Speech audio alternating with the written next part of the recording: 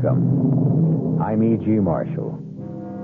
For most of us, is there any more alluring form of minor masochism than the good old-fashioned ghost story? The icy fingers running shivering shocks up and down the spine, playing that fascinating dichotomy of, this might have been me, but, oh, thank the Lord it wasn't. So this ghost story begins with Joel and Jane Trent, early 20s, married 8 months, starting out in life with a future unlimited, except the present unfortunate necessity of counting every penny to make life work and to live in some dignity and comfort. And then, the fabulous break, or what seemed a fabulous break, that marvelous ad in the classified section of the Sunday Chronicle. Joe, I found us a home. Are you listening? All ears. Eminently desirable, 2 bedrooms and bath for the right couple. Fully furnished, sublet for at least 2 years. Please, not before 10 a.m. Sunday, HSM Apollyon, 27 Southwest 62nd Street. So? So what? That's right off Central Park. It'd cost a fortune. I saved the best for the last. Rent, $200 a month. 1 month's security. Oh, there's got to be something wrong with it. Why? It's too cheap. Does that mean we can't look at it? No, we'll be there on the dot, fighting the line. What have we got to lose? What indeed? And don't be afraid of a crowd. Yours is the only paper this ad will appear in, because it's you I want. One advantage of being a rather special printer's devil.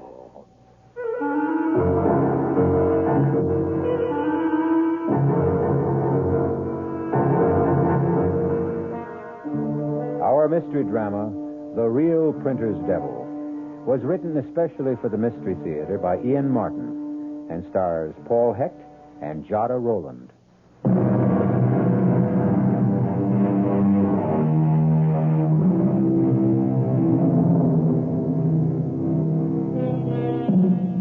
Could there be a more mundane, run-of-the-mill beginning to a really haunting ghost story than 2 young people on the way early on a bright Saturday morning to answer an ad for a sublet furnished apartment? But such an apartment.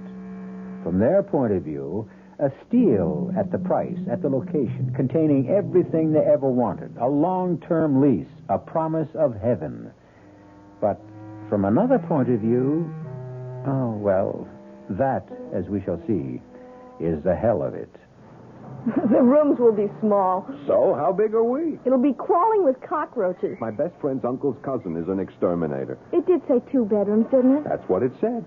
The second one is probably just a walk-in closet. So, I'll build a fresh air duct to it. A crib doesn't take all that much floor space.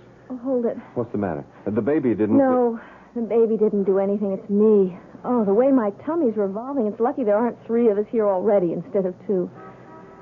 I'm scared. Of what? Look, 62nd Street. This is the corner. Supposing it really smells. Supposing the price was a misprint. Supposing the John's out in the hall. Suppose someone got there first and took it. No way, no way. It isn't even 10 a.m. yet. Oh, never mind. Let's get going. What was the number? 15? 17? 27. There it is, on the other side of the street. Oh, it's an attractive building. Yeah. Hey, there's a nice little garden around the main door. And it looks so well kept up. Oh, Joel, it just seems too good to be true. Well, come on. Let's find his bell. Ah, here it is. HSM Apollyon. That's our fairy godfather. Don't call him that. I don't care how gay he is. The apartment's all I care about. Press the bell. Okay. Be ready when he buzzes down. Yeah. Oh, why doesn't he answer? Maybe he's in that John down the hall. Oh, you. Enter, my love. Oh, I love the carpet. Bittersweet. I hope nothing I said hurt his feelings. Well, the elevator's waiting. Let's get it over with before I faint. I have a few butterflies myself. Got the floor number? Yeah. And we are off. Everything's so clean and efficient. Well taken care of. You sure it wasn't East 62nd? No, look, here, 27 West.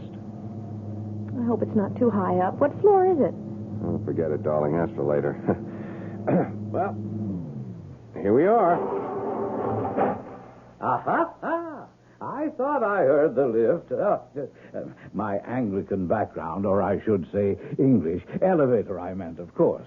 Are you here to see the flat? Apartment, I mean, naturally. Yeah, we are. I'm Joel Trent. This is my wife, Jane. HSM Apollyon here, and won't you come in? You know, everyone always thinks I must be retired Navy or something. HMS, you know. His Majesty's ship, whatever. Only it isn't. It's HSM. Stands for something quite different, I assure you.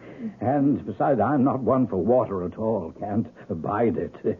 Well, this is the vestibule or the foyer or perhaps the hall, you'd call it. As you can see, it's very much like any other of its kind. Oh, not at all, Mr. Apollyon. It's absolutely fabulous. Oh, well, not exactly, but how nice of you to say so. One does do quite a bit of traveling, and some of the things you see, particularly those from the East, are quite, well, I won't say fabulous, unique, perhaps. Now, that Chris, for example, would you believe that it has both perfume and poison forged into the steel of its blade? And the sorcerer's cane, well, that's real hair, you know, at the handle. Now, which would you like to do first? A cup of tea and get acquainted and then do the flat, or the other way around? Oh, if you don't mind, I'm just dying to see the apartment. I mean, the flat. Then off we go. Oh, no. By the by, before we do start, only because once before I did have quite a disappointment after showing a rather peculiar individual the apartment some 19 years ago. This man went all the way through the apartment. He was some sort of a minister, as I remember. And after deciding to take it, he changed his mind when he learned the number of the flat. You did notice it, didn't you? Joel knows it. I don't. What is it, Joel? It's apartment D. On the 13th floor. Oh. Well, that's just a silly superstition, isn't it? Isn't it? Well, now, shall we have a look about?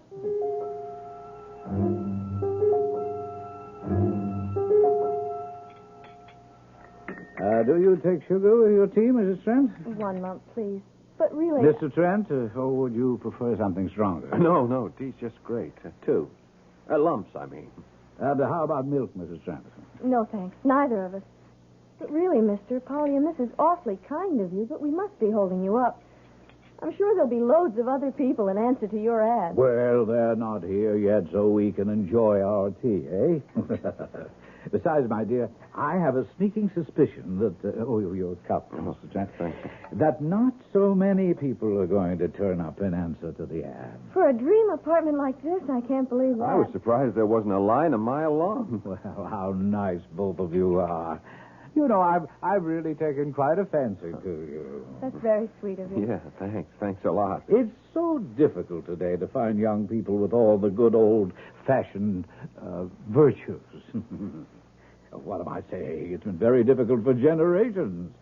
So for my purpose, you're quite ideal. I don't quite understand. Oh, I thought I'd made myself quite clear. You're just the people I want in my apartment. That is, of course, if you're interested. And if there's anything I can do to make it more attractive to you. Attractive?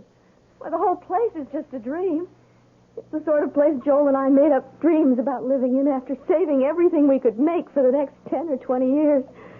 And now to think that at a price we can afford, we can start living that way right now. Oh, dear me, now, I didn't mean to upset her. She's only crying because she's so happy. You see, you got to excuse her. It says in the book that women in her condition sort of... Uh-oh. Oh, Joel. Oh, I just slipped out, Jane. Women in... We just thought we'd have trouble finding something we could afford, and we wanted to have plenty of time. And Aunt Gertrude's place in Mount Vernon just doesn't have room for all of us now, let alone... Well, you're going to have a baby. Well, now, isn't that nice? My congratulations. It's a sort of a bonus in a way. You mean you don't mind babies? Mind? I love them, just adore them. You can't know how much extra pleasure they afford me. Oh, gee, that's great. What did you mean, a sort of bonus? Oh, that. Why, to think of being able to use the crib and the baby bath and all those things I once bought for a tenant and his wife and baby who were unfortunately lost in a plane crash on the very day they were to move in. Oh, how awful. Yes, snatched away from me at the last moment. Oh, I don't mean that the way it sounds. You see, I've grown almost as fond of them as I have of you. Now, we must get down to business. I'll have the bed taken out of the small bedroom and set up the crib for you. And when could you move in? Why, the sooner the better. At your convenience, of course. Oh, if I told you my convenience, my dears, I'm sure I would shock you. Try me. Well, today. This minute, this afternoon. If at all possible, not later than 6 o'clock. You shocked me. I know the ad said immediate occupancy, but I wasn't quite expecting Let it me this soon. explain. I had a tenant, you see, a most interesting man, a sort of a Billy Sunday, you might say. Fascinating challenge. Challenge? Oh, well, I shouldn't admit it, but I feel I know you both so well, even after the short acquaintance. Do you know, I've traveled a great deal, and I've never been able to resist the inordinately evil things that men have dreamed up as the centuries went rolling by. The grimoires, the devices of the Inquisition, our own New Englanders.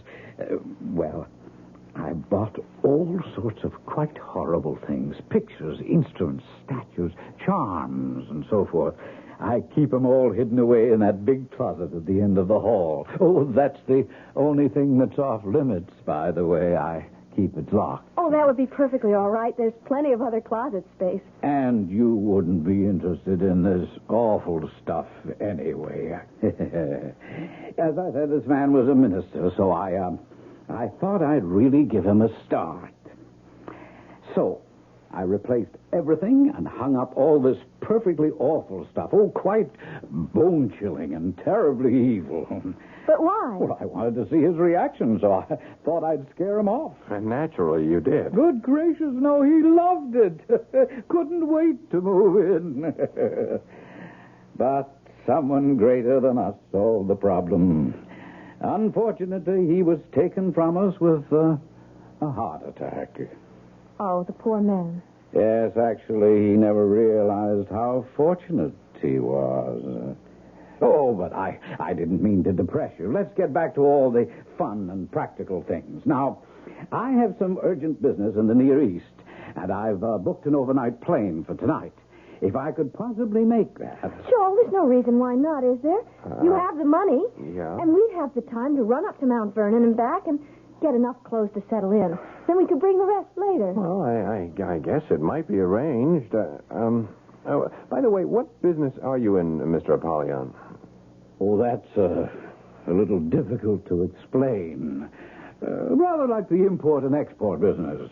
Oh, you deal in objet d'art. In a sense, yes, but perhaps a better word would be subjects. But to get back to our business, if you have the rent and the security with you, we'll exchange them for the keys, and sign the leases, give you a thorough briefing on the entire apartment, and then I can be off just as soon as you return. Well, Mr. Joel...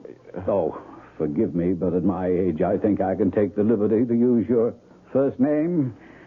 I'm a rich old man with no children, and money is no object to me. Now, if the rent is too high... $200 a month for a two-bedroom apartment furnished like a palace? Why, it's... Hush, hush, hush, hush, hush, hush. Now, it's all I want from the right people. Besides, there is one little catch to the whole thing. Oh, dear, I hope it won't prove too much of a problem. Oh, catch? Yes, I'm afraid so. Are you by any chance afraid of cats, Jane? Cats? No, I love them. So does Joel. In fact, we've been thinking of getting one. Oh, well, now that is a relief. You have one. And such a cat. Pure Abyssinian and the delight of my life. He's the only reason I must always find just the right tenant. Can we meet him? He might not like it. Oh, have no fear about that. Smokey, that's his name. Smokey, he loves everyone. Well, where is he? I'm dying to see him. At the moment, he's at Le Chasseron, being attended with loving care by Pierre and Christophe, so he will look his very best for his new conquest. Conquest? You, my dear. Oh, I promise you he will win your heart and soul when you meet him on your return.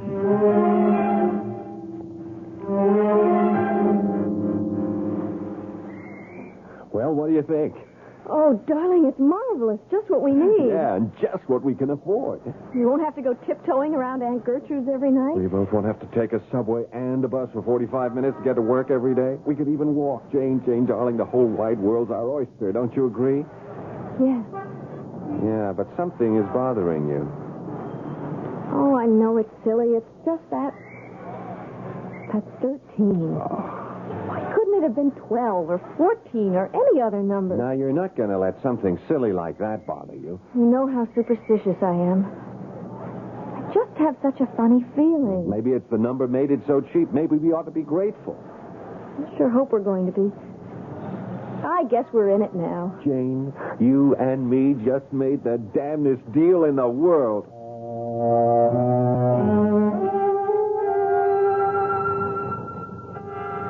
If only Joel could know how prophetic those words are.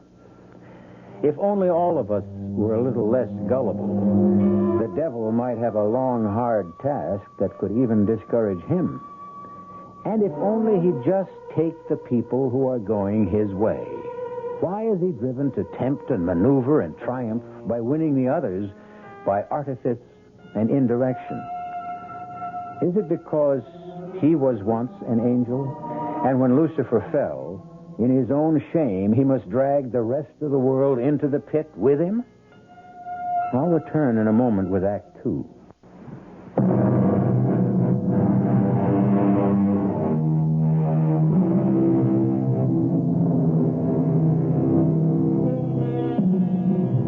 Rocking in her chair, the bright hook flashing as she crocheted away at another rug, Aunt Gertrude found it hard to share completely in Joel and Jane's bubbling enthusiasm. 2 reasons.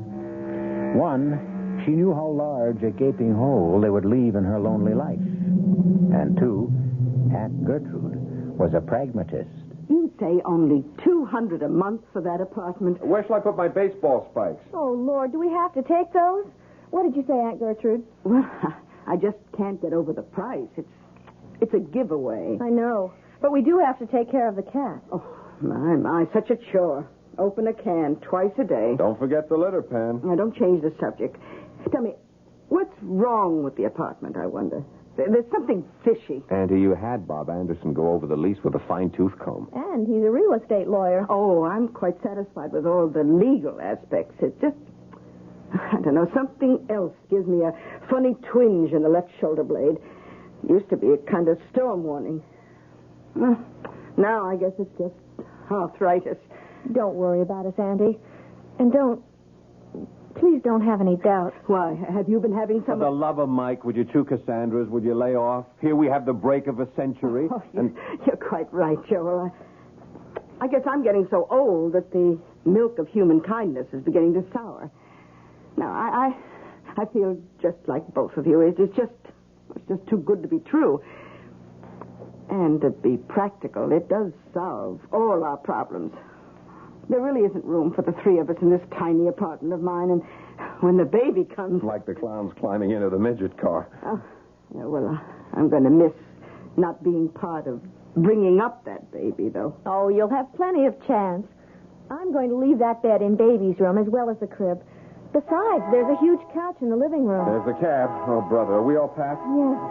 Well, I guess this is it. I'll take the heavy suitcase out first. Oh, it's going to seem strange with only 1 instead of 3. At least we're not changing numbers. Hmm? Well, the cat makes 3. He's pretty special. He's an Abyssinian. Oh, what's that? Oh, they're gorgeous. Looks like a Siamese with blue eyes and a lovely gray coat, like the gray in Chinchilla, only shorter. His name is Smokey. Come on, Janie. Rustle the bustle. Our chariot's waiting. Oh, wait a minute. I need the phone number. Jane, take a couple of the shopping bags out, will you, honey, while I write it down for Andy? Sure. Only how did you get the number? I forgot all about it. I took it off the bedroom phone. Let me see. 313. 1313. Oh, my, that's a terrible number. Especially after apartment 13D. Janie doesn't know it yet. I want to break it to her slowly. You superstitious people. Oh, I got a twinge in my shoulder blade now like I was bit by a horse. Who was bit by a horse? No one, dear. Come on. Grab the rest of this gear before our impatient hacky runs out on us. Come on, be right out. Oh, Jane, I'm going to miss you. Oh, me too. So will Joel. What the heck? It's not the last time we'll be seeing each other.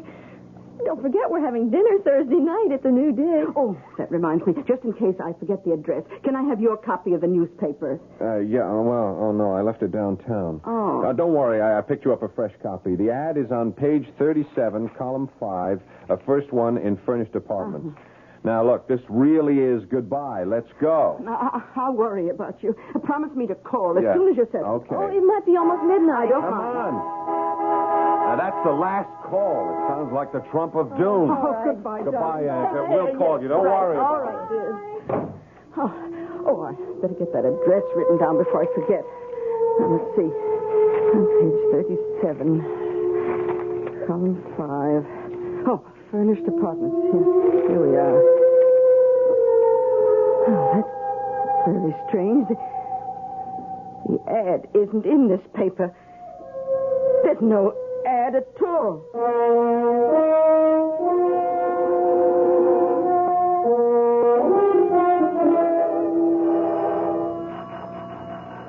Well, he didn't answer downstairs, so we had to let ourselves into the building. Maybe he's off getting old Smoky. Well, I guess we should just use our keys and go right in. Well, that's what we paid the rent for. You want the honor? Oh, no, I'm terrified to let go of this bag with the eggs in it. You open the lock. Okay, here goes. I guess we need the bottom one, too. Yeah. Mr. Apollyon? You try. You're louder. Mr. Apollyon. Oh, look. It must be Smokey. Hey, Smoky boy. Oh, isn't he cute? Rubbing himself against your leg, just as if he'd known you all your life. Well, where's Apollyon? Hey, you don't suppose that he's... Look at Smokey. He's backing off as if he was inviting you to come in. Look, leave the rest of the gear here. You dump that stuff in the kitchen while I look through the rest of the house.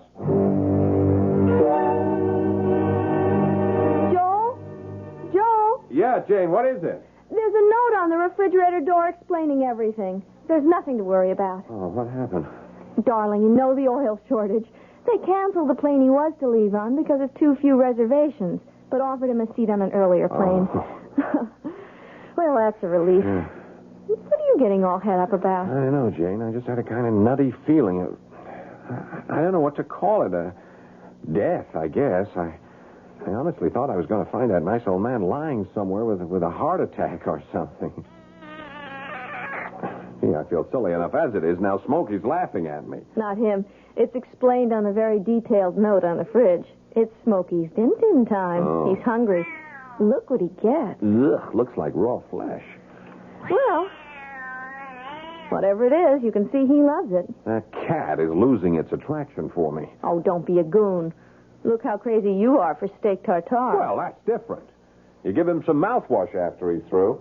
Where are you going? I'm going to bring the rest of our stuff in. Great, just dump it in the bedroom. I'll sort it out later.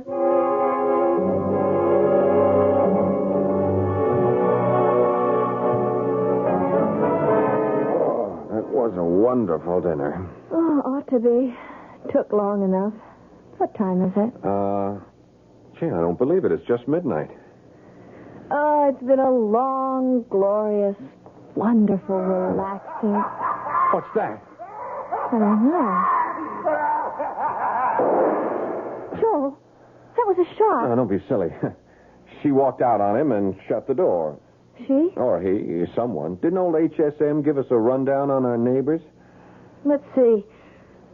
According to the bulletin he left on the fridge door, upstairs, no problem. A very ancient hermit who winters in Florida and seems to estivate in summer. What's that mean? Advantages of a classical education. If you sleep through the winter, you hibernate. If you sleep through the summer, you estivate, from the Latin estivare. And I thought the Greeks always had a word for it. I'm pulling your leg. I haven't the faintest idea what it is. What's the poop on our other cliff dwellers?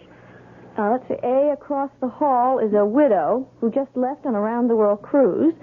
B, next door is a couple of swingers who never seem to be home at the same time. And next door are two young kids he thinks we'll like, who go to the movies and theater a lot. Okay, I'll blame the noise we heard on the swingers. Let's hope that's their last contribution for tonight. Well, we're forgetting the dishes tonight. Oh, good. We're going to bed and pull the covers over our heads. It mightn't be a bad idea. Okay, let's go.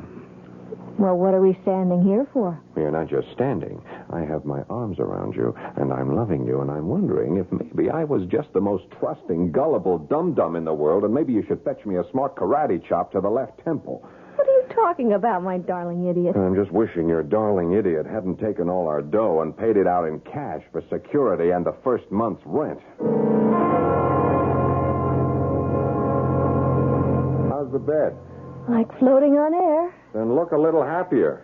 I'm just remembering I forgot to call Aunt Gertrude. Well, you can't call her now. It's after 1 o'clock. Hey, where are my pajamas? In the old beat-up case on top. Toilet stuff, too.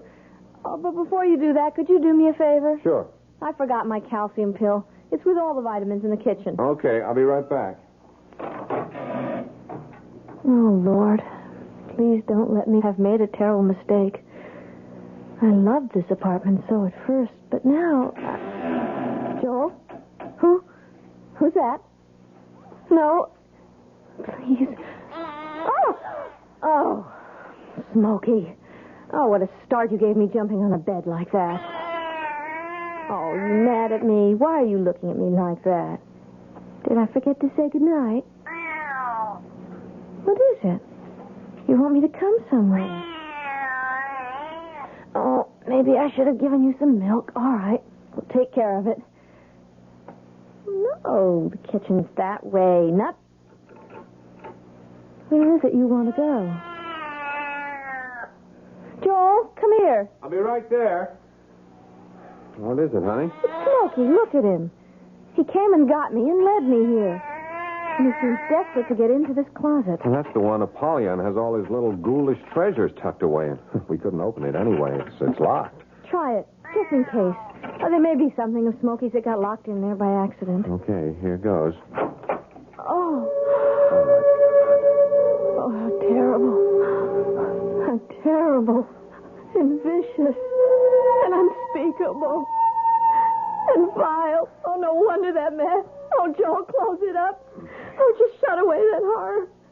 Oh, for God's sake, take me to bed and help me forget I ever saw it. Okay, honey. What about Smokey? Whatever it was, he found it and ran. Close that door up. Shut it. Oh, I wish I could think I'll ever be able to shut it out of my mind. No wonder I thought this was all too good to be true.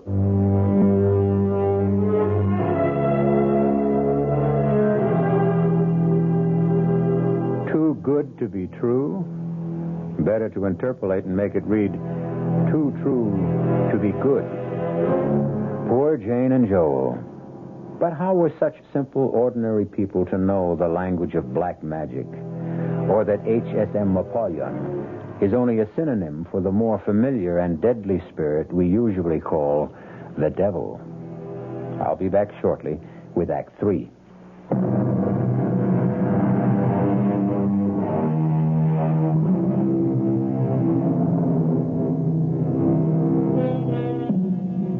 A short and classic definition of tragedy is the downfall of a noble person whose character is flawed by a single weakness which causes him to break a moral law, which leads to his destruction. But how much more tragic is the destruction of the innocents, particularly when they happen to cross the path of someone who makes their disaster equally inevitable.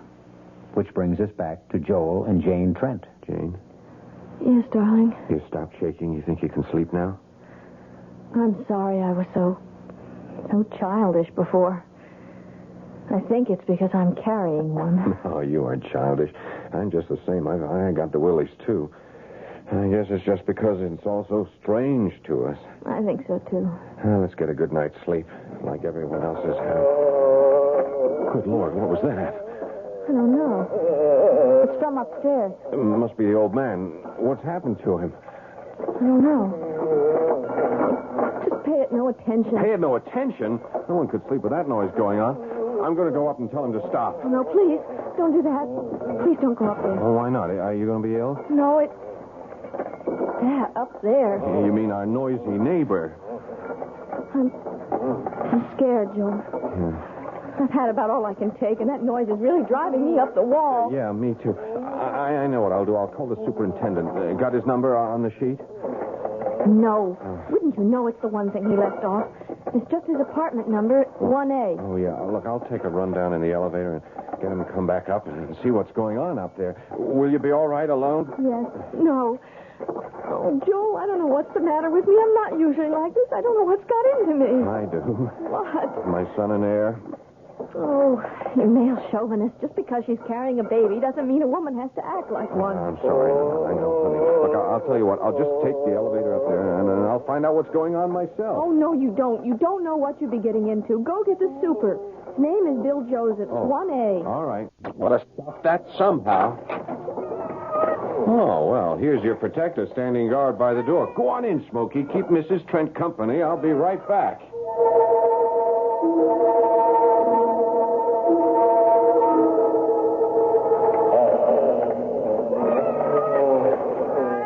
That ghastly racket up there doesn't turn you a hair, Smokey. Then you're a male cat, so I suppose that makes us totally different breeds. Joel? Yeah, Jane, it's just me. Would you believe it? That damn elevator's out of order. I rang and rang. It just stays in the first floor. That damn racket's still going on. Yep. Only one it doesn't bother is old Smokey here. Joel, are there fire stairs? Yeah, but I'm not going down any 13 flights just to find a locked door. All the doors, even ours, have a safety lock on them. What are we going to do? Well, first off, I'm going upstairs to tell Barnacle Bill, or whatever his name is. It's Nemo. Oh, like Captain Nemo in 20,000 Leagues Under the Sea? I guess. Okay, I'm going to tell Nemo to up anchor and get out of range. Joel, don't get into any fight. With a guy old enough to be my great-grandfather?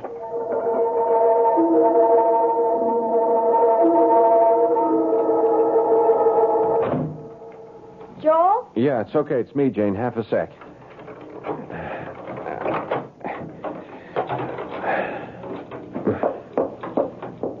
Joel? Yeah, I'm right here. Well, what did he say when you got him to open the door? What was he doing? I don't know. He didn't open the door. Why? Look, I don't know how to tell you this, Jane. Well, just tell me anyway, but tell me. What is it? Well, I took some newspaper with me to wedge the door so I wouldn't get trapped. I fixed ours. Then when I got to the top of the stairs, it was a different kind of door. What do you mean, different? Well, it was, one of those heavy steel fire doors with a big heavy strap bars you slide home. But why would 14 have a different kind of door from ours? Because... Well, look, Jane, darling, maybe I just try to skip the... Well, you better not, or I don't know what might happen to... Well, all right. Take it easy. Just hang on, because I'm going to have to give you a real rocker. Let me have it. It's a different kind of door, because there isn't any 14th floor at all, or 15th, or 20. All that's over us is the roof.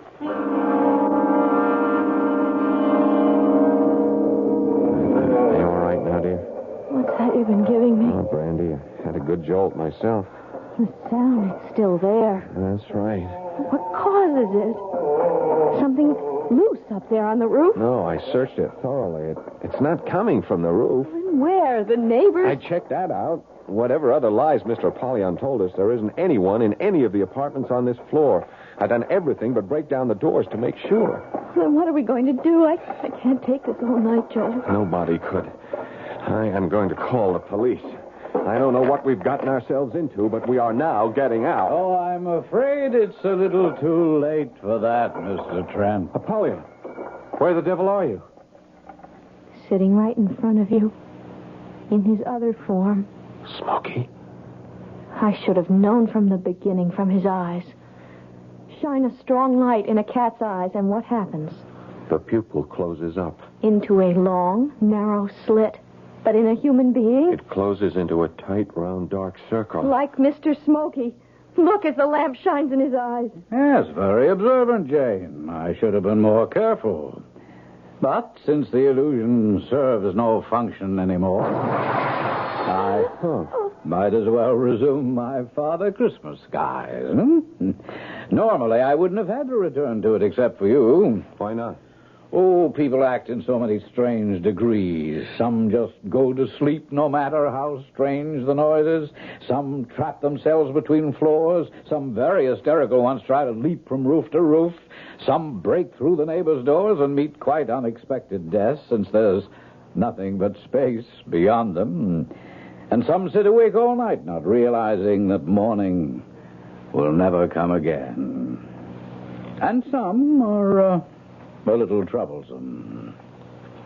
But none escape? Well, it wouldn't be very good for my reputation, would it? Who are you? Oh, Jane, you tease me about my classical education. Little good it served me. Apollyon, of course. A synonym for the devil. And the HSM? His satanic majesty, I presume? We all have our little conceits. Well, this time, maybe we can take that conceit down a peg or two. Well, not with the phone. It's not connected. As a matter of fact, it doesn't really exist. Huh? Listen. Now what? Well, if you will forgive the devil quoting scripture, or to be more exact, the book of common prayer, as it was in the beginning, is now, and ever shall be. You'd kill us? Oh, my dear, as attractive as they are, I have no interest in your corporeal presences. The soul is all I'm after. Well, you won't get ours without a fight. Oh! There was no pain, my dear. You killed him. But you won't get me. Jane, it's too late. The contract is made. The elevator. The elevator. No, don't step in there. The car is...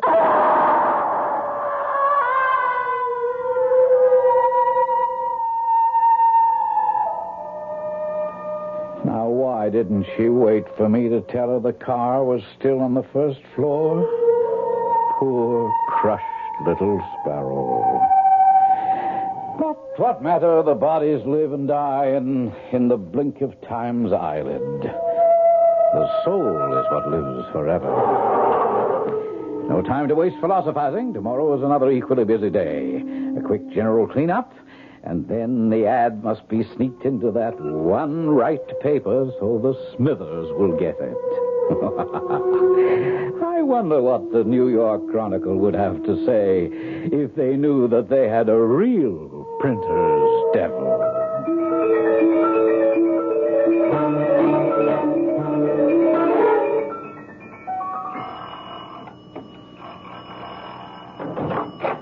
Yeah? Oh, look, my name is Gertrude Conway, and my niece and her husband are renting Mr. Apollyon's apartment. Now, I've been trying to call them ever since last night, and I have now not only been informed by the telephone company that there is no such number, but that there could be no such number. Also, Jane, my niece, she promised to call me if I didn't call her, and even if she thought last night was too late, she would have called this morning. You see, she's going to have a baby. Oh, well, then maybe she went to a hospital. In the middle of her second trimester.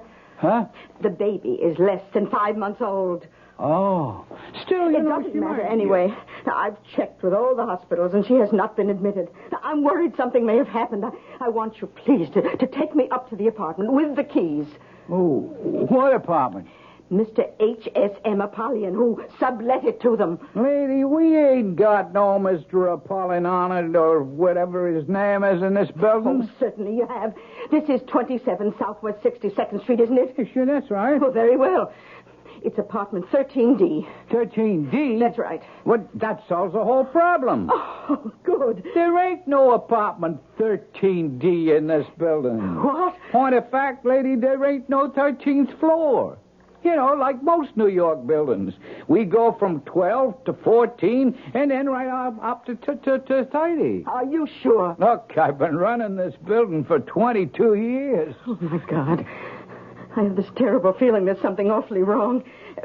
Nothing unusual happened around this building last night or in the neighborhood. No. Quiet as a church, ma'am. Not even a mugging. And believe me, I get all the word when Officer Strauss drops in for his morning coffee. But two healthy young people can't just disappear into thin air.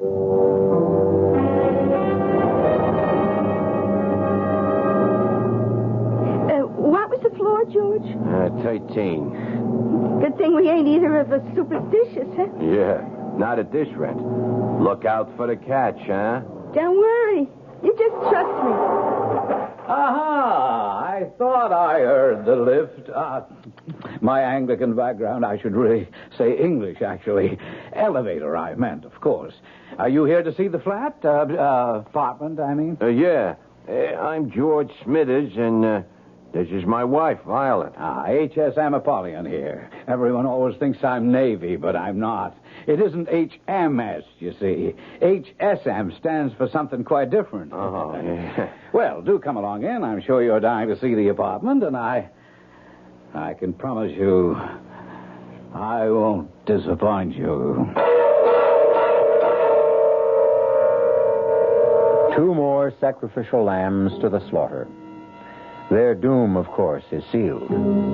But, as Mr. Joseph says, so many people disappear in a big city every day. Not quite in this way, of course. But I suppose you can never be too careful.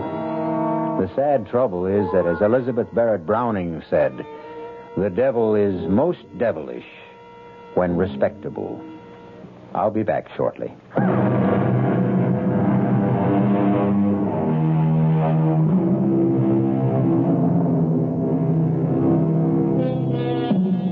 Caveat emptor, the Latin phrase which says, let the buyer beware. This is true of all advertisements, of course. And the tighter the economy gets, the more the buyer should beware.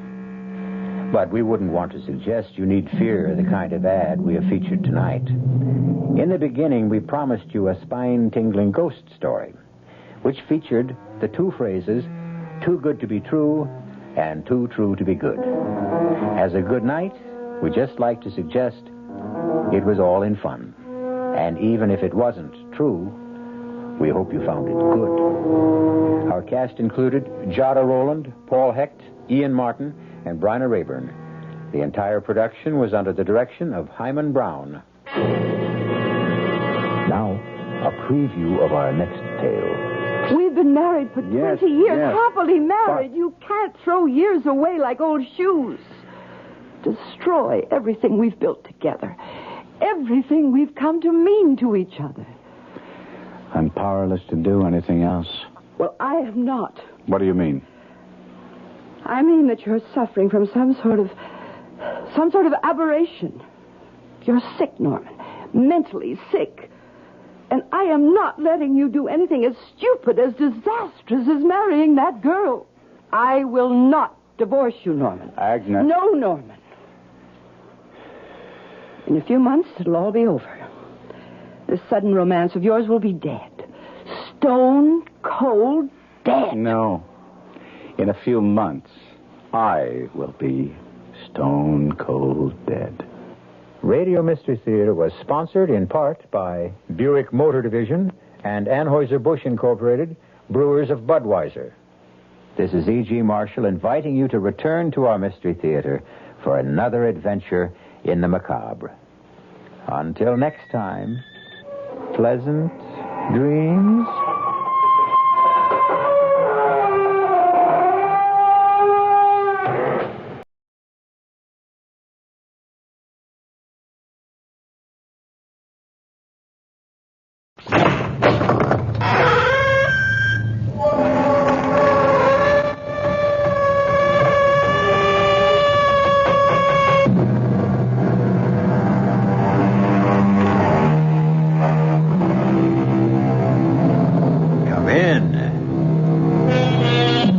Welcome. I'm E.G. Marshall.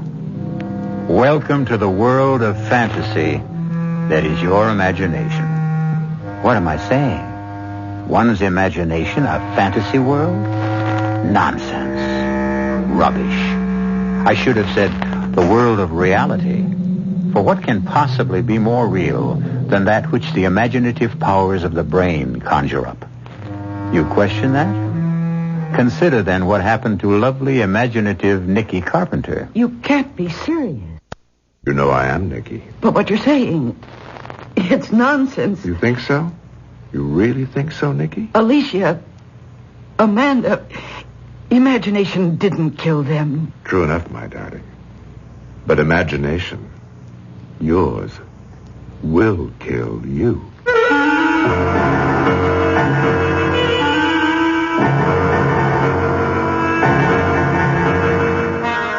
Our mystery drama, Murder to Perfection, was written especially for the Mystery Theater by George Lothar and stars Mercedes McCambridge and Joseph Campanella.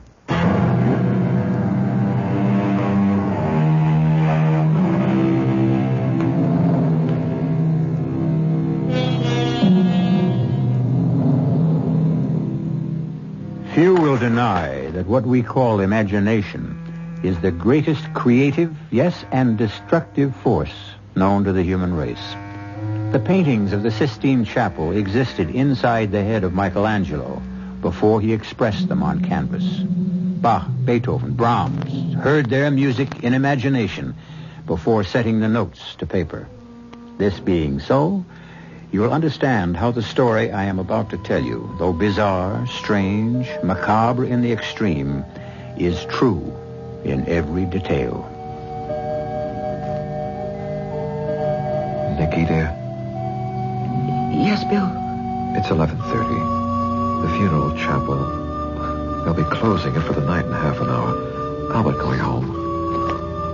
Alicia looks so lifelike there in the casket.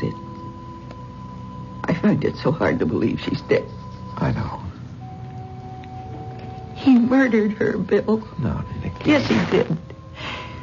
I know you think the sun rises and sets on your brother, but he murdered my sister. He murdered Alicia as surely as she lies dead in that coffin. Nicky, dearest, you're tired and overwrought. You've been here all day, all night. You're exhausted thinking things that simply can't be so, saying things that make no sense. Guy loved Alicia. Why, in the year of their marriage, he was the most devoted husband a wife could ask for. Oh. Excuse me. Oh, Guy, come in. Bill, Nicky. I thought everyone would be gone by now, that I could spend a little time alone with Alicia. We were just leaving, Guy. No, I'm not. I want to be with Alicia as much as possible until she's buried tomorrow. That's exactly the way I feel. Oh, you liar. Nicky. You killed her. You murdered her in cold blood. Nicky's overtired, Guy. Overwrought. Yes, of course, but even so, I don't understand. I mean, to say a thing like that. Well, it's true. You know it is. Now, look here, Nicky. Alicia fell or jumped from our apartment window. There was no one else in the apartment at the time, not even me. I was at my office downtown, so just where do you get this crazy, wild idea that I killed her? I don't know. Well, you will. What do you mean? I mean that I'm going to prove that you murdered her. If it takes every cent I have in the world, if I have to dedicate the rest of my Bill, life to it. Take her home and call a doctor. She needs sedation. Yeah. Come on, Nicky. Nicky, sweetheart, haven't you looked at her long enough? Guy will pay for killing you, Alicia. I promise you that. I promise.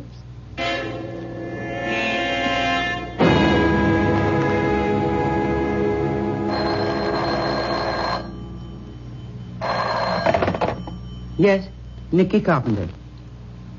Oh, hello, Jacques. No, I'm not ready to announce my latest designs yet. Denim and suede combo. Where did you hear that? Oh, I'm sorry, Jacques. I'm not telling. Not this early.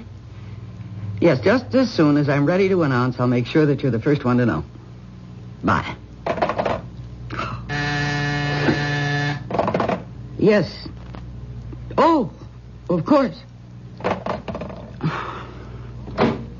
Bill, darling, what a lovely surprise. Hey, I'm not interrupting you in the midst of a creative brainstorm, am I, dear? Oh, the man I madly love and am going to marry could never be an interruption. But this visit is unexpected. I've got something serious to talk over with you. Oh, huh? It's about my brother Guy. Yes. I find this a little awkward, Nicky. Awkward? Why?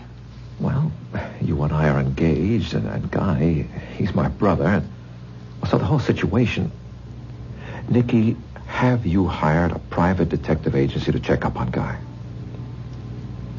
Yes. But why? Because he murdered my sister, Alicia, and I intend to prove that he did. Come on now, Nicky. How can you go on saying such a thing, thinking such a thing? Whatever gave you the idea in the first place? Guy, for one. Guy? I don't like him. I never have. Charming, yes, loaded with charm, and handsome and witty, and in my opinion, a deceitful fraud.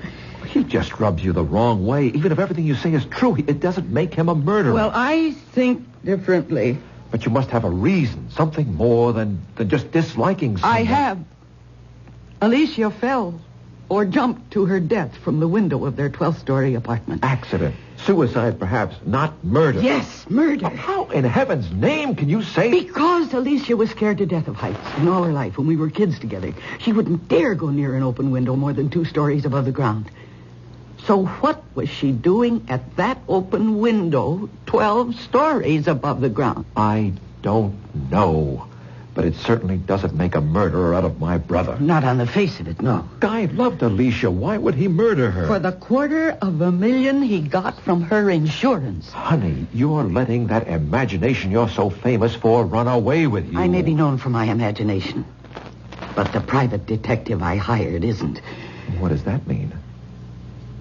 I didn't know that Guy had lived in Europe for nearly 15 years. You never told me.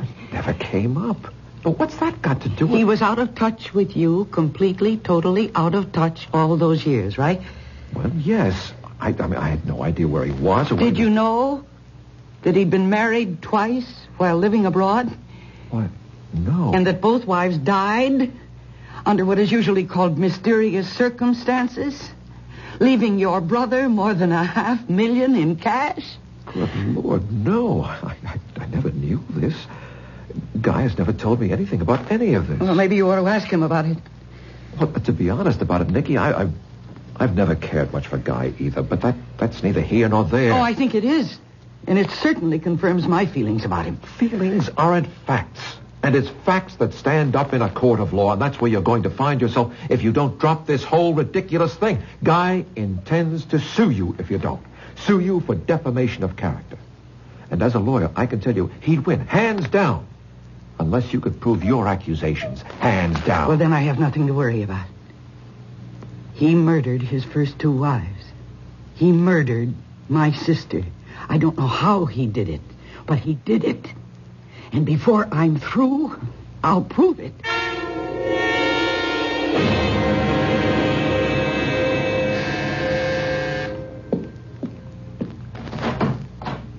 What do you want? I don't think it's a matter of what I want, but what you want. May I come in? There's nothing I want from you, Guy. Oh, you do. Believe me, you just don't know it. Yet. However, if you're not interested... No. Wait. Come in. I knew you'd change your mind. You seem very sure of yourself. Well, I'm sure of you, anyway. You see, Nicky, you're gifted with a vivid imagination. At least, so they say in the fashion column. Well, they have to manufacture news. They exaggerate. Oh, I don't think so. I don't think so at all. They don't exaggerate in the slightest. I just proved that. You proved it. I knew once I had something you wanted, your imagination would invent all sorts of interesting possibilities, and you'd be unable to turn me away until you found out. You're very clever. Well, what do you want? I beg your pardon. What is it I want? Well, one thing you want is peace of mind, the ability to do your work.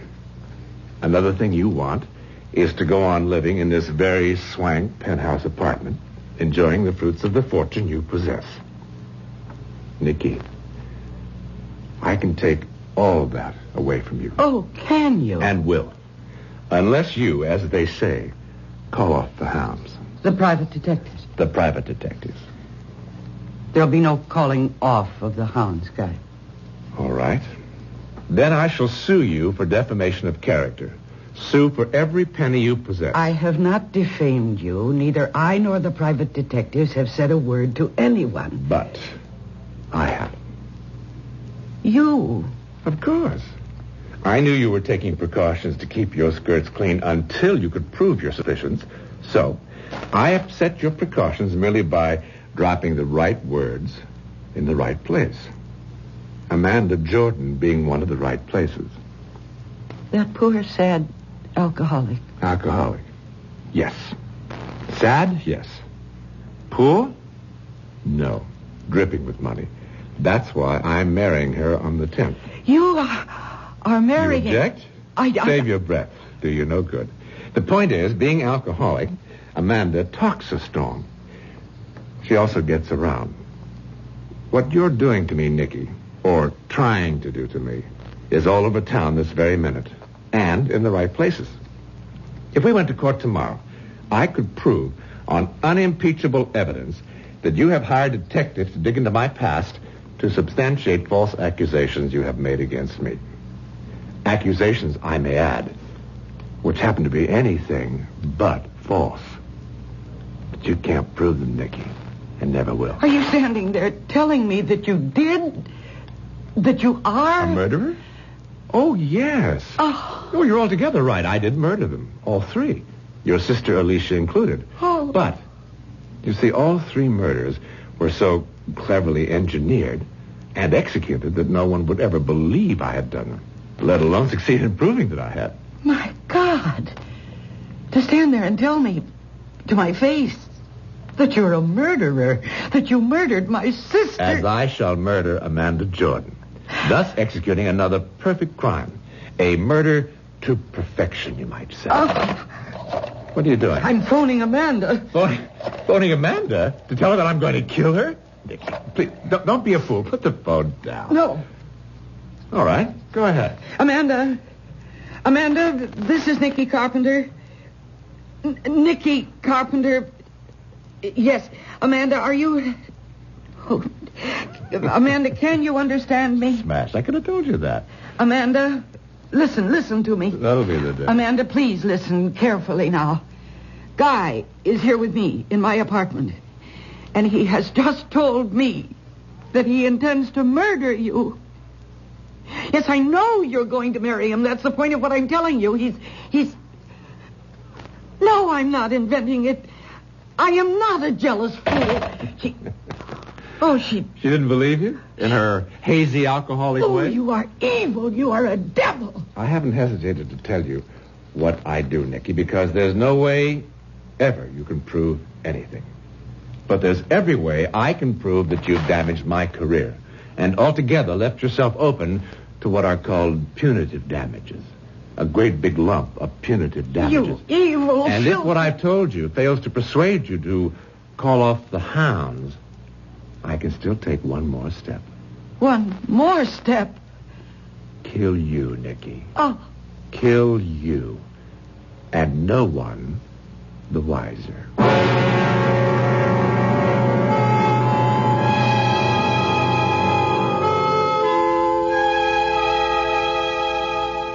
Imagination. It plays like heat lightning in dark and ominous skies inside the heads of two people, Nicky Carpenter and Guy Weston, each seeking to combat, to outwit the other. The imaginative force within Nicky is good, that within Guy, evil. Certainly at the moment, it would appear that Nicky is helpless, that Guy has her where he wants her, that she must lose the battle. He win. Well, we'll see when I return shortly with Act 2.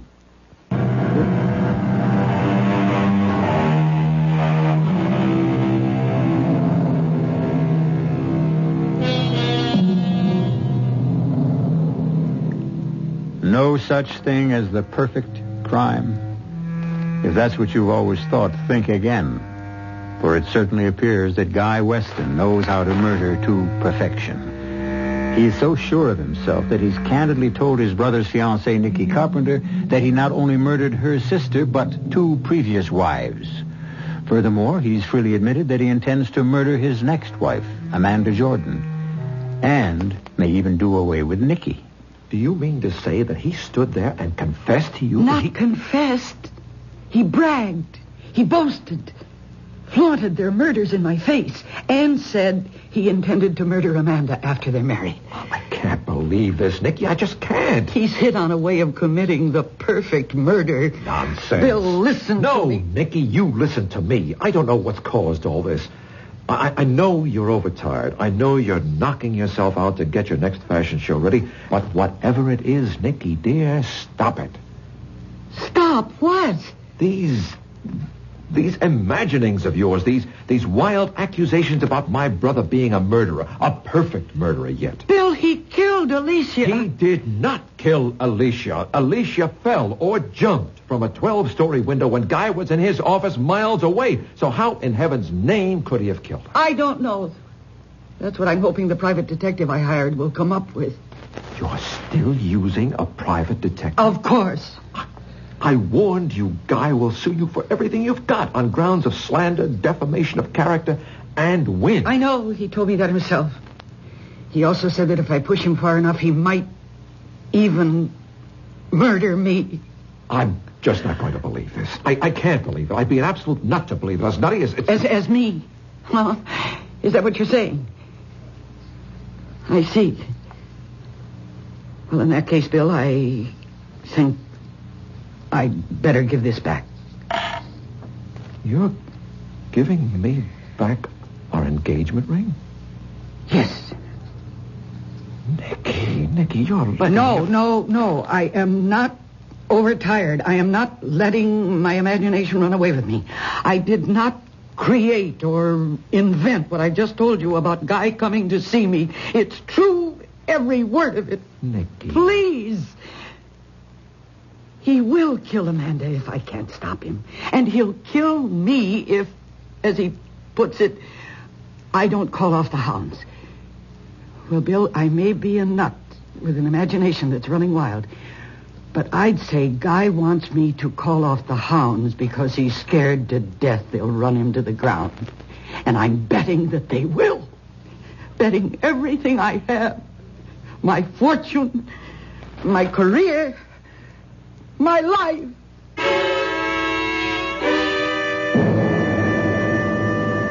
You ask me, she needs a psychiatrist. She's just terribly tired, exhausted.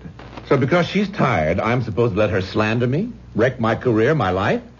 Do you know that because of that crazy phone call Nicky made to Amanda almost called off our engagement? Well, she didn't. You're married. No harm done. Hello, Amanda? Nicky. Amanda, I'm just calling to tell you that Guy's going to murder you after you're married. Now, that's a hell of a thing to say. I mean, that's just a plain hell of a thing. And when that tape is played in court... Tape? What tape? Amanda had a tape recorder hooked to her phone. That automatically taped messages. She's alcoholic, you know, and most of the time she can't remember who called her about what, so she records all conversations. Guy, do me a favor, will you? Destroy that tape and call off your suit against Nicky. Oh, Bill, I can't. The accusations she's made, everybody knows about them. Nobody believes them, of course.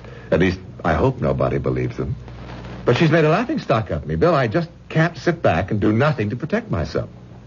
I suppose not. Well, thanks for your time, Guy. I'll see you. Wait a minute. Yes? Oh, well, hell, you're my brother. I'll do it for you. Will? Yes, but with one proviso, Bill. Name it. One more word out of her about me. One more crazy accusation, and I'll nail her to the wall. So help me, I will. There'll be no more accusations. I'll see to that. Somehow, I'll convince her. Excuse me. Yes, Miss Mason. Captain? Of the police? Well, sure, of course put him through. Now, what can this be about? Yes, Captain, this is Guy Weston. You're calling from my home? But what are you doing? Of course I can come home right now, but what's happened? Captain, stop beating about the bush. What the hell has happened? Wait. What? You're sure? Yes, I'll be there as fast as I can make it. What? Amanda dead. Dead? Amanda? He said, the captain, a combination of alcohol and sleeping pills. Oh. Easy. Look, I'll go home with you. Yes. Please. Get my hat and coat. Here, your coat. Let me help you. Thanks. Oh, Bill, I guess you know this means I can't call off my suit against Nikki. Because Amanda's dead? Nikki's accusations, everybody will believe they're true now. Well, I've got to prove they're not. I'm going through with the suit, Bill. I have no option.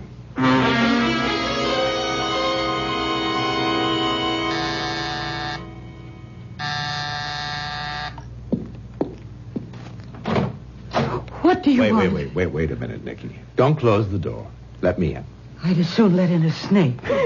If I was afraid of snakes, I'd want to keep an eye on them. Know what they're up to.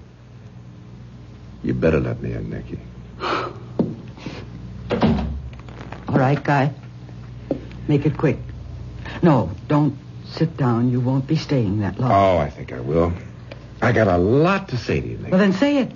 And get out. First thing I want to say is that, of course, Amanda's death was no accident. I know that.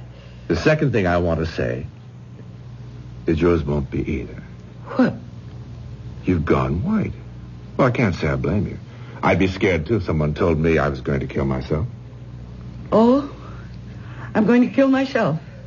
Commit suicide, just like that. Mm-hmm. Just like that. And you're going to see to that. I am. And what reason will I have for taking my own life? Guilt. Shame. Guilt? Shame over what? Of making false accusations against a certain Guy Weston. Me. The accusations I made against you were true, not false. So why should I feel any guilt or any shame? Yeah. Nikki, you are going to murder yourself, so to speak, just as my European wives did. As Alicia did. As Amanda did. Since you're going to be my next victim, I should think you'd like to know how it's all going to be accomplished. I am not in the least interested. I'm going to tell you anyway. I've said this before, and I apologize if I bore you. But I am quite possibly the only person in the world who has discovered how to commit the perfect murder. Would you believe that I found myself taking karate lessons in Japan when I was there? Now, so help me, I did. And suddenly, one day, the thought crossed my mind, if you can use an opponent's physical strength or weakness against him, why can't his mental strength or weakness be used against him as well? The answer quite simply is, of course, it can. Well, I don't see how. You will. You will, my darling, you will. Now, consider Alicia. I had only to find her weakness to ensure her death. And I did. Her weakness was agoraphobia. That's the intense fear of heights. The reason such people fear heights is because they have a powerful, often overwhelming compulsion to throw themselves off into space. Well, such was Alicia's weakness. The weakness that I turned against her. How? Simply by laughing at her, showing contempt for her fears, taunting her for her inability even to go near a high window. I needled her, goaded her, irritated her until, to strike back at me, to prove me wrong, she would go to that 12th-story window of our apartment again and again and open the window and stand looking down at the traffic far, far below and say to me, "See, I can do it." Oh. And she did. Until the day I knew would come sooner or later, the day her nerve broke, compulsion overcame her, and she threw herself to her death. Oh, you... Now, wait, no, of course. Listen, Please. Don't you try your claws on. Don't you try your claws on me again. Now, as for Amanda, her weakness was alcohol and sleeping pills. My first step in murdering her was merely to replace her pills with placebos, which, of course, had no effect. Now, when she complained, I told her she probably needed stronger sleeping pills, and saw to it that she got them, along with plenty to drink, you understand. Her death was a foregone conclusion. Once again, using my victim's weakness against her, she killed herself. And I, the real murderer, remained scot-free. And I am your next victim. You are. You'll be dead within 2 weeks. In fact, you don't know it, but you've already written your suicide note. On this. That's one of those shirt pocket tape recorders. That, as you see, I was carrying in my shirt pocket. Everything we've said to each other since I came through that door has been recorded on this tape. Yes, but I did not record a suicide note. Correction. You will have. Once I have edited and altered the tape, then re-recorded it. I'll let you hear it. That's the least I could do. And perhaps you'd be good enough to tell me what strength or weakness of mine you intend to use against me. With you, no weakness. Strength.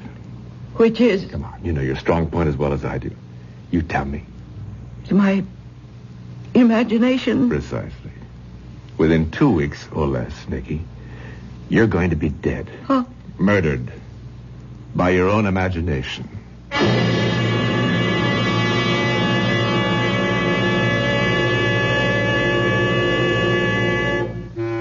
Murdered by her own imagination? How in the world can that be done? Come to think of it, people have been killed by terror, by sudden fear, overwhelming panic. But it can't happen that way with Nicky. She's too strong, too self-controlled. What way, then? What plan has Guy in mind? We'll find out shortly when I return with Act 3.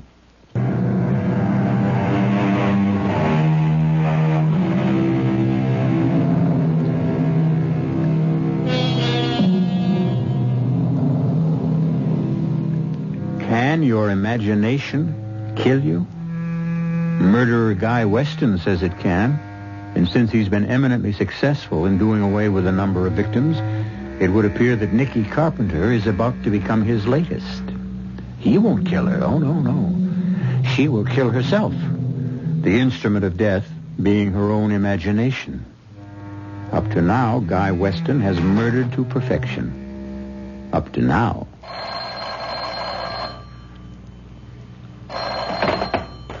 Hello? Hello, Nicky. This is Guy. No, don't hang up.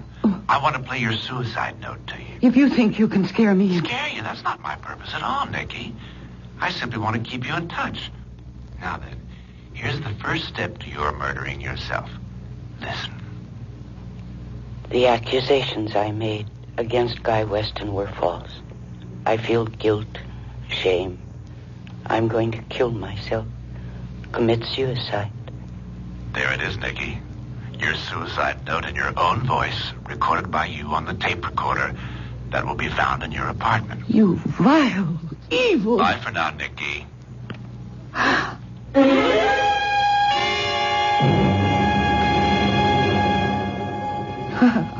Now, Nicky. Bill. Oh, Bill, you've got to help me. Of course I will, sweetheart. I'm so sorry I broke our engagement. That was stupid of me. But I was so upset and frustrated. Don't you think I realize that?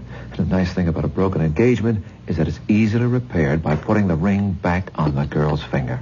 Now, hold out that pretty hand of yours, young lady. Oh, Bill. And now, a kiss to make sure the repair holds. Mm-hmm. Oh, that's a repair that'll hold forever. It will, my darling, it will. Now then, new fashion season or no new fashion season, you're going to take a week off.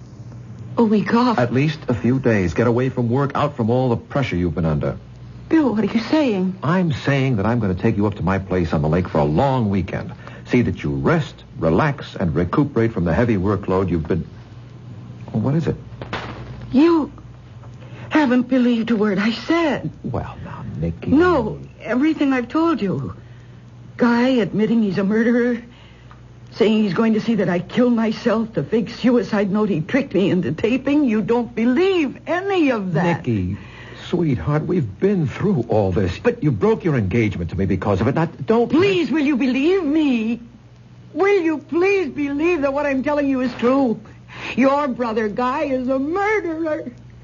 He murdered my sister Alicia by tricking her into jumping out of a window.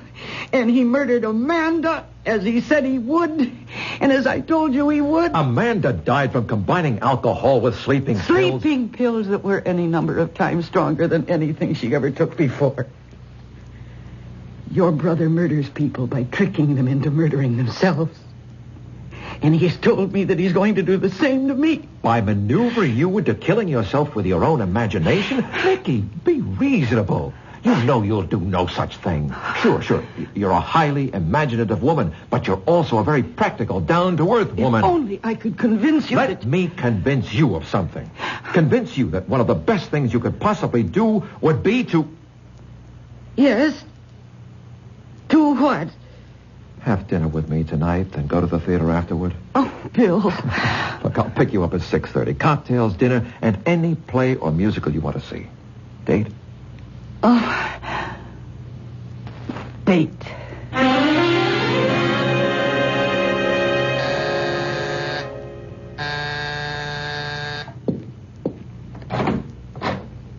Oh, excuse me. My name's Bill Weston, and I believe I have a date for dinner in the theater with a very charming young woman. Yes, you have. And is she ready? Just about. All she has to do is put on her hat and gloves. Not before she gives her husband to be a kiss. What? Spoil my makeup? You have to wait till we get back. Something to look forward to. Hey, snazzy hat. You do something for us. Thank you. Ow. What's that? Ooh. There's something in the finger of this glove. Look, my finger's bleeding. Let me see. Oh, your finger's cut. Well, how could I possibly cut my finger on a glove? Just a sec. Turn the glove inside out. Well, how did this get inside your glove? What? What is it? I don't see it. Oh, it's so small you can't hardly see it. A tiny bit of glass. How could anything like that get inside my glove? I don't know, but... Oh, dear. Excuse me. Hello? Guy, Nicky. Yes. Brother Bill told me he's taking you to dinner in the theater tonight. So what of it? Nicky, don't wear gloves tonight. Don't wear... Oh, dear. I'm too late. You've already put them on, have you? And cut your finger? Yes. Oh, well, just a scratch. I mean, nothing to worry about. Unless the bit of glass inside your glove was poisoned. Poisoned? Hello? Hello? Honey, what is it? He hung up. Who? Your brother Guy. My murderer. Nicky? How do you feel? Sick. My head aches. My stomach's upset. But if Dr. Wells said he could discover no signs of poison... He won't be sure until he's tested the blood sample he took. Why doesn't he phone? Here. The devil. All right, with the doctor. Hello? Yes, doctor. Oh, good. Well, doctor, we appreciate your coming over and all you've done. Thanks again, doctor. Not a trace of poison, Nicky. Well, then why do I feel so awful? I guess because you thought you might have been poisoned. But you weren't, honey. It was just all in your... Say it, Bill. It was all in my imagination. Then you admit, Guy, you telephoned Nicky last night. What is this, Bill? Some kind of inquisition? You walk into my office the first thing in the morning and start shooting questions at me as if I were guilty of something. Yes, I did phone Nicky last night. What about it? What did you phone her about? To tell her I was withdrawing the suit I brought against her for defamation of character. You are withdrawing it? Yeah, I know I said I'd have to go through with it, but, well, you are my brother. And she is your fiancée, and well, hell, I just couldn't go through with it, that's all. And that's what you phoned her about? What else would I phone her about? Well? Forget it, Guy. Forget it.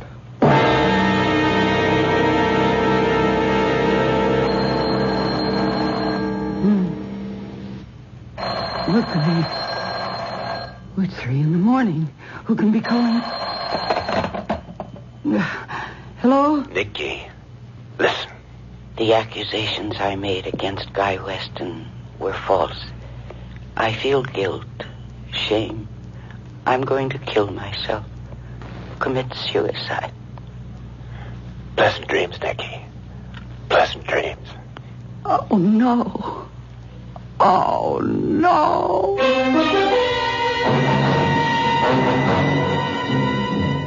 I ask you, all of you, who you think you are.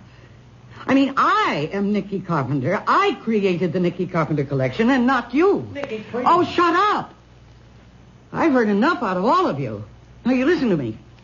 When I ask for black mousseline, I want black mousseline.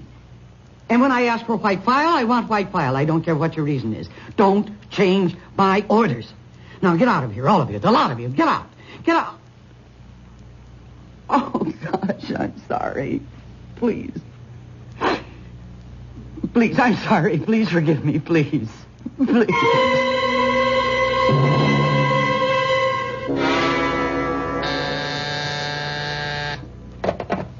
Yes? Yes, put him through. Yes, Dr. Welch. Well, I'm worried about her, too. She's not sleeping, not eating, a bundle of nerves. I'm wondering if you could recommend a good psychiatrist. Why? Because I think she's in need of psychiatric help. Huh? I'll certainly come to see you. When? Right. Be in your office in half an hour.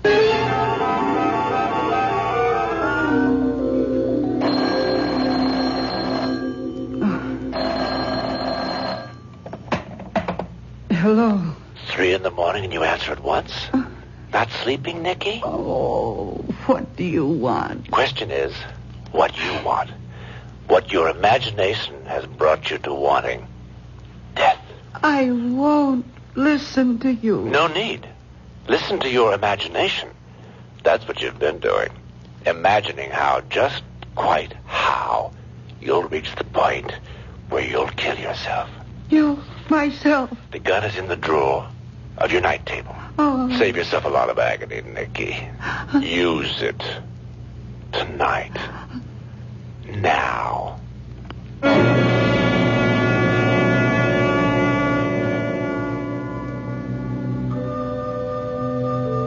Bill. Yes, guy? It's late. They'll be closing the chapel in half an hour. Everybody's gone. I want to stay with Nicky, be with her as much as possible until she's buried tomorrow. There's no good to punish yourself, Bill. She's gone. Nothing you can do now. But could I have done something before? Before? Listen to her fears, her worries. Guy? Yes? I'd like to look at her before... Could you ask someone to come in and open the casket? You don't want that. Yes. No. Guy, please. Bill, she isn't presentable. You know, a gun to the temple. Yes. All right. But I'll stay till they close the chapel at midnight. I won't do the same for you, though, Guy. You won't? For me? When you're lying in your casket to be buried next morning, I'll not sit with you, keep no vigil for you. Not for a murderer. You're saying some very funny things, Bill. I know you killed Nicky. You what? I know you killed her, made her kill herself, drove her to it. Bill, I think you could use a drink. You can use a lawyer. Get yourself one. I've got you with the goods, brother. What are you talking about? I was there in Nicky's apartment when you called and told her about the gun. I heard every word on the phone extension. I made a point of staying with her constantly after a little conference I had with Dr. Welch, Nicky's physician, who convinced me that she was as sane as I am, living on the edge of nerves rubbed raw, driven to the end of her rope, her emotional rope, and imagining things. You were there when I phoned? Oh, more to it than that, Guy. I went to your place, found the original tape, the one you recorded her suicide note from. You're lying. Am I? You couldn't have found the original tape. I destroyed it. Then there was an original. What? You just admitted there was an original tape from which you recorded, edited, altered, and re-recorded Nicky's suicide note. All right. All right, you're so bloody damn smart. All right. I did kill her the way I killed the others, by using their weaknesses, their strengths, so they would kill themselves. So do me something. Huh? Prove something. So I slipped. I admitted there was an original tape, so what? Who heard me say it? You? Me? Her? She's dead. No, Guy. I'm alive. I'm very much alive. Vicky? You have been tricked this time. I did not kill myself. It was all faked. Once I was convinced Nicky was telling the truth, trapping you, Guy, was simple. Trapping me? You haven't trapped me. But we have. You've admitted everything. Who heard me? You? Her? And you, Guy. You. You think I'd testify against myself in a court of law? Testify against myself? As a matter of fact, you will. You're crazy. But this isn't. A tape recorder. A shirt pocket tape recorder. You used this same little device to drive Nicky to suicide and failed.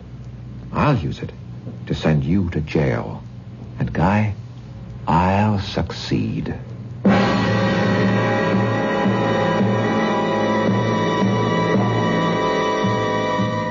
And so, imagination. This time not only Nicky's, but Bill's imagination, the most powerful force on Earth, for good or ill, brings an insidiously clever murderer to ground. I'll be back shortly.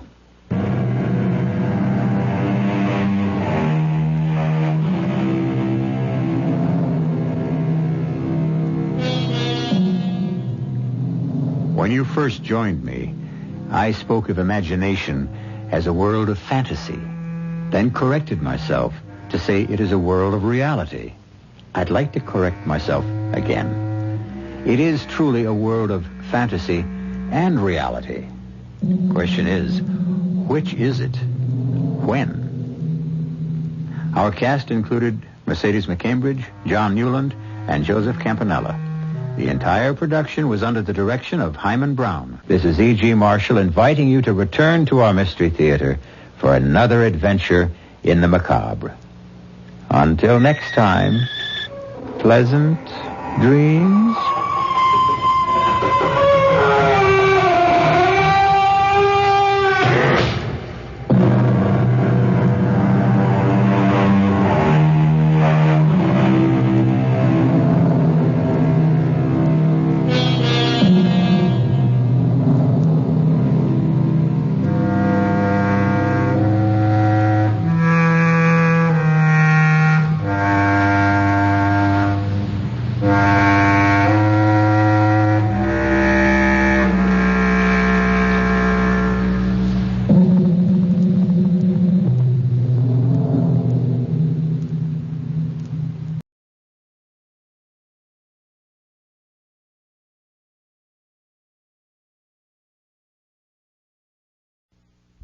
And now, Mystery Theater.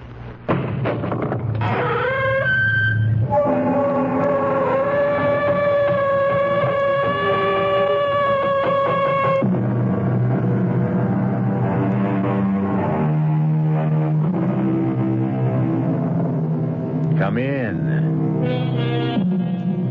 Welcome. I'm E.G. Marshall. Join me for an interlude in suspense, laden with the chilling fear of the unknown and the unexpected. Out there, in what we are pleased to call the state of nature, the strong kill the weak. Fang and claw provide the only law. Well, man, as you know, is a natural animal. But for countless centuries, he's been trying to change all that, with indifferent success on the whole.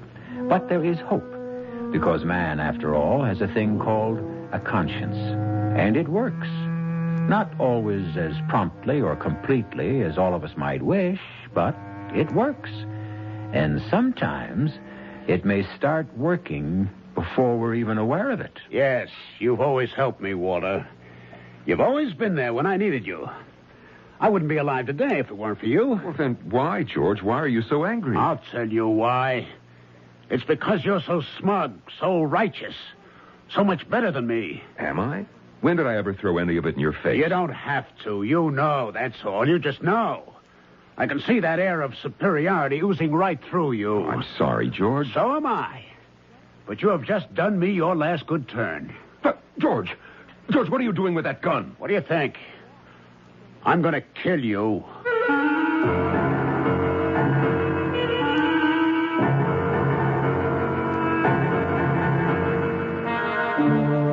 mystery drama, The Deadly Process, was written especially for the Mystery Theater by Sam Dan and stars Norman Rose and Ralph Bell.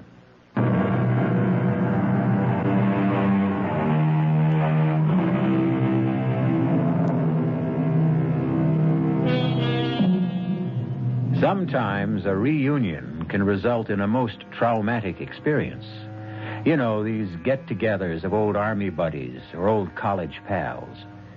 The greatest pain does not really result from the awareness of the thinning hair and the thickening paunch.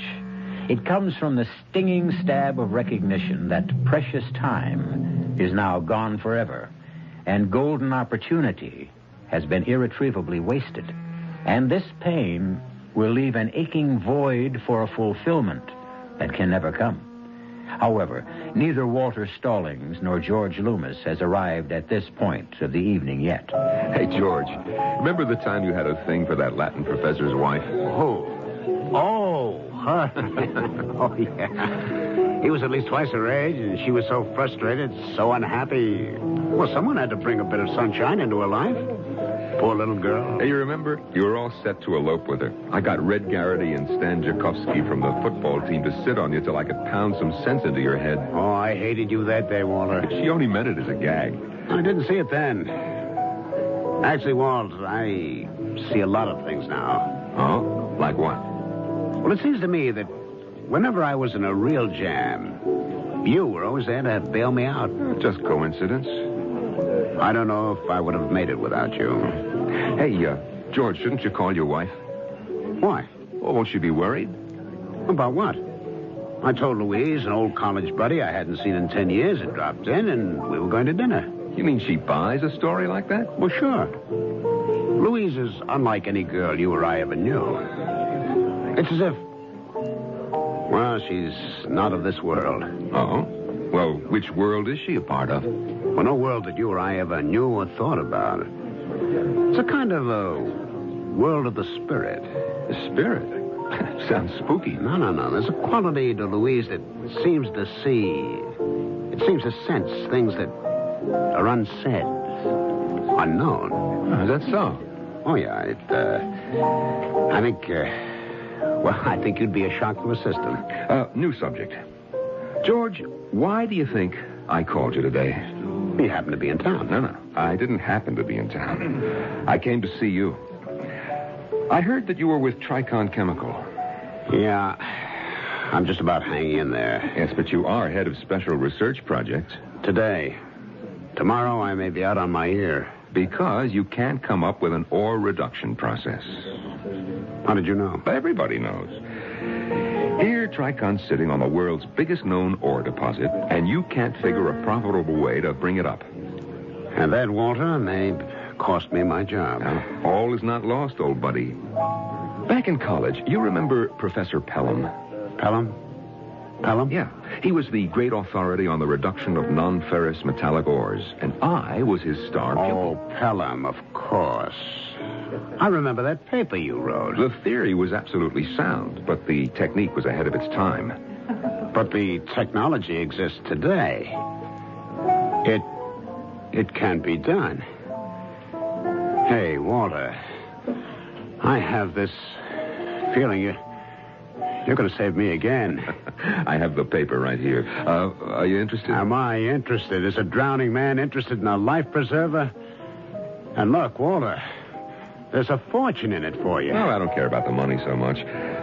I'll tell you what I need. Well, anything, Walter, anything. If this can work out, you're going to be a rich man. I need the credit.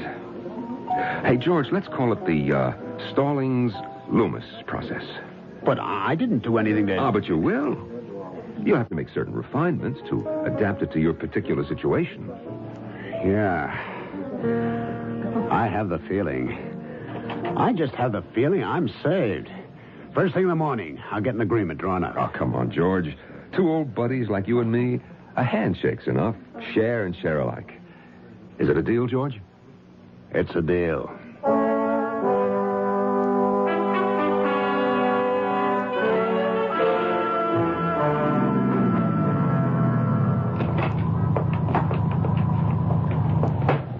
Mr. Loomis?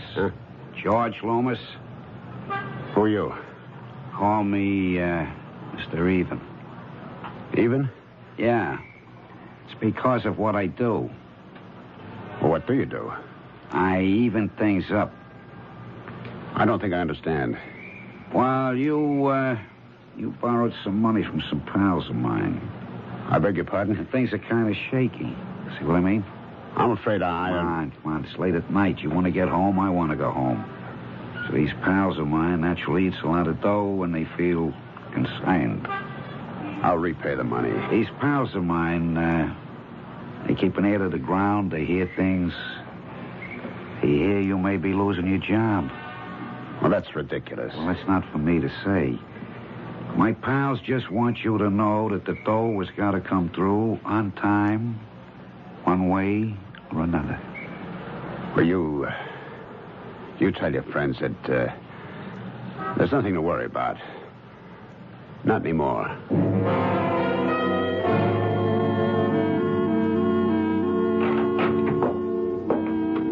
George, darling. Louise. I didn't hear you come home. I didn't want to disturb you, my dear. Why are you sitting up so late? I'm working. Well, you can come to bed now, dear. Well, I haven't finished. George, dear. I know that you've just seen the answer. The answer? The answer to the problem that's been plaguing you for so long. How do you know? I know, dearest. I know. I can see it in your face. You have found the answer, haven't you? I've been considering a new approach. And? And it looks promising. It's a highly technical process. It has to do with the separation of certain metallic ores. Well, anyhow, I think I have it licked. I think I have the answer. The answer? Oh, George, that's what fascinates me. Now, how did you arrive at the answer? Was it a rearrangement of old elements? Was it the addition of something new, or was it a sudden flash of insight? Yes, a sudden flash of insight. Oh, darling, I'm so happy. I told you. You trust your subconscious. All the meaningful answers are hidden there. Now, tell me about this college friend of yours, Walter Stallings. Walter... Well, I would have been glad to join you for dinner. Oh, I know, dear. After all, old friends have a certain precious quality. We weren't exactly old friends. Oh? I thought you said that he was... Well, we were acquaintances, really. Nothing more. I only saw him because I didn't want him to think I was snubbing him. Well, that was very kind of you, darling. Well, I didn't want to hurt his feelings. I can't imagine you hurting anyone. It killed an evening. I suppose such things can't be helped.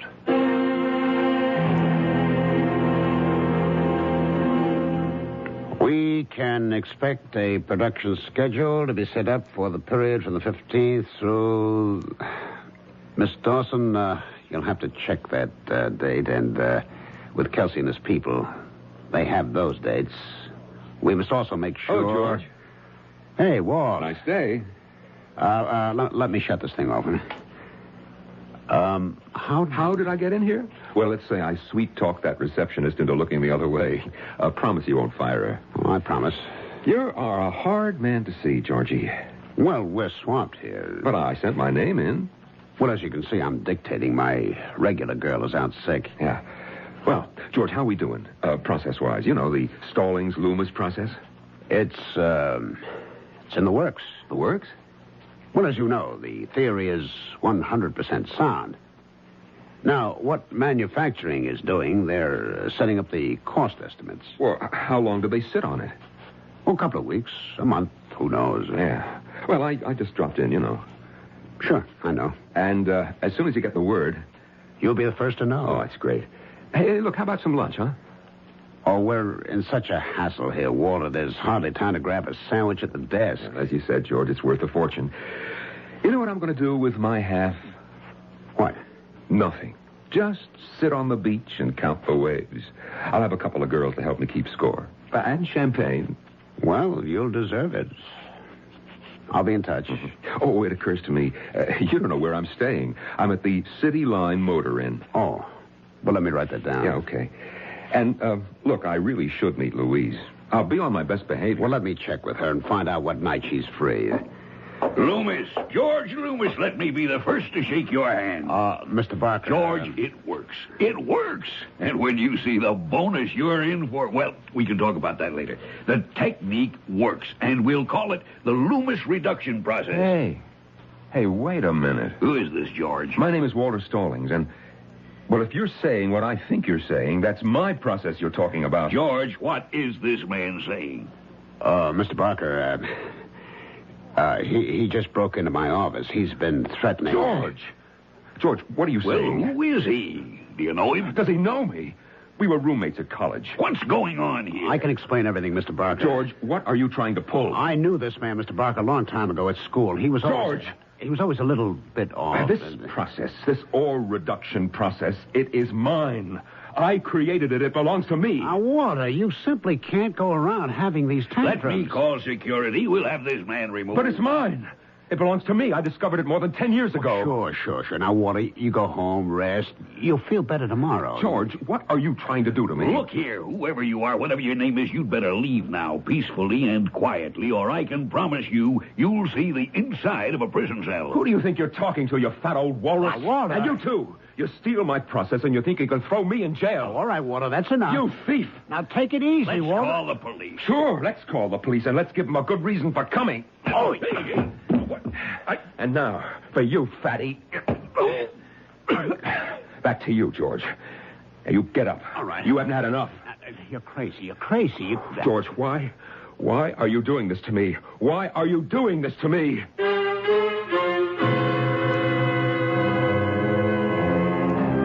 Why? We ask why also. And yet, it's the oldest story in the world, isn't it? While half a loaf may be better than none, the entire loaf is best of all. The loaf will have to be sliced, and we shall see who will hold the knife when I return shortly with Act 2.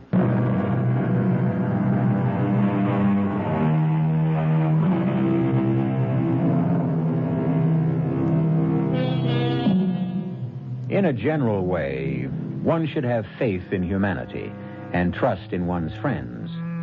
It's when we leave generalities and come down to specifics that the rub comes in. Walter Stallings trusted George Loomis, and when the dust had settled, George had stolen Walter's valuable industrial process, and Walter was jailed for disorderly conduct when he protested such shabby treatment. Is there no justice?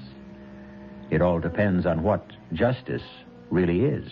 More coffee, darling? Half a cup, maybe. I should be leaving for the office. George, what's this in the newspaper? What? Where, dear? Darling, it mentions your name. Chemical company executives in brawl? Oh, that, I should have looked at the paper and slipped that thing out. Why? What is it? Well, I know how upsetting things like this can be George, to you. what does this mean? It means, darling, that people in Mr. Barker's position, my position, can often be at the mercy of every nut, every crank that comes down the pike. Yes, I don't understand. It says that you stole that process from Walter Stallings. No, dear, it doesn't say that. It says Walter Stallings claims I stole it. But it says right here... There are 4 paragraphs in the story. 3 of them are concerned with what Walter Stallings claims. Notice the sympathetic tone. The 4th paragraph is a brief couple of sentences in which our company denies all of his allegations. That's because he's just one man, and we are a mammoth corporation, and the public will sympathize with the underdog. But what are the facts, dear? I mean, you did meet with Walter, that's at 10 days or 2 weeks ago. Of course. Well, what happened? We chatted. Was the process mentioned? Well... And did it have anything to do with the meeting you had with Walter? Yes, we were just sitting around trying to make talk. But did you talk about the process? Well, let me tell you how. He said to me, I hear your company's having trouble trying to reduce some ores. And I said, yes. And he said, I'll bet you don't remember. And I said, remember what? And he said, oh, you did a pretty good paper on that back in college. And suddenly... Well, suddenly... Yes, dear? Well, suddenly it all came back to me. Just like that. What did? A theoretical problem I'd once solved in an exam. Isn't it remarkable, darling, how quickly we forget so many of the basics? And that's the process that he's talking about. Yes, dear, that's the process. But why should he claim that... Oh, well, darling, he's a peculiar person. He always was. We were at school together. I got somewhere he didn't. Well, I think it's awful. Well, look, I'll tell you what I'll do. After he cools down, after a couple of days in jail, I'll put up his bond. Oh, George, that would be so kind of you. And I tell you, I think ethically he's entitled to something. Oh, I'm so happy you feel that way. I admit I was stumped, up against it. He did contribute something. He reminded me that I had the answer. In that sense, he helped me find it. And in that sense, morally, he's entitled to a finder's fee. When I get the bonus, I'll give him a few $1,000s. Oh, George, I love you so much.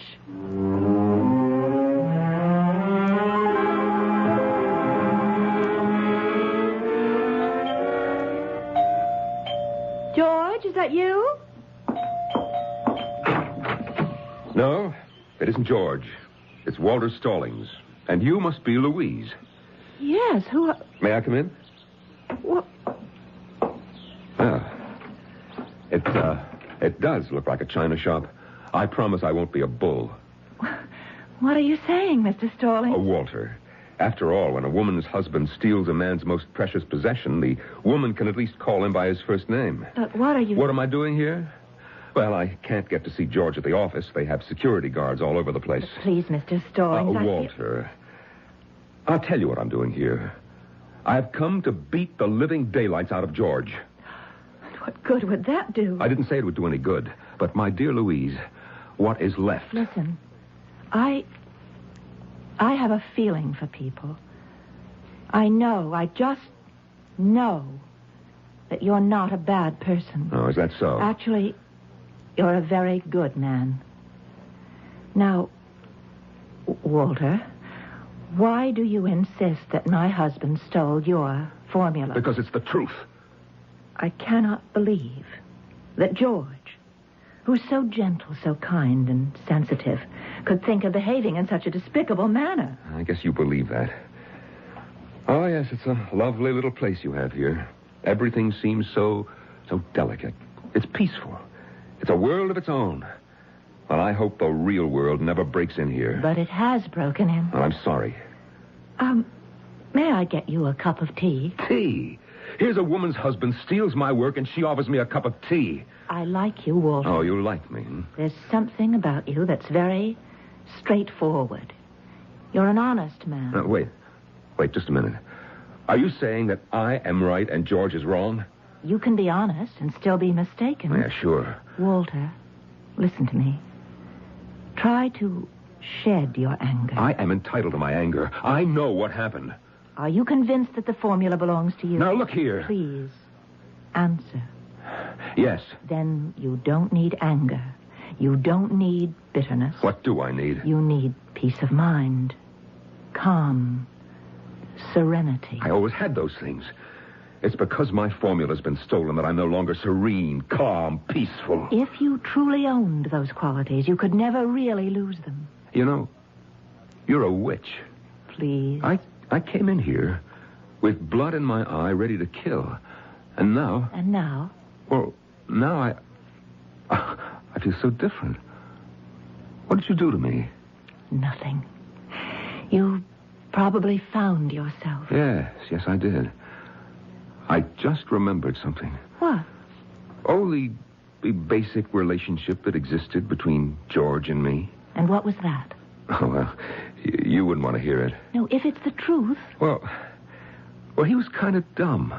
I was always getting him out of jams. That's how you saw it. This is typical of the stupid things he's always done. You're not supposed to be angry, remember? Oh, I'm not angry. I bear him no malice. It's his way, and he can't help it. Why did I blow my stack? Oh, wait a minute. Good Lord, I have my proof. You mean what appears to be proof? Pelham. Professor Pelham. Who? My old metallurgy prof. He's an internationally respected authority. He'd remember. I'm sorry, Louise. For what? Well, you love George, and you helped me just now to come up with the evidence that can destroy him. No, Walter. The truth will never destroy anybody.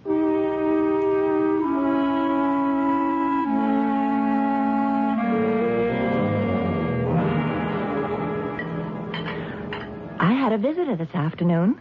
As a matter of fact, he just left. Oh? Walter Stallings. Walter... He's really a very sweet person.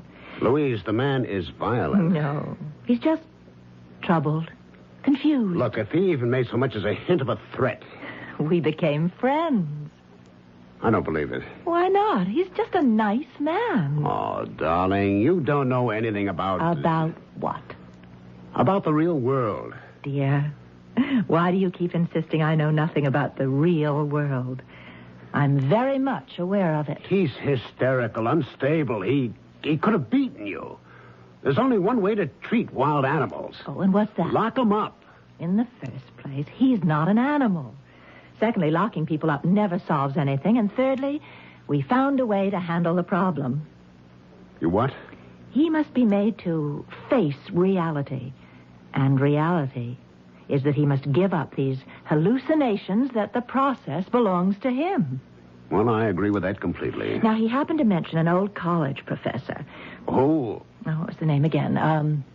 Pelham? Pelham? Yes, he said that Pelham could vindicate him.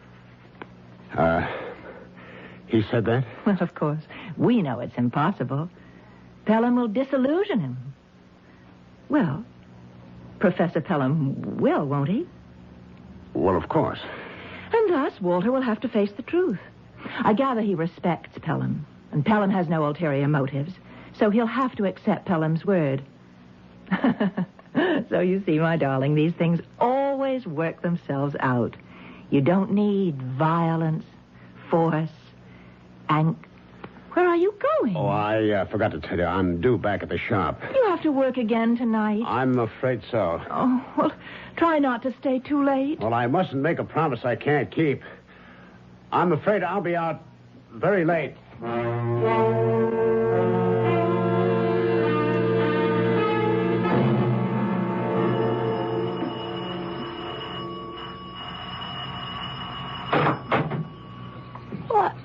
What? It's Mr. Stallings. Good morning, Morty. You're more beautiful than ever. Oh, how I longed for you all these years. You're still full of your own nonsense. Can I have a cup of coffee with the professor? What? Yeah, the professor. He ain't in. Oh? He's, gone to one of them, a conference. Where? One of them foreign countries. Really? Yes, he'll be gone a while because he'll go on a sabbatical. Morty, why are you lying? Oh, honest, Mr. Stallings. You don't know how to lie, Morty. You make a horrible mess of it. Now, you tell the professor that I'm here. But he... Yes? Oh, he's in his study. Thank you, Morty. Come in. Hello, Professor. Why, it's, Walter Stallings. Walter. Sit. Find a chair. Now, what's this bit you're not in? I'm trying to write my book. Same book? Same book. It's good to see you, Walter. Professor, you are going to save my life. Do you remember a paper I wrote for you, 10, 11 years ago? It's going back a long time ago. Yeah, but you said that you'd never forget that paper. I did? Yes, it was all about new methods of reduction of non-ferrous metals. Walter, the years come and go. But you were so taken with it. You kept the original, and I had to make a copy for my own files. Walter, if I kept copies of all the papers my students wrote, my home would be a warehouse. But Professor, you wrote such glowing praise on practically every page. I'm sorry. I just can't recall it. Look, I brought the idea in that paper to George Loomis. You recall him, the class dummy? I don't see. Well, believe it or not, he is head of research at Tricon Chemical, and, well, he stole the process from me. Oh, I can hardly believe this. I guess he came down here to buy you off, huh? What? How dare you? How much did he offer you? I don't know what you're talking Yeah, about. well, I hope that your conscience... Walter, I really don't remember. Yes, George was here. He offered me a consultantship at Tricon, and I'm getting very old, and I never made any real money. Oh, yeah, sure. And, Walter, I really don't remember. I really don't remember. Good night, Professor. Mr. Stalling. Yes, Morty. Forgive him. He's getting senile. That man in there is not the same Professor Pelham you used to worship. I used to worship. I know, Morty. I know. But what can be done? Oh, nobody can help me now. Don't say nobody. I can save you. And I can save him. How, Morty? I've got the paper. What? The paper? My paper? That paper. He kept it for himself because he liked it so much. And then the other day he says to me, Maudie, burn this. Well, I couldn't understand. It just ain't like him. Oh, Morty, how can I ever thank you? But why should you thank me? I'm only doing the right thing. Now I've got him. Now, Mr. George Loomis, look out.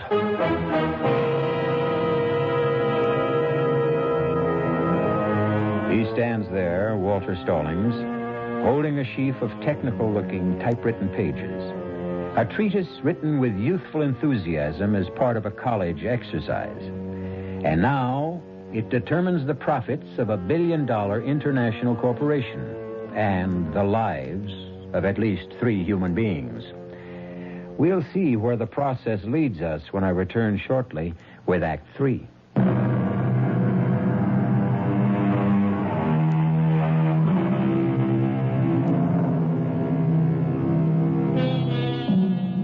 Somewhere, sometime, someone has surely given us the following advice. Always get it in writing. So much of the anguish of this world results because we fail to heed that advice. Walter Stallings had a problem because he didn't get an agreement from George Loomis in writing. However, luckily, miraculously, somehow, Walter has managed to come up with the most effective writing of all. Come in, George. Sit down. Yes, sir. George, we have a problem. Stallings is taking us to court. He hasn't a leg to stand on. Are you sure? He's a crank. It's one of those nuisance things. Are you sure? He has no proof. Nothing. Written? Oral? Absolutely none. Then we have to fight him. But something bothers me. What's that? I've had some research done on him. He seems to be a very competent man. He has a good reputation. What makes you think he can't win in court? Mr. Barker, he doesn't have a chance in the world. I hope so, George. For your sake.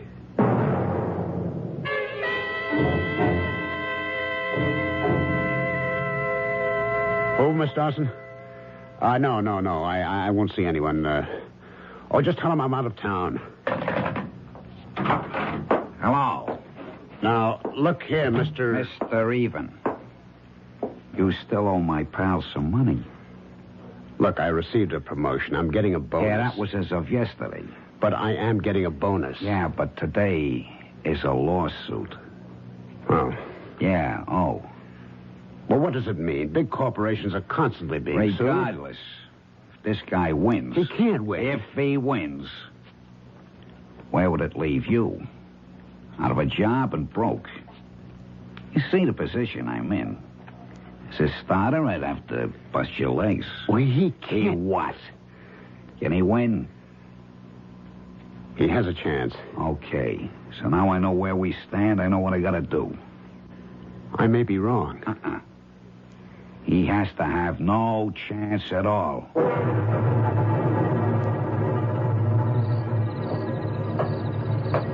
I hear somebody coming. I want to make sure it's the right guy.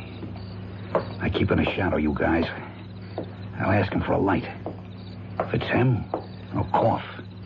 And then you guys step out and take care of him. Excuse me, pal. You got a light? Yeah, I think so. Thanks. Hey, what? Chester, hand me his briefcase.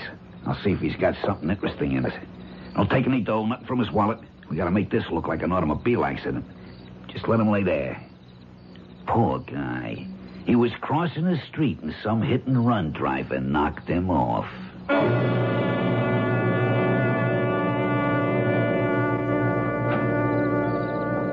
Mr. Stallings. Walter. Of course, Walter. Please, come in. Thank you. Walter, Yes? is something the matter? Why do you ask? There's something about you that... Yes. I don't know. It's as if you're not really here. As if I'm... Imagining it? No. This isn't a dream or a delusion. I'm awake.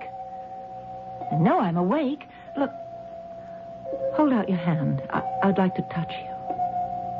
Walter, let me touch your hand. Walter? Walter? Where are you? Now, darling, it must have been an illusion of some sort. But I'm so positive. When did you say it happened? Exactly 9 o'clock. I was just about to listen to the news. Darling, here is why he couldn't have been here. George, why do you insist? Because at 7 o'clock he was found by a police car. What? A hit-and-run driver. Oh, no. He was taken to the hospital. He was... Dead? Almost. He's in a coma. He's not expected to live. But he was here. No, darling. I saw him. We spoke. Darling, it's your imagination. I'll go to him. I'll go to the hospital. You can't. How would it look? It would look like what it is, a visit from a friend.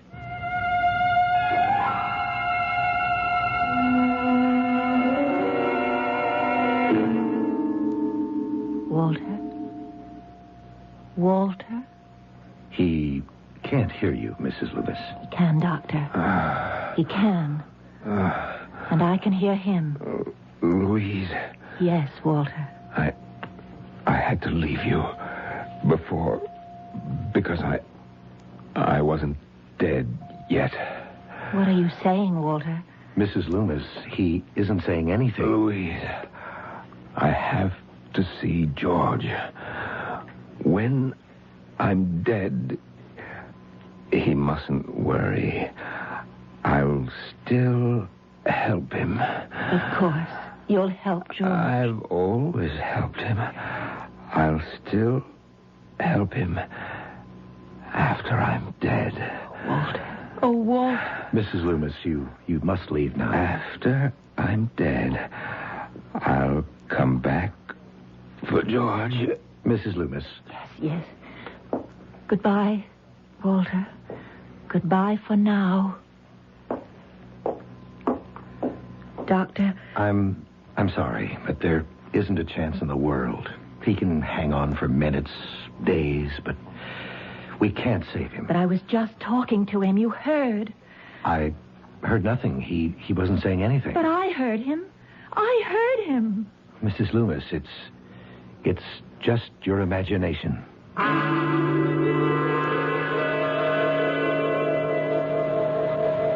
Taxi. You don't need a taxi, George. I got a car right here. Step inside. Where did you come from? We won't take up too much of your time. Let's drive through the park, Chester. It's such a nice day. What do you want? I've paid off your friends. I got lots of friends. Like, I got a friend who tells me if he could get his hands on Tricon's proposed development program, it would be worth a fortune. Certain people. I dare say it would, but I have no use for espionage of any kind. When can you let me have the plans? I don't think you hear me. You're the one who don't understand. Isn't listening. You give me some papers. They describe that ore process. Nobody else knows but the two of us. You can't keep asking me to do anything like that. You can't. Now, sooner or later, I have to be caught. You know what that is, Georgie? That's life.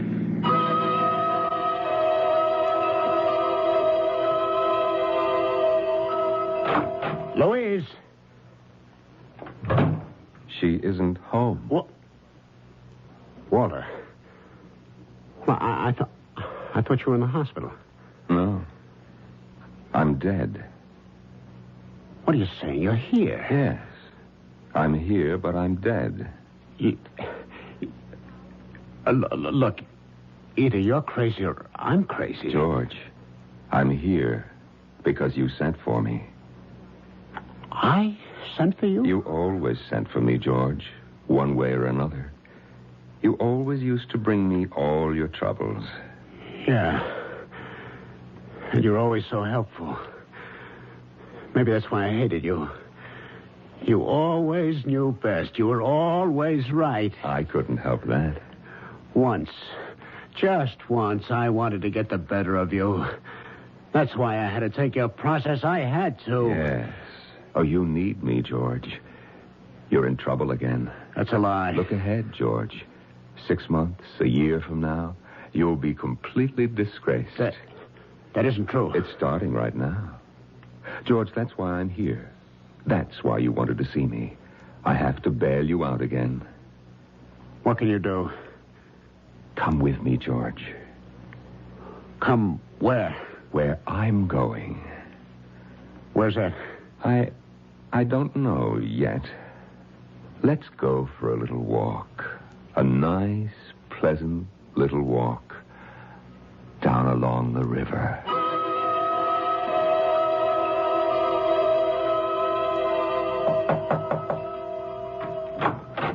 Mr. Barker. May I come in, Louise? Please do. Where's George? Well, I know he was home this afternoon. He might have gone out for a walk. Is something wrong? I'm deeply disturbed. Is it possible that George and this Walter Stallings are in cahoots? Is it a plot to hold up the company, a big shakedown? Oh, how could you possibly suspect, George? I was driving down Garfield Boulevard, and I saw them. It was just a half hour ago. Saw whom? George and this Walter Stallings. But you couldn't have. They were walking down the street together. You saw it? Like two long-lost friends. Are you sure? Look, young lady, I never make a mistake. I know what I saw. But Walter Stallings is in the hospital in a coma. I was there this morning. I understand your loyalty to your husband, but I'll bet my life on what I saw. By the time I could turn my car around, they disappeared somewhere down River Street. Oh, excuse me. Do you mind if I answer that, Mrs. Loomis? If that's George, I want to confront him without your... Certainly, Mr. Barker. Hello? Is Mrs. Loomis there? Who's calling? This is Dr. Coleman. You can tell me first. Walter Stallings is dead. What? We did all we could. He died an hour ago. But I just saw him on Garfield Boulevard. Oh no, sir. You were mistaken. Will you tell Mrs. Loomis? Yes. Yes. I'll tell Mrs. Loomis. Walter Stallings is dead, isn't he? I guess I was mistaken. I understand, Mr. Barker. Funny. But I did see him. I promise you won't say anything to George when you see him. I promise.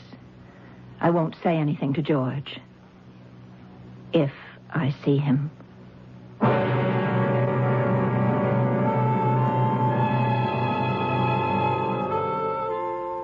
If I see him.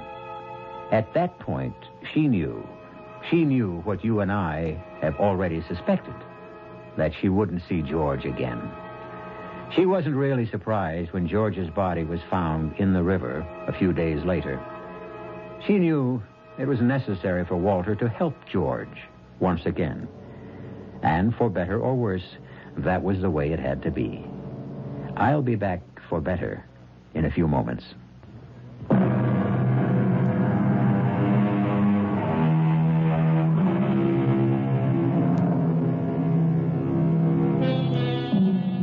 George Loomis, Walter Stallings. A bond, a mysterious, unbreakable bond forged between two men. Neither asked for it, neither even wanted it. But in life and in death, they would be inseparably linked. And talking about the bonds that link, we hope you'll be bonded to your set for the next mystery tale. Our cast included Norman Rose, Ralph Bell, Marion Seldes, Bob Maxwell, and Jackson Beck.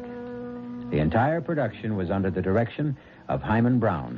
This is E.G. Marshall inviting you to return to our Mystery Theater for another adventure in the macabre. Until next time, pleasant dreams.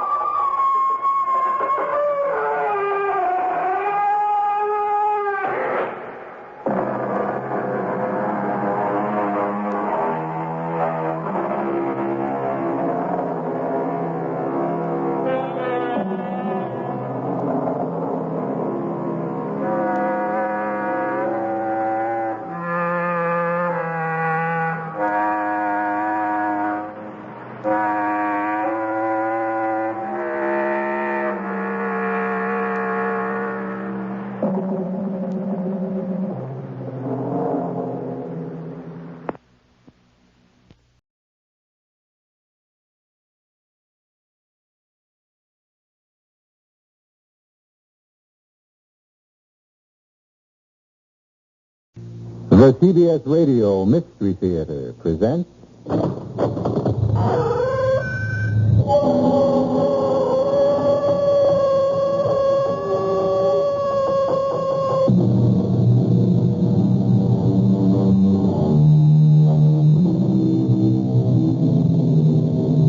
Come in. Welcome. I'm E.G. Marshall. Welcome to the world of the uncanny, the eerie, the unearthly. Strange things happen. They have happened to me and will again. They've happened to you and will again. They happened to Norman Meredith, but they will never, never happen to him again. Because, well, listen.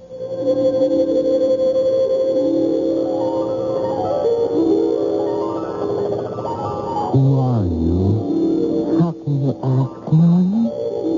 Don't you know me? How would I know you?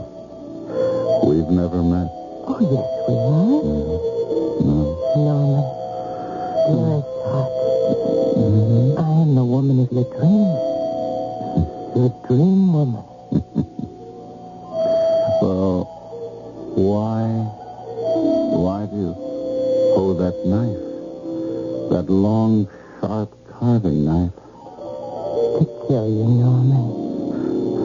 To kill you.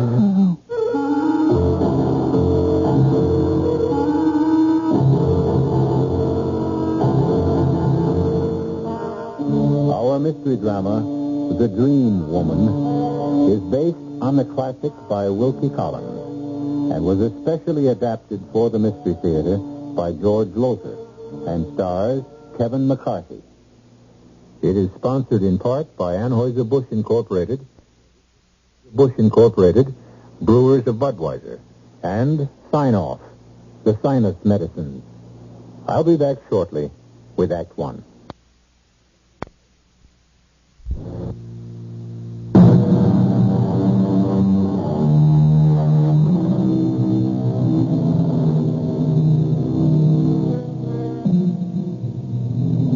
What is a dream? From where does it come? And why?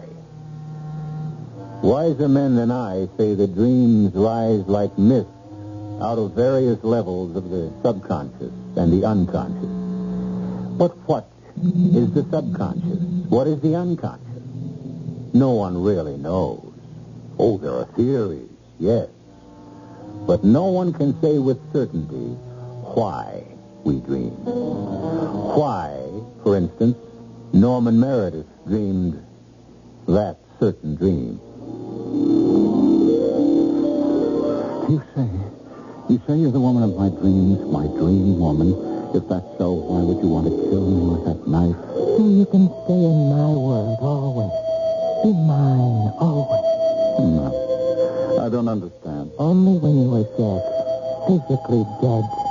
Can your spirit live? Really live? And you come from the spirit world? A spirit world. One of countless spirit worlds. Oh, join me in it now, dearest Norman. Dearest heart. Join me now. No!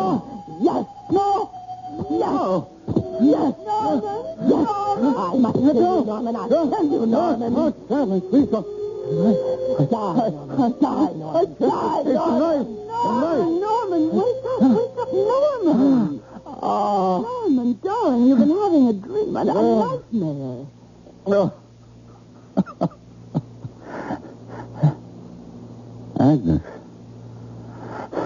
it's you. Of course, dear. Oh. Now relax. Oh, that woman. Horrible. Murderous woman with a knife. Dream, sweetheart. Nothing but a terrible dream. No. Now, Norman. I saw her so clearly. Her and a knife. A long carving knife. Razor sharp. Gleaming, and she struck at me with it. Struck. And struck. And struck. Oh, Norman. I thought of clearly, vividly. She was tall. Long blonde hair that fell below her shoulders. A voluptuous figure, and the eyes, light blue, hazel eyes flecked with green. Oh, heaven help me, I'll never be able to get her out of my mind. Oh, she and that knife.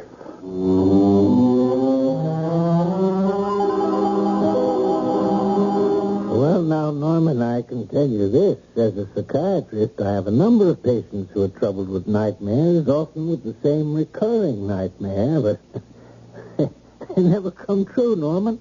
And neither will yours. No. What about that feeling? How do you explain that feeling that the woman last night, in that dream last night, seems as real to me today as she did then?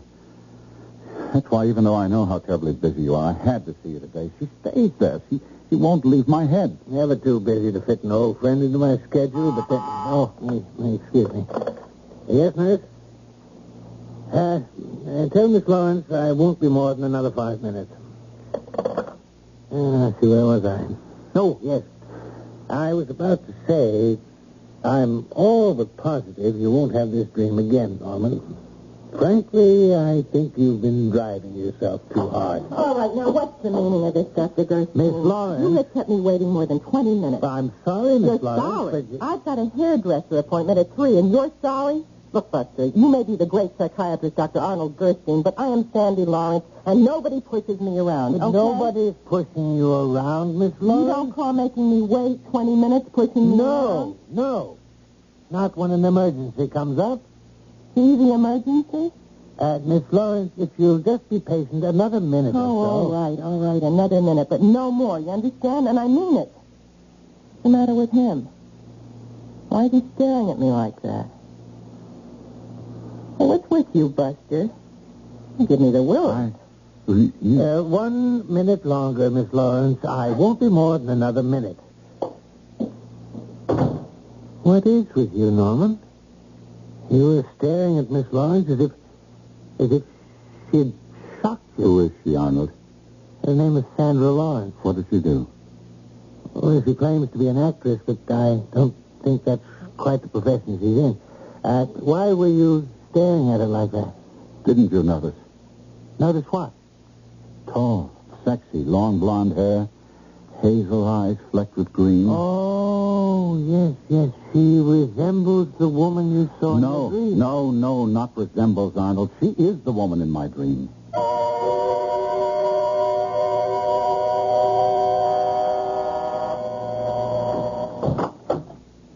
Yeah? My name is Norman Meredith, Miss Lawrence. Yes?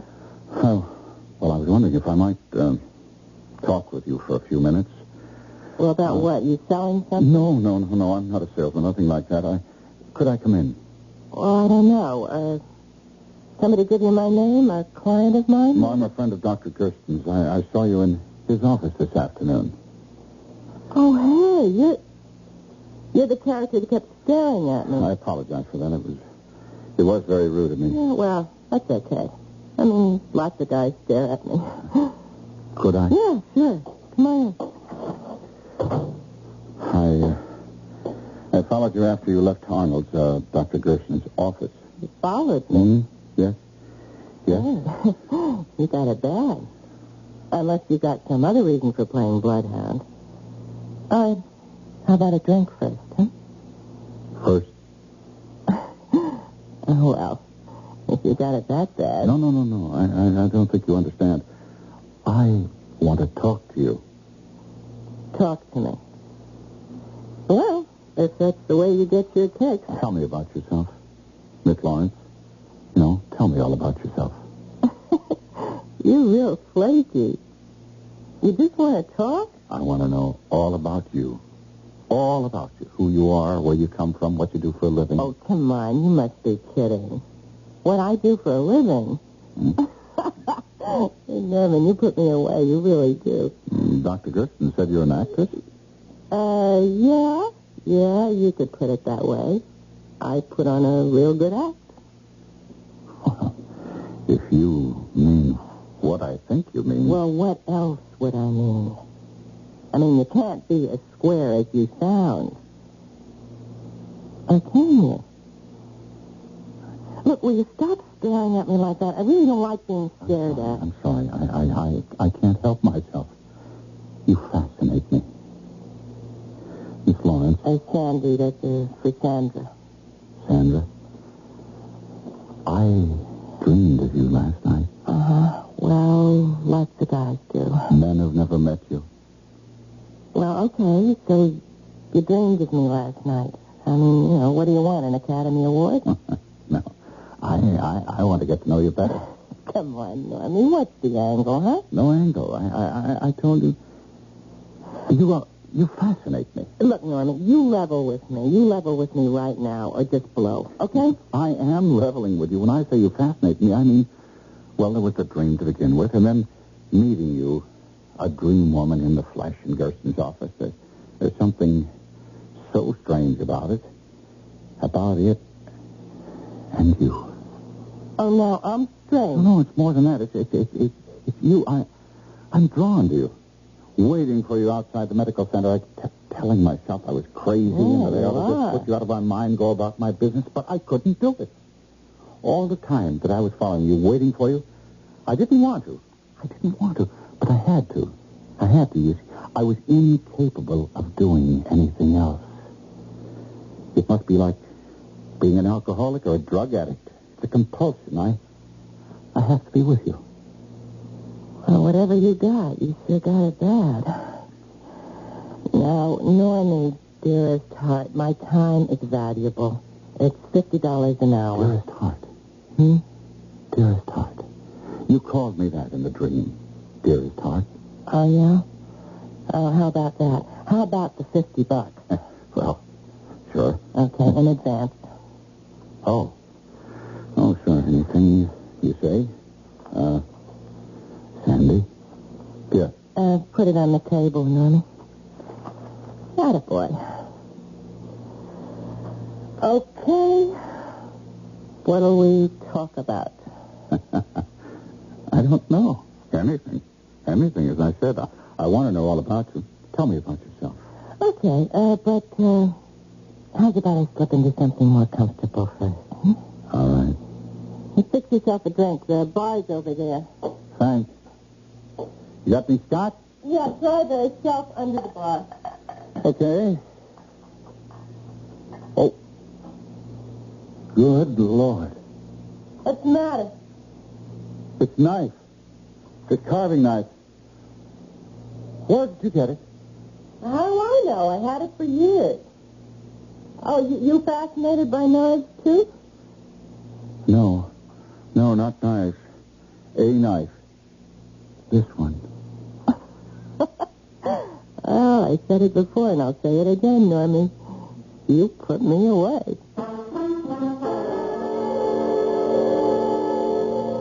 Divorce. You want a divorce, Norman? Yes, Agnes, I do. To marry this tramp? Yes? I can't really believe you're saying this. I can't understand you're being fascinated by a woman who resembles the woman you saw in your dream. She is the woman in my dream. I'm in love with her, Agnes. In love? With the kind of woman you tell me she is? Norman, in love? Hopelessly, helplessly, compulsively. I'm gripped by something out of my control.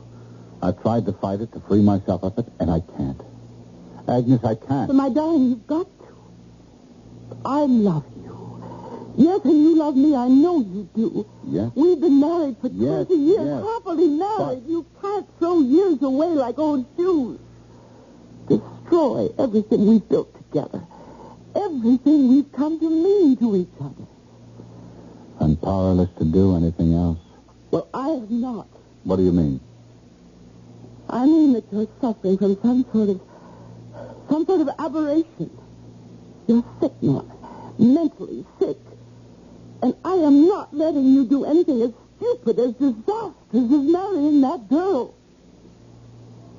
I will not divorce you, Norman. Agnes. No, Norman. In a few months, it'll all be over. This sudden romance of yours will be dead. Stone cold dead. No. In a few months, I will be stone cold dead.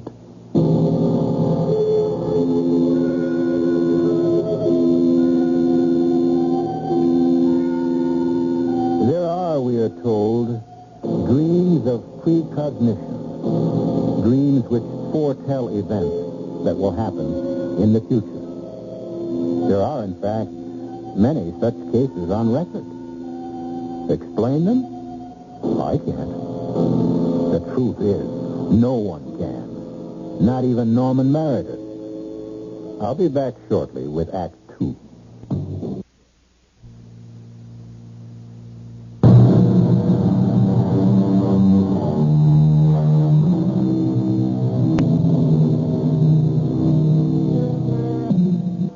And come up with anything but a satisfactory answer. We might ask now, what is a compulsion? And find the answer equally unsatisfactory. A compulsion is, of course, the doing of something in spite of yourself. The doing of it against all the dictates of intelligence, reason, sanity.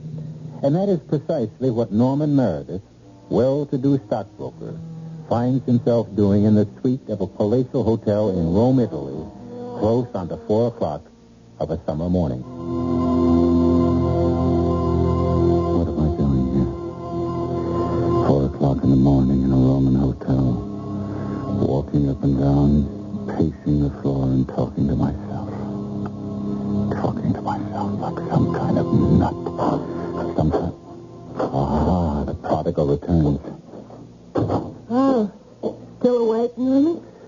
That's right. I haven't been to sleep. Where have you been, Candy? And that package. What's that package? Oh, a little item I picked up in the flea market around 2 this a.m. Flea markets aren't open at 2 in the morning. Well, they are if you know the right people. Huh?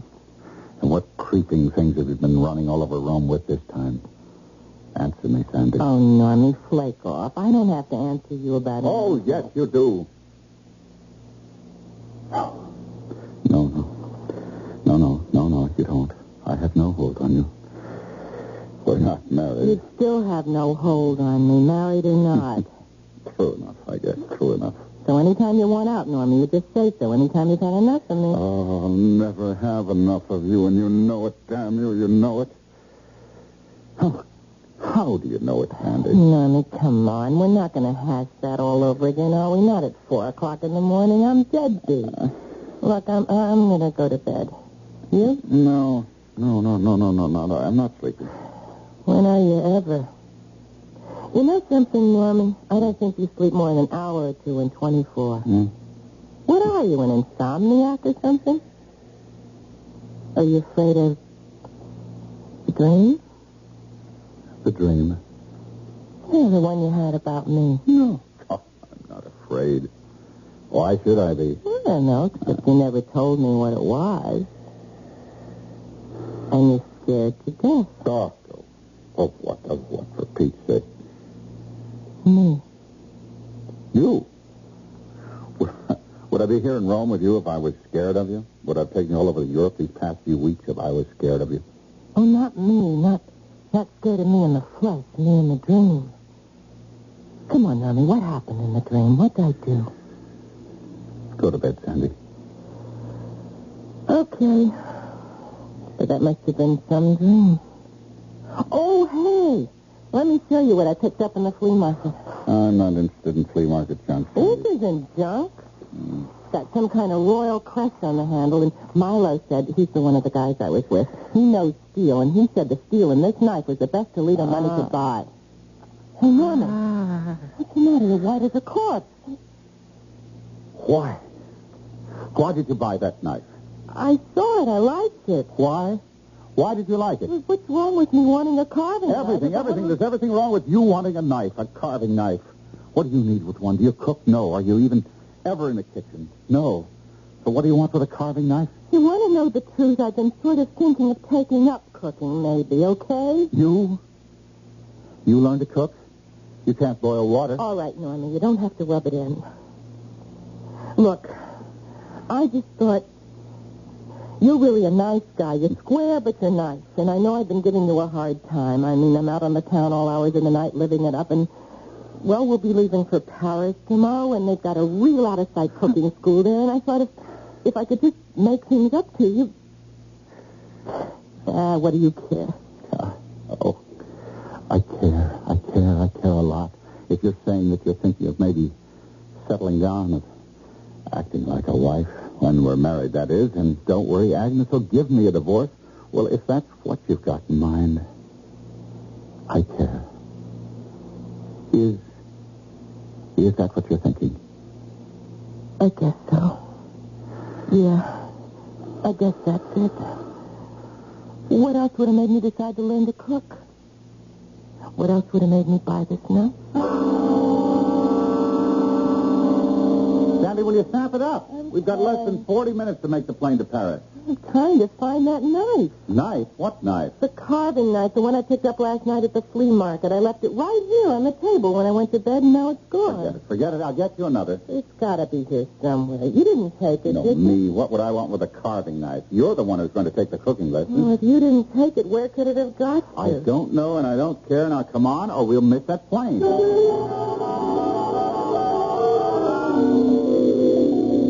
Huh? Oh, yes, thanks, Agnes. The Scotch and water is easy on the Scotch. Right. Arnold, you're a psychiatrist. What's wrong with Norman? What's happened to him? Why is he so fascinated by this cheap, common tramp? I can't answer that. No doctor could. Without at least months of investigation, of talks with Norman, of treatments. But you must have some theory. I don't. Some things that happen in this world are beyond us, beyond our understanding. Now consider. Norman had a dream in which a woman tried to stab him to death. The next day, he meets in the flesh the self-same woman of that dream. So he said. Norman is no fool, Agnes. He meets this woman who tried to kill him in his dream, and he's irresistibly drawn to her. Now, is Norman mad? He is not. What, then, is the answer to all this?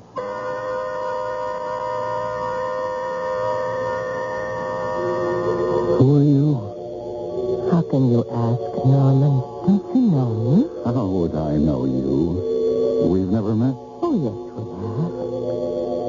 And Norman, dearest heart, I am the woman of your dream.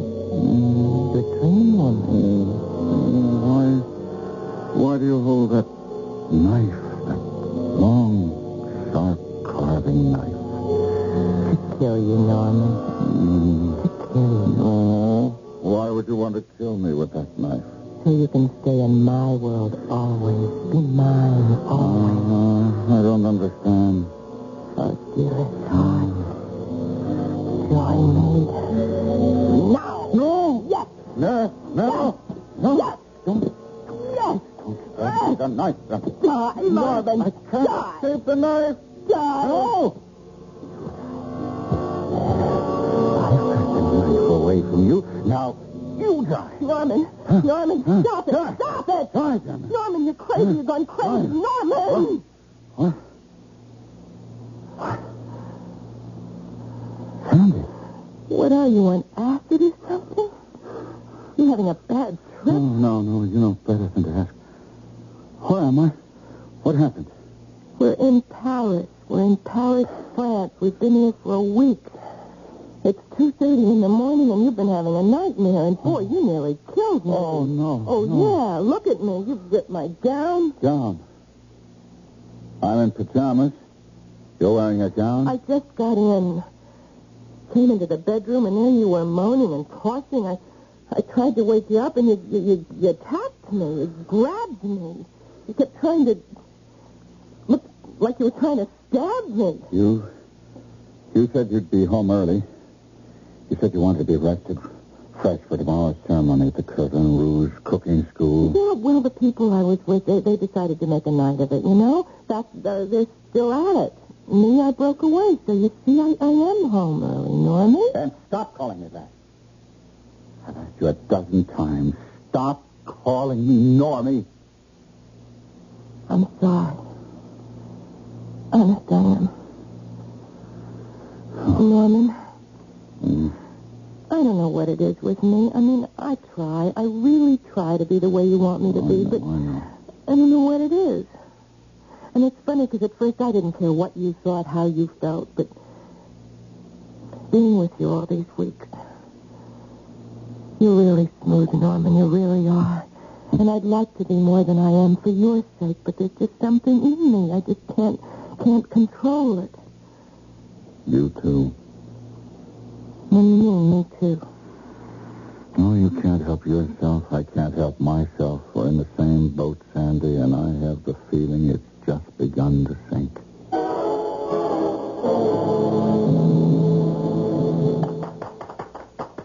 Alors, puis-je demander votre attention, mesdames et messieurs, s'il vous plaît?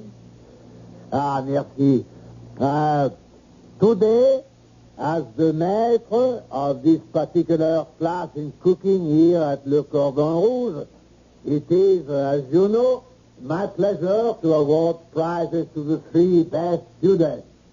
I'm delighted to see that Monsieur Norman Meredith has accompanied the beautiful Sandra Lawrence today, because to her goes the first prize. Come forward, Sandy. Venez ici, hein, and accept your award. Avec mes compliments, chérie. Oh, thank you, your maître. Thank you very much. Shall I open it so everybody can see what it is? Yes, but of course. Okay. Oh, hey. It's a knife. A beautiful carving knife. With, take notice, chérie, the name Le Cordon Rouge inscribed on the handle and your own name on the blade. Monsieur Meredith, are you not proud of Miss Lawrence?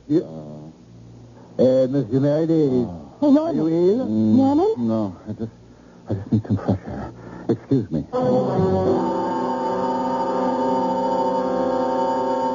You heard me, Norman. Where is the knife? How do I know? Now, you listen to me. The first time I met you, when you came to my place in New York, you acted real funny when you found that carving knife on the bar. You remember? And somehow I never saw that knife again. It just disappeared. Because you took it. You don't know what you're talking about. Oh, I don't? No. Then what happened to the carving knife I picked up at the flea market in Rome? I know I left it on that table when I went to bed that night, and it wasn't there when I got up, and somehow it disappeared forever. Just why you're accusing me? Because you took them and you hid them, or you threw them away, or you did something. And you've done the same thing with my Cordon Rouge knife. Not me. Then where is it? Now, you took the knife, Normie. You've taken them all. I don't care about the other two. But this one, it means something to me. So you won first prize in a cooking class. What's the big deal? You can say that to me? Listen, I went to that class so I could learn to cook for you, not for me. Oh. And I succeeded. I won first prize. Me, Sandy Lawrence, first prize.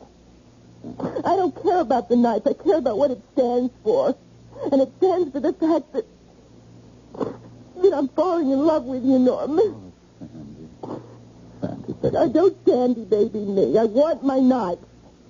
Now, where is it? What have you done with it? I threw it away, Sandy. Where? In the river, in the sand. Then it's gone. I'm afraid so, honey. Norman, how could you do this? Why did you do it? Well. Why? Oh, well, I guess you might as well know, but because of the dream. What, the dream about me? Yes. What in heaven's name can the dream have to do with knives? In the dream, you tried to kill me with a knife. I try to kill you? With a carving knife. Exactly like the knife I took and threw away. Long, gleaming, razor sharp. Are you telling me that I'm going to kill you? Stab you to death with a carving knife? Yes, that's what I'm afraid of, Sandy. It's why I've been throwing away the knives, the carving knives, that you somehow come up with again and again. You know something? You were out of your head. Just because that first prize is a carving knife is no reason. Monsieur Philippe. May I come in, Sandy? Yeah, of course. Thank you. Monsieur Meredith. Hello. Can I give you a drink? Oh, no, merci, no. I stay only a minute or two. The fact of the matter is I am somewhat embarrassed to be here. Embarrassed? Something has happened which I do not understand. This morning I presented you with a beautiful carving knife. First prize for your work in my cooking class. Yeah. Yes. Well, this afternoon, a man come to me. He had been fishing on the banks of the Seine, and his hook had caught on this. The knife. A carving knife. Oui, Monsieur Meredith. The knife I gave you, Sandy, as first prize. It is, that's what I say, a puzzle to me, an embarrassment, because the knife could have got into the river only one way. It must have been thrown there, and, well, alors, what I'm trying to say is if you do not want the knife... No, hey, Monsieur Meredith, he has fainted. Yeah. Is it something with knives? When I gave it to you this morning, it turned white, looked sick. And now, do knives bother him? Say what? They kill him, Monsieur Philippe. They kill him.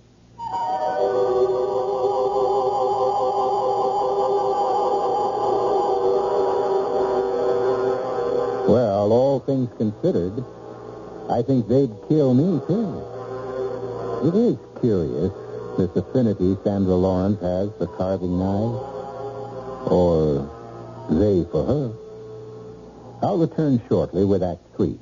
Hi, I'm Goldilocks. Miss Goldilocks, if you please. And I'm a professional taste tester.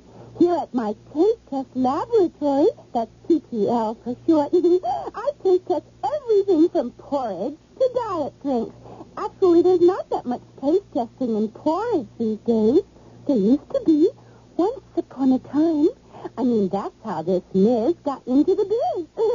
But lately it's been diet drinks. I mean, with so many diet drinks going sugar-free, I've been really busy conducting taste tests. A rather unbearable assignment, to be sure. But then I discovered sugar-free diet 7Up. Fresh, natural, delicious. My only problem is that sugar-free diet 7Up tastes so good that it broke my Goldilocks diet drink taste-o-meter. Well, sugar-free diet 7-Up certainly has my seal of approval. This one's just right. Here's a timely offer from your participating Culligan man. He will give you a big 34 by 64-inch terry cloth Hey Culligan Man beach towel A $6.50 value, absolutely free, just for letting him explain Culligan's soft water service in your house. He will show you how to pamper your family with refreshing bathing, lustrous shampoos, and spotless dishes. And your Culligan man offers 3 economical ways for you to enjoy unlimited soft water automatically. You have your choice of portable exchange service, the automatic rental plan, or outright purchase. Don't delay. Get all the interesting facts now. This offer is good while limited supplies last. So, whether you own or rent your home, call your Culligan man for your free beach towel featuring the famous Culligan man and Culligan gal cartoon characters in 3 bright colors yelling, Hey, Culligan man! 82 degrees at Midway Airport on WBBM Chicago.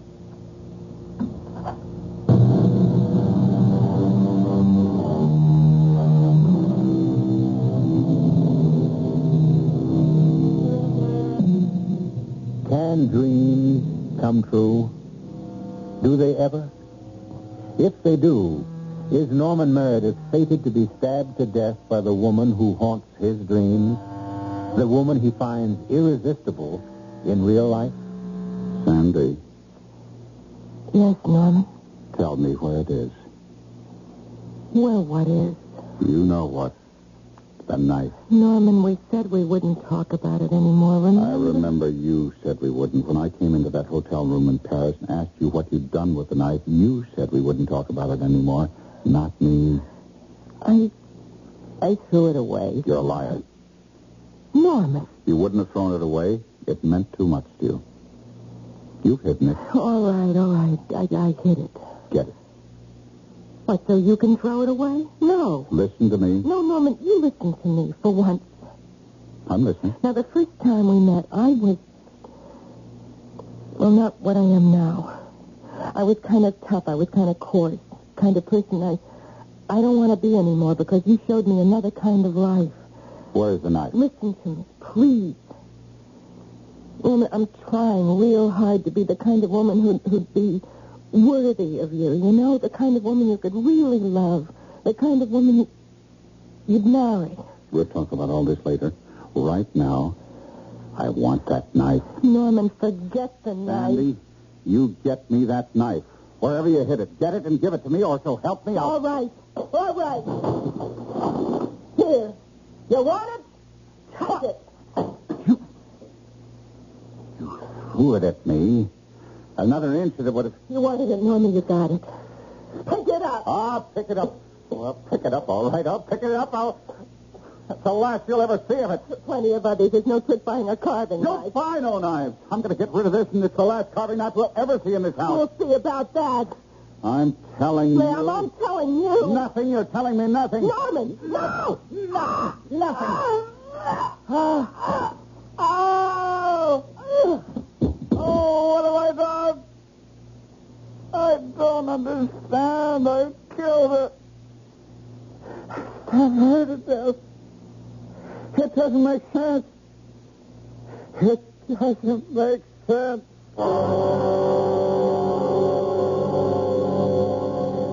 So, Agnes, all I can say is you were right. From the first, right. It was just an aberration or infatuation, maybe. I don't know. Anyway, it's over. Will you take me back? Of course, Norman. I never really let you go. But... Yes? Are you sure it's over? Done. Are you absolutely sure? Oh, yes. I left her this morning. I told her that everything was over between us. Everything. What did she say? Nothing. She must have said something. Nothing. Norman, darling. I'm sorry. No. Oh, you poor dear. You're worn out on the ragged edge. Done for. Through. No. Yes, sir. I've ruined our marriage. Our business. Now, that's nonsense. Never, Our marriage is... never be the same. You know it won't, Agnes. Oh, I did. Leaving you, running off with her. Well, you were caught up in something beyond your control. Too powerful for you to handle. But it is over now. Put it behind you. Begin again. I can't. It isn't the end for us, Norman. It is for her. What? It is the end for her. You mean Sandra Lawrence? Well, yes, in a way, I suppose it is. But her kind, she'll get by. She'll start living again. Don't say that. Darling, she will. It isn't all over for her either. It is. It is. I killed her, Agnes. What kind of nonsense are you talking? Norman, we're not going to talk anymore, not now. I've got to go out for an hour or two, but while I'm gone, I want you to rest. Now, lie down for a while. Will you do that? Yes. And, if you feel like a snack, ask Nora to fix something for you. Nora? Oh, I haven't had a chance to tell you we have a maid. Nora. Wonderful cook, too. So if you want something, just ask her. You'll find her in the kitchen. She loves it, so she practically hibernates there. What is it, dear? This isn't a dream, is it? That I'm home with you. I'm not dreaming, am I, Agnes? If you are, it's no nightmare, darling. Isn't it? Isn't it?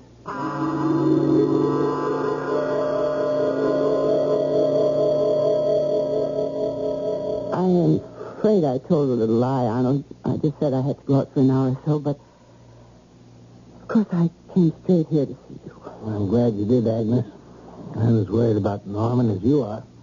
He talked about Sandra Lawrence as if he had killed her.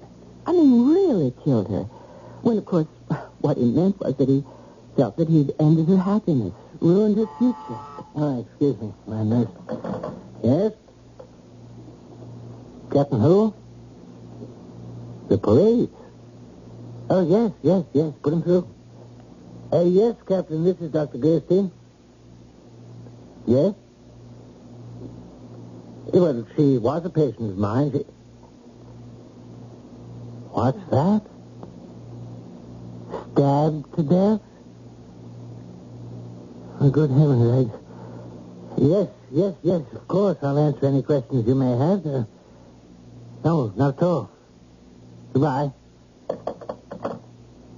Agnes, you said you left Norman at home? Yes. We'd better go there at once. Why? Arnold, what is it? That was the police. Sandra Lawrence was found this afternoon in her apartment, stabbed to death. Oh. Norman was telling the truth. He did kill her? It seems likely, Agnes. All too likely.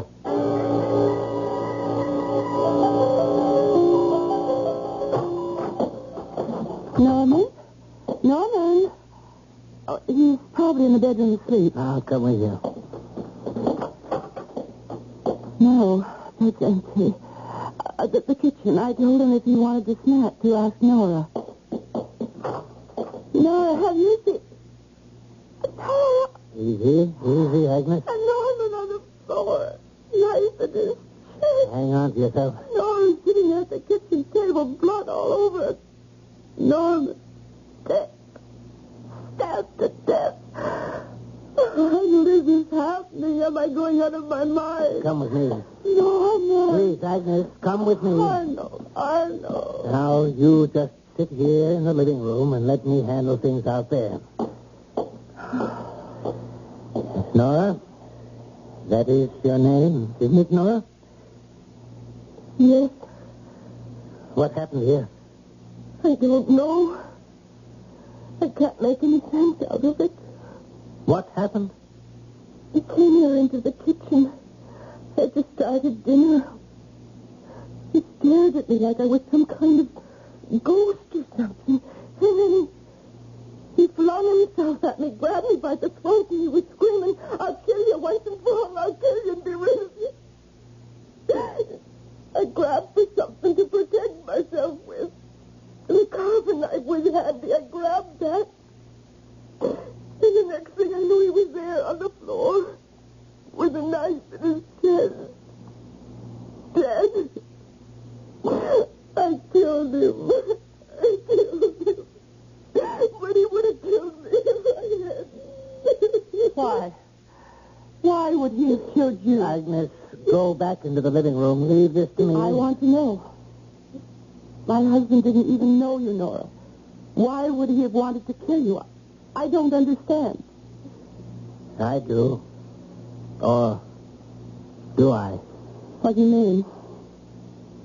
When did you hire Nora? Yesterday. Yesterday morning. According to the police, that's about the time Sandra Lawrence was murdered. Well, what of it?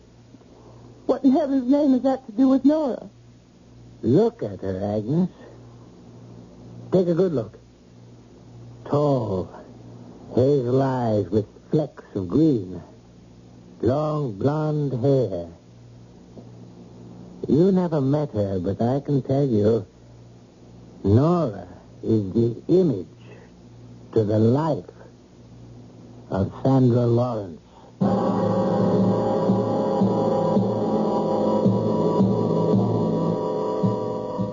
So, through one of those strange twists that fate so often takes, Norman Meredith's nightmare became reality, as he always knew it would. I'll be back shortly, just when you think you've passed away. You remember that.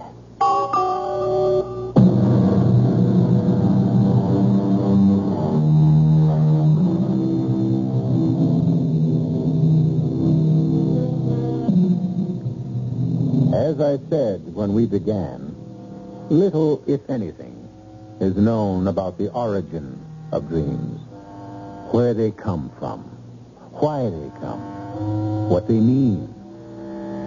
I can only wish, most sincerely, for all your dreams to be happy ones. But I doubt that they will. Our cast included Kevin McCarthy, Terry Keane, Grace Matthews, and Robert Dryden. The entire production was under the direction of Hyman Brown. Now, a preview of our next tale. You're mine, Clark. You gave me your ring. But I told you... Claude, you may play with other women. You may deceive other women. But no man in the history of the world has ever deceived me and lived. I am Venus. I am Aphrodite. But I only... Hundreds, thousands, numberless races of men on this planet have worshipped me under numberless names. And now, I choose you. You must leave this woman. Radio Mystery Theater was sponsored in part by new sugar-free diet 7-Up and Buick Motor Division. This is E.G. Marshall inviting you to return to our Mystery Theater for another adventure in the macabre. Until next time, pleasant dreams.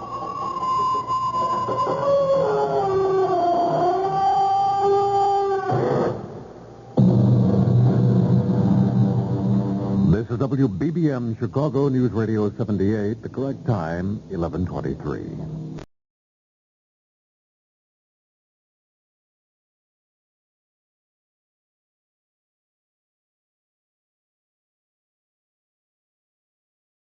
Now, Mystery Theater, brought to you in part by True Value Hardware, your store of first choice.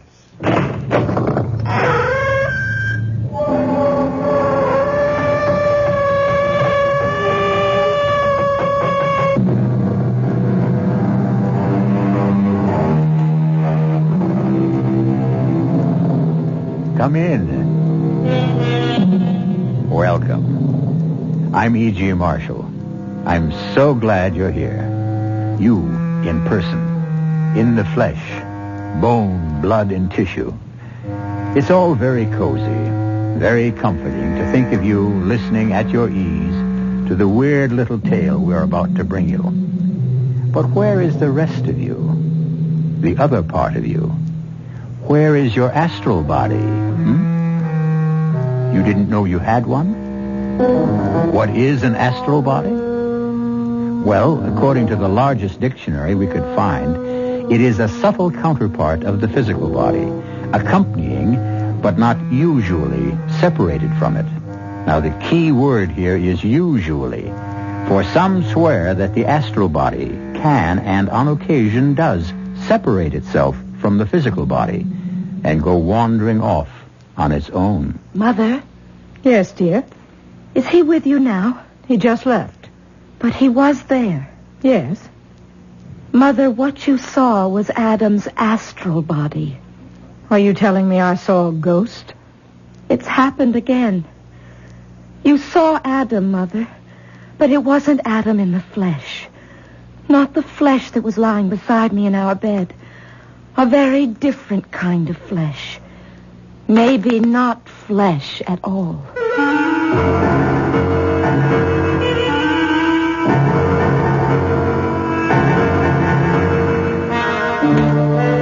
Our mystery drama, Adam's Astral Self, was written especially for the Mystery Theater by Elspeth Eric and stars Michael Wager and Jennifer Harmon.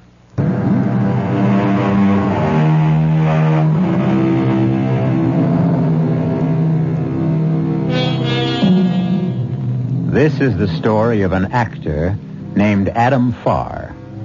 An actor is someone whose whole effort is to become someone else, all the while remaining out of necessity himself. The character he portrays or becomes is therefore a sort of second self, living for the moment within the actor's body. Any actor can pretend. Only a very great actor can become. The second self of a great actor has a power and a pliancy that is often quite incomprehensible, and Adam Farr was a very great actor. We bring you now an account of the many strange things that happened to him, or that he made happen to himself and to others. Oh, Adam. Oh, Adam, it's cold. We need another blanket. Would you get up and get one? I can't get to sleep. Adam? Adam, I'm freezing. Please get a... Adam? Adam, don't pretend with me. Please, Adam. Oh, Adam. Oh, dear.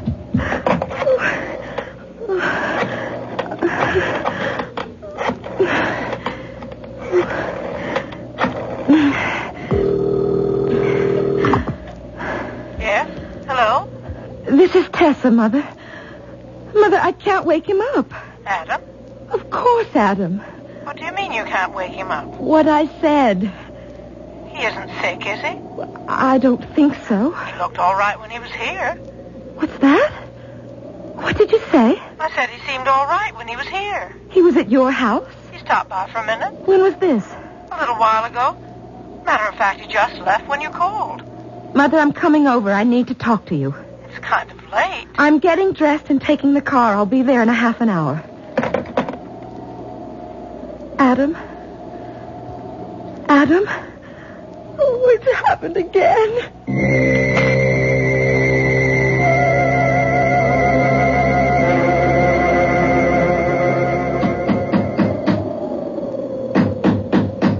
Just a second, Tessa. Come in, darling. Sorry to disturb you, Mother. It's all right. Give me your coat. I'll hang it up. Is it snowing? No, but it's about to. Come, sit down. I've got a fire going.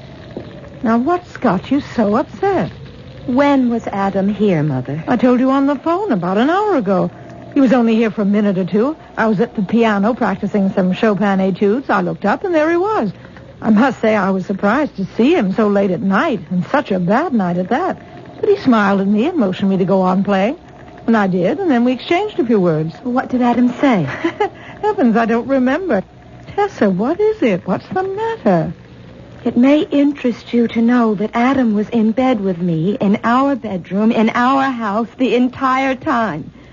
Since right after dinner, lying right beside me. You must have got up after you went to sleep. I didn't go to sleep. We had a late dinner, then I cued him in his lines for the new play, and then we went to bed. A little later, I felt cold. I couldn't get to sleep. It was so cold, and I asked him to get up and get an extra blanket to put over us. I couldn't rouse him, and that's when I called you. He was here. I saw him. What you saw, Mother, was Adam's astral body. Are you telling me I saw a ghost? You saw Adam, Mother, but it wasn't Adam in the flesh. Not the flesh that was lying beside me in our bed. A very different kind of flesh. Maybe not flesh at all. Anyway, that's how Adam explains it. Explains what? It's not the first time it's happened. Remember when he was doing that play about Napoleon? He went to Corsica to see where Napoleon was born. I don't remember Adam going to Corsica. He didn't go to Corsica. He was rehearsing the play. He projected himself to Corsica. Astrally. You mean he imagined himself in Corsica? He went to Corsica. How could he if he was here? By an act of his unconscious will. Well, that's what he says, anyway. Tessa, dear, Adam is an actor. A very great actor. He did a lot of research on Napoleon before he did that play. Maybe he imagined. Oh, that's what I thought when he told me that he'd been there. But after the play opened, I talked to one of the actors, a bit player, who was born in Corsica. His mother still lives there, and he said his mother had seen Adam in Corsica, crossing a little footbridge. She recognized him from all the films he'd made, and she asked if she might take his picture. You're not saying. I'm saying she did take his picture and sent it to her son, and he showed it to me. A picture of Adam standing on a little footbridge in Corsica. You recognized him? It really was Adam? It wasn't a very good picture, but it was Adam, all right. I showed it to him, and he said yes, he remembered the bridge and the woman, and having his picture taken, he said he was there. I said I didn't believe him. The man in the picture must have been his double, and he laughed and said, yes, it was his double, his etheric double. In other words, his astral body, a spirit body shaped just like his own physical body. The same size. A body that could detach itself and move about wherever he wanted it to go. I never told you about this because I didn't want to frighten you, but now It doesn't frighten me. It frightens me. I think it would be lovely to have an astral body and go floating about in it. Adam says everyone has an astral body. So I suppose anyone can go floating about in it if they've a mind to. Personally, I wonder if I could. Adam says that when people die, you can see the astral body hovering over the earthly one. But that's marvelous. Well, I'm glad you think so. Because I'm leaving him, Mother. I want you to stay with Jonathan until I find a place to live. You want to leave a wonderful man like Adam? Do you know he thinks he can fly? Really? Really fly? By himself? Well, he hasn't quite got the knack of it yet, but he says that because he hasn't learned to concentrate correctly. I used to think I could fly. Mother, will you do it? Come live at your house? Or let Jonathan come live here with you? I think it would be best if I came and stayed at your house. When were you planning to leave? Well, just as soon as I've told Adam.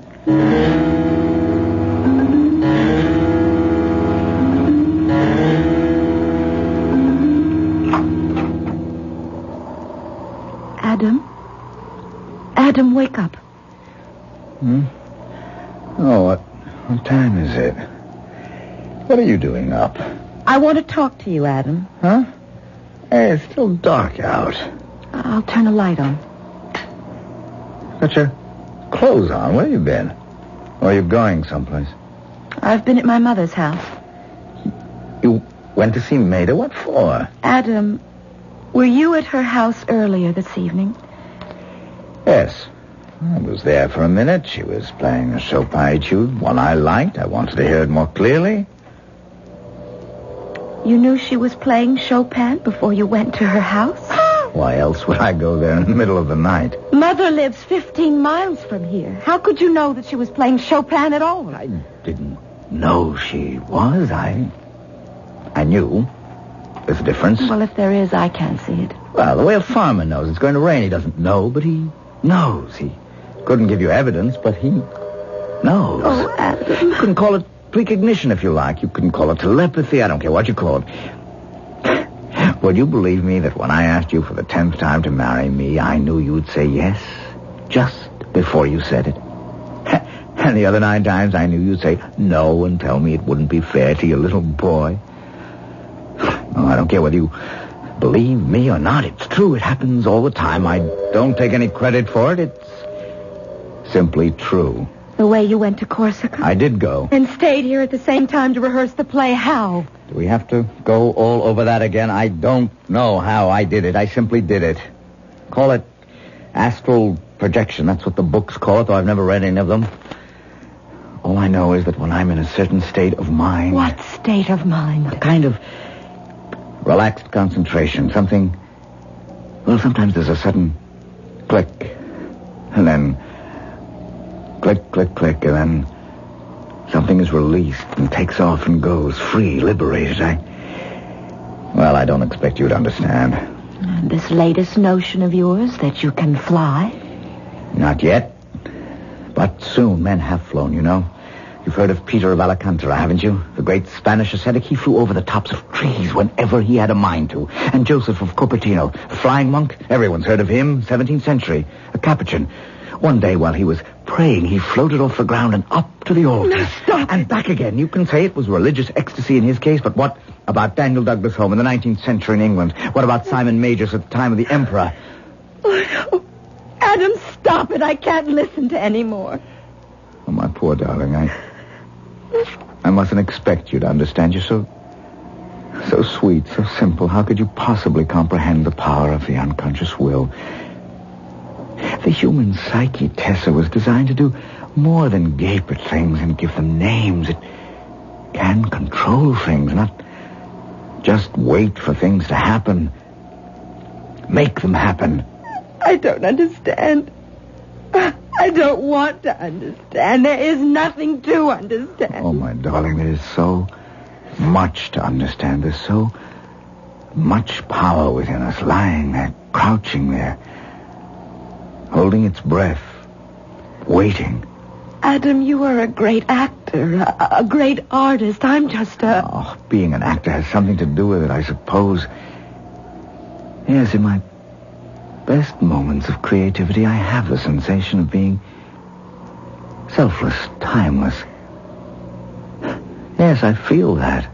But I don't feel that. On the other hand, it may have to do with my pineal gland. There's a little grayish-red thing attached to the third vertebra. They say it looks like an eye.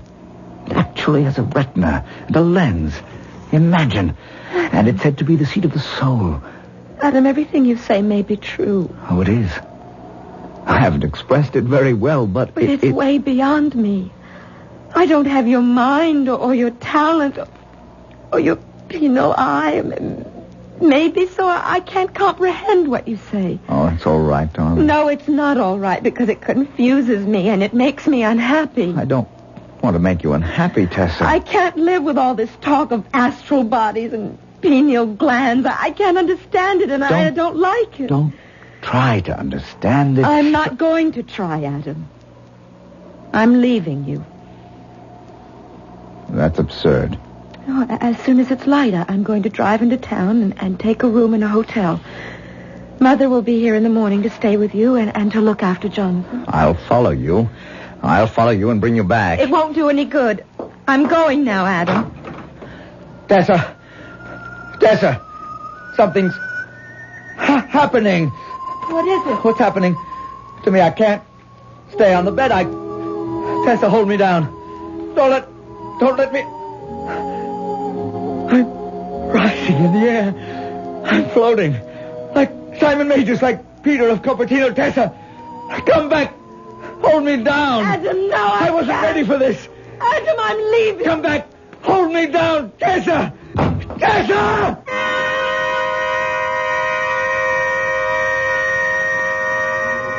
But Tessa has gone, and Adam continues to rise steadily from his bed. Perhaps it is better to fancify that one can defy gravity, if only one wanted to, than to discover that one is actually doing it when one doesn't much want to. We'll return shortly for Act Two.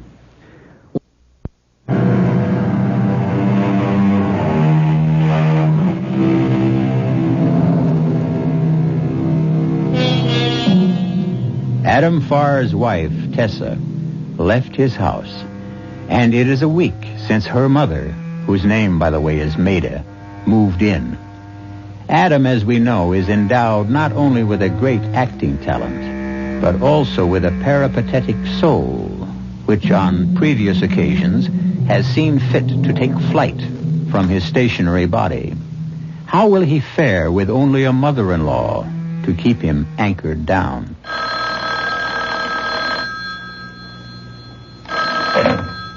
Mr. Farr's residence. Mother? Tessa, I thought you'd never call. Where are you? Well, that's what I called to tell you, but I don't want Adam to know. Well, Adam's upstairs. I hope he hasn't picked up the extension. He never does things like that. Are you all right? I'm fine. I'm in a motel about a mile out of town on Route 9. The Valley Motel, Cabin 6. Is it a nice place? Nice enough. There aren't very many people here. It's out of season, but it's okay. How's everything with you? Oh, all right. A little tense, maybe. Adam goes into rehearsal next week, you know. I know. That always makes him tense. But he's managed to stay in his physical body, if that's what you're worried about. Well, I wasn't worried exactly. I just wanted to be sure you were all right. And Jonathan, how's Jonathan? Jonathan's fine. Has he asked about me? I told him you went on a little trip for your health. Tessa, I'd better hang up. I think Adam's coming downstairs. Okay. Was that Tessa? Were you listening in on the bedroom phone? I wouldn't do a thing like that. That's what Tessa said. So it was Tessa. Well, yes, it was. Did she say anything about coming back? No. She's with a man, Maida. No, she's not. I saw her. You couldn't have seen her. You don't even know where she is. In my mind, I saw her with a man. Well, your mind is mistaken. It never is. Maida, I need her back. I go into rehearsal next week. She knows that. Maybe she's forgotten. No, she hasn't. Did she say something about it on the phone? No, but I did. You do realize how important it is to have her back with me before rehearsals start, don't you, Maida? I suppose I do. It's vital, vital. Well, maybe. Maida, do you feel well? Me? I feel fine. You don't look well. You look as though you're coming down with something. Well, I'm not. It must be this terrible weather we're having. I don't mind it. Drafty old house. This is a nice house. God bless you. I've always liked this house. You're catching a cold. I'm not. Adam, what are you trying to do? Don't you see, if you were to get sick, not seriously sick, just a little sick, Tessa would come back. Please, Maida. You want me to catch a cold just to bring Tessa back to you? If only you would, please, Maida. Don't you? Well, I won't. See? It's gone already. I'm fine. Adam, did you give me that cold? I mean, did you wish it on me? I was thinking how nice it would be. Just a little cold, Maida, nothing serious, just a sniffle or two.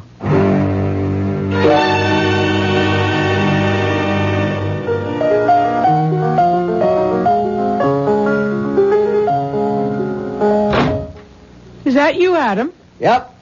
Run upstairs, Jonathan. Get ready for dinner. Oh, go on playing, mate. It sounded beautiful. I've been playing all afternoon. I'm tired. Where have you been? Oh, Jonathan and I were playing. Playing what? Well, we tobogganed for a while. Looks to me like you did a little skiing. Well, I went down a couple of slopes. Not Jonathan, though. He doesn't know how to ski. You didn't offer to teach him, I hope. He doesn't even own a pair of skis. And he's not going to for a while yet. Well, I sort of promised him. You're not to promise him any such thing. Maiday's going to want them. He's never wanted them before. Adam, did you try to talk him into learning how to ski? Did you? He is old enough. Did you let him use your skis? No. If you did...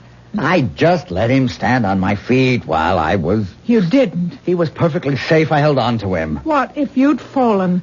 Jonathan could have broken an arm or a leg. He could have been Oh, killed. not killed, mate. I'm a good skier. Oh, just a broken bone or two. Is that your idea? At his age, it wouldn't have been serious. And a cold at my age wouldn't be serious either. Well, no. But either one would serve to bring Tessa home. Is that it? Made a rehearsal start next week. You're impossible. Absolutely impossible. Oh, what have I done? I haven't done anything. Did you tell Jonathan to take a hot bath when you brought him home? Is he supposed to take a hot bath? Jonathan, you're to take off those wet clothes and get into a hot bath. You hear? I didn't do anything.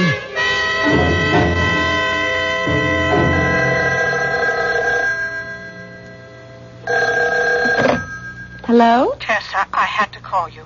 Yes, Mother. I don't know if I should tell you this, but your fool husband has some sort of idea that if I got sick, you'd come home. Are you sick? No, I'm not sick. Adam tried to give me a cold, but I caught on right away and put a stop to it. Well, Mother, if you're sick, I'm not sick. I'm not sick. Now, if you just listen. Adam thinks that if I got a little cold or something, or if Jonathan were to break an arm or a leg, you'd come home. Well, I would. That's why I'm calling you. I'm not sick, and Jonathan is perfectly fine, and we're both going to stay that way. So you're not to worry, you hear me? Not to worry. Oh, I hear him coming downstairs now, so I'll hang up. Goodbye. Bye, Mother. Oh, for goodness sake. Your mother, huh? Yes. No trouble, I hope. Well, she just called up to tell me everything's fine. Oh. That was very nice of her. Well, yes, it was. You look worried. You want to tell me about it? I know we only met last night, but I feel I've known you for years. It's my husband. He goes into rehearsal next week, and he's always a little, difficult just before he goes into rehearsal. He's a marvelous actor. Yes, he is. I remember him in that play about Napoleon. The Man from Corsica. Yes, I saw it twice. Then he made the movie. I saw that 3 times. And all his other plays and all his pictures. Oh, my, what an actor. Yes, what an actor. It must be fascinating to live with a man like that. Fascinating? Well, what a personality. Wow. Yes, wow. Makes me wonder how you can stand spending time with somebody like me. I mean, what's the percentage? Why, Philip, you're a very nice man. Very, very nice. Oh, yes, perhaps, but, next to your husband. Why do you have to say next to my husband? Next to anybody? Why can't you be all by yourself? You're good enough. Oh, I don't know if I'd go that far. I would, anytime. Speaking of next to your husband, you know, I was there last night. What? You were there? Yes, standing right next to him. In my dream. I had a dream about him. Of course, I recognized him right away from his movies and all, but I must say I never thought I'd meet him. Not even in a dream. What happened in the dream? Did he give you his autograph or what? No, nothing like that. Not much of anything happened. I was right here in this room, or maybe it was in my own room. These motel rooms all look alike, and I turned around and there he was. Oh, I was so impressed. Even in my sleep, I was so impressed I couldn't get my mouth open to say anything. I just looked at him. And he looked back at me and... oh, boy. Did he look sad. Sad? Yes. Sort of shook his head like he couldn't stand it, or he was sorry for me or something. He was so sad. Philip, then what happened? I woke up. Huh. Crazy kind of a dream to have, wasn't it? I must be nuts.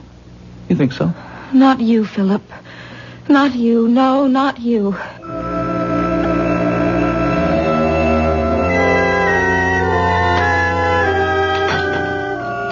Bring your coffee into the living room, Adam. There's a fire going.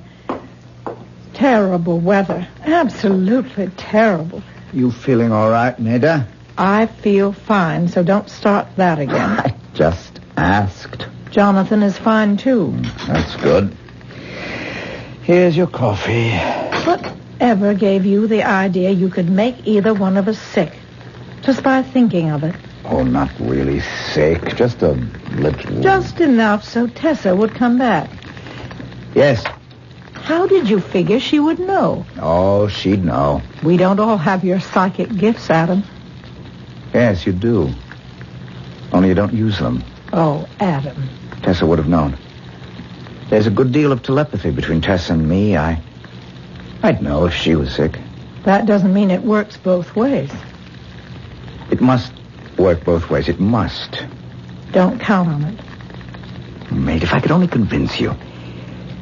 There's a huge reservoir of feeling in us all. And that feeling is full of power and resources, cleverness, inspiration. Every man and woman alive possesses it, not just geniuses and mystics and philosophers. Everyone has it. The meanest of us. But most of us won't use it. We let it lie dormant while we coast down the slide of our humdrum days toward the grave. You may have it, Adam. You are, after all, a very great actor. I don't act by myself. I don't act for myself. I act in front of people, for people, and they react. Something profound in me is rousing something profound in them. The thing that's in me is calling to the same thing in them. Oh, what's the use? You don't want to understand. It's all so futile and so tiring. Adam, I may as well tell you. I phoned Tessa and told her. Told her what? Your little plot to make me come down with something, or Jonathan. I felt she should know. That's all right. You thought you were doing the right thing. I'm glad you're not angry. Doesn't make any difference. It's perfectly clear my powers are failing anyway. If they weren't, you'd have got sick, or Jonathan would have had a little accident, and Tessa would have come home, no matter what you did or didn't do. You mean you're beginning to lose faith in yourself? I guess I am. You don't think any more that you can fly? Tessa would only come home. Well, she won't. She'll never come home, and I'm lost. Adam, what's the matter? I don't feel well. What is it? I don't feel at all well. Adam, why, you have a fever. Your head is hot. I'm sick. I'm burning up. I'm going to call the doctor. No. Mater, come back here. I don't want a doctor. But you need I don't need anything. I'm sick. I have a fever. I think it's a very high fever. Yes, I am sick. I'm very sick. And now my wife will come home.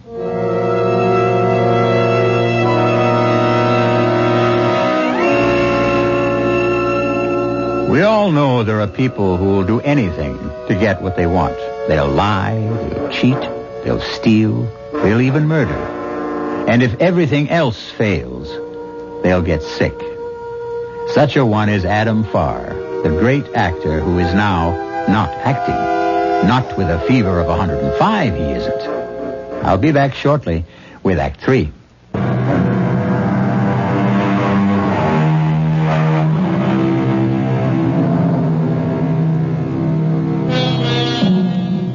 After unsuccessful attempts to confer telepathically a small ailment on his mother-in-law and a minor injury on his stepson in order to bring his wife home, Adam Farr, actor extraordinary, has now come down with a raging fever, which we assume he conferred upon himself. Where there's a will, there's a way. And Adam Farr has a very powerful will. Do try to lie still, Adam. I want to change the compresses. Rehearsals. Next week, rehearsals. I start rehearsals. If you don't let me take care of you, there won't be any rehearsals, so please lie still. Tessa, I need you. Tessa, come home to me. Tessa. I'm dying. Adam, let me call a doctor. Not yet. Not till Tessa comes home.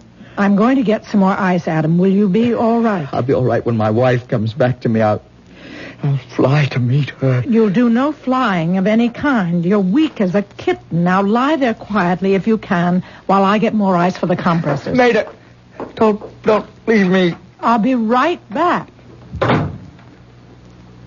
I think she's coming home. Tessa, are you coming home? Yes. Yes, you are on the way. You're driving along the road to our house. Oh, drive carefully, my precious. A little faster. But carefully, my love, carefully, yes. Yes, that's it. The turn is up ahead. You haven't forgotten it, have you? That's it, now. Up the driveway between the rows of fir trees that we planted ourselves. Now, slow down for that last curve. Now, stop. You are here. I knew you'd come. Oh, I knew it, my love. I'll fly to meet you. This is the moment for me to fly. Wait for me, my love. Out of bed. Over to the window. Wait. Lord, how weak I am, but it won't be easy to fly. Float through the window, straight down to you. You're getting out of the car now. Yes. The window's closed. Wait, my darling, I've only got to open it. Why does it... Oh! And I've... Locked? No. There it is. I think I've got it. There. A little more. And I'll fly out the window and down to you a little bit more. Oh, Tessa. Tessa, I couldn't quite manage it. I had the eye... Adam, you got out of bed. Are you all right? Yes, all right. Whatever possessed you? Answer the door, Maida. Let me help you up. Leave me here and go answer the door. What? There is someone at the door. No, there is not. Tessa. Tessa's at the door. Go let her in.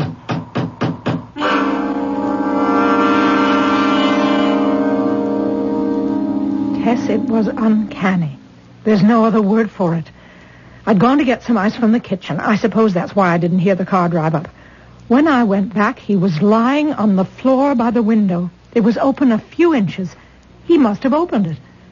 Heaven knows what he was trying to do. Whatever it was, the effort was too much for him, and he collapsed. I tried to get him back into bed, but he said never mind to answer the door. I thought, well, now he's really delirious because there wasn't a sound. He said there's someone at the door. I said, no, there's no one. He said Tessa's come home. And then we heard the door knocker. Oh, Mother. We both know by now Adam's a very strange man. You know I told you on the phone he wanted me to develop a cold or Jonathan to have a little accident just to bring you home. Well, it never occurred to me he'd make himself sick, but he did. And look, it brought you home. I suppose we should go up and see how he is. Yes, we should. I left him lying on the floor. He seemed perfectly lucid and very calm. I was the one who was frantic when I heard the knock at the door. Well, now you've got some idea what it's like living with a man like Adam. Yes, I have. Well, he got himself back in bed anyway. That's good. Adam? He's sleeping. It's the first time he's slept since he took sick. Adam? Adam? It's Tessa. I'm here. Adam? What's the matter with him? It's like the other times. You mean... His astral body is gone someplace else. Gone? Where? Heaven only knows.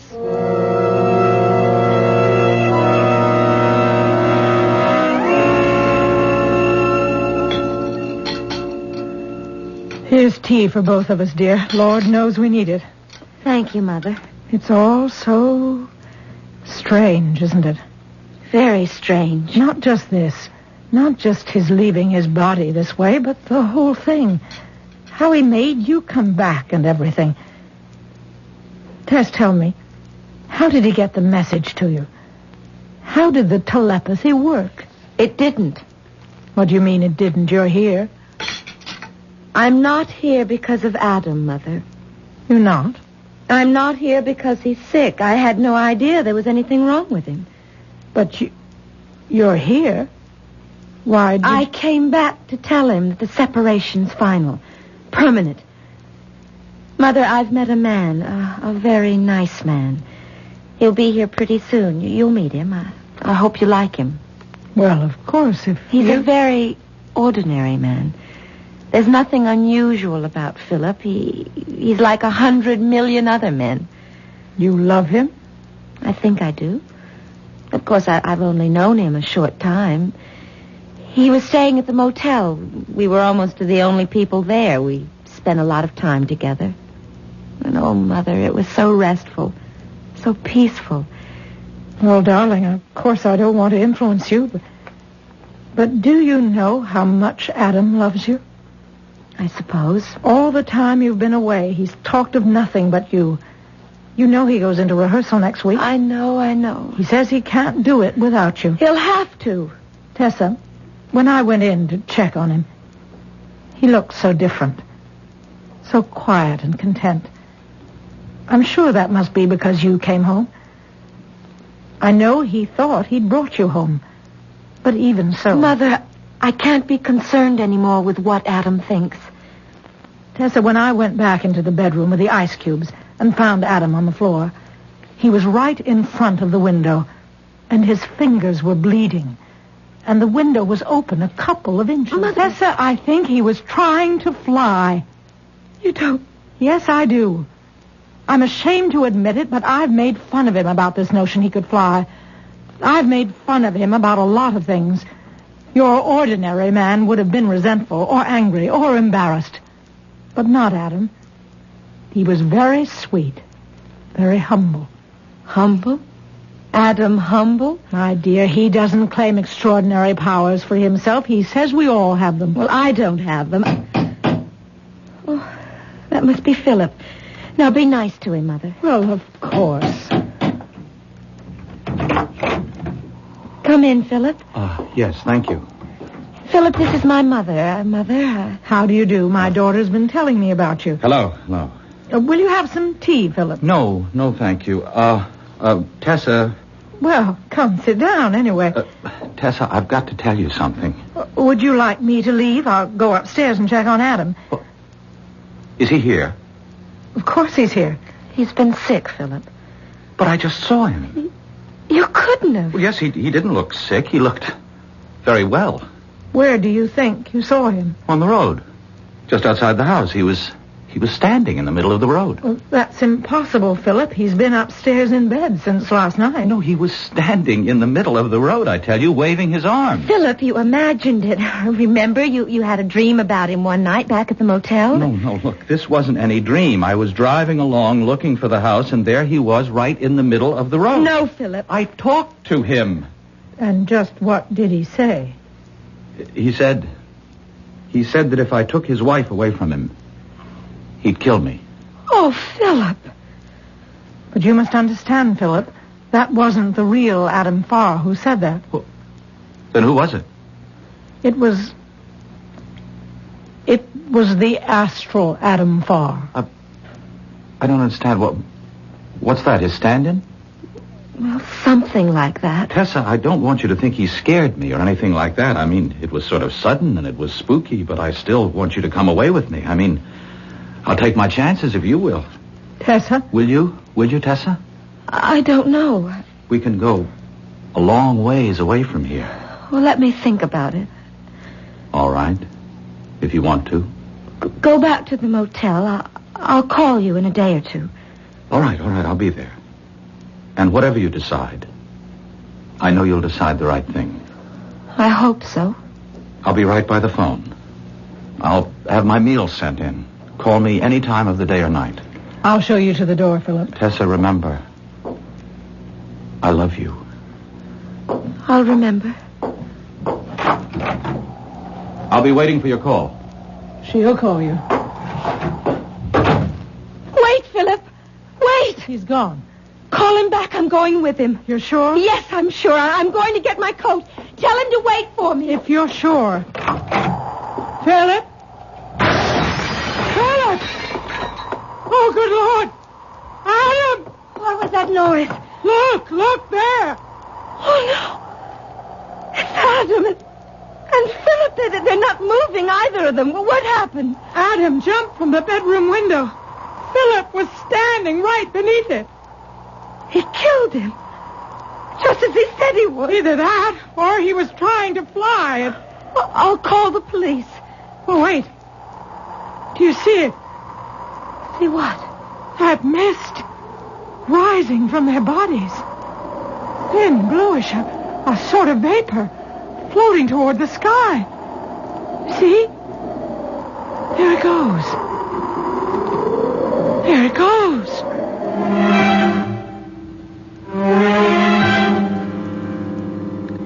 A spirit of the same size and shape as the physical body, which can detach itself and move about in space and time. In the last moment of life, it detaches itself in the form of a thin bluish vapor and moves upward.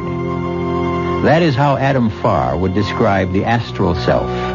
And for all I know, he's perfectly right. Anyway, it's pleasant to think so. I'll be back shortly.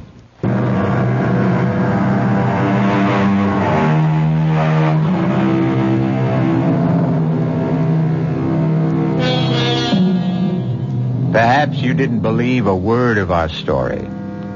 I wouldn't blame you. I'm not 100% positive I believe it myself. On the other hand, I'm not 100% positive I didn't believe it either. We are, after all, dealing here with the human soul. And when it comes to the human soul, I'm ready to believe anything. Or, on the other hand, nothing. Our cast included Michael Wager, Jennifer Harmon, Jacqueline Brooks, and William Redfield. The entire production was under the direction of Hyman Brown. This is E.G. Marshall inviting you to return to our Mystery Theater for another adventure in the macabre. Until next time, pleasant dreams.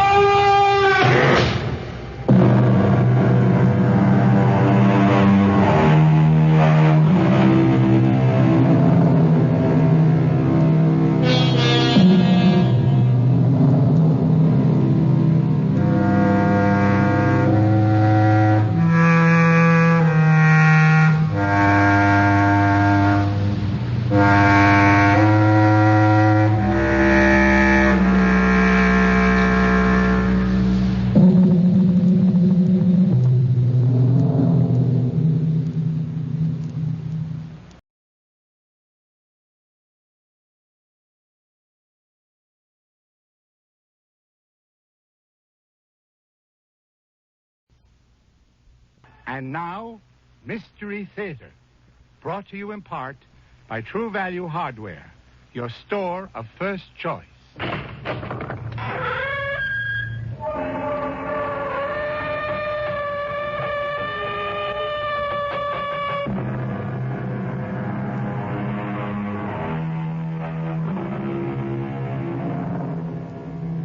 Come in.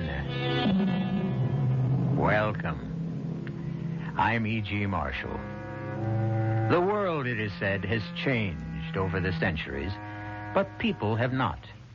Perhaps this is because all too often the human heart is more intent on seeking its own pleasure, satisfying its own selfish needs, than giving thought to others. But there is innocence, too, and love, and selflessness. And it is the interplay of these good and evil forces that form the warp and woof of the strange and horrifying tale I bring you now. Listen. Oh, Murray, I tell you it was Chris. I talked to him. Chris is alive. Andrea, Chris is dead. No, whoever is buried in that grave, it isn't Chris.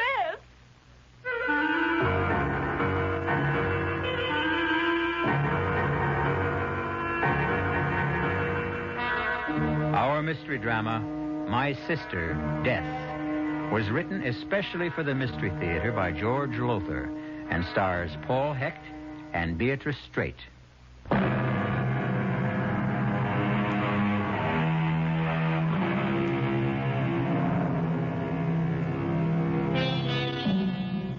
Come with me now to a cemetery near New York City. It is late afternoon, an afternoon of gloom and drizzle and cold, damp fog. Two women, half shrouded in the fog, walk amongst headstones that rise like white bones in the gray of the afternoon. They are sisters, these two, Andrea and Sybil Carter, and they are walking toward a certain grave. Really, Andrea, it seems to me we could have skipped visiting Chris's grave today. You needn't have come if you didn't want to, Sybil. When we buried our brother 2 weeks ago, I vowed to visit him every day. That's what I'm doing. But you can't go on doing this the rest of your life. Even Murray has asked you to be reasonable about it. Yes, come once a week, he says, or once a month. Well, you know what that would lead to. Coming not at all. No. I love Chris more than anyone else in the world, and I'm... Who's that? What? Someone. A man standing beside Chris's grave. Can just make him out in the fog. I don't see... Oh, yes. A man standing with his head bent as if he were praying. He's raising his head. He's turning towards us. Sybil. Oh, Sybil, my God. My God, it's Chris. Oh, Andrea, don't be silly. It couldn't possibly be. It is. I tell you, it's Chris. It's Chris. Andrea!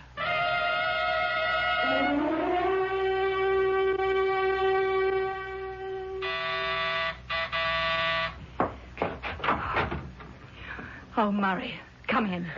Sorry, I couldn't come the minute I got your call, Sybil. Oh, that's all right, Murray. I know how busy your law practice keeps you. Your estate, you mean, yours and Andrea's. Chris's death has raised all sorts of tax problems. I'm afraid his death has raised more problems than that. Yeah? Yeah, what is this all about? I told you on the phone. You didn't really tell me what I thought I heard. Andrea is convinced she saw Chris. Saw him today in the cemetery, standing beside his own grave. Oh, come on, Sybil. What kind of nonsense is... Murray, please. I'm telling you the truth. Where is Andrea? In her bedroom, sleeping. Dr. Swanson gave her a strong sedative. Murray, she was in such a state, so hysterical. Look, let me get this straight. You and she went to Chris's grave this afternoon? Yes. We were walking toward the grave when we noticed a man standing beside it. And there was a man? Oh, yes. I saw him, too. He was standing beside the grave with his head bent, as if he was saying a prayer or meditating or something. I had just said I wondered who he could be when he raised his head and turned towards us. Huh. That was when Andrea started to scream, "It's Chris, it's Chris." And then she just fainted. Went out cold. Who was the man? I don't know. Well, what do you mean you don't know? You didn't see his face? You didn't talk to him? It was a foggy day, Murray. It's been foggy all day, and out there at the cemetery it was very foggy. I could barely see his face. And so if it comes to that, neither could Andrea. Wow, this is the strangest thing I've ever... Tell me, has Andrea had any other brainstorms like this one? Well, has she? Well, Murray, Now, look, sweetie, I'm your attorney, yours and Andrea's. If something not quite right is happening, you can tell me. In fact, you'd better tell me. Oh, Murray. You're more than just our lawyer. You know that.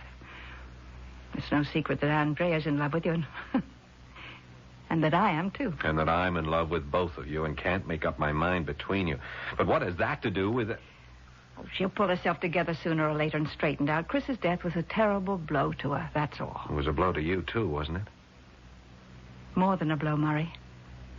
A puzzle. I still can't figure out how he could have fallen over a railing nearly chest high. 18 stories to the street below. Frankly, I keep wondering about that, too. But about Andrea now. Murray, the truth is she's been acting very strangely. What do you mean, strangely? Well, imagining things. Like Chris this afternoon, and, well, a few days we went shopping downtown, and I took the Bentley. When we went back to the parking lot to get it, Andrea looked shocked when the attendant brought it around. Why shocked? Well, she swore up and down that we'd driven into town in the Jaguar. That's crazy. Murray, please don't say that. Don't even use that word. Something even stranger happened last night. What? Well, we'd had dinner here in the apartment. And Andrea said she was going to walk down to the corner to mail a letter and get a breath of fresh air. I stayed at the table having another cup of coffee. Well, when she came back from mailing the letter... You couldn't have gotten much fresh air in that short a time. Fresh air? What are you talking about? What is all this? What's all what? Well, the table. The food, the dirty dishes. What do you think it is? I'm asking you. What is this? Oh, it's what's usually left after two people have had dinner. What two people? Oh, Andrea, come on now. Will you answer me? What do you want me to say? We had dinner. You went out to mail a letter and get a breath of... Andrea, what's the matter? We did not have dinner here. We didn't? We had it at Delahanty's. See, just like we used the Jag instead of the Bentley the other day. Now, what kind of a crack is that? No crack. Andrea, no crack. All I'm saying is you're imagining things again. I did not imagine the Jaguar. I am not imagining this. You and I had dinner at Delahanty's, not here. In that case, Andrea, where have you just come from? Come from? You went out to mail a letter and get a breath of fresh air. You said you just came back. You just now walked through the door. If that doesn't prove... You're forgetting the earring. Earring? What earring? Here, look. You can see for yourself I've only got one earring on. Well, you must have dropped it when you... That's exactly what I said less than 15 minutes ago. When we got home from Delahanty's and were getting out of the car, I said, Sib, I've lost an earring. One that's from that jade pair that Murray gave me for my birthday. I said I wanted to search the car. And that's what I've been doing. I haven't been out mailing any letters. I've been searching in the car for that jade earring. Damn it, Sybil. Don't look at me as if I've lost my senses. You know, I'm beginning to be afraid you have. I tell you, Sybil. If we had dinner at Delahanty's, what is all this food and these plates and everything else doing on this table? I don't know. Well, darling, I do. We had dinner here. No. I'm certain we couldn't have. What are you going to do? I'm going to call Delahanty. He saw us there tonight. He came over to our table and chatted with us. We'll soon see whether we dined there or we didn't. Andrea, dear, please. You're simply going to embarrass yourself. Delahanty's. Del, is that you? Yes, who's this? Andrea Carter, Del. Nice to hear from you, Miss Carter. Calling for a reservation? What? We're pretty full up, Miss Carter, but I'm sure I can arrange something if Del. Yeah? Del, my sister and I, didn't we have dinner at your place tonight? You put me on, Miss Carter? We didn't dine there tonight?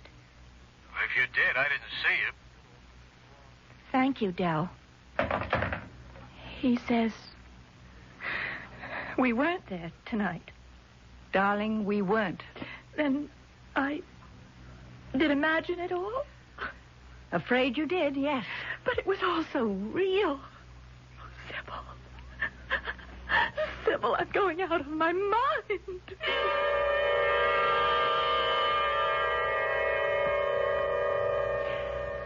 And I had a real rough time with her then, too. Believe me, Murray. She was simply beside herself. Yeah.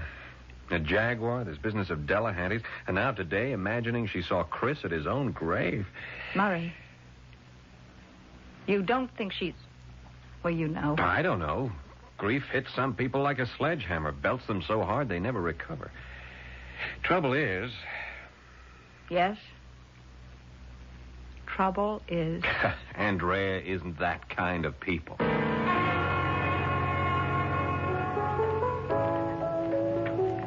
Well, Mr. Redmond. Hello, Del. Nice to have a future New York DA at my bar again. That'll be the day. That I make a district attorney, I mean. Me? I'd bet on it. Drink okay? Perfect. Long time no see. You've been busy, I guess, eh? Very. You too. I see Delahanty's is just as crowded as ever. I got no complaints. Carriage trade mostly. People that wouldn't go anywhere else but Delahanty's to dine and dance or just have a drink at a bar. Or gamble. How is that? Gambling does go on in the back room, doesn't it? Where'd you get an idea like that, Mr. Redmond? Oh, I have ways. If I'm going to help you win your bet and become DA someday, I got to keep on top of things, wouldn't you say, Del? Yeah. Well, nice having you with us again, Mr. Redmond. Hope to see more of you. Yeah. Before you go, Del. Yeah? A friend of mine, a lady friend, mentioned she thought she'd lost an earring here one night. An earring? Yeah, a jade earring. Would you know something about it, maybe? No, but we keep a lost and found box right behind the bar. Eddie, give me the lost and found box, will you? If it was lost here, Mr. Redmond, and we picked it up, it's sure to be... Well, thanks, Eddie. There we are. I see. Gold cigarette lighter. Look at them rings dames. Leave them in the powder room. Money clip. Oh, here. An earring. This what you're looking for, Mr. Redmond? Yeah. Yeah, this is exactly what I'm looking for, Del. Well, hey, that look on your face. You look like you found a lot more than an earring. I have, Del. I have.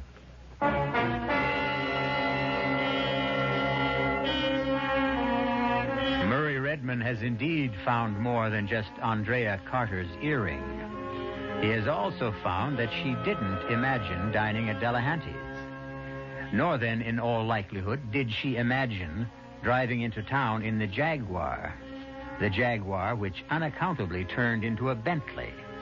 But as for imagining or not imagining her dead brother standing beside his own grave, well, we'll get closer to the answer to that when I return in a few moments with Act Two.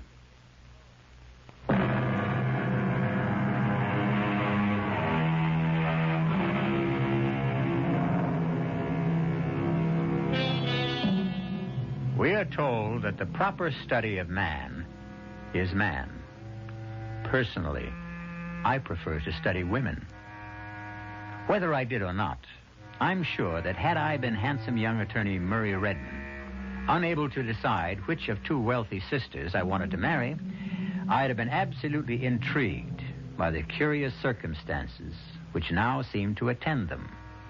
I'm not sure, however, that I'd have adopted Murray's direct approach.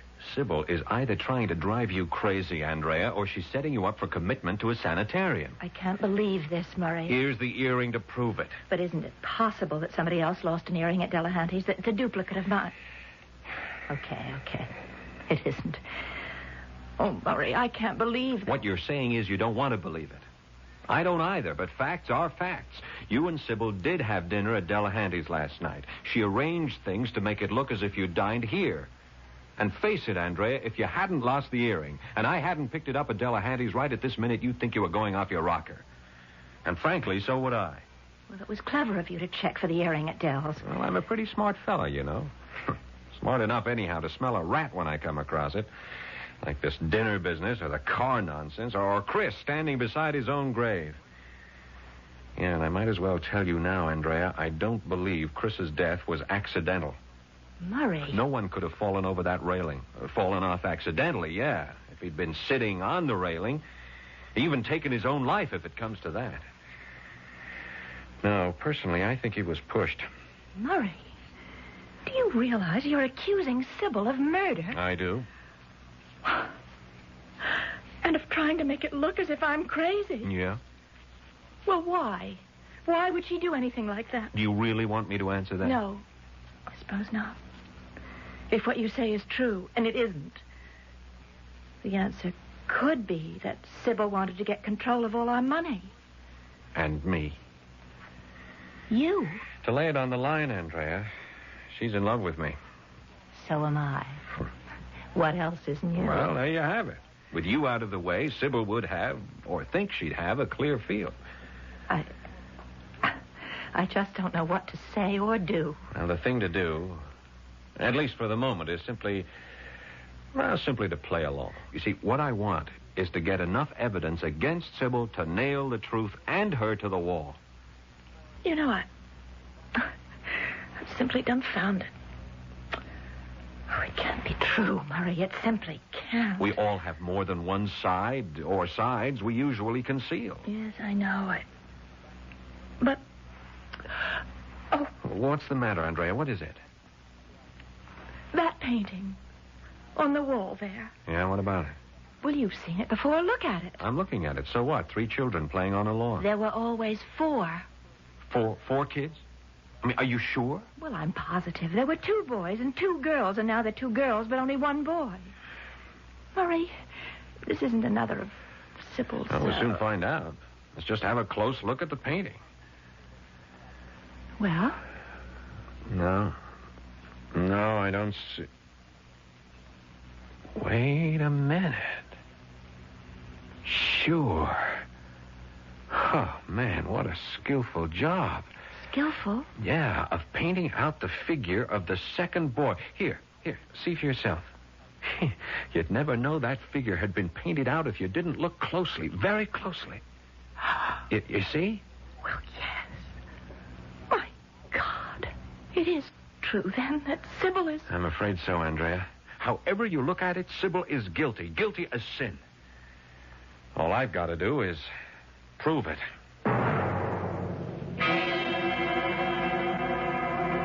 You get the hell out of my office, Redmond, or I'll throw you out. Cool it, Del. Just cool it. Cool it?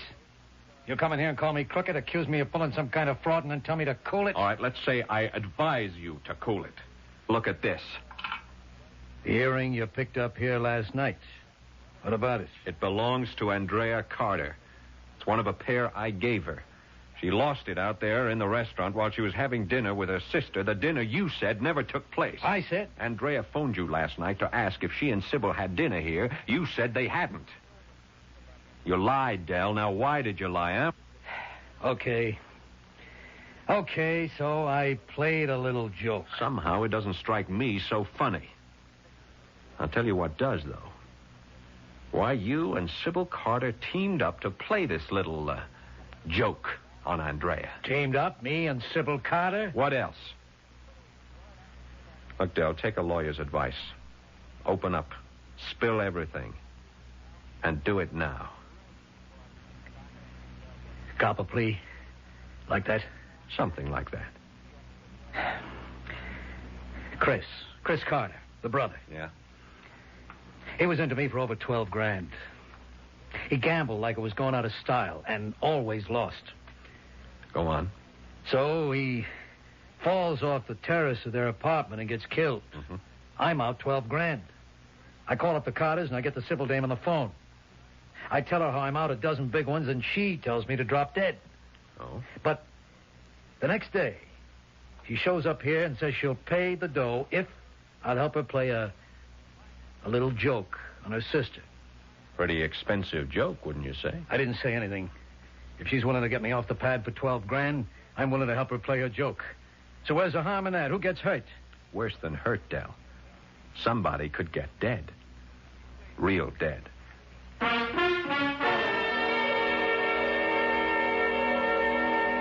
Del broke down and told her the whole story. Just like that? It surprised even me. I guess he's not as tough as he looks, or acts. Fact is, though, that earring of yours stopped him cold. I had him dead to rights, and he knew it. Murray. Yeah? I want to face Sybil with this. Face her right now. She's bound to try another trick, and probably soon. Mm-hmm. And that could be the one that hangs her. If it weren't for you. Oh, Murray. I'd be out of my mind. I'd be stark raving mad this minute. No, you wouldn't. No, you're too level-headed for that. Well, forewarned is forearmed. You know what Sybil's up to. We both do. So she can't win, Andrea. Murray, when this is over, let's get married.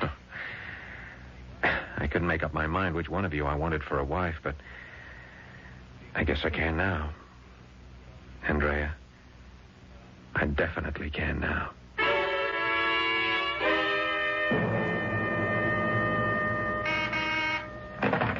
Yeah. Oh, of course, Marcia. Send her in. Oh, come in, Sybil. Come in. I know I'm interrupting you. It's something important. You are, but you're worth it. Here, sit down. Thank you. How's Andrea? She's my reason for being here, Murray. Well, what do you want to tell me? Murray, I'm worried about Andrea, terribly worried. You mean her nervous attacks? But they're more than that, I'm afraid. What you call nervous attacks seem more like delusions to me. I'm beginning to think that she is on the verge of insanity. Has something else happened? Yes. There's a picture on the wall of the living room. A painting of 3 children playing on a lawn. Yeah? Andrea swears that there were 4 children in the picture, not just 3. Or were there? 4 children in the picture, I mean. Well, of course not. There were always 3. Well, yes. You don't sound too sure. What I'm trying to say is, well, I couldn't swear in a court of law that there were always 3 children in the painting. Well, you know how we look at things after a while without really seeing them. What I am saying is that if there are 3 children in the painting now, then there must have always been 3, not 4. Makes sense. Which Andrea's saying that there were 4 doesn't. That, combined with everything else that's happened since Chris died, has got me worried. It's something to worry about. So what I came to ask you, do you think I ought to get her to consult a psychiatrist? Might be a good idea. Would there be any danger in it? Danger? Well, I mean, if she went to a psychiatrist and he discovered that she was seriously ill, I mean, really insane, would she be committed or something like that? Well, it depends.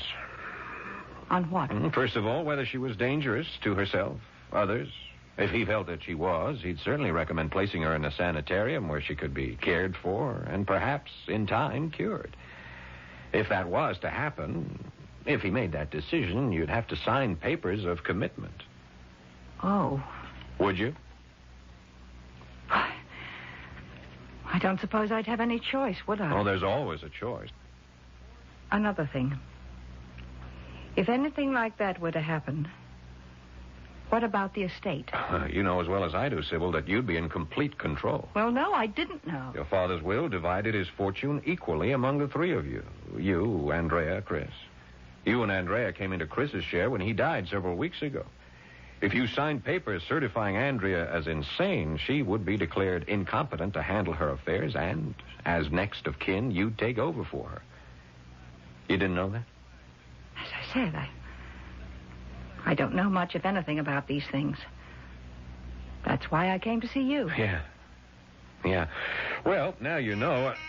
Sorry, excuse me, Sybil. Yes, Marcia. Oh, yeah, put her through. Murray, come quickly, please. Andrea, what is it? Murray, we're wrong. All wrong. It isn't Sybil. She's not playing tricks. Murray, I am going out of my mind. What happened? I can't talk. Murray. Yeah. Please, God. Andrea, where are you? Okay, I'm on my way.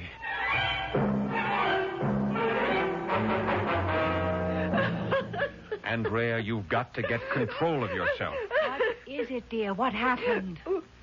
I went to the cemetery to visit Chris's grave. Yeah, I know that. A man was standing beside the grave like the other day, Sybil. Yes, dear, yes. And like the other day,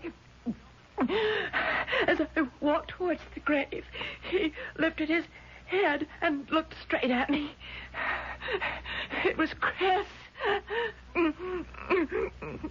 Honey, the man we saw the other day wasn't Chris. And neither was this one. It was Chris. The way you sound, you sound as if you actually believe. I do believe it was Chris. He talked to me. He what? He said, as I came towards him, he held out his arms to me and he said, "Hi, sis. Thanks for coming." And it was his voice? His voice. His face. Oh, Murray, I tell you, it was Chris. It was Chris. To the life.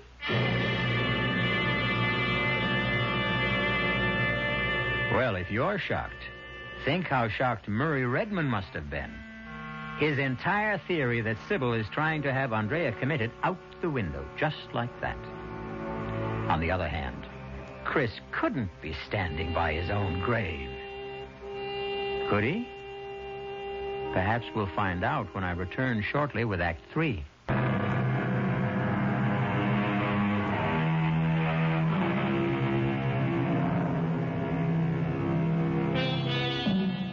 It is almost axiomatic that at those moments in life when we are absolutely sure we are right, something happens that shocks us with the knowledge that we are absolutely wrong. Assuredly, that is what has just happened to Andrea Carter and Murray Redmond. Convinced that beyond a shadow of a doubt, Andrea's sister Sybil is trying to set her up for commitment to an asylum, they are stunned to realize that this may not be the case at all. But, Andrea, what you're saying is impossible. It couldn't have happened. Oh, I tell you, it did. Murray, I'm going to phone Dr. Swanson. Okay. I'm sure you'll come right over. Come on, Andrea. What is the meaning of this? What? Chris is dead. You couldn't have met him at the grave. You couldn't have talked to him. Murray, please believe me. It happened. It was Chris. It's incredible, inconceivable. You say you talked with him? What did you talk about? What did you say? He said, "Hi, sis. Thanks for coming." And you? For a few minutes, I couldn't say anything. All I could do was just stare at him. And he looked at me and he said, "Trust me, sis. I'll explain everything in time. I just wanted you to know that I'm alive." And then what happened? And then he said he was going to leave me then, but that I'd see him again soon, and he kissed me on the cheek. Kissed you? Yes. And then he began to walk away, and I started after him, but he turned, and then he said, No, don't follow me. You'll understand in time." And I let him go. I let him walk out of my life again. I can't believe any of this. I can't believe it either, but it happened. Oh, Murray, what does it mean? This can't be one of Sybil's tricks. The man I talked to was my brother. I don't know who we buried in that grave, but it couldn't have been Chris. It was. It couldn't. I was there. I was there when they closed the casket. I was one of the pallbearers. Oh, Dr. Swanson's on his way over. How are you feeling, Andrea? I'll be all right. Would you like a drink now? Oh, yes, I could use one, Sybil. Murray? Yeah, I could too. A double, please. Murray, Chris can't be alive, and yet, Murray, we are going to have to open the casket. Oh, no. Sybil's right. Oh, no. I'll get a court order this afternoon. Don't look so horrified, Andrea. You don't have to be there. Oh, but yes, I do. Oh, Andrea, why? Because I know what you're thinking. Both of you now. You're thinking I'm out of my mind. I don't. You must. What I've told you is crazy. Well, I want to be there when you open that grave and see for yourself the proof that I'm sane. Or what, dear? Mad. Stark mad.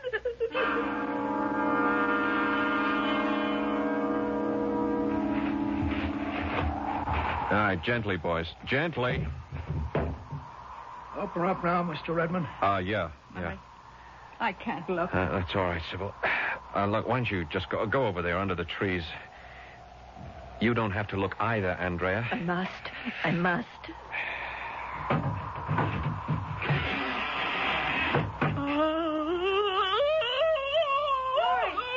No, stay there, Sybil. Sybil, don't come here. Don't look. Murray. All right, close it up, boys. Close it up. The coffin, who's in it? Is it... Yes, it's Chris. And for the last time, Andrea, I do not think you're crazy. You're as sane as I am. Then, my meeting with Chris and talking to him, it was a trick. Yes. But how could it have been done? How could Sybil have managed it? I don't know. You said that Sybil is clever. I'd say she's diabolically clever. Andrea, I brought this along. I want you to take it, and I want you to keep it near you. A gun? Yeah. Murray, I'm scared to death of guns. I couldn't even touch that thing. Now, listen to me. There's no question in my mind now that Chris's death was not accidental. Sybil... He was pushed off that terrace out there. I'm sure of it. I'm equally sure that Sybil may try to kill you. Oh, no. It's a possibility. Her plan to have you committed is not working out, not as fast as she'd like to. I'm trying to stay just one jump ahead of her. It seems to me she just might try to kill you and make it look like an accident. Like with Chris? Yes. So here, take it. Oh, but Take it. And keep it near you at all times. You understand? At all times.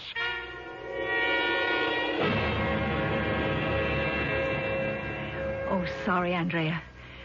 I hope I didn't wake you. No. Just resting, Sybil. You want something? Well, yes. I thought we might talk. About what? Andrea, I've been doing a lot of thinking about this, about you. And I think you ought to see a psychiatrist. Oh. So does Murray. Anyhow, he doesn't think it would be a bad idea. You've discussed it with Murray, have you? I love you. Murray loves you. It was only natural I should go to him for advice. You are lying, and you know it. What are you talking about? You are either trying to drive me out of my mind or trying to make it look as if I am so that you can have me committed.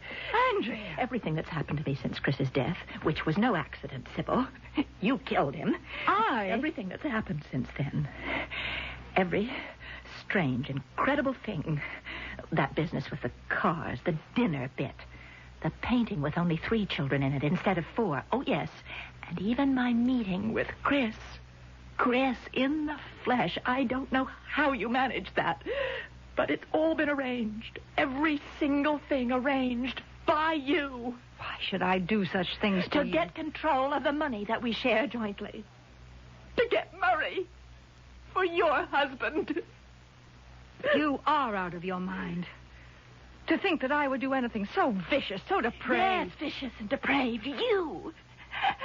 And when I realized it, when I could no longer hide it from myself and had to face it, that my sister, the sister I loved devotedly, had murdered our brother. Andrea. And was now tricking me into thinking I was going out of my head.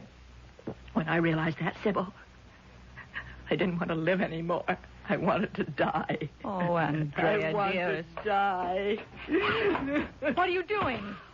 Murray gave me this gun to protect myself with against you. I told him I was scared of guns. I'm afraid even to touch them.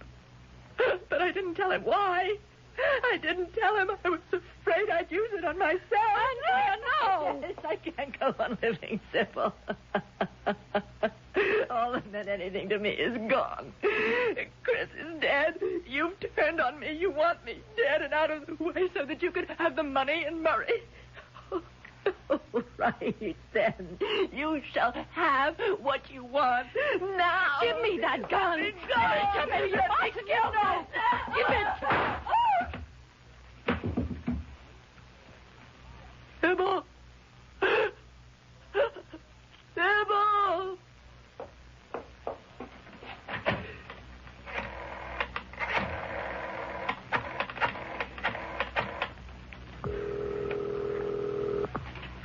Hello? Murray? This is Andrea. Yes, Andrea. Murray? I've just killed Sybil.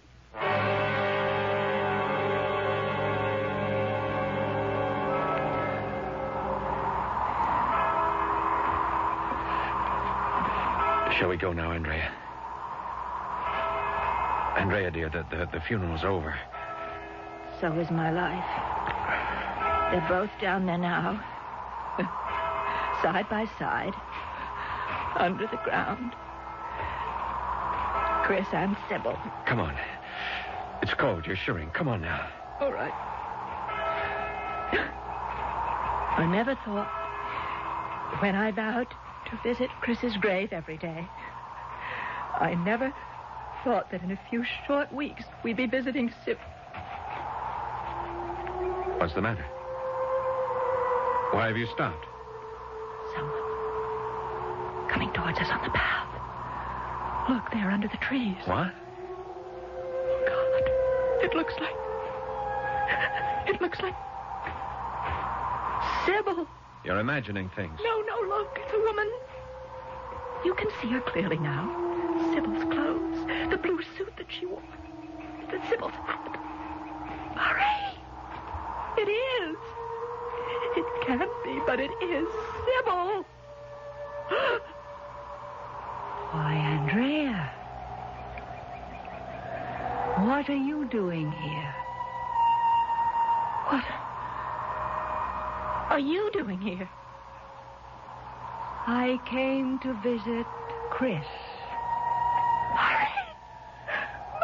Easy, Andrea. Sorry, it's Sybil. Oh, dear, there's no one here but us. You're imagining things. I'm not.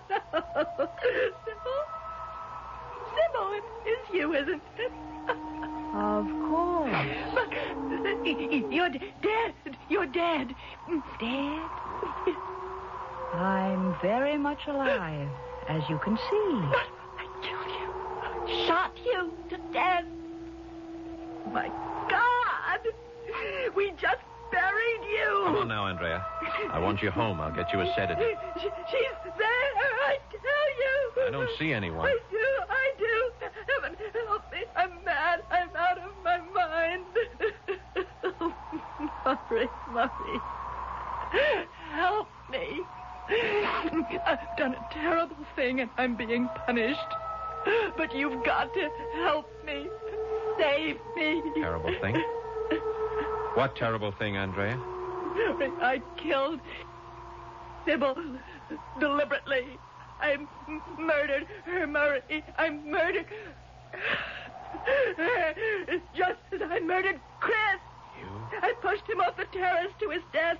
I shot Sybil to make it look like an accident. Oh, I knew if I pointed the gun at my head, she'd try to take it away from me. The tricks and all that happened. Sybil wasn't playing the tricks.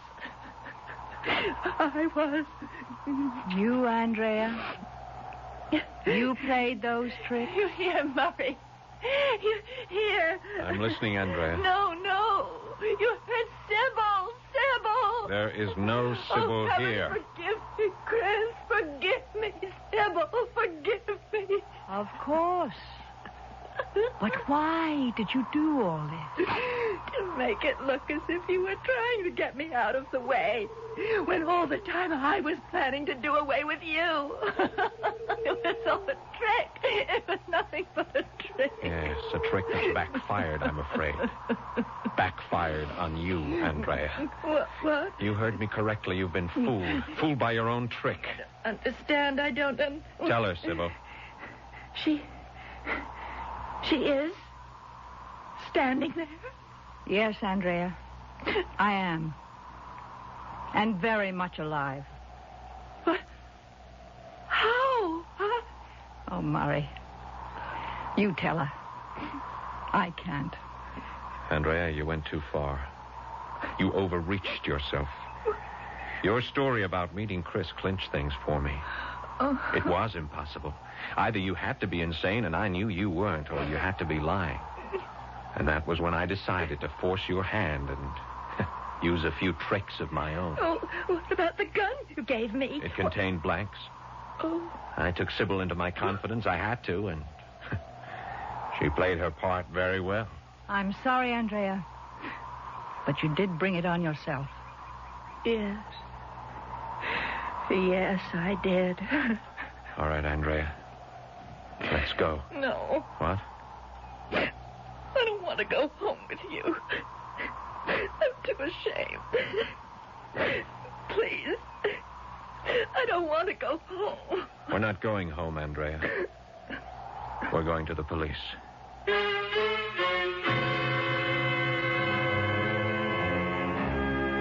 As I said at the outset, the world changes, but people do not.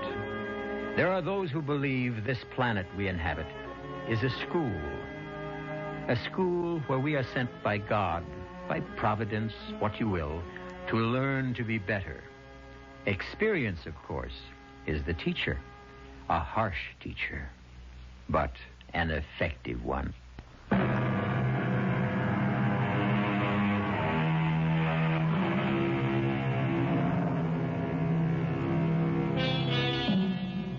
I think you'll want to know that Sybil Carter is now Mrs. Murray Redmond, and they are very happily married. Andrea is living quietly and comfortably in a sanitarium.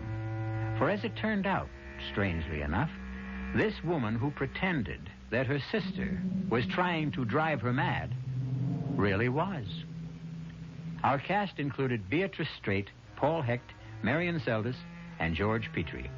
The entire production was under the direction of Hyman Brown. This is E.G. Marshall inviting you to return to our Mystery Theater for another adventure in the macabre.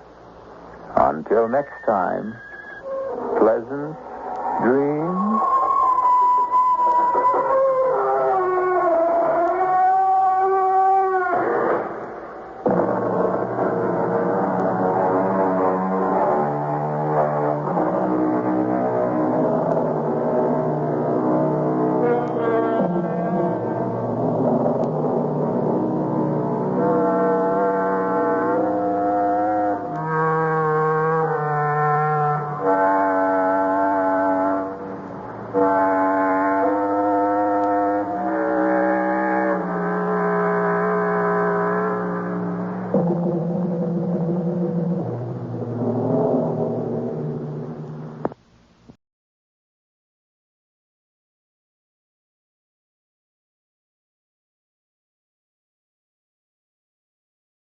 The CBS Radio Mystery Theater presents...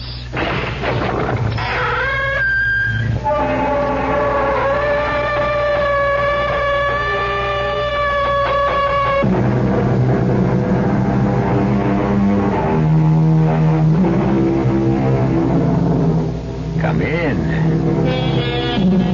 Welcome. This is E.G. Marshall. The doors of the mind can be opened into corridors of unlimited possibilities, where time and place have a way of melding into strange and provocative patterns. Most ghost stories take place in the dark of night, or when shadows are long and the moon is crossed by clouds. But we're about to meet a ghost at high noon, on a blistering hot day without a shadow in the sky. In the course of our story, the two women who are embarked upon a fateful journey find respite from the merciless sun when they are drawn toward a barn from which comes a very human sound. So dank and musty. What a place for a baby. The sound comes from there. No, the sound comes from over here. We're here. The sound is right here. Yes, and this is a crib. But Marion, I know there's no baby in it.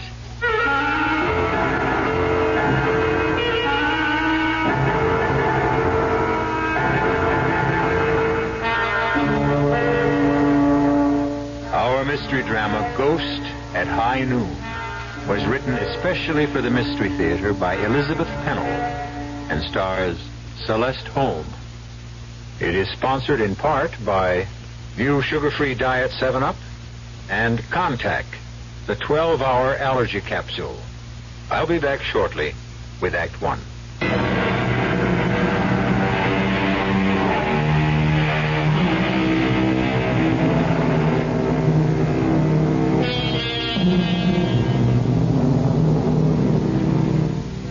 Our story begins on a long, straight ribbon of highway in an arid section of the western United States. Marion Jeffries and Janet Marston are longtime friends who are returning home after having driven Marion's son to a summer camp. What a lonely stretch of road. I don't like it. Oh, come on, Marion. No road is lonely at 10 o'clock in the morning. This one is. George was right when he said we should make this part of the trip either very early or late at night. Well, neither of us ever gets up at dawn. And I don't think two women should travel the highways after dark. Oh, I don't mind driving at night. Well, then why didn't you say so yesterday? That motel we stayed in was certainly no prize. Well, not so bad. Anything to get away from home for a few days. Not from my point of view. Well, you can travel anywhere you want to at any time. Sometimes I do it only to keep from being bored. Nonsense. You don't know what being bored is like. I wanted to make this trip last longer. Really, Janet, it's an adventure for me. Well, I've enjoyed it, too. It's given us a chance to catch up. But I must say, this stretch of highway is deadly dull. Well, I wouldn't mind if it weren't so beastly hot. There's not a car in sight. Marion, I have an uncomfortable feeling that there are things ahead of us on the road. Oh, I'm glad you're not driving. But don't you see those wavy lines? Shapes rising up, coming closer, and then fading away? Sure, heat haze. And over there, look. Look. Nothing but bare, dry land and sagebrush. I swear I see buffalo and Indians. Oh, this terrible August heat has gone to your head. But I admit I'll be glad when we get to the next... Uh-oh. What's the matter? We're losing speed. The accelerator isn't working. Oh, please, let's not have a breakdown way out here. Motor's dead. But we're miles and miles from anywhere. I know. Well, let's do something. We can't just sit here.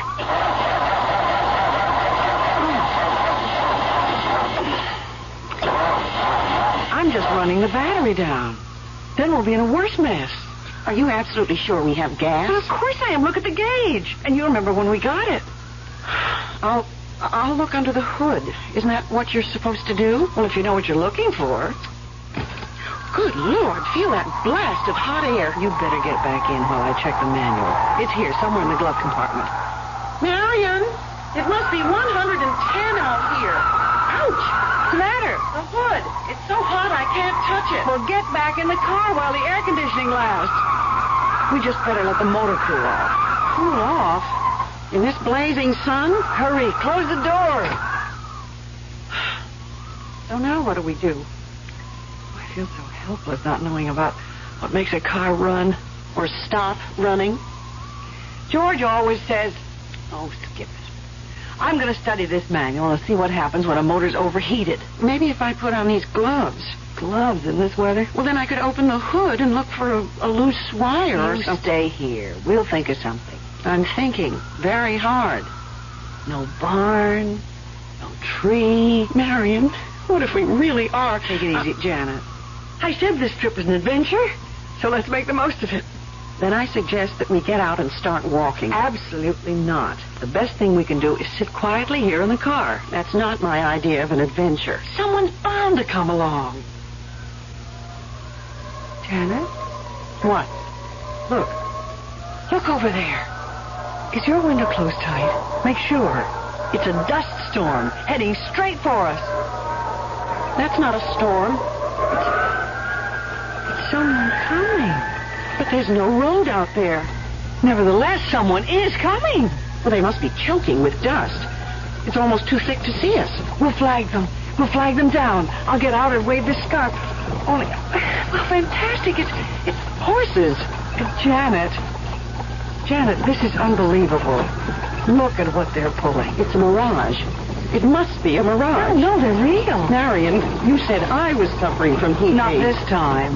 You do see what I see, don't you? A covered wagon. And a man who looks at least 150 years old.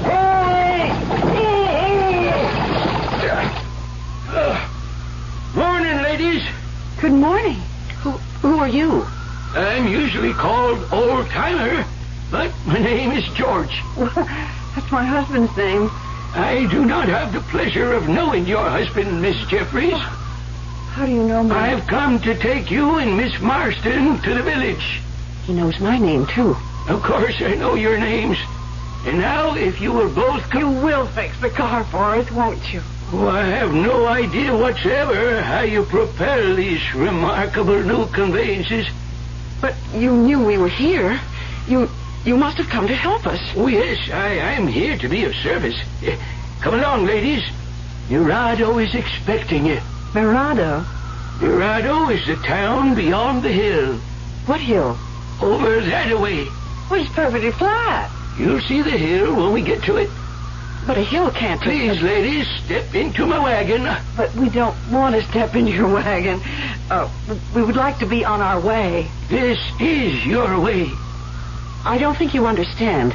We're going in this direction, straight ahead, unless there's somewhere we can wait until help arrives. I have to get home. I mean, my husband's expecting me. Mr. Jeffries does not know what day this is. Well, we know what day it is, and both of us have to get back. We live quite a ways from here, but perhaps if I could call my husband... Oh, he would never hear you if you called from here, Miss Jeffries. Marion, I think this man is not quite right in the head. We don't want to bother you, Mr. Oldtimer. What we really want is just to be on our way in my automobile. Ladies, your automobile will never take you to where we're going.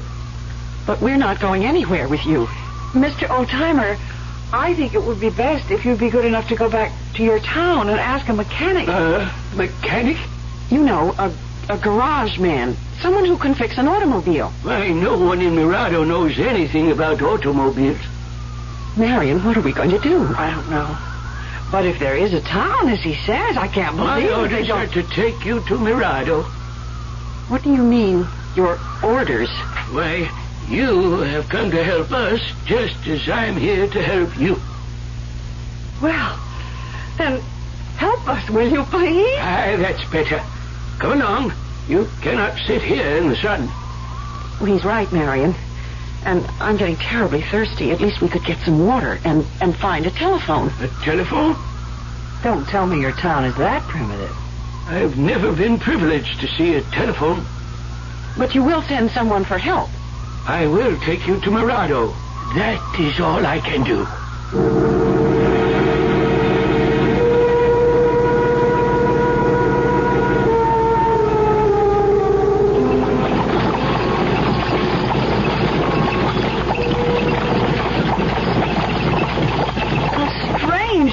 In a covered wagon. It's not nearly as uncomfortable as I thought it would be. That's your idea. At least the countryside is changing. It sort of lulls you. Why, look, Marion, there is a hill, and we're climbing. But the horses seem so tired and old. I mean, you think we're going to make it? We're almost there. Down in the valley. That's Mirado. Incredible. And Janet, look. There are houses. Houses. That means there must be water. We have a fine village pump. And people who can help us. But this town is not on the map. I've studied the map very carefully. It shows nothing. Look down there, Miss Marston. See for yourself. Not very big, is it? But you must have a restaurant. We have a tavern and a church and a jail. What's the population? Well, that depends. Get along there, Jezebel. The street, Janet. Janet, where are the people? It looks deserted. No one round at this time of day. Why, Janet, it's a ghost town. Yes, you could call it that. But surely you don't live here alone. Oh, no, indeed. Now, will you please take us... Oh, no. If you'll step down, ladies, you can get yourselves a drink at the town pump. I can hardly wait.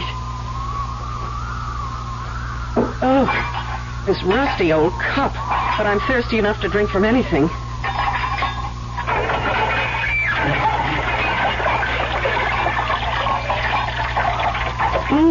I'd like to put my head under it. Feels wonderful on hands and arms. But it tastes so brackish. Hasn't been used in a long time. Now, where can we go for help? I will show you the points of interest. No sightseeing right now, please. But thank you. Do you have a telegraph office? Oh, no, indeed, Miss Jeffries. Scouts used to take our messages, although there is now no reason to send a message. No reason? Tell us right now how to find someone who will go to the next town. Ladies, you are going to stay in Mirado. Well, I suppose we're going to have to for an hour or two. You have come home, Miss Jeffries. Oh, stop making jokes, Mr. Oldtimer. Mirado's a place where people stay forever. Stay? In this deserted place? We'll soon see about that. Let's go to the mayor or to the police chief or anyone in charge. You won't find them now. Not a soul till the stroke of noon. Why not? Someone must live in these houses. Where are the people? Asleep, Miss Marston. They're sound asleep. That store over there. Surely inside we'll find someone who... No one there yet, Miss Jeffries. Well, I'm going to look anyway. Will you come with me, Marion? Yes, but it's all so quiet and eerie. not a sound. Oh, you'll hear sound all right. In the barn, cross road, out in that field. What sort of sound? Find out for yourself. You're not being very helpful. I don't like this place. Mr. Oldtimer, you have some explaining to do. You said we were expected. You are, dear ladies, you are. Who are you? How did you know our names? It was destined that you were the ones to be chosen this time. What are you talking about, please, Mr. Oldtimer? Chosen for what? On the hottest day of the year, when the heat haze spreads across the desert, Mirado comes back to life and claims 2 people from the modern world.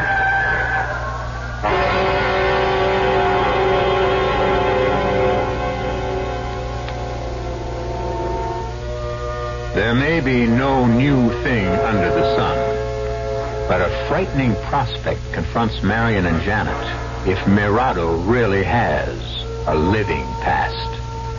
It is possible that George is merely a foolish old man, touched in the head by too much heat. But on the eerie streets of a ghost town, you never know what sinister forces may be at work.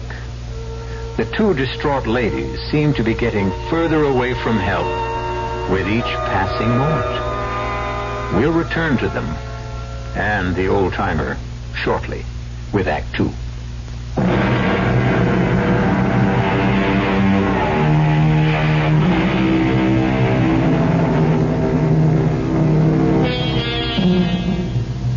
Stranded on a lonely stretch of road when their car broke down, Marion Jeffries and Janet Marston have been taken to the strange ghost town of Mirado.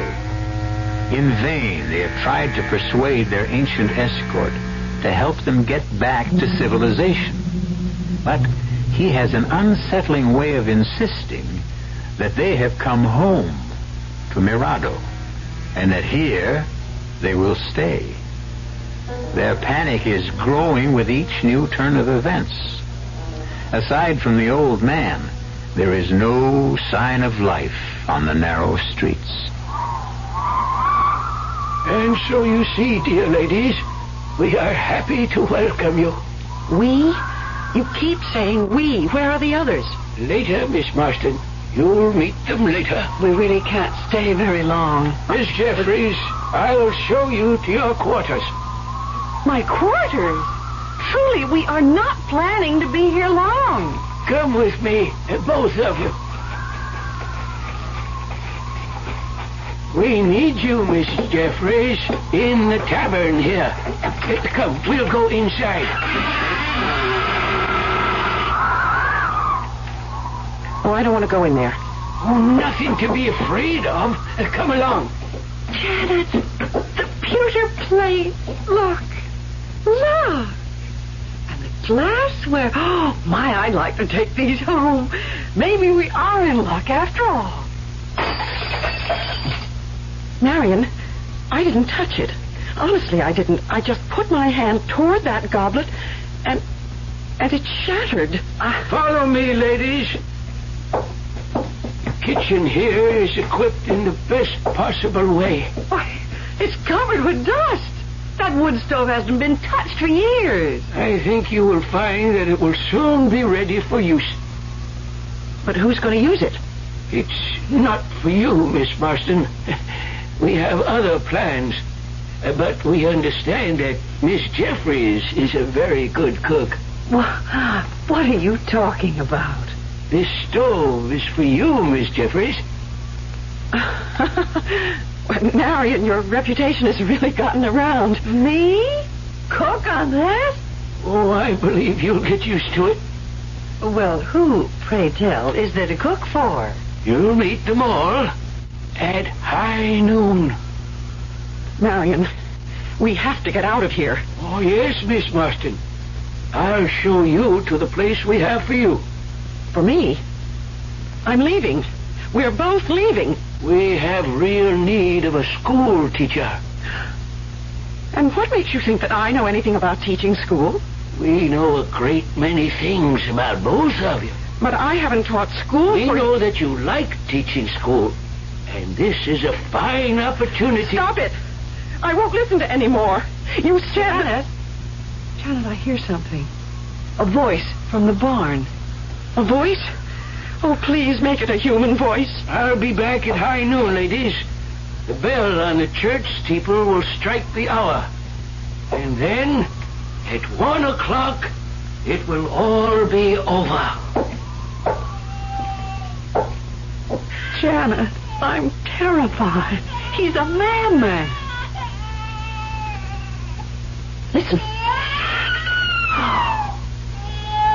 Oh, I hear it. Hurry. There's someone in that barn. It's a welcome sound with a crying baby. There must be a woman nearby. Help me. Help me to open the door. Stop. Well, we've got to open it. I think it's starting to... This door hasn't been opened in years. How could... Pull harder.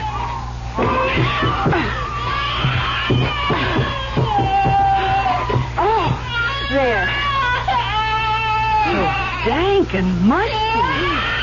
What a place for a baby. The sound comes from over there. No, the sound comes from over here. Right here.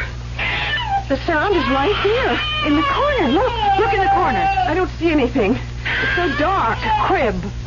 Oh, what a lovely hand-carved crib. You're right.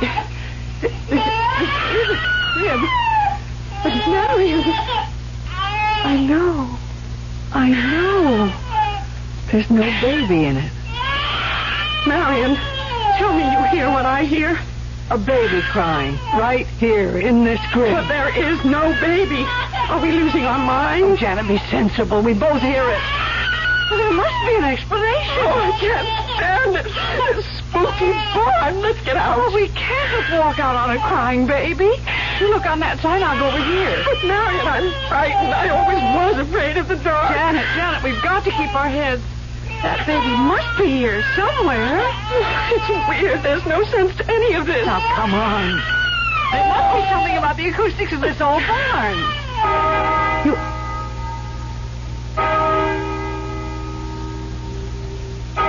The crying has stopped. Oh, Marion, I'm scared to death. Listen to that bell. 6, 7, 8. The old man kept talking about something happening at 12 o'clock. Let's get back to town. I tell you, I'm afraid. Well, you're the one who doesn't like the dark. We can't stay in here. But the baby that was crying. But there's no crying now. There must be a reason. Come on, we've got to find out. Look, Marion, out on the road to town, people. Thank heaven. Those two men in the field. Let's go talk to them. How are they aren't moving. they? They look like statues. Or that painting. Yes.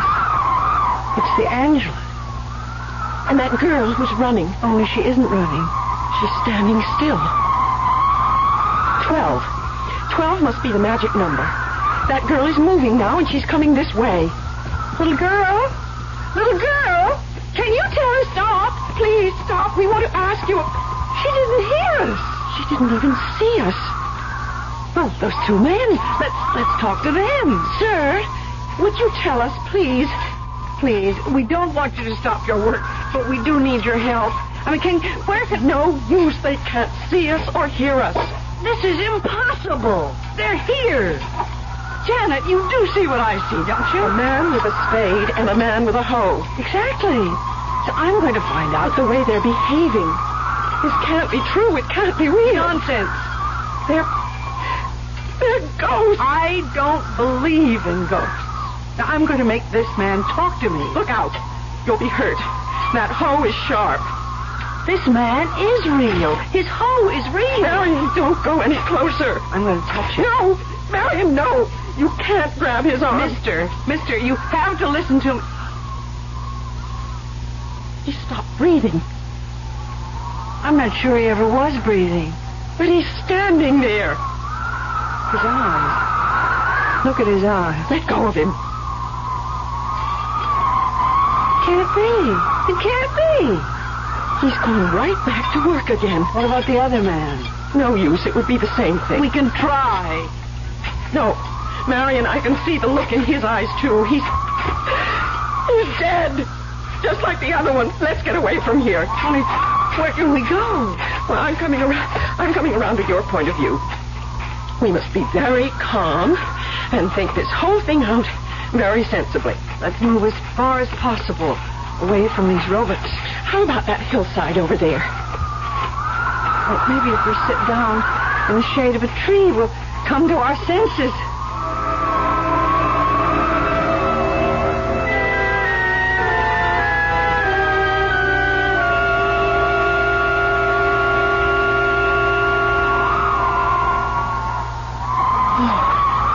It's peaceful here.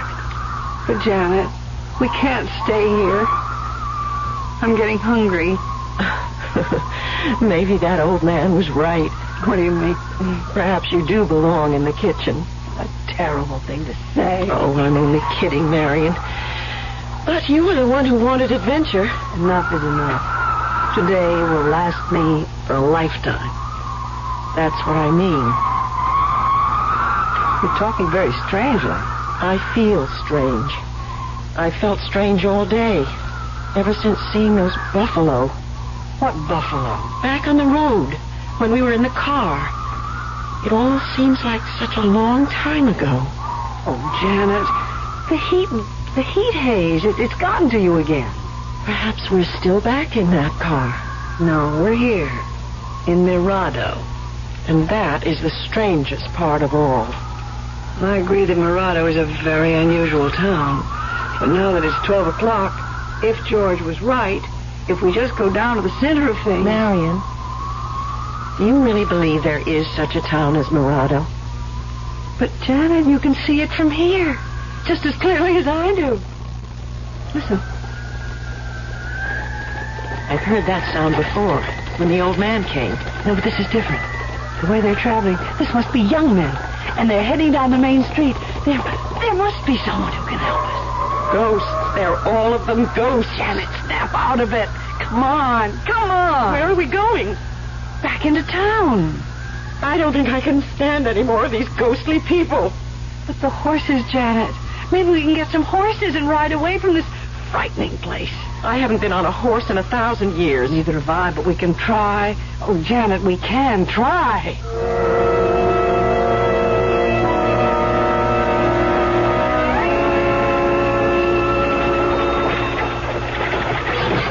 See? They all look so busy. What did I tell you? Siesta time is over. Everyone's awake now. They're far from awake, Marion. The blacksmith shop's over there. And that should be the place to find out about the horses. Hello, ladies. How are you getting along? It's the old-timer. Thank goodness, Mr. Old-Timer. George, please, we can talk to you. At your service, ladies. You'd better be of more service than you were the last time. Well, I know it was you who brought us here, but we simply don't understand. It's all very simple, Miss Jeffries. You heard the clock strike 12? Yes, we heard the clock, and we can see the people. I had my orders. Everything will work out within the hour. Good. Then you will take us back to civilization. Nothing of the sort. As I told you before, you're staying here. But we don't belong here. Those other people, they're ghosts. I've told you over and over again. You have been selected. But you said at 12 o'clock we would understand. And that everything would be all right. It is, dear ladies, it is. We need you, both of you, to go with the others. We'll pay you well, very well, for you to take us away from here. Anything you ask. I do only what I'm supposed to do for Mirado. There is no such place as Mirado. Right before your eyes, Miss Marston. As you said yourself, it's a very busy town. Oh, Janet, come on. We're going to the blacksmith shop.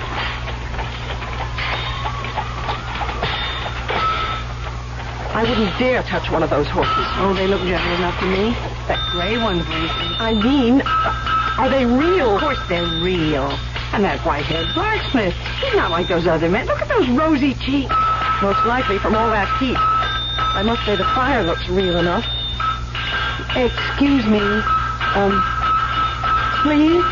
Please stop for a moment. It's important. We want to hire 2 horses. No use talking to old Sam. He's deaf and dumb. They're all deaf and dumb, every one of them. Lady, you've spent enough time in here. There's someone waiting for you. Well, why didn't you say that before? You found someone who can help us? Come along. We're going back to the tavern. Why, that sign in front of the tavern is new. It wasn't there before. People have been working. Right this way, ladies. Through the swinging door. And the door. It isn't rusty anymore. Someone's oiled the hinges. The place is crowded. Joe! Welcome back, old-timer. Glad to see you. Did you bring her? Janet, he can talk. We found someone who can talk.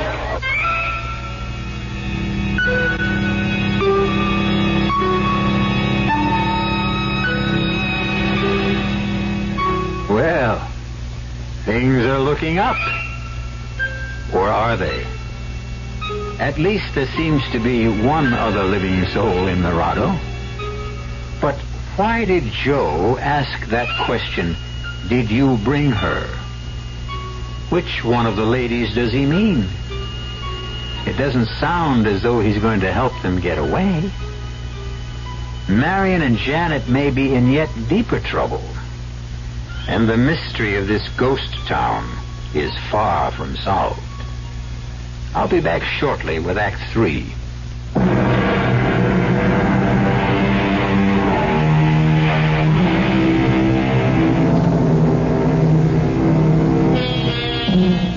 At the stroke of noon, the little town of Mirado seemed to burst into life. The streets are crowded now as people come out of their houses and go about what looks like normal everyday business. And there are workmen in the fields. But something is wrong. If you or I should try to speak to these people, would they answer? Our 2 frightened travelers had no one to turn to except the old-timer. But at last they have heard the sound of another human voice. A man named Joe. I asked you, old-timer. Did you bring her? I certainly did. She's right here. Marion, which one of us is he talking about? Mr. Joe? Is that your name? Did you explain to her that there is a great deal to be done? I tried. He didn't explain anything, Mr. Joe. You tell us. Oh, no use talking to him at this stage. He can't hear you. But he answered you. Why can't he talk to me? Not 1 o'clock yet. You're still in the other world. I'll make him talk. Your name is Joe. You run this tavern, and we need help. Old-timer, did you show her the kitchen? Marion, it's you he's talking about. We got plenty of complaints today about the food. Look at all the customers. Yeah, looks like a full house. Did you show her where everything is? Try to, but so far, she doesn't seem to quite understand. Oh, she will. You tell her we'll take real good care of her. Nobody ever any more popular around this town than the cook. What'd you say her name is? Miss Jeffries. You stop talking about me like that and talk to me. You hear? Like I told you, Miss Jeffries, he cannot hear you. He's got to hear me. Now, please, Mr. Joe. You look like a sensible man. You can tell us what this is all about, please. Well, George, got to be going. Trouble in the kitchen. See here. He can't see you either, Miss Jeffries. Not yet. You tell that new cook she's very welcome. You're going to like working for Joe. He's a fine gentleman. Stop it! I can't stand anymore. Janet, that sad-faced woman in the corner. Let's ask her. No use. I already tried. Just like the rest. That's Miss Crawford. Widow lady. You'll find her a very good friend when you get to know her. I want to know her right now, right this minute. You must be patient, dear lady. Not now. We're on our way to the schoolhouse.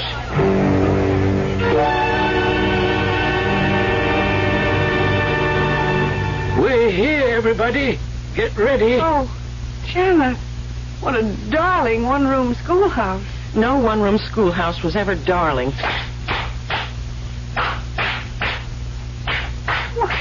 These children are charming. What do you think of them, Miss Marston? Well, they all look like normal, healthy children to me. Only I know they're not. Oh, I don't know from minute to minute what to believe anymore. You had better believe, Miss Marston. The children are doing this especially for you.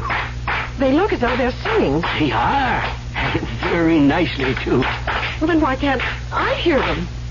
Why? In time. You'll hear them when you are their teacher. But I'm not going to be their teacher. Miss Marston, our teacher is old, as you can see. All the children have learned songs and games. I didn't think anyone still used those little bells. What are they going to do now? I think it's time for arithmetic. Oh, what a bright-looking little girl. The one going up to the blackboard. Yeah, you see?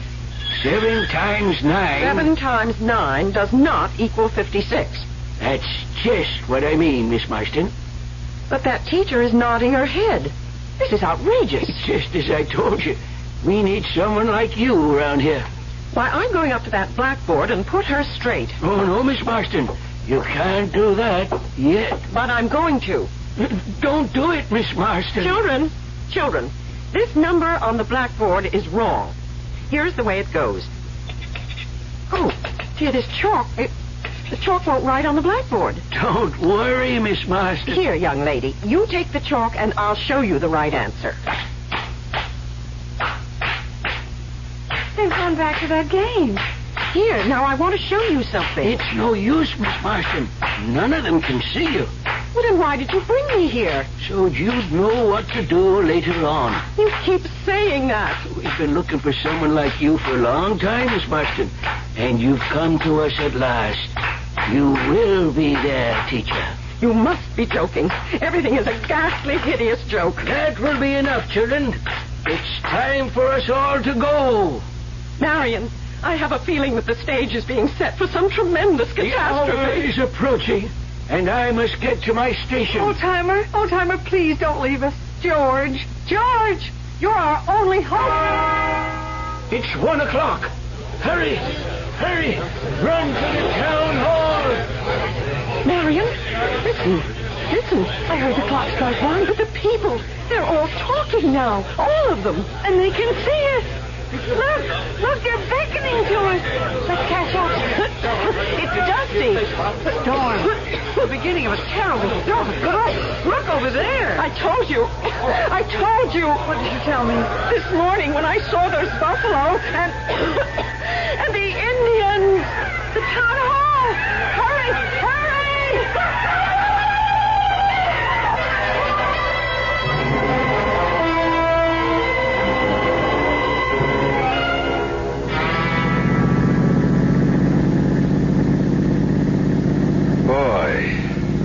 This sure is a stinking piece of road. Come on. It's my favorite stretch of highway. I'm glad it's not my Pete. Well, if you had the right car, you could do 200 miles an hour along here. Yeah, well, watch it, bud. A cop's supposed to set an example. Bet I can do 150. Shall we try? No, thanks. You never make it in this thing. And we're supposed to be saving gas, remember? This road's only fun when you drive as fast as you can. Especially on a day like today. You know, Sweeney, sometimes I just feel sorry for the poor slobs we haul in for speeding on stretches like this. Right along here's the best place to get them. You actually come out here on purpose just to give them speeding tickets? Sometimes, when I have nothing better to do. Hey, slow down, will you? Why? There's something up there on the road. Heat haze. No. Come on now, Sweeney, slow down, will you? Hey, I think you're right. It's a stalled car, that's for sure. Yeah, rotten place to run out of gas. California plates. Nobody in it. Maybe they're sleeping. Well, we'll soon find out. This is supposed to be your day off. But I'm still on duty, so here goes. No, I'm coming too. Man, feel that heat. Nobody in the car, Sweeney. Oh, they'd be crazy if they were. I got the license number. If it's unlocked, there should be a registration. Find anything? Yep.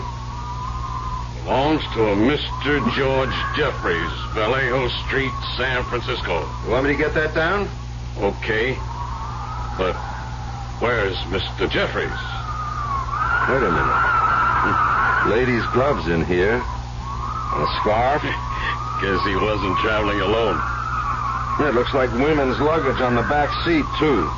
Say, you don't suppose it was some dame who got stuck way out here all by herself, do you? No, it's my hunch that there were at least 2 people in this car.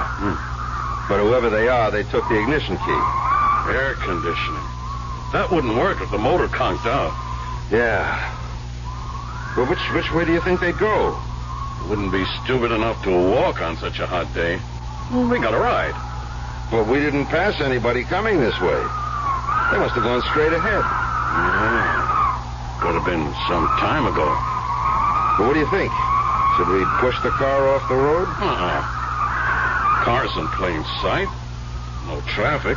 And Midway's only about 10 miles. We'll find it there. Maybe I should stay here. Oh, you're off. Well, I mean, just in case, you know. Sorry we don't have the patrol car. We did, I checked with headquarters. I'll make my report, and if there's any trouble, you can come back with me. We'll bring the tow truck. Okay. I got it all down. Sedan, color blue. Yeah. Come on. Get in, and let's go. There's something in this book I want to check. What are you carrying that thing around with you for? Oh, what a rookie. Well, I haven't worked this territory as long as you have. Maybe they'll assign me to a car out here. Oh, just ask me anything. I just want to make sure that there isn't some other town or farm or someplace where those people could have gone. Oh, nothing but desert for miles in every direction. Well, let's just see. There's Baker, Razor. Hey, Sweeney, listen to this, will you? Listen to what? Ever hear of a town called Mirado? Mirado? It's not around here. Well, it's a ghost town, or at least it was. Old trading post. Maybe 100 years ago. No, longer than that. Well, then who cares about it today? I do. You know, you're really something. Well, just a minute. Can I read it to you? Read it. Since I got nothing better to do, go on, read it. It says here that in August of 1846, a band of bloodthirsty Indians swooped into the little town of Mirado and killed all but one of its inhabitants. All but one? The lone survivor was a baby boy who was found asleep in a crib in a barn. There is a legend that once a year, the residents of Mirado come back to haunt the place. Now, what do you think of that? I think it's poppycock, made up for the tourist trade. Hey, look over there, that great big spiral of smoke. Oh, Johnson, you're a fool. That's a dust storm, and it's coming our way. Come on, step on it. If anyone else drove as fast as I'm about to, even you would arrest him for speeding.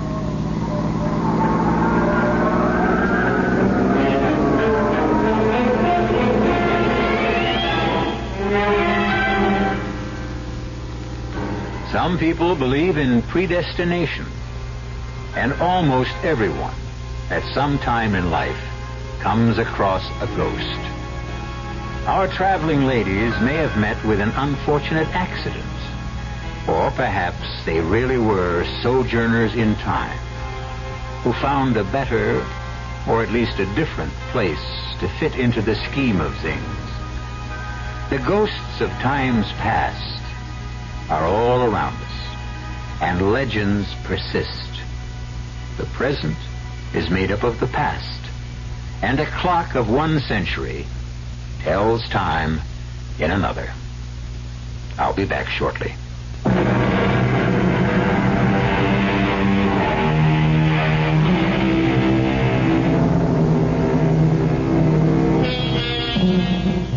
Be grateful for the energy crisis this summer.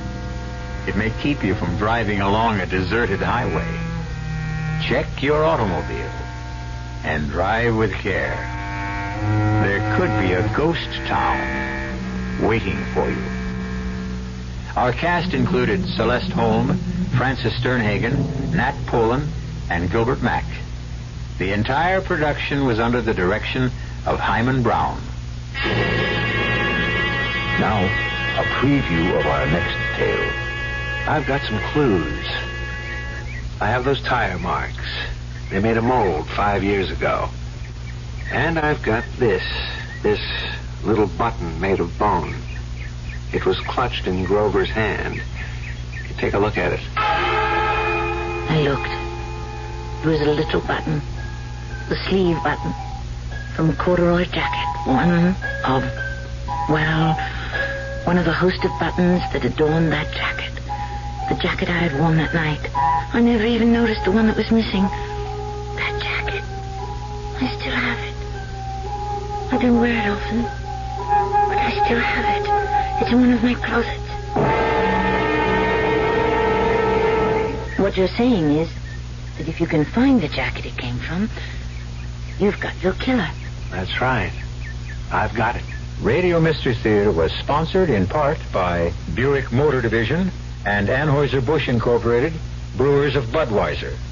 This is E.G. Marshall inviting you to return to our Mystery Theater for another adventure in the macabre. Until next time, pleasant dreams.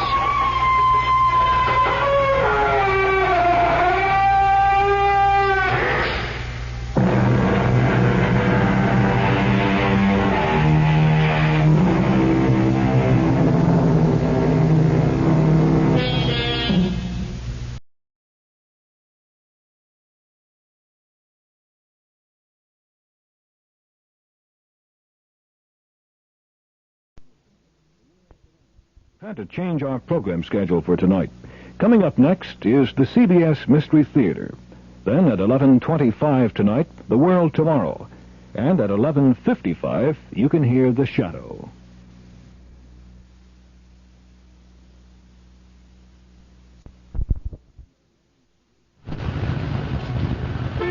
Well, here we are again, 7:30 in the morning and sitting in another traffic jam. Oh, I know the boss is really going to be mad. There's a meeting this morning, and I know I'm going to be late. Well, finally, we're moving. Oh, no, not a yellow light just ahead. Well, maybe I can make it across. Whew. Oh, I made it. That was pretty close. Oh, here we go again, sitting in more traffic. Hey, great. Hey, I can go. Whoop. Too fast. Almost got you up there. Commuters like this cause accidents, while carpools contribute to safety. A carpool of 4 eliminates 3 cars from the street. And if we were all to carpool, traffic congestion would be eliminated. Best of all, think of the fuel and money you'd save. For carpool information, call KRLD or Carpool, 741-1354. The CBS Radio Mystery Theater presents...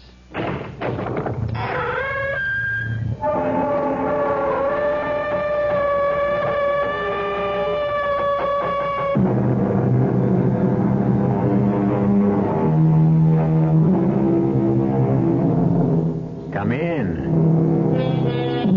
Welcome. I'm E.G. Marshall. What is blood? Well, that all depends. To some, blood is a cause for pride. To others, blood is a reason for prejudice. Blood. Mysterious blood. It unites us. It divides us. Ironic, isn't it? When you consider that everyone's blood is the same. Well, practically. Now he must slow down, see? The road ahead is under construction. Are you sure this is the car? I'm sure. Hand me the rifle. Are you sure? I can see him sitting next to his driver. I swore I'd kill him. Now he belongs to me. Now! I missed him. How can I miss? You didn't miss! Couldn't you see the shells bounce off? His car is plated with armor. His glass is bulletproof. It's impossible, Anthony. You'll never be able to get him. I'll kill him, Vincent. Somewhere, somehow, I'll kill him.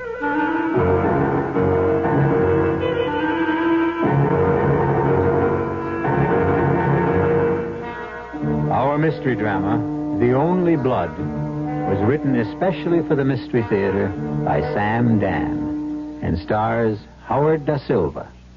It is sponsored in part by Buick Motor Division and Anheuser-Busch Incorporated, brewers of Budweiser. I'll be back shortly with Act One. You've been hearing some pretty lavish claims recently about miles per gallon. We'd like you to consider something equally important, and that's range. Range is the miles per gallon multiplied by the number of gallons your car's tank holds. Range is what makes the Buick Apollo such a special small car. It comes from coupling the Apollo's economical 6-cylinder engine with a standard 21-gallon tank. It holds a lot, but it doesn't use a lot. Look into the Apollo. It's the Buick of small cars. Hello, this is Goldilocks. It seems like only yesterday that I was a little girl tasting porridge. You know, this one's too hot. This one's too cold. And now I conduct taste tests on diet drinks. And there's one I must tell you about. Sugar-free diet 7-Up. It has a fresh, natural, delicious taste. It drives my taste-o-meter crazy. Sugar-free diet 7-Up. This one's just right. Louise. What? Is this your handiwork in the family album? What is this? There's a caption, Junior wins the diving championship. I know. There's no picture here. I know there's I no didn't picture. take a picture of... I'm well aware of that. I ran out of film. It's just my way of telling you that, you run out of film or you forget to bring the camera an awful lot. I know. I mean, we have no baby picture of Alice at all. We don't have a baby named Alice. What are you doing, man? I know that. I'm just trying to remind you that we should go out and buy some Kodak film and have it on hand. I know. Just in case we have a baby named Alice. Don't run out of Kodak film. You can never tell when that great picture will come along. Remember to keep enough film on hand. Kodak film, for the times of your life.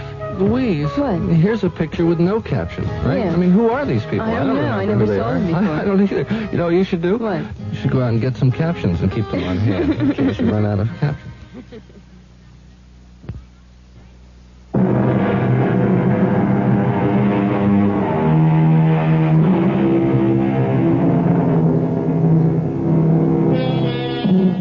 They came by the millions to America. They came wearing a rainbow of costumes and speaking a babble of tongues. Frightened by the strangeness of marvelous, mysterious America, they huddled together for security in clusters of kinfolk, Landsleit Goombas, to begin the often slow and sometimes painful process of becoming Americans.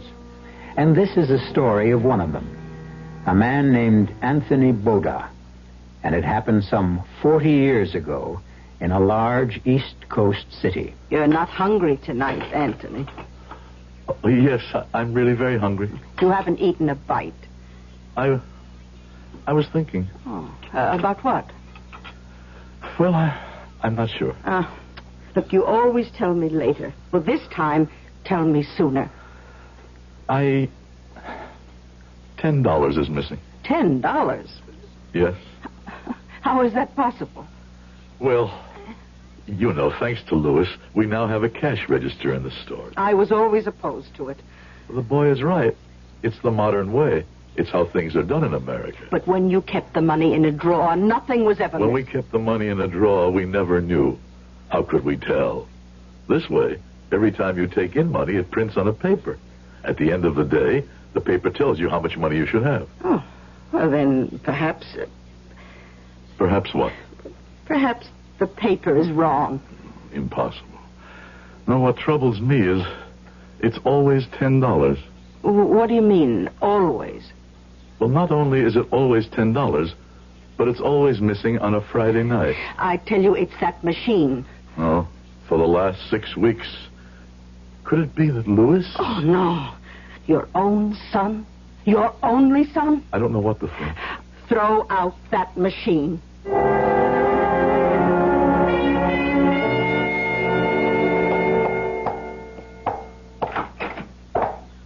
Go have your lunch, Lewis. Oh, I promised the lady she could have her shoes at 1 o'clock. No, I'll finish for you. Go. Mama doesn't like it when anybody's late to eat. Hello, Louis. What can I do for you, Chuck? You gotta hand over a fin. Listen, could we talk about this later? What's later? I'm here now. Get it up.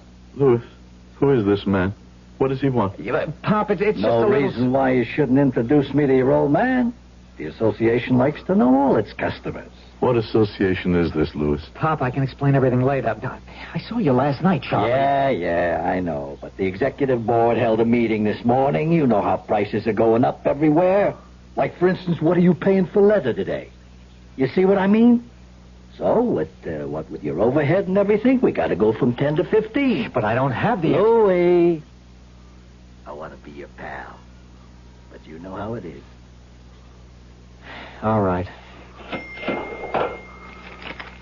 Here you are. Louis, what are you doing? Papa, please. Keep smiling, Pop. Everybody smiles today. Look at this fiver here. Even Lincoln's smiling. Shows you've done a good thing. See you next week. Same time, same station. So, this is what happens to the $10. I was hoping you wouldn't find out. You were hoping what? That maybe I can't add? Count? I used to pay from my own pocket, but lately So, we belong to the association. For what reason? Because we have to. We have to? Everybody belongs. Every shop in the street. My son, it is quite possible that you have forgotten who you are. Let me remind you. You are not a sheep who follows. You are a man who leads. Papa, you don't understand. I understand quite well. We had these bandits in the old country, too. When several rode up to our farm, my father shot them. No, Papa, you don't understand. I understand this, my son. I didn't come to this country to live on my knees.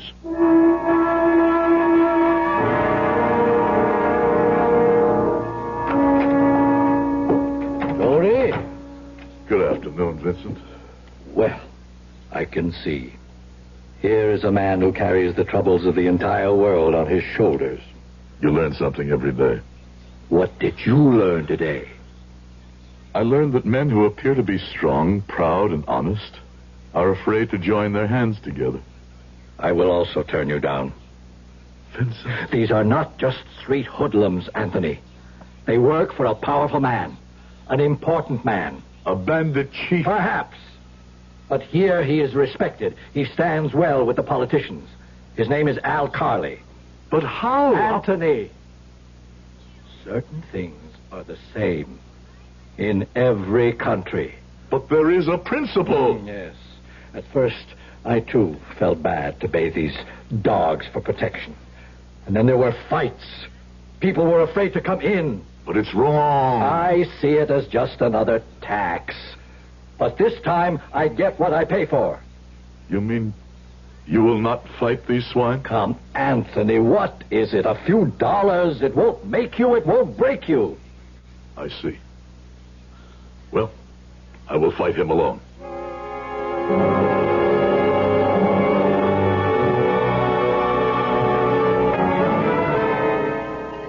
Anthony. I must say the chicken is the finest you ever made. I wanted this to be the best supper in your life. Is that true? Why? Because it could very well be your last supper. Oh, and what does that mean? Louis has been talking to me about the association. And what right does our Louis have to worry his mother with business matters? Since when is a woman to be concerned Louis with... is frightened. Why?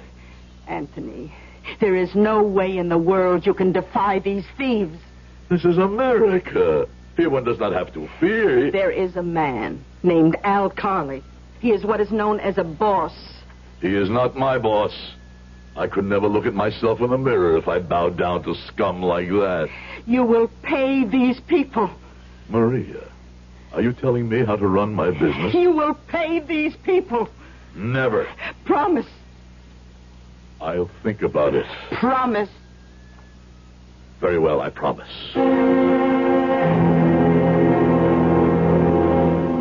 Papa? What is it? I don't think you should be here. No. No, Papa, because... Yes? Because? He'll be here any minute, and well... And you would rather I did not witness the shameful transaction that will take place, huh? You don't have to be involved with it.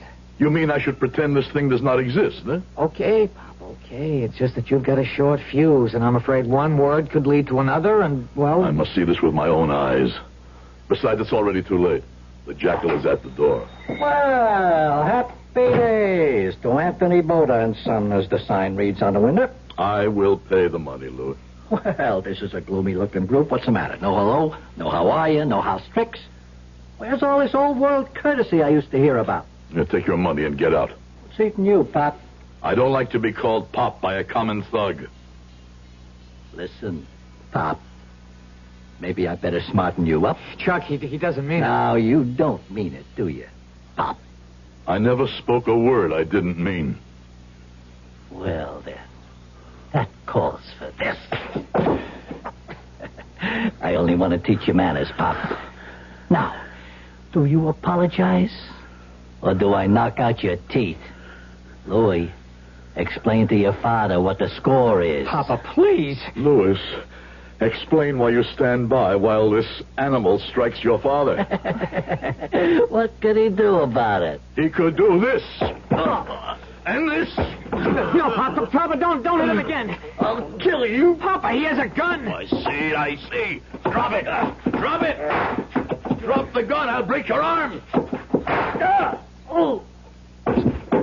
I said let go of the gun. What are we going to do now, Papa?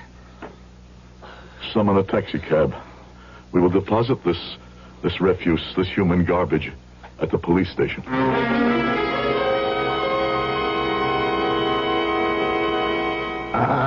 Mr. Boda, I'd like to talk to you in private, okay?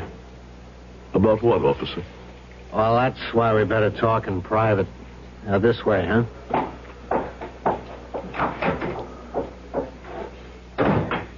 Sit down, please, Mr. Boda. Thank you. I'm Sergeant Carey. Each and every word I'm about to say to you is off the record. If you ever quote me, I'll swear I never said it. Understand? What is there to understand? Here's the situation. I'm on duty at the desk. You come in with this badly beat-up hoodlum. You know he's a hoodlum. Yeah. He's got a small reputation. But that's all I know. And you say you want to press charges. By all means. We only have your word that he tried to shake you down. And the word of my son and all the shopkeepers in the neighborhood. We can have this... Suppose all the neighbors dummy up. Suppose they don't want to get involved. You? An officer of the police? Are you telling me I must submit to this? No. I'm just trying to give an honest man the same break we give a criminal. When a crook is brought in, we inform him of his rights. But I still don't see why. I must listen. Al Carley is your enemy. Not that small-time hood. Al Carley's got judges, politicians, businessmen in his hip pocket. And policemen, too? I wouldn't doubt it. Then it's time that pocket was slashed open. And those vermin were exposed to the light of day. If you bring charges, you'll have the best lawyers money can buy. Sergeant, thank you for your kindness, but we're wasting time. Okay. Do this. You say the man you brought in is the collection guy for the neighborhood? Yes. Call some of your friends. See if they'll come down and identify him.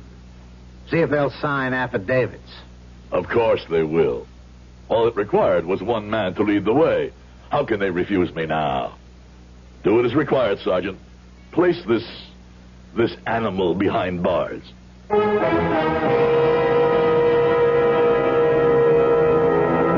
is no doubt that Anthony Boda is a man of strong courage and firm convictions.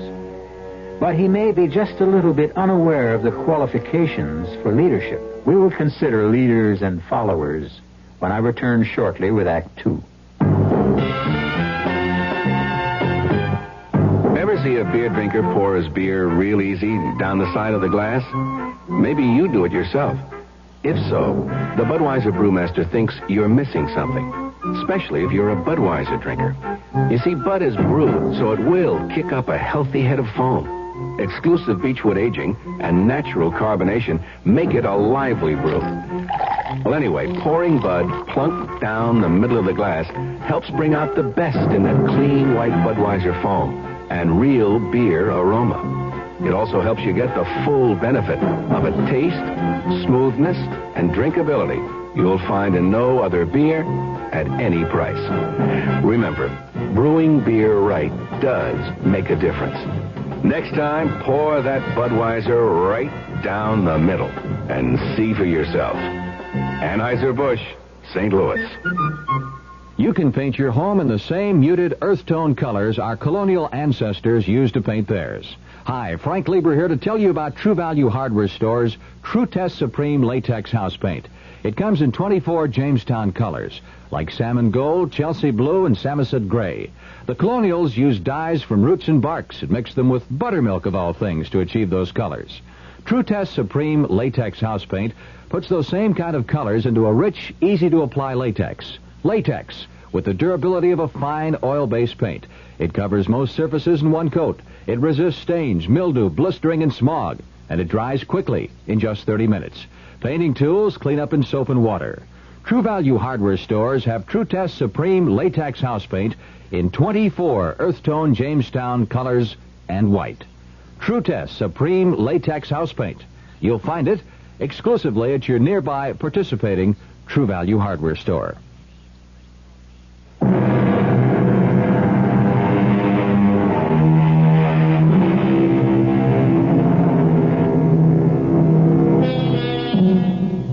When a hoodlum tried to shake down Anthony Boda, an immigrant shoemaker, Anthony, who believes what he has read about law and justice, promptly disarmed the thug and delivered him to the police station. Sergeant Carey, a wise, cynical, and experienced officer, is trying to explain to Anthony that things are not really the way they seem. Mr. Boda, listen. Al Carley doesn't want rough stuff for publicity if he can help it. He'll yank Chuck out of there and stick him someplace else if you'll forget the whole thing. He told you all this? I don't want you to get hurt. You are a man with heart, Sergeant. But it is more important for me to discover something. Discover what? If I made the right choice when I decided to come to America.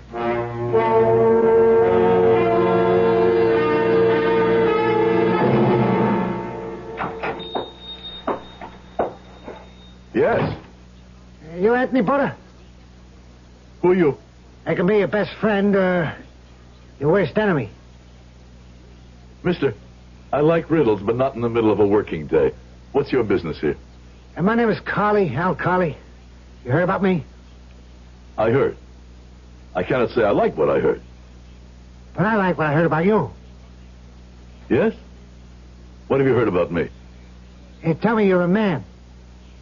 And? And so you shouldn't be concerned with that little situation that happened here the other day. Why? Because it's beneath you. I will not be slapped by hoodlums. Of course not. You gave better than you got. Your honor should be satisfied. Now forget it. This matter is now in the hands of the law. Of course.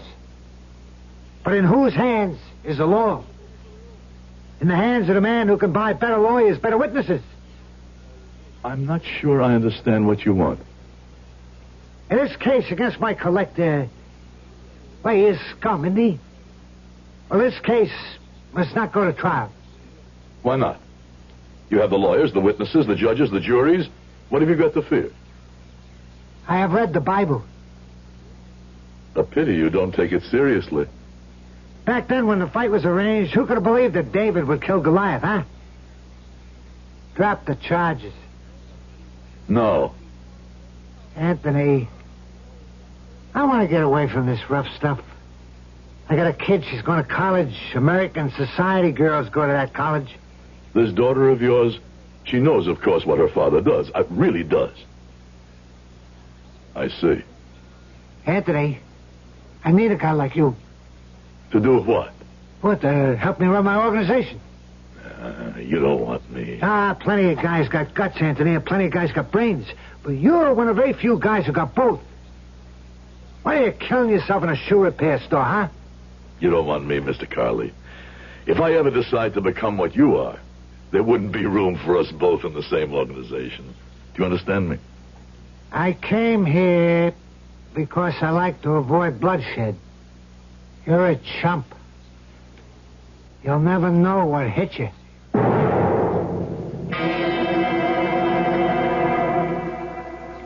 Vincent, were the police here to see you, Vincent? Well? Yes. Someone from the district attorney. I received another visitor, too.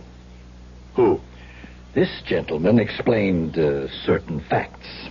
Facts? Yes. This gentleman explained that in order to run my business here, I need a license. You always knew that, Vincent? Yes. But he explained that when I apply to renew my license, there might be difficulties. You get your license from the government, not from these hoodlums. But you see, this gentleman is with the government. That part of the government that sees to these things. I don't believe it. I spoke with the lawyers in the district attorney's office. I believe them to be honest and sincere men. They said they would protect me. They will protect you, too. Come, Vincent, talk to them. I'll think about it. What's there to think about? Tony, things are not so simple. I see. You have already thought about it, and you have decided.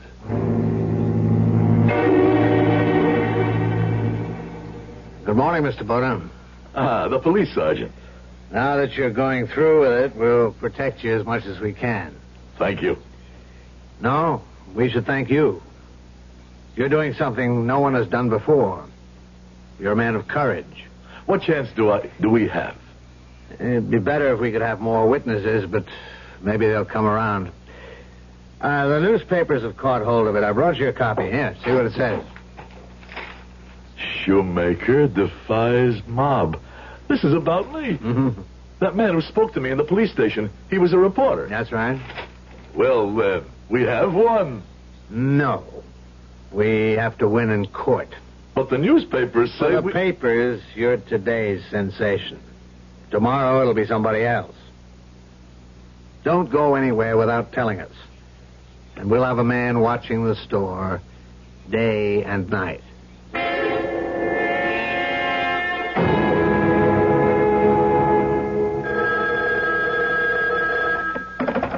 Hello? Yeah, where you been? Well, how come I couldn't reach you all morning yet? Yeah? Well, what have you been doing? You're supposed to keep it out of the papers. It's all on the front pages.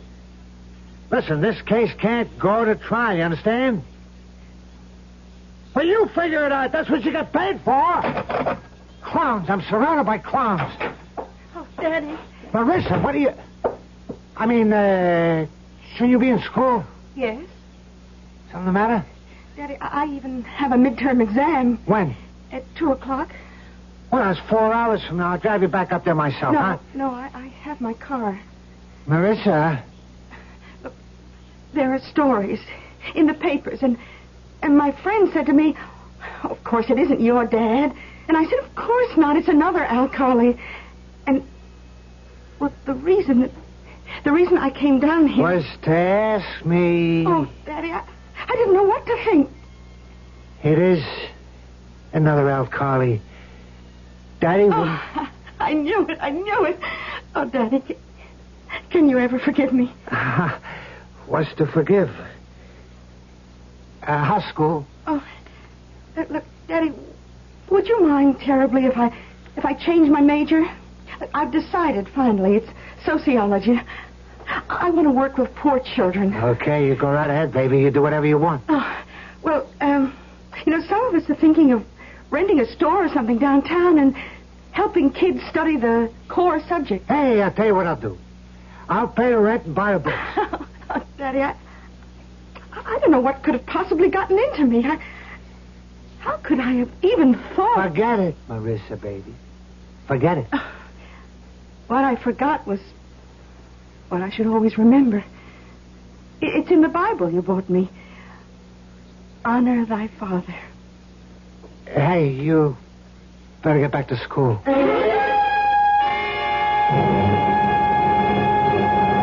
See, Louis. See what it says in the newspapers. Papa, I just wish I were like you. You're my own son. You're just like me. No, Papa. Very few people are just like you. You were born at the wrong time. What? How can a man be born at the wrong time? No, you should have been born when there were great kings and heroes and fighters. My son, every age needs fighters. I know I failed you, Papa. I'm frightened. There's nothing to be frightened of. Yes, Papa, there is. What? Everything. But I'll stand by you, Papa. I know you will. Mama. Maria, what do you have there? A package. The letterman brought it to the house. What kind of package? I read here. Let's see. It says, from the leather company. Why would the leather company send a package to the house? Here, let me see it. Yes. It's from the leather company. It's their label. Must be those special strips I wanted. Papa? What is it, Louis? That package. What about the package? I don't know. It must be my imagination. Listen, Louis, your trouble is you live too much in your imagination. Open up the package. All right. Well, I'll go shopping. What would you like for supper? Why do you ask? You're now a famous man. Papa, this doesn't look like... Like what? Like the leather company package. Look out, it's a bomb!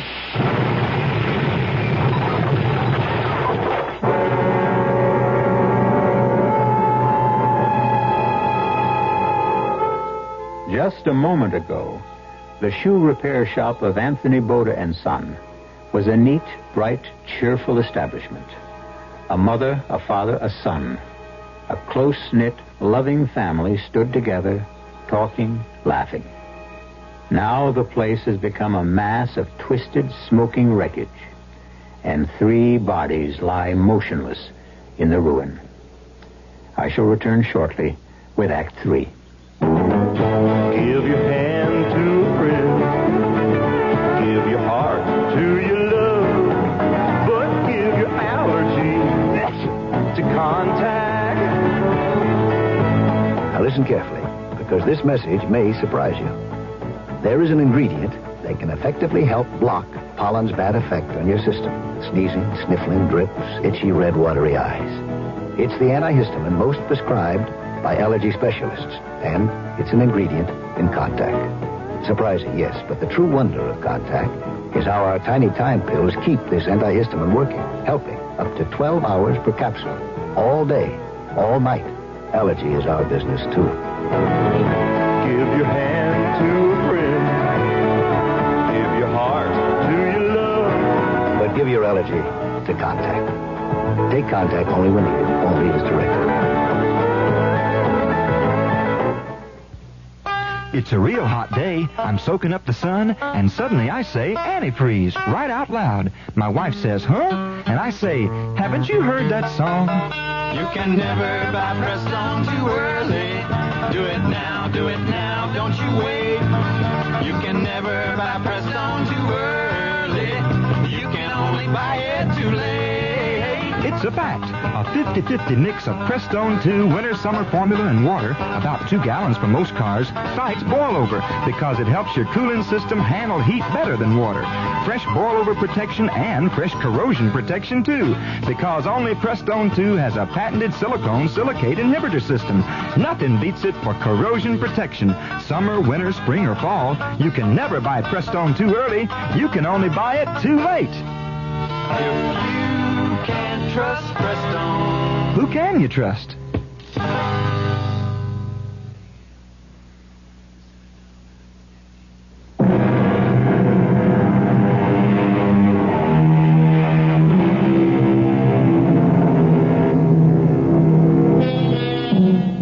When Anthony Boda was a boy in the darkness of the old country, America was a shining beacon light in the distance. Years later, with hard work and some good luck, he was able to come to America with his wife and his son. And because he believed in justice, he defied the gangsters who were trying to extort protection money. And it happened that soon after, a bomb destroyed his tiny shoe repair shop. And the beacon light that was once America for Anthony Boda is flickering faintly and about to die. Mr. Boda, they say you should be out of here in a couple of days. Yes. All of us, we're very sorry. Thank you, Sergeant. I know that nothing can bring back your wife and your son. Tell me, Sergeant, why were they killed at once, while I received only scratches? But it has to do with the angle of forces, I suppose. No. I mean, what reason? What plan? Why had the Lord seen fit? For that, you would have to ask a priest. I have asked the priest. And? And he said God's ways follow a mysterious design. So you see, I am no wiser than before. I'm sorry about the other thing, too. What other thing? The trial. Oh, the trial. I should say that there was no trial. It doesn't matter. The hood just disappeared. So there was no defendant. Carly must have had him taken for a ride.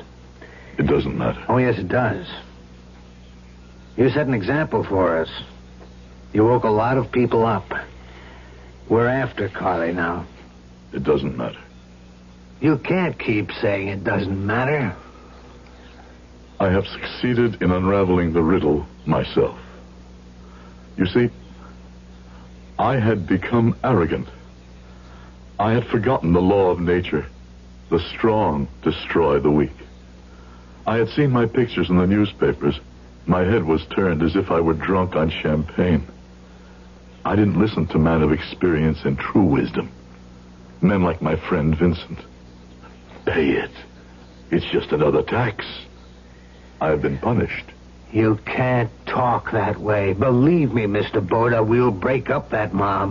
That will be your affair. Carly figures he can ride out this particular storm just like he rode out others, but he won't. Of course not. I intend to kill him. You can't make your own justice, Mr. Boda. But I must. That's the only justice there is.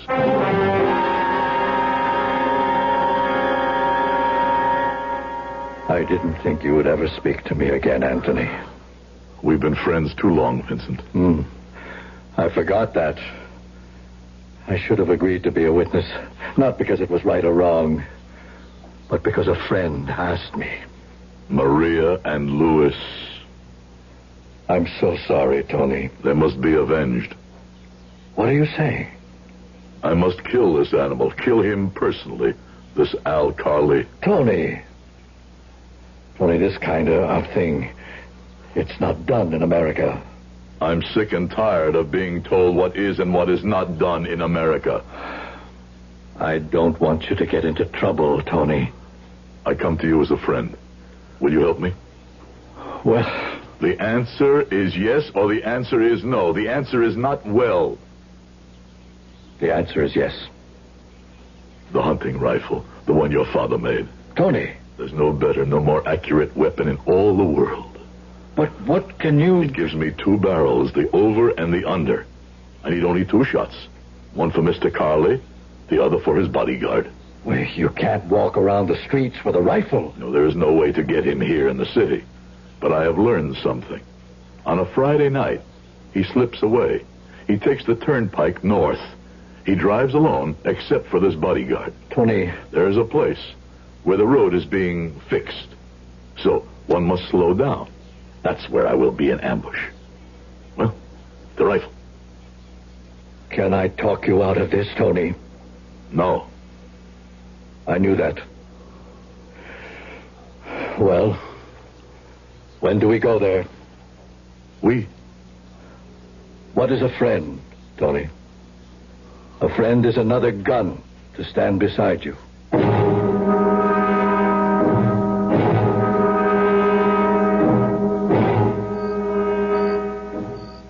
Perfect.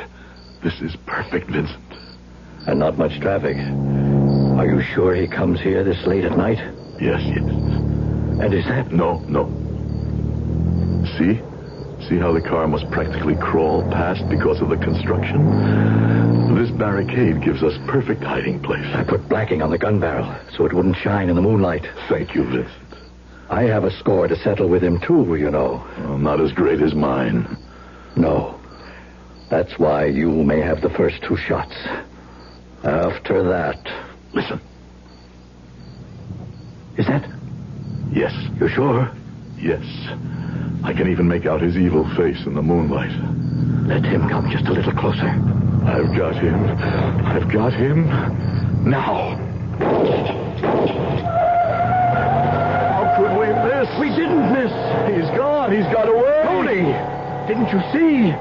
The shell simply bounced off. His car has a coat of armor. The glass is bulletproof. There's no way we can shoot him. There's just no way.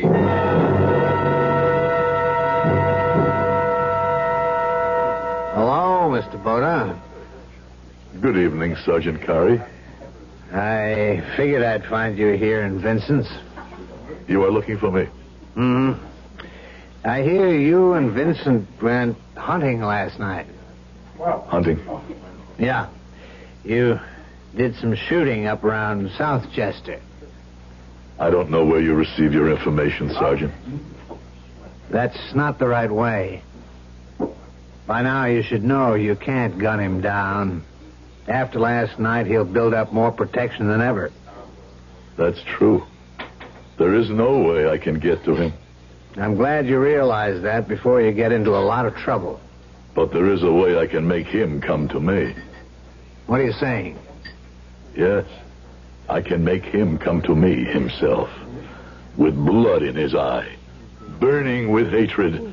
Obsessed with a desire to murder me with his own hand. Mr. Boda. And then, of course, I will have every right to kill him. Because, you see, I will be compelled to kill him in self-defense.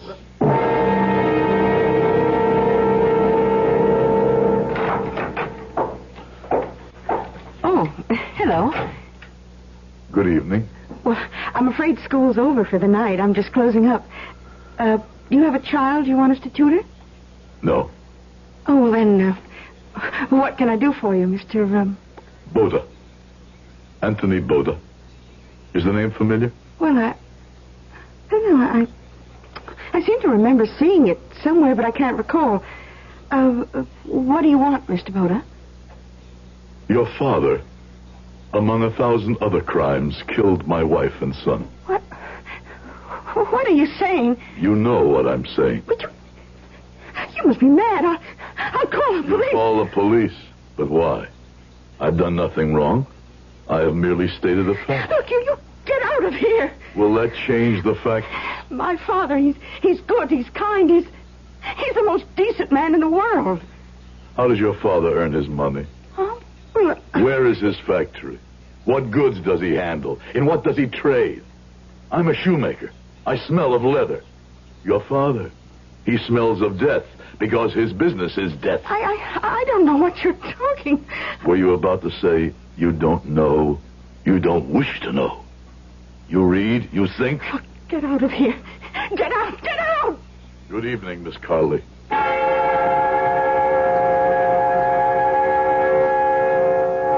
Dad, you remember I asked you about the man in the papers? You said it was another Al Carley. Marissa, what are you trying to... Don't lie to me, Daddy. Don't lie to me. Yeah, but it was another Al Carley. Don't lie to me, please. It's bad enough. I had to lie to myself. It was another Al Carley. Now listen, please, listen. There are two Al Carleys. One is your dad. The other is somebody who does what he has to do. The only thing he knows how to do. I never saw it before. I suppose I never wanted to see it, but a man named Anthony Boda, just a shoemaker, opened my eyes. And I can never close them again. Boda? You say Boda? Anthony Boda. I have never seen such dignity. I was a fool. I should have made sure of him before. But I'll kill him with my own two hands.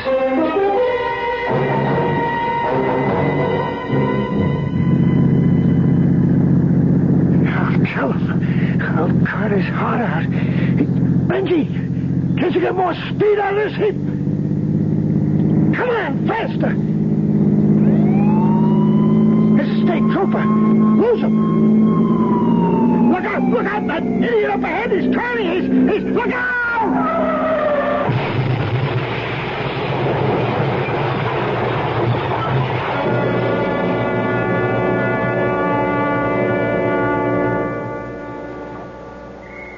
Mr. Boda. Yes. Ah, the sergeant. I've been looking for you. Hop in. You heard the news? I heard the news. He was coming after you. I knew he would. But I have been robbed. I will not have my revenge. He's dead.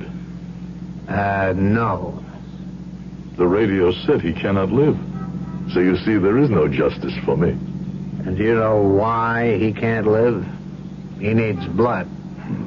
He can buy all the blood he needs. No, he can't. Why not? Because it so happens he has a very rare type of blood. And he needs a transfusion from someone who has that same type. Only someone with that same blood can save him. Surprising. I thought his blood would be as base and as common as sewage. We do know of a donor. The hospital has a record of someone with the exact same blood type. Why tell me? Because you are the blood type. I me? I have the same blood as that swine? Yes, Mr. Boda. The only person we know of. How was this fact made known? Well, when you and your wife and son were brought to the hospital, naturally your blood was typed.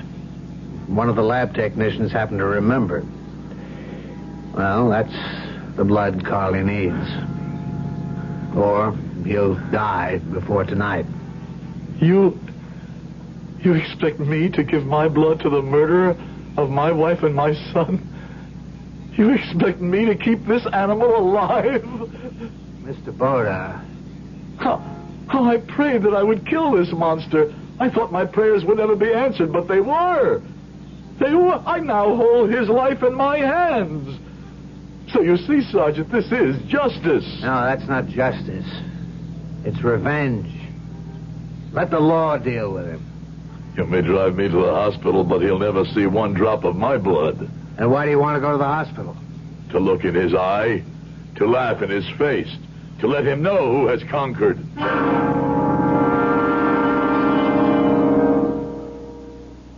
Carly. Al Carly, can you hear me? Yes. Do you know who I am? Yes. Do you know why I'm here? To torture me. I was in this hospital. You killed my wife, my son. I swore I would kill you with my own hands. Boda, please. Please, don't let me die. What do you say? Please. You beg me, your enemy, your sworn enemy, for your life? Please, let me live. This is what makes us tremble? This is who owns judges, lawyers, politicians? This is what we fear? You cowardly animal! Can't you even die decently? Mr. Boda, you came. I knew you would come. You see, Daddy, I told you. Mr. Boda is a man. Does the doctor know? Have they been told to prepare for the transfusion? The transfusion? That's why you came, isn't it? To give Daddy the blood? Daddy said you would never do it. Daddy said you would drain every drop of blood from your own body and die first before you would... A young girl should not talk like that in front of her father. Now, you must say no more. Carly. Al Carly, can you hear me? Yes.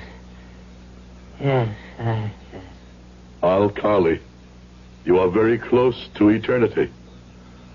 Speak the truth. For the very first time in your life, the truth.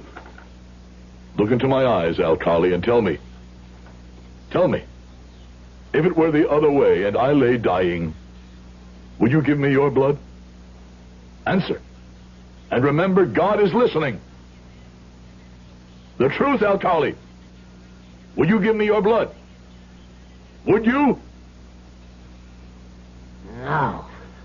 Daddy. This is between your father and me. You would not give me your blood, Alcali? No. No. Then this is the difference between us. I will give you mine.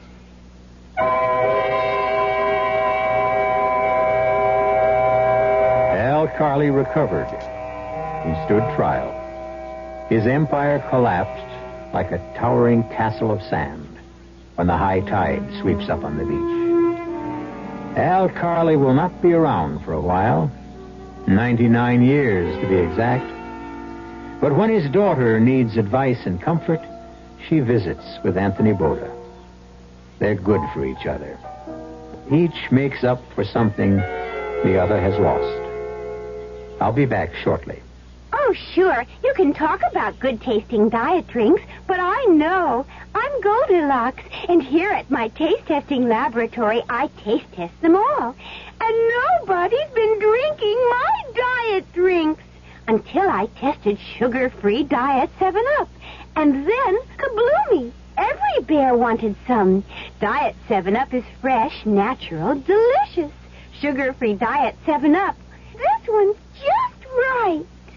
Buick introduces a new concept for you to consider in light of all the concern about miles per gallon. Range. Range is what you get when you multiply the mileage your car gets per gallon by the number of gallons your car's gas tank holds. Range is one of the things that help make Buick Apollo such a special small car. It comes from coupling the Apollo's economical 6-cylinder engine with a standard 21-gallon gas tank. It holds a lot, but it doesn't use a lot. Look into the Apollo. It's the Buick of small cars.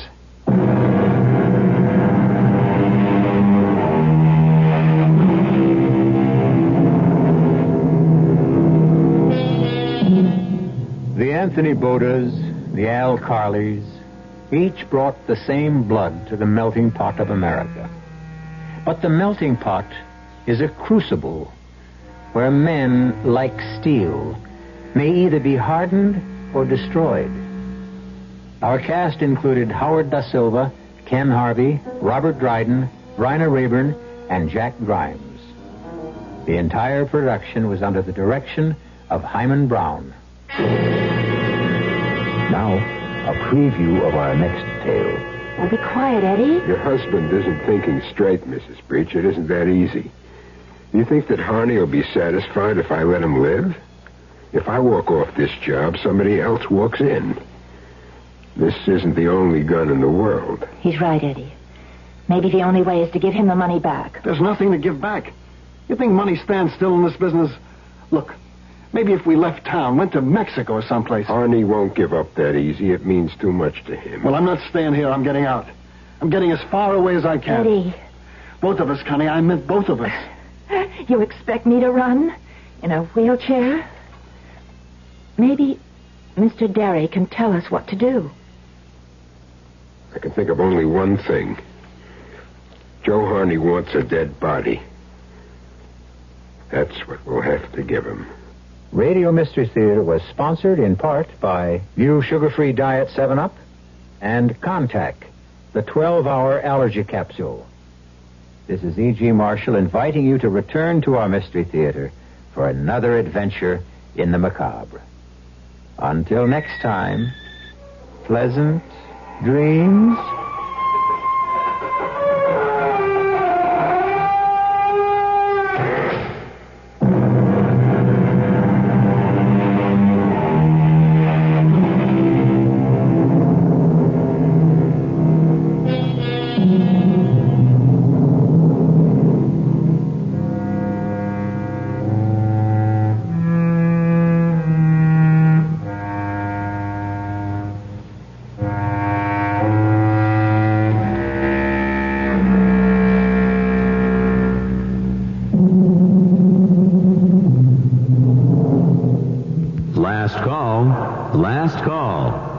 call?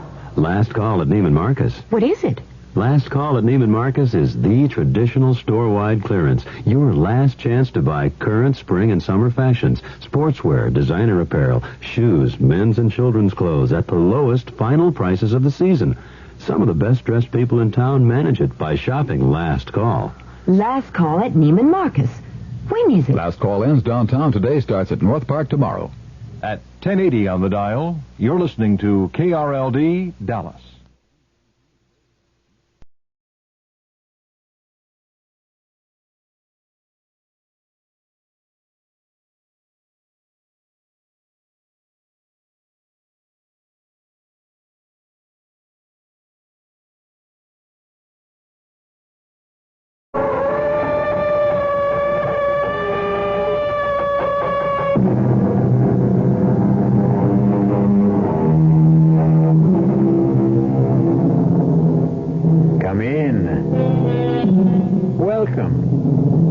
I'm E.G. Marshall. We've been waiting for you. We knew that you'd be back. We know that by now you've discovered there's no fear like the fear you can hear. And we're going to fill your ears with a story about the most basic fear of all, death. We're going to tell you a story about a man who dispenses death the way other men dispense haircuts. A man known in the parlance of the underworld as the hit man. In case you're unfamiliar with criminal vocabulary, allow me to explain. A hit man is someone hired especially to terminate the life of someone else. He's a killer, Connie. The guy's a hit man, a hired gun. He's come here to kill me. No, he hasn't. Have you, Mr. Derry? Who, me? Now, do I look like that sort of person, Mrs. Breach? You don't look stupid, Mr. Derry. If you were going to kill my husband, you would have done it by now. Why haven't you?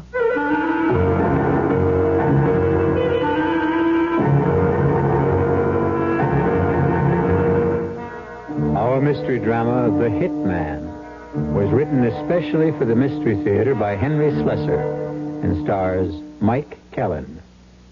It is sponsored in part by Sign-Off, the sinus medicines, and new sugar-free Diet 7-Up. I'll be back shortly with Act One. Just when you think you've packed away your sinus miseries along with your winter coat, along comes summer sinus. My face hurts. My head aches.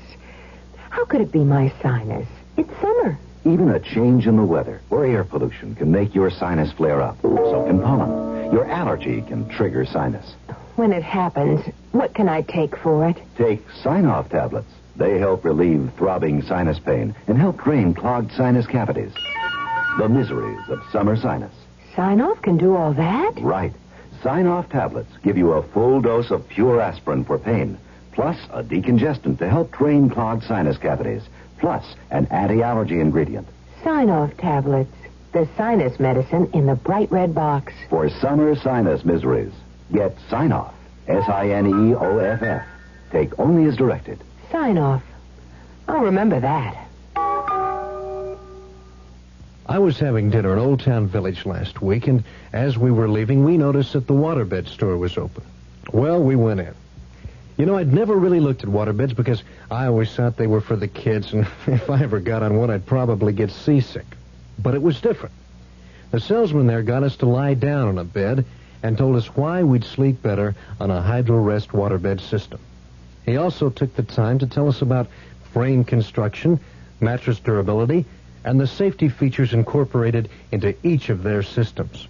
We got home and read the literature and decided that a hydro-rest system makes good sense. We're going to buy a waterbed from Dallas's oldest and largest waterbed company, Waterbed Systems International. They have 3 locations, 3323 Oak Lawn, Old Town Village, and a brand new store in Town East Mall. I tried Hydro Rest. I was impressed.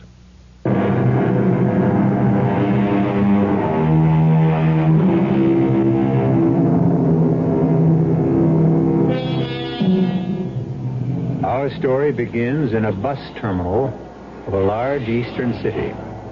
a place of arrivals and departures. In the crowd, we can see a rather sallow young man searching every face and scowling at his inability to recognize the man he has come to find. But then, he doesn't know what Jim Derry looks like. Jim Derry tries not to make himself too visible a person. Mr. Derry has a very good reason. But now the young man spots someone pulling on a pair of light-colored gloves, and he recognizes the signal, if not the man. Warm day for gloves, ain't it, mister? I got cold hands. Jim Derry? Yes? Huh. I'm Earl. What took you so long? Arnie said you'd be on the 2 o'clock bus. I've been hanging around this crummy terminal for an hour. A gypsy told me never to take a 2 o'clock bus. They didn't tell me you were a comedian. What did they tell you about me, Earl? Come on. Arnie's waiting.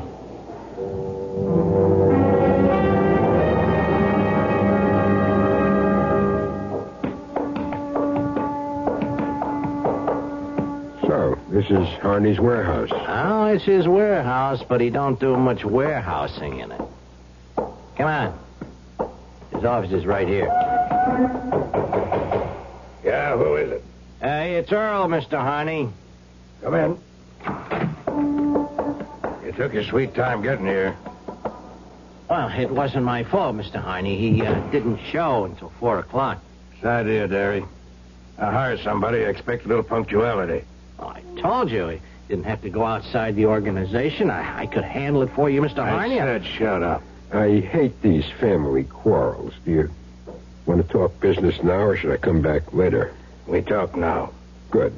Then give the kid a quarter and send him to the movies. Beat it, Earl. Yeah, okay.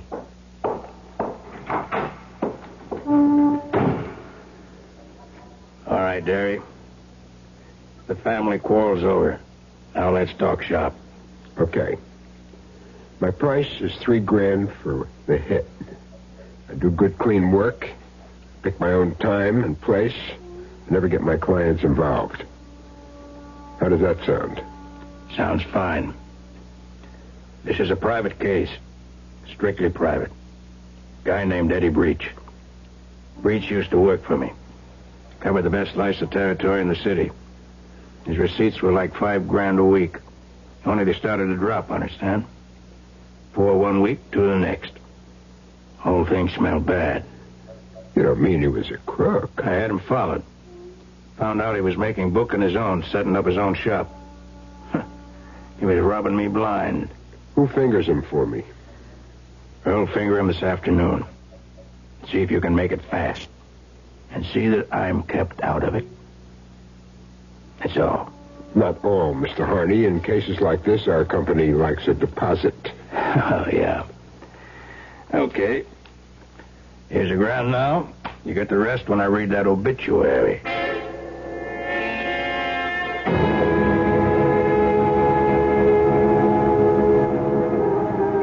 It's almost 6 o'clock. We've been staring at that apartment house for half an hour.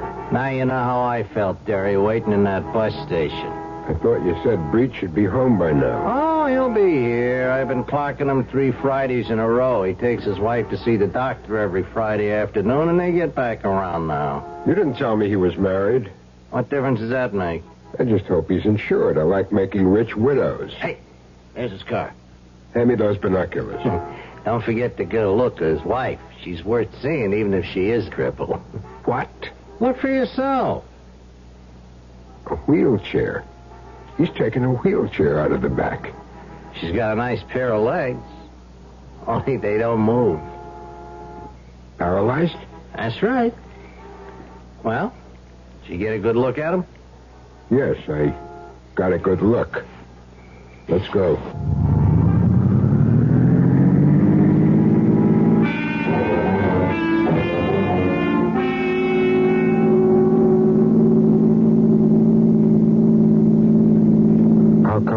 Breach married a cripple. He didn't. There was no kitty car he was pushing around. That chick was in one piece when he married her. In fact, what happened to her was all his fault. How do you mean? I got into an argument one day and he belted her.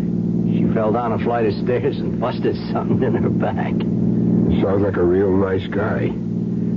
It'll be a pleasure to do business with him. Yeah, well, don't forget who you're doing it for. Harney's paying you for this job, not Mrs. Breach. For her, I do it for love.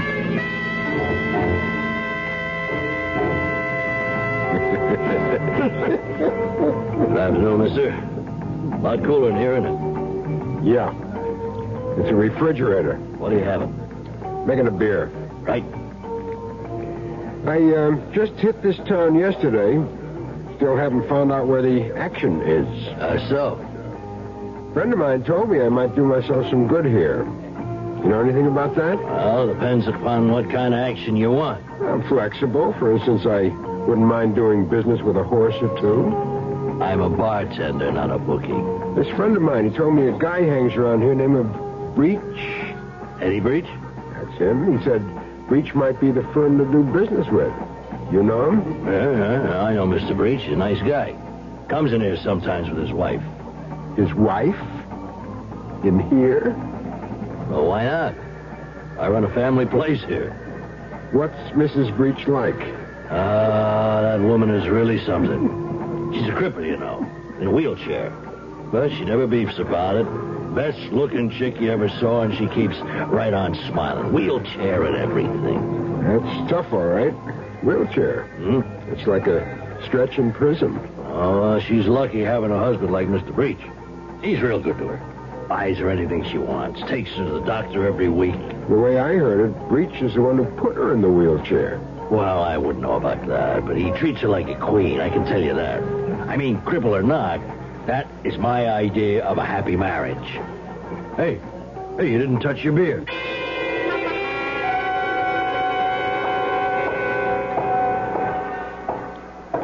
Okay, Mr. Breach, get in the car. Hey, what is this? Get in that car, I said. Okay, easy on the hardware. Who are you? What do you want? Start your car, head west of the highway, and keep going till I tell you to stop. Listen, you want my wallet, take it. Start the car.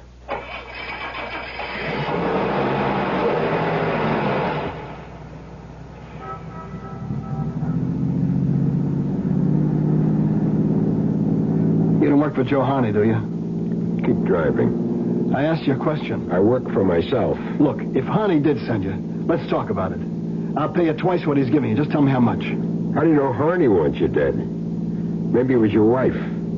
Harney's not the only one who hates your guts. Connie? You're crazy. So that's her name, huh? Connie? She wouldn't do anything like that. She needs me. Needs you for what? To belt her again? Who told you about that? You must have been a pretty brave boy. Slugging a woman. That took guts. I'm trying to make it up to her. For Pete's sake, will you give me a chance to make it up to her? That's why I need that money. That's the only reason. So you did cheat Harney. You admit it? I'd cheat my grandmother if it helped Connie. Keep your eyes on the road, Eddie.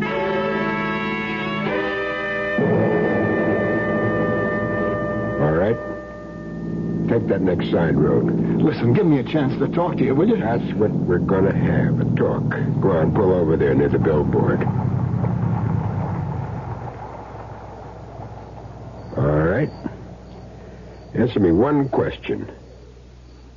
How were you helping her? What? How were you helping your wife?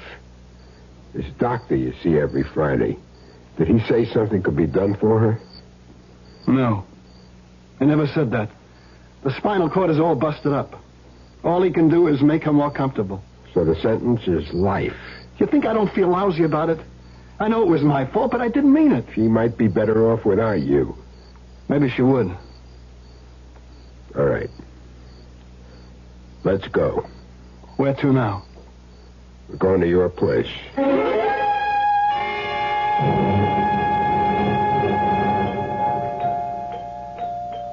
Eddie? Yeah, honey, it's me.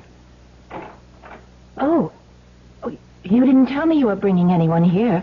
I decided not to go downtown. I ran into a friend of mine, and we got to talking. My name is Derry, Mrs. Breach. Jim Derry. I'm sorry to bust in on you like this. Oh, but I'm glad you did. Really. I love to see Eddie's friends. We don't do very much entertaining. You got a nice apartment, Mrs. Breach. Oh, thank you. I keep it uncluttered so I can scoot around easily in this wheelchair. My track record is 1 minute, 3 seconds from the living room to the bedroom to the kitchen. That's quite a record. Now let me get you a drink. Eddie says I'm the best rolling bartender in town. Watch me. Don't bother, Mrs. Breach. I don't drink. Not on the job, right? Oh, please, let me get you something. You see, I'm grateful to you, Mr. Derry. I was looking forward to a lonely evening when you came along. My husband usually works very late. Honey, you look a little tired. Did you take your pills yet? Oh, I'm fine, Eddie. Stop worrying about me. Please sit down, Mr. Derry.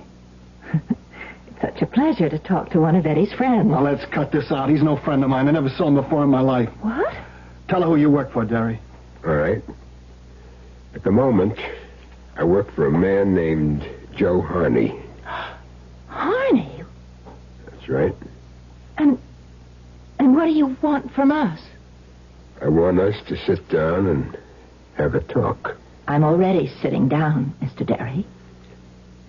Joe Harney isn't pleased with your husband, Mrs. Breach. He thinks he cheated him. Cheated him out of a lot of money. Well, I'm sure that's not true. I didn't cheat him. I just wanted the business for myself. I got a right to go into business for myself. Yes, I know. It's called free enterprise. But just the same, Mr. Harney is very angry. He's not just angry, he's afraid. He's worried that if Eddie gets away with this, he'll set a bad precedent. So he only knows one remedy for the situation. And tonight, this could have been it. A gun. Please. Put that away. He's a killer, Connie. The guy's a hitman, a hired gun. He's come here to kill me. No, he hasn't. Have you, Mr. Derry? Me?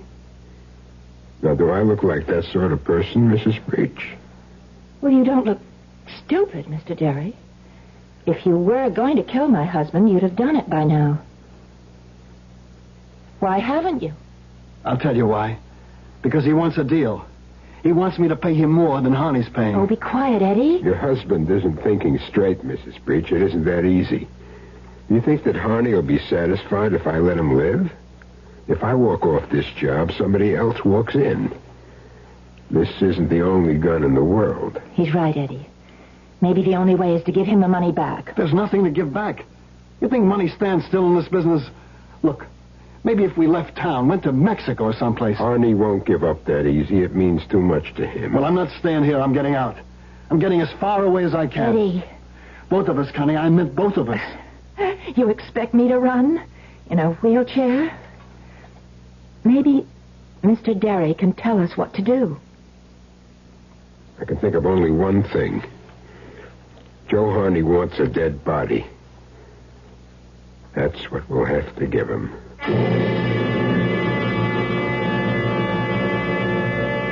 Well, we seem to have encountered a hitman with a heart.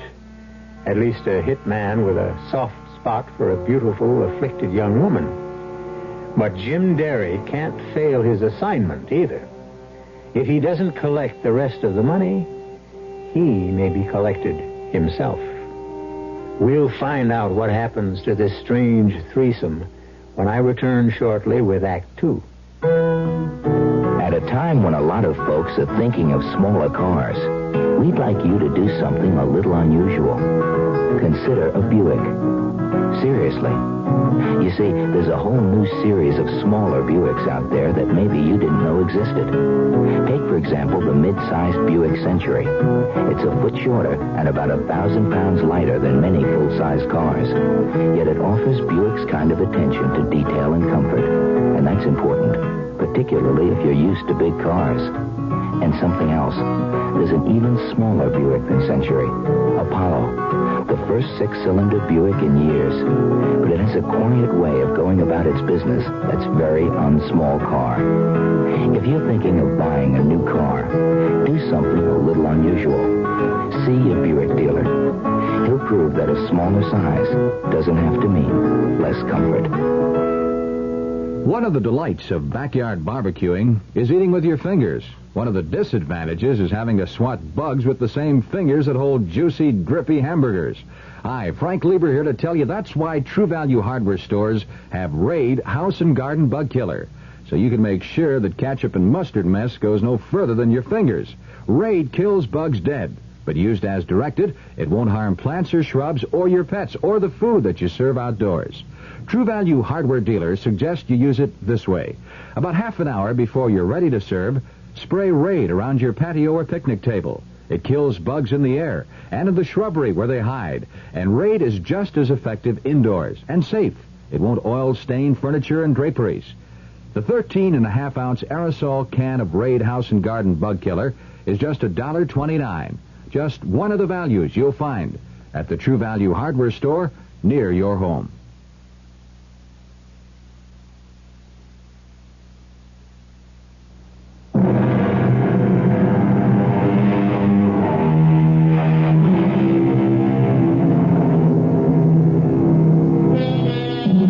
The hired killer of Eddie Breach sits in Mr. Breach's comfortable living room. But the gun which was supposed to have done the deed rests on the coffee table. And Jim Derry paces the carpet and talks to the loving couple about death.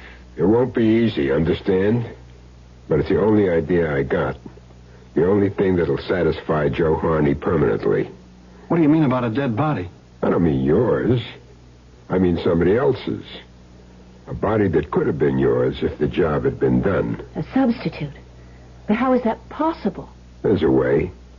I have to stick my neck out to do it, and there'll be some expenses. How much? I have to let you know. Meanwhile, get ready to move and move fast. Have your bags packed and keep them ready.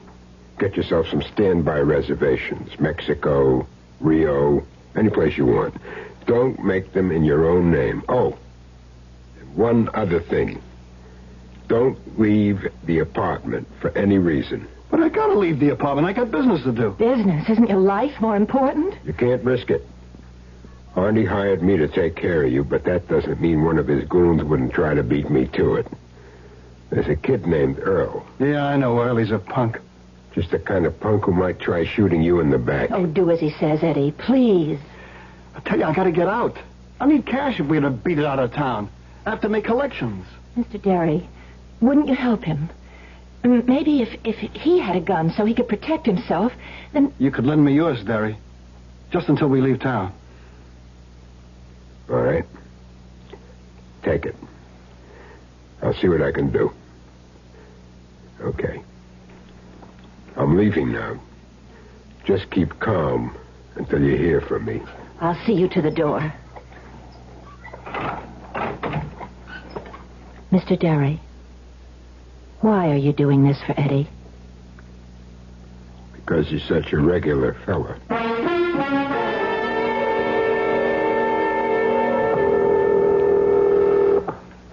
Figaro mortuary. Fig, this is Jim Derry. 3 cheers. What are you doing back in town? You ain't been here in 10 years. Business, Fig. I'm here on business. Just like in the old days. The old days are over. I make more money legitimate now than I used to make crooked. For me, crime doesn't pay, like it says on the posters. Wow. This is legitimate. Almost. I want to make a purchase. What kind? You are the only store in town that has what I want, Fig. I want to buy a corpse. I don't know what I'm doing this for. I must be getting soft in head. Tell me about the body, Fig. He's a short, heavy cookie, maybe 50 years old, full of mustaches. But does that matter? No. I guess it won't matter. Not after I get through with him. When can I take delivery? Tonight. You could bring your car around to the back of my place, say, around 11 o'clock. Okay, Fig. I'll be there. You sure there won't be any complications? No, the guy doesn't have any family. He'll end up in the city cemetery anyway. That's fine, Fig. That's just great. Come on, Daddy. Come on, level with me. What are you going to do with a corpse?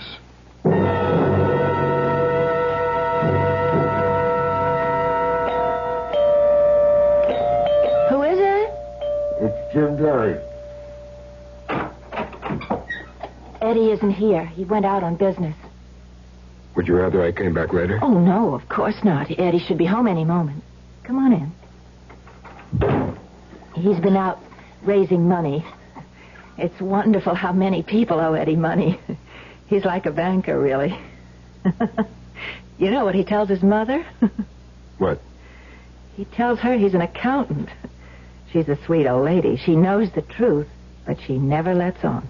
And do you know the truth about him? I never had any illusions about Eddie. Would you like a drink? Oh, sorry, forgot. You don't drink. I'll take a beer if you have one. Coming right up. Oh, maybe when we were first married, I had an illusion or two. It's easy when you're young, and you've got a nice straight spine. You're still young. Yes. Well, still that, I suppose. Oh, what do you know? No beer. It doesn't matter. Does he leave you alone a lot? Beg your pardon? That banker husband of yours? Oh, Eddie's a busy man. He doesn't have normal hours like other people. I don't suppose that you do either. We're talking about Eddie. You're curious about him, aren't you? Trying to make some moral judgment? To decide whether he's worth saving or not? I've already decided that, haven't I? Do you know about Eddie and me? About the accident? Yes. We were living in an old brownstone. Eddie was late. I was waiting for him at the top of the stairs with an argument all ready, and I said a lot of nasty things, and so did he, and he started to shake me, and I lost my balance. Well, how do they look? Your legs? You look fine. You'd never know they were dead, would you? You know something? I've got my own theory about you, Mr. Derry, about why you're helping us. You do? Mm-hmm. I've been a cripple for over a year, and I've become an expert on pity. I can spot pity half a mile away. You think that's my reason? That's everybody's reason. It's me, honey. Sorry. Hello, Derry. I just came to tell you that everything is set. What does everything mean? You are going to be a dead man by tomorrow morning. You can leave town as soon as you get on a plane. There's one leaving for Mexico City at 4 tomorrow afternoon. We got reservations. You better confirm them. What's going to cost me what you're doing? In cash, $1,000. $500 for me, $500 for a friend of mine. A couple of pieces of jewelry. And that car of yours. My car? You can't take my car. You won't need it in Mexico. They got donkeys. Now, wait a minute. Eddie, we've got to do as he says. If you don't like my proposition, you can always say no. Then you can take your chances with Harney. Okay. What else do you want? I'll need your wallet, your watch, any other jewelry you carry. That wedding ring, is it inscribed? Yes, I had it done. Let's have it. What's the idea of all this? Your car is going to be in an accident tonight, Eddie. It's going to catch on fire. There'll be a body in the car, burned beyond recognition. But everybody will know who it is, of course. It'll have your wallet, your watch, your keys, your wedding ring. But whose body? Don't worry. The guy will be dead to begin with. It's only what you might call a cremation ceremony. So Harney will think you did the job. He'll only believe it if you get out of town as fast as you can. When that body is discovered, you are dead. I don't want you around making a liar out of me. That's neat, Derry. Very neat. You still get paid that way, don't you? Eddie. Get me what I need, Eddie. The money and all the rest of the stuff. What about your gun? You want that back? Keep it as a souvenir. I never hold on to a piece after a job. And this job is just about over.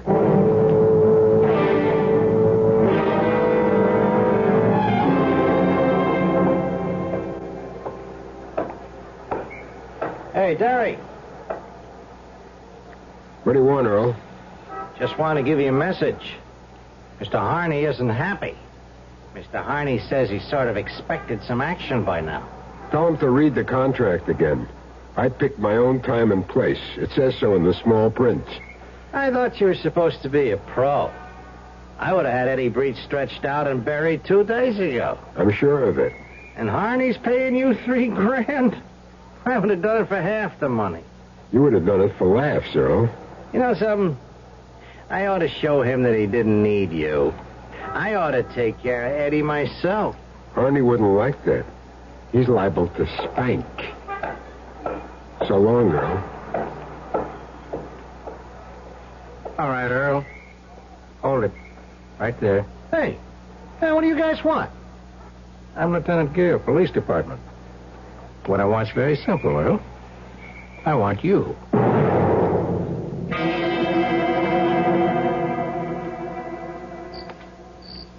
Well, here's the merchandise. Fresh from the freezer. Thanks, Fig. I knew I could count on you. You want to take a look at him? No. He ain't too pretty. I didn't get a chance to do any cosmetic work on him. It won't make the slightest difference. Okay. Let's get him in the car. Where are you taking him, Barry? To the country. Oh, boy. First time I ever heard of taking a stiff for a ride.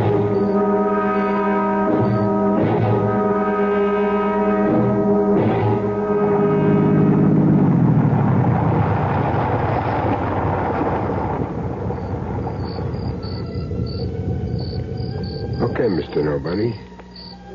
Time for the ceremony. First, you gotta get behind the wheel. I'll dump your wallet in the clear. Now, here's your pretty jewelry. The ring is a tight fit.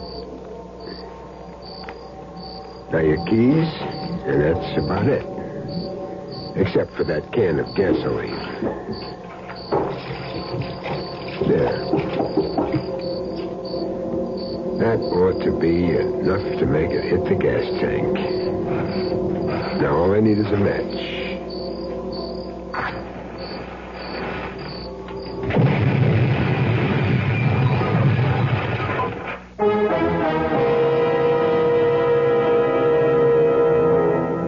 So Jim Derry has completed his assignment. He feels rather good about the job he did, too. It was a nice combination of human sympathy and profit. 500 from Eddie Breach, 3,000 from Joe Harney, and a sense of having done something worthwhile for a change. But will Jim Derry remain pleased with himself? What will the arrest of Earl do to his plans? We'll find out when I return shortly with Act 3. Never heard of beer on the rocks? No? Swell. The people who brew Budweiser never have thought ice in your beer was such a cool idea anyway. If you only knew how ice cuts down the head and waters the taste. Oh, a chilling thought. A downright tragedy with Budweiser especially. Budweiser is the king of beers. The only beer in America that's beechwood aged, naturally carbonated, which means Bud brews its own bubbles, tiny ones, over a dense lattice of beechwood strips. The beer ages the best way, the right way, naturally. But add an ice cube and bloop, there goes all that extra effort. So if you forget to cool enough Bud, skip the cubes and put your Budweiser on ice for a while, on the coldest shelf in your refrigerator. Even if the wait does frost you a little, it'll be worth it. Anheuser-Busch, St. Louis. On the corner, churches, kitchens, making golden fried chicken. Right before your eyes, always crisp, deep fried. The way chicken should be fried. Golden crisp flavor, fresh in every bite. Drop by churches, fried chicken kitchen. The golden taste of churches comes ringing through. Chicken was made to be deep fried, so crispy it crunches when you bite into it. Well, that's what Church's does. Deep fries your chicken right before your eyes till it's golden brown and golden crispy crunchy on the outside, moist and tender on the inside. Makes your mouth water just thinking about it. So what are you waiting for? Drop by Church's on your way home and pick up a box of the Crispy Lovers chicken. Your family will love you, and so will we. Drop by Church's Fried Chicken Kitchen. The golden taste of Church's from ringing through. The golden taste of Church's.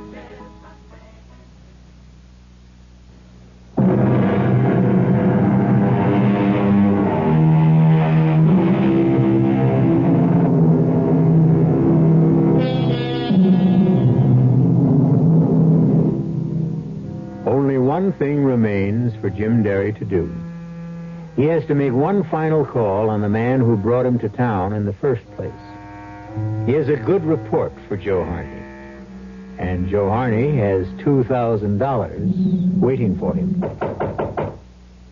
Yeah? Come in.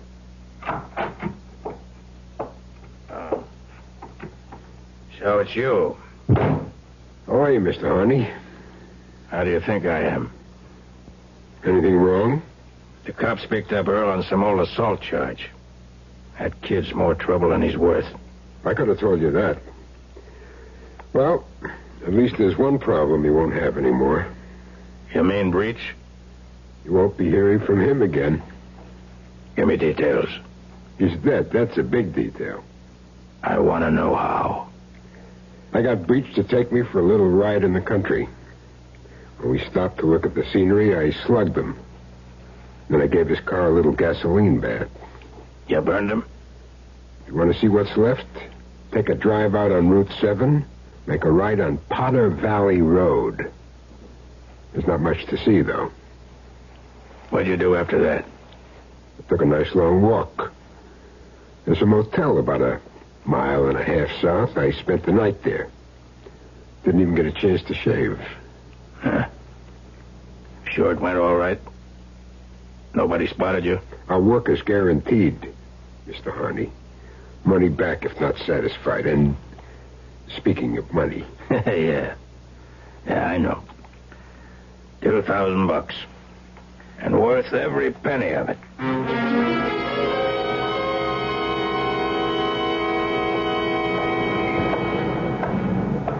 Excuse me. Your name James Derry? Pardon? I said your name James Derry. Yes, it is. Why? My name's Gear, Mr. Derry. Lieutenant Gear, Police Department. We got a warrant for your arrest. Me? You've got to be kidding. Step over here, Derry. Hey, wait a minute. Now, you know the routine, I'm sure. Hands flat against the wall. Whatever you say. Well, not armed, I see. Why would an innocent citizen be walking around with a gun? This wallet of yours is sure loaded. What was it? Payday? That's my traveling money. You must be a high-priced man, Derry. I sold a car for a guy. Second-hand sports job. That's the money he paid me for it. Yeah, sure. And I'll bet you got a copy of the bill of sale, don't you? Well, you give me a chance to get it, I'll... We'll talk about it at headquarters.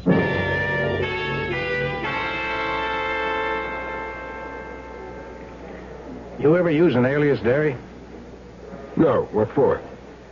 You know a man named Joe Harney? I met him once or twice. What'd you talk about? The weather. Now, don't be cute, Derry. We talked about horses. Mr. Harney likes horses a whole lot. Yeah, we know all about that. We also know that Joe Harney paid your way into town a little over a week ago. That right? I can afford my own car fare, Lieutenant. Harney brought you here to do a special piece of work for him, didn't he? Wrong. You see, Derry, there isn't very much we don't know about Joe Harney. For your information, the DA has been lining up a case against him for the last 6 months. It's your hard luck that you came into the picture right now. I don't know what you're talking about. Well, maybe I can make it a little clear. You got something I want to read to you. It's a statement from somebody you may know.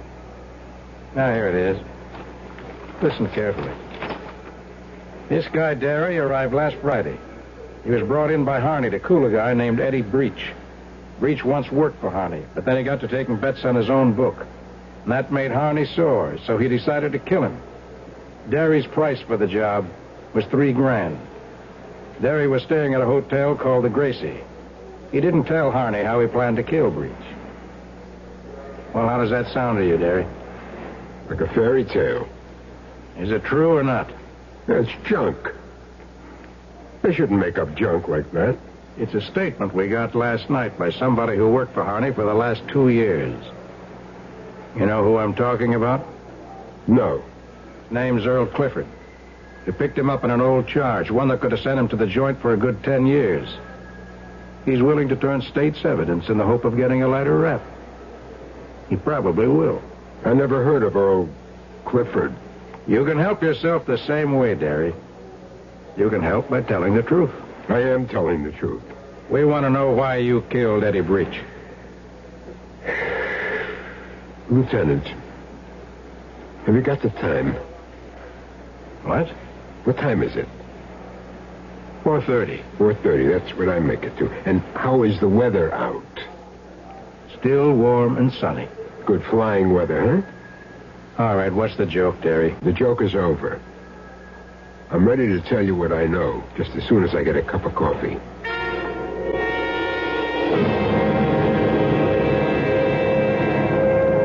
Sure. I was hired to kill Eddie Breach. This guy, Joe Harney, called me, gave me the contract. I don't know why he picked me. I never did that kind of work before. Sure, Derry. We know.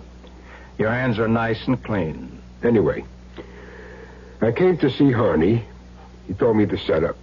Seen this guy Breach has been jabbing him for money, and he wanted him dead. Well, I said I'd do it. I see. Only I didn't mean it, Lieutenant. I'm no killer. Like you said, I'm clean. No record, nothing. No convictions, no. You know what I did? I went straight to Breach. I told him the whole story. Him and his wife. She's a cripple, you see, in a wheelchair. I felt sorry for her. For both of them. We know about Mrs. Breach's condition. Go on. I said I wouldn't do them any harm, but that didn't mean that they were safe. Harney would just hire somebody else to do the work. That was very nice of you. I wanted to help them, Lieutenant. I told them the only thing was to make it look as if Breach was killed. I said I could arrange the whole thing for them. And that's what you did? Yes. I got a body. A dead body from a funeral parlor I know. I put the body in Breach's car. I drove it out on Route 6, parked it on a side road called Potter Valley.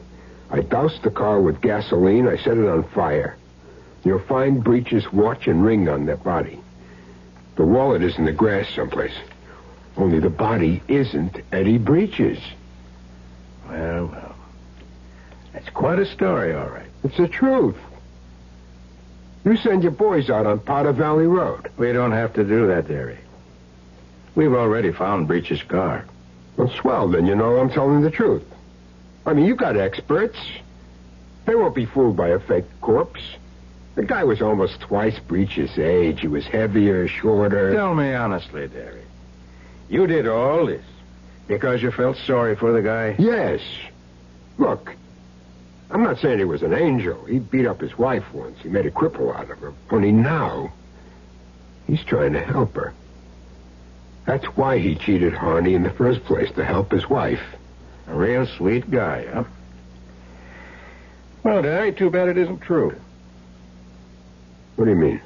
Oh, Eddie was responsible for his wife's injury. We know that. Sure, he knocked her down a flight of stairs. But you know why? They had an argument about coming home late. Oh, no. They had an argument about a woman. She caught him in the apartment with a girl named Louise something. She didn't tell me that. And Breach didn't give up Louise after that either. He's been cheating on his wife ever since. The fact that she was in a wheelchair only made it easier. No. I never knew about that. But his wife knew, Derry. What? That was the tough part. Connie Breach knew all about it. And there was nothing she could do. Just had to sit there in that wheelchair and let him do whatever he pleased. That's your good friend, sweet Eddie Breach. Well, she said she didn't have any illusions about him. She knew what he was. Too bad you didn't. All this time, she must have been hating him. Hating his guts. Anyway, they're gone now. They're on their way to Mexico City right now. No, they're not. Oh, yes, they are. They took a 4 o'clock plane. You're a liar, Derry. What are you talking about? You tell a nice, touching story. But, Derry, you're a liar. You made a deal with Breach, all right, sure. He gave you $1,000, and you arranged this phony car accident for him. But you intended to collect from both sides, didn't you? No, I was helping him get away. Were you? Let me read you something else. Edward Breach, 29 years of age, male Caucasian, shot to death in his apartment at 404 East 75th Street. What? The bullets came from a Farrington 38, found at the scene. That can't be. We traced the gun to the man who sold it to you, Derry. He can describe you to a T. Hey, wait a minute. That's how you got that $3,000 from Joe Harney, by doing the job you were hired to do. That's a lie. Breach took that plane, I tell you. He is on the plane. He's in the morgue, Derry, where you put him. It can't be true. All right, Derry. I see you need a lot of convincing. Sam, send in Mrs. Breach. Connie is here? Right outside. Come in, Mrs. Breach. Are you sure it's... It's all right. Please come in. They didn't tell me that Mr. Derry would be here. I'm really sorry to do this, Mrs. Breach, but it's really quite necessary. I want you to repeat exactly what you told me. Yes. All right. I was in my bedroom last night around 7:30. I heard the doorbell ring, and my husband answered it. Eddie was always having visitors at all hours, so I didn't think anything of it, and then I heard 2 shots. I was frightened, but I opened the bedroom door and looked out. And that's when I saw him. Saw who? He was standing there, holding the gun. I screamed, and he dropped the gun on the floor and ran out. That's all right, Mrs. Breach. So I want it. Please, can I go now? Yes, ma'am. You can go. Wait a minute. Now, Mrs. Breach, Connie. How dare you call me Connie? You murderer.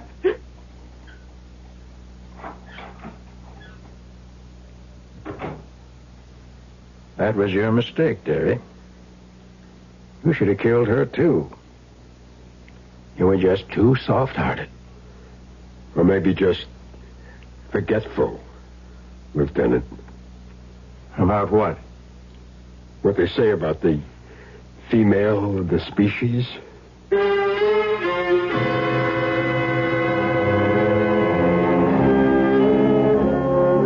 And so the kind-hearted hitman falls victim to a revengeful woman. We can only hope that justice finally triumphed, that Lieutenant Gere eventually realized the truth about what happened in that apartment on East 75th Street. Although, who's to say that Mrs. Edward Breach isn't already in a prison of her own contrivance? I'll be back shortly. Hello, Ms. Goldilocks here, and welcome to my professional taste-testing laboratory. Oh, Papa Bear, could you bring that case of sugar-free Diet 7-Up over here? Another case? Miss Goldilocks, you're drinking this sugar-free Diet 7-Up like there's no tomorrow. You can't still be taste-testing it. Oh, no, Papa Bear. Sugar-free Diet 7-Up has already earned my seal of approval. It's fresh, light, natural, delicious. I drink it because I love its taste. Now hurry up. Okay, here. This sugar-free Diet 7-Up really tastes delicious. Ladies, if you're tired of switching from one diet drink to another, take some advice from Ms. Goldilocks. Try sugar-free Diet 7-Up, and you'll say, yes, this one's just right. I'll bear witness to that, Goldie.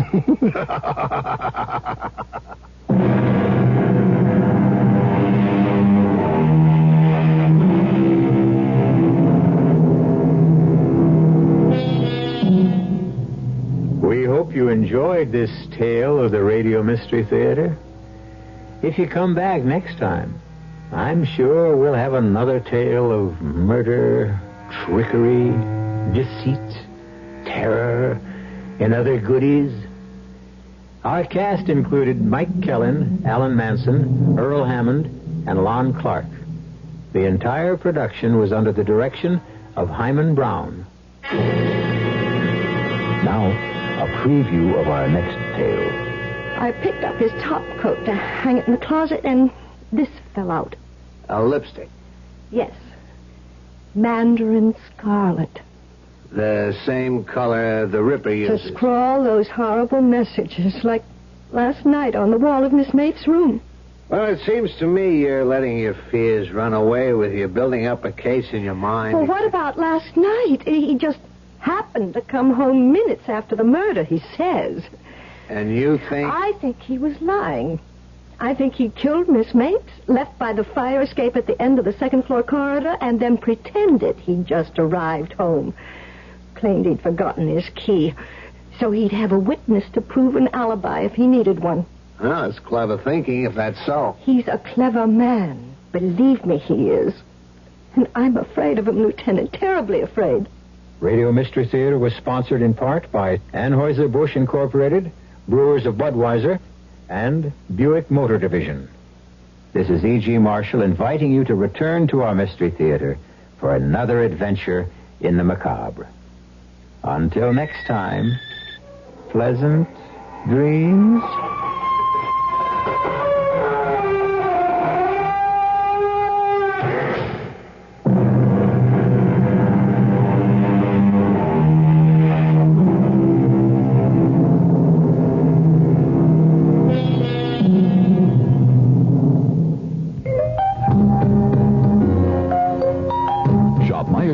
Stores this weekend to take advantage of big savings during the After Inventory White Elephant Sale. The sale begins Thursday at noon and lasts through the weekend. Listen to these specials. A group of men's no-iron slacks and jeans are...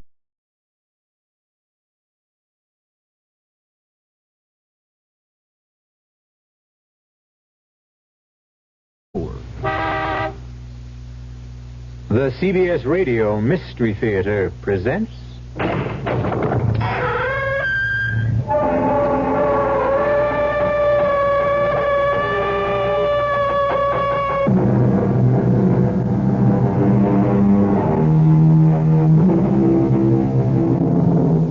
Come in. Welcome. I'm E.G. Marshall. An ancient Chinese anecdote tells of a poor man who meets a philosopher. The poor man begs for charity. The philosopher says, "Look at that pebble." He points to a tiny stone. The stone turns to gold. The poor man says, "May I have something bigger?" The philosopher points to a rock, and it too turns to gold. The poor man again asks for something bigger. The philosopher points to a mountain. The entire mountain turns to gold. The poor man is still unhappy. Finally, the philosopher asks, "What do you want?" And the poor man replies, "I want your finger." The moral of this and the tale you're about to hear, you can't satisfy everybody. No, don't come near me. Please, don't. You'll kill me. Yes, I will. You can't get away. Don't stick me with that. It won't hurt. I don't want to die. I don't want to die. You should have thought of that before. You, of all people, you know, there's no such thing as the perfect crime. Oh, that's nonsense, my dear. There are hundreds, thousands, for all we know, millions of perfect crimes. Why, every unsolved murder is a perfect crime. And yours wasn't even a murder. It will look like a perfect accident.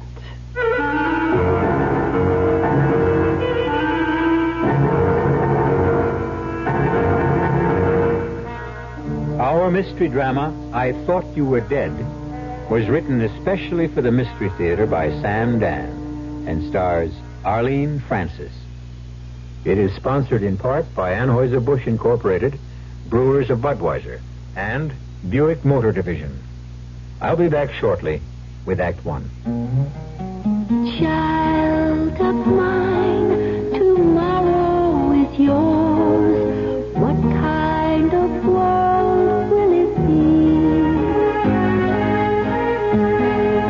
be? Every mother worries about the future of her children. But needy mothers overseas, barely surviving at the minimum level of existence, worry even more. Their families have never known a day when they were not hungry. They lack water that is safe to drink, medical facilities, schools. They need your help to give their children a chance in life. Through CARE, you can provide them with food, drinkable water systems, schools and medical care, and the means to help themselves. Help a mother to save a child's life today.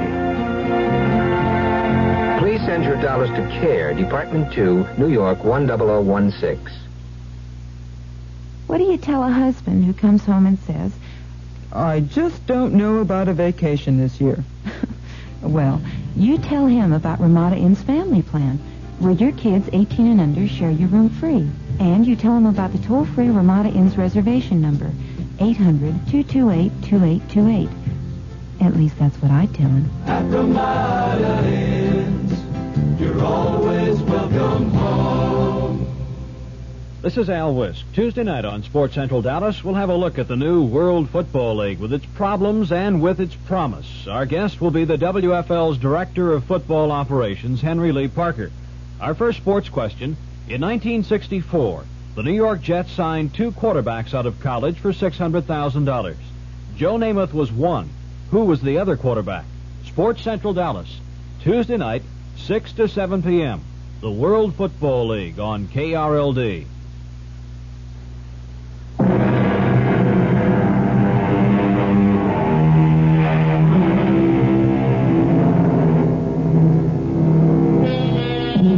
A statement, a slogan, should never be accepted merely because it is widely held and seldom challenged. For instance, they say, dead men tell no tales. But this is not necessarily so, as many a murderer has discovered, but too late. A dead man, especially a recently dead man, can tell a veritable anthology of tales to people like doctors and detectives. But what has all this to do with Jennifer Partridge? Jennifer Partridge, sleek, slender, sophisticated Jennifer. In exactly 10 seconds, the telephone will ring in Jennifer's elegant penthouse apartment, and Jennifer is going to speak to a dead man. Hello? Hello? Yes? Jennifer? Who is this? Jennifer. Do you have to ask? But it isn't. It can't be. It is, Jennifer. It is. No. No. What's the matter with me? What couldn't have been? It's crazy. How could it be Scott? I won't answer it. I won't. Yes, I will. Now listen here. What kind of obscene practical joke do you think this will... Oh, Paul. No, what was that all about? Oh, some idiot. Look, is everything all right? Everything's fine. You sure? Yes, I'm positive. I called because I find I have to cancel your appointment for tomorrow afternoon. I'll have to leave town for a few days. When can we schedule another appointment for you? When? Well, I know how busy you are. How about tonight? Tonight? Right now. Let me see. Well, perhaps Please, I can... Paul. Suppose I come to your place. Yes, Paul. I'll see you soon. Goodbye. Thank you, Paul. Oh.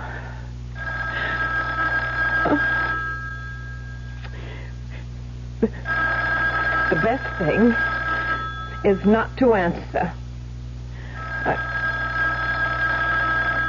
Oh, Martin. Martin was supposed to call at 7:30. Yes, it must be Martin. Hello, Martin. Hello? So, it's Martin. See here. Whoever you are. You know who I am. Martin's a moron. Yes, he's rich, but he's a moron. Do you mean you actually murdered me for Martin? You did, you know. I didn't murder you. Oh, that voice. The tremor in that golden voice. I can almost see the teardrops beginning to well in the corners. Who are you? What do you want? I'm Scott. I'm your husband. And your place is with me. But you're dead. Exactly. Exactly.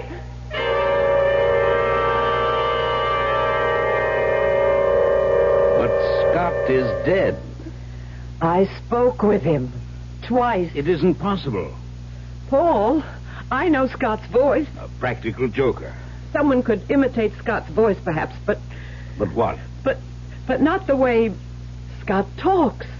The way he forms those sentences. He has that whole circular way of... The way Scott talks, how he forms sentences, he has that circular way. You realize you're using the present tense. Because I just heard his voice. And I'm sure you did. Well, finally. In your mind. Oh, I see. I imagined it. That's what you're implying. Well, there are all kinds of technical terms we might use to describe this phenomenon, but imagination is as good a word as any, and it really tells the story. But I heard the phone ring. I answered it. It was Scott, and I hung up. Yes, Jennifer. Oh, please, no patronizing, please. You and Scott, the love match of the century. Of course, you miss him, and so... And so? What? And so you actually did hear the phone ring. You actually did hear Scott. And what did Scott say? He accused me of murdering him. Well, did you? Did I what? Do you think you murdered Scott? You were there when Scott was killed. You know how Scott was killed. How can you ask if I killed him? I didn't ask you if you killed him. I asked you if you think you killed him. It was an accident. I wasn't even there. That's not the issue. Perhaps you're thinking if you had been more diligent, more devoted, Scott might not have been there either. I am trying to tell you, Paul. Did the better one die? Now, in the year that Scott's been dead, how many stories have you sold? Well, I haven't really been trying to... Before you married Scott and began the famous Scott and Jennifer Partridge collaboration, how many stories had you ever sold on your own? Well, I'm having it's a case of block. Writer's block. It happens now and then. But you are writing. And Martin tells me he's having trouble. Editors complain something seems to be missing. People are starting to talk. Was Scott the real creative talent of the team? It's a lie. Now, you may be one of America's top psychiatrists, but you are still a male chauvinist. You consider the fact of a man and woman writing team, and what is your automatic reaction? The man is the one who is the true talent. I'm only trying to tell you... Never mind that just now. Let's consider what I'm trying to tell you. Yes? I'm trying to tell you I heard Scott's voice on the telephone. Scott called me on the telephone. And I'm trying to tell you why you think... Well, who could that be? Now, go ahead, answer it. Hello? Hello. Doing anything, Jennifer? I thought we'd chat. Just a minute. Paul, it's Scott. Pick up the extension. You'll see it's Scott.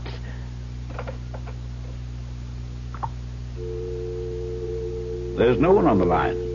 It's just a dial tone. But it was Scott. He hung up. He didn't want you to hear him.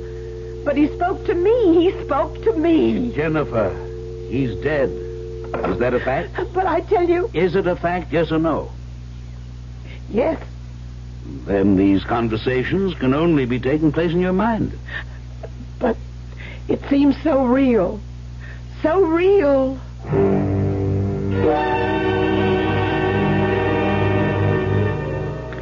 He looked deep into her eyes, into those smoldering, passionate eyes, and he knew. Now he knew. He knew how it could be possible for a man to sacrifice his honor, his career, his country. You have that, Miss Hewlett? Yes, Mrs. Partridge. To please read it back. He looked deep into her eyes, into those smoldering, passionate... Wait. The whole passage, it sounds familiar. It sounds as if... Yes, Mrs. Partridge, now that you mention it... Why should it sound familiar? You and Mr. Partridge had written that same paragraph 5 years ago in Dead Man's Marriage. Oh, yes. Yes, that's right. I simply have to get away from eyes. That was Scott's trick. May I come in? Absolutely not. I'm working. How's it coming? Splendidly. Level with me? Atrociously.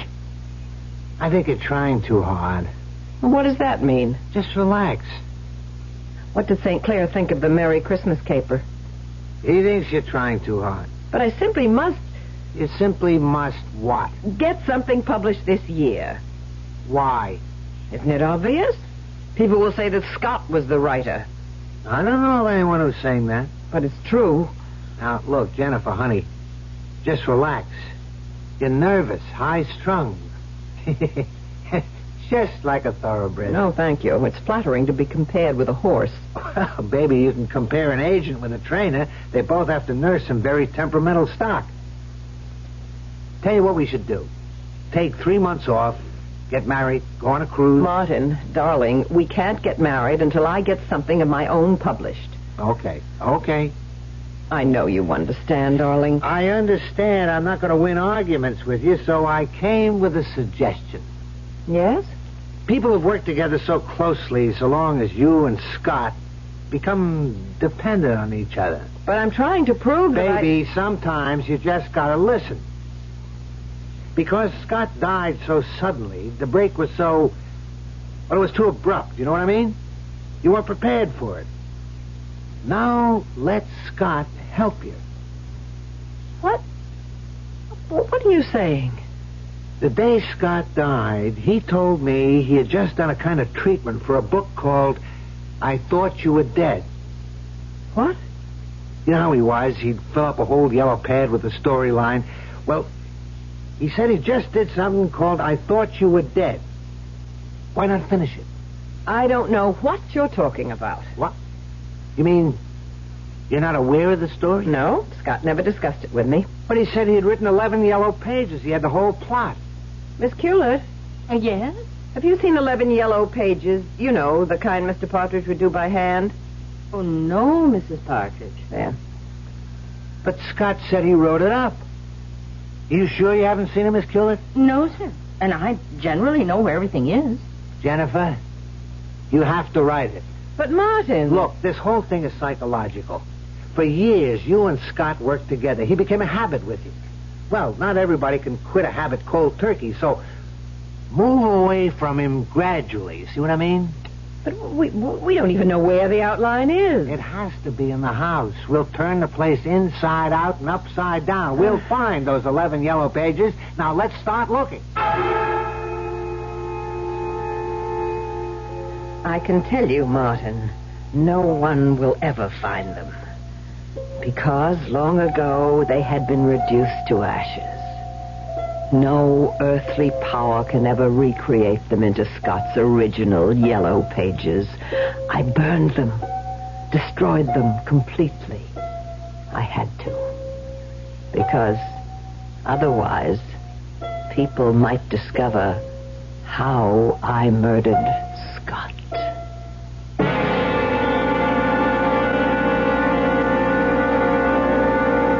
The Partridges, Scott and Jennifer. Year after year, best-selling novels and award-winning stories would stream from their typewriter. Why should she murder the source of all her wealth? Why? Simple. Didn't you ever hear the story of the goose that laid the golden eggs? We'll have some interesting little nuggets for you when I return shortly with Act 2. When you drink beer, do you tilt the glass for long, hearty swallows? Or just tip it and sip it? Well, sipping's the thing for wine. But Budweiser beer is a hearty drink, brewed for zest and character. The best way to enjoy Bud is to drink it. Not chug-a-lug, just man-sized beer drinker swallows. That's when that famous Budweiser taste, smoothness, and drinkability really come through. Smoothness and drinkability that come only from natural carbonation and exclusive beechwood aging. Smoothness and drinkability, too good for any half-hearted sipping. So drink up. You'll see that brewing beer right does make a difference, and that when you say Budweiser, you said it all. Anheuser-Busch, St. Louis. Hards Mountain announces the no flea guarantee. We're so sure our flea-killing collar kills any flea on your dog or cat, we'll give you an unconditional money-back guarantee. If not satisfied, write Harts, Harrison, New Jersey. The Harts Flea-Killing Collar, the collar with the no flea guarantee. Give the Harts flea-killing collar immediately. We guarantee you'll never see an itchy flea. The city of Chicago, state of Georgia, Albertsons Incorporated of Colorado, Bottlers. What do all these have in common? State of West Virginia. They've all joined in and worked with the Pitch-In program to help clean up America. 24th Street Elementary. What can you do? Keep Virginia. Right. United States Brewers Association. Post Office Box 2570, Washington, D.C. 20013. Washington National. Let's all pitch in. Indianapolis Motor Speedway, Colorado Division of Highways. Keep Florida beautiful and cool.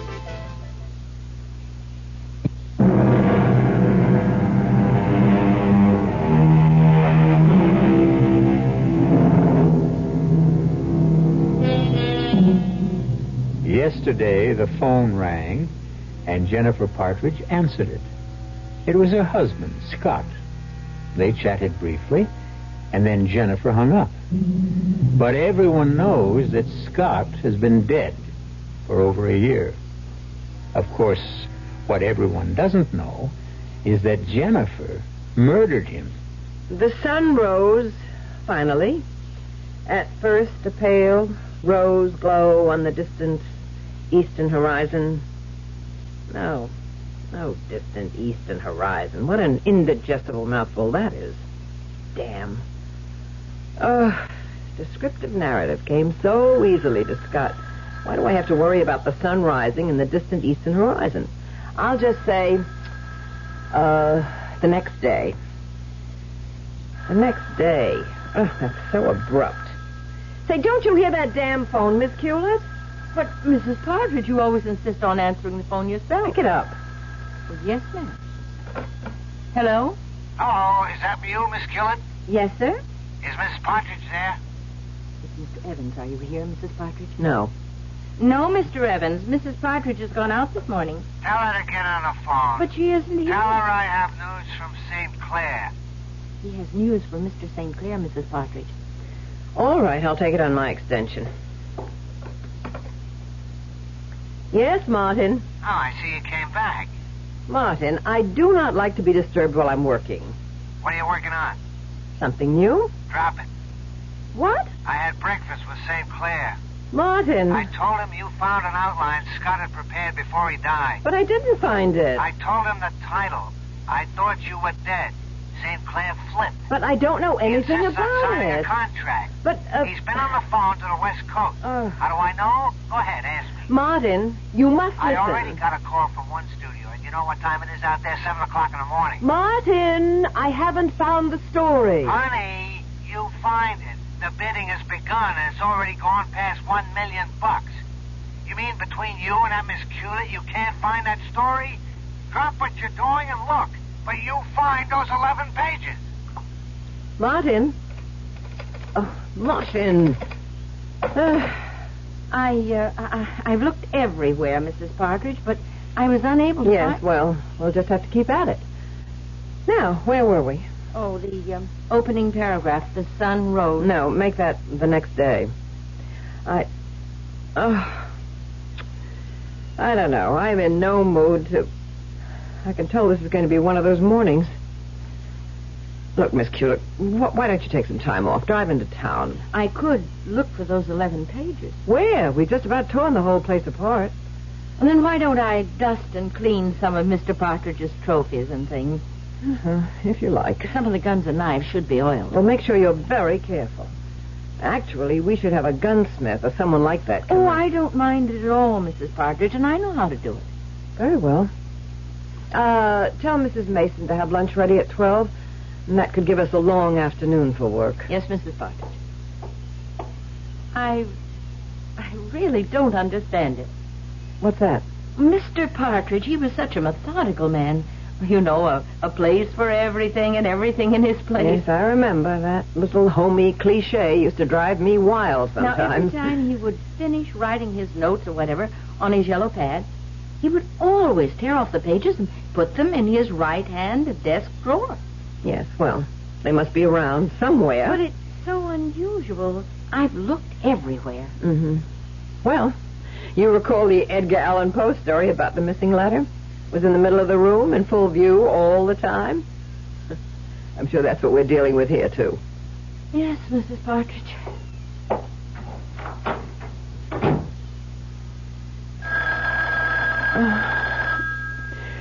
Oh, all right. All right. I'm not afraid. Hello? Hello, darling. Scott? Yes, darling. It's Scott. Who are you? What do you hope to gain by... Dearest, I miss you. What are you after? Have you won the Nobel Prize for Literature yet? Now you're listening. Now you're willing to believe. I am not willing to believe. But Scott would know. I held you back, yes. I kept you from expressing your genius.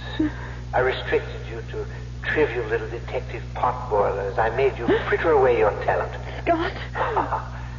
Well, express yourself. Oh, you fool, you adorable fool. Neither of us can make it without the other. All right. Whoever you are, you have a game. You want something. What is it? I want you, Jennifer. I love you. We were so good together in every way. What do you want? You refuse to believe I'm Scott. So now you caught me off guard yesterday, and I was feeling low. But today I can laugh at a practical joke, even if it is in horrible taste. Do you want me to prove I'm Scott? How could you prove? Who but Scott would know why you destroyed my yellow page outline? You're listening. You're listening now, aren't you? I don't even know. I don't know what outline you're talking about. How she kills her husband. And I left it lying around. I didn't think you'd use it to kill me. I didn't. Well, it doesn't matter now, darling. It doesn't matter. I've already forgiven you. We need each other. We're incomplete apart. I can't come to you. No. Therefore, you must come to me. I didn't kill you. Must I tell you how you killed me? No. Perhaps I'd better. No. You seem to have forgotten. Please. That morning, I had a date to go duck hunting with Paul and Martin. And... No, don't. And I took the 12 gauge and... No. No.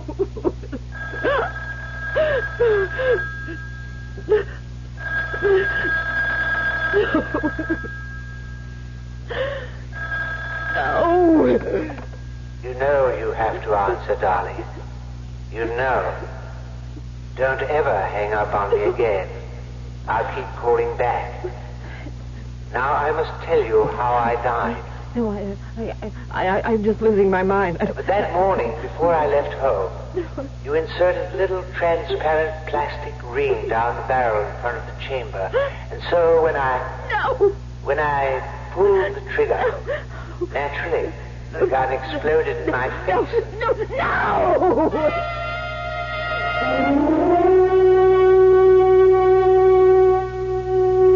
Miss Hewlett found you lying on the floor. Oh, it's Scott, Paul. I tell you, it's Scott. Jennifer, I think you need a rest. Of course I do, but that won't solve the problem. Now, please, stop fighting me. I can't indulge you in this childish fantasy. But then let me tell you why it is Scott. Just listen. Not only is it Scott's voice, Which an actor can imitate. but it is Scott's diction, his idiom. Also well known from Scott's writing and broadcasts. But there are things that were known only to Scott and me. How we felt about our writing and the quarrels that we had, and even... Yes? Even an outline that no one else could know about. Well, I knew about it. Scott mentioned it to me and to Martin that morning. Well, you too. You were the only ones who knew. All right, Jennifer. Let's face it. These conversations, they really are taking place, but in your mind. Paul, you simply have to believe that Scott is on the telephone. Guilt and remorse.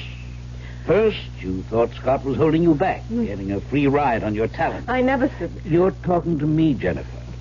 You wanted to be free of him. An accident happened. Scott was killed. Your wish came true. I never wanted Scott to Not be killed. consciously.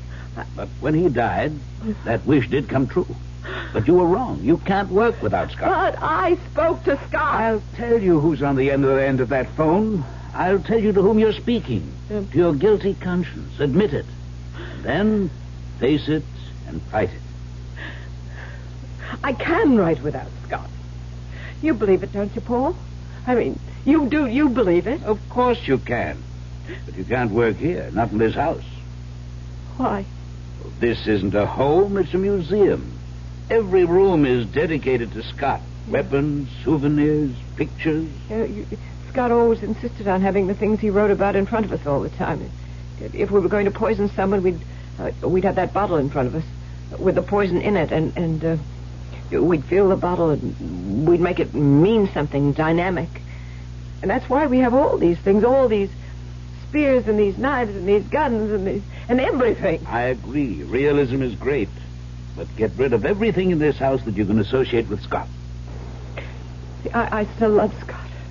Clear the house of all this But junk. how can I part with the things that have... You'll never be free of Scott as long as everything around you reminds you of Scott. Oh. Well, maybe, Paul. You may just have something. Another thing, you might get rid of Miss Hewlett. Miss Hewlett? But she's a perfect gem. And she's one of the reasons you're trying too hard. Miss Hewlett? Why, most of the time I hardly know she's there. Well, I'm afraid, subconsciously, you're thinking she's comparing you with Scott. Oh, that's true. That is true, and I never thought of it. But, I mean, she's given us 10 faithful years. How do I know. I'll tell her I'm going on a long trip. And I'll give her a year's pay. 2 years' pay. Be generous and be kind. Just remember, for years now, she's had no other life except working here for you and Scott. Yes, I'll be very considerate of her feelings. The poor thing.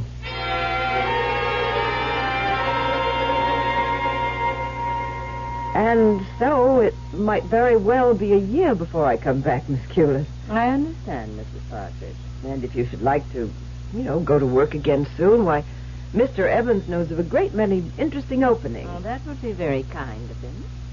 I'll miss you very much. No, ma'am, you won't miss me too much.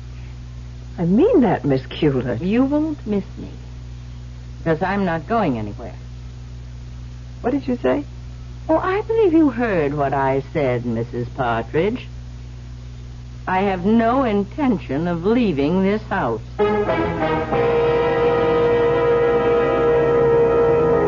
Now, what's this?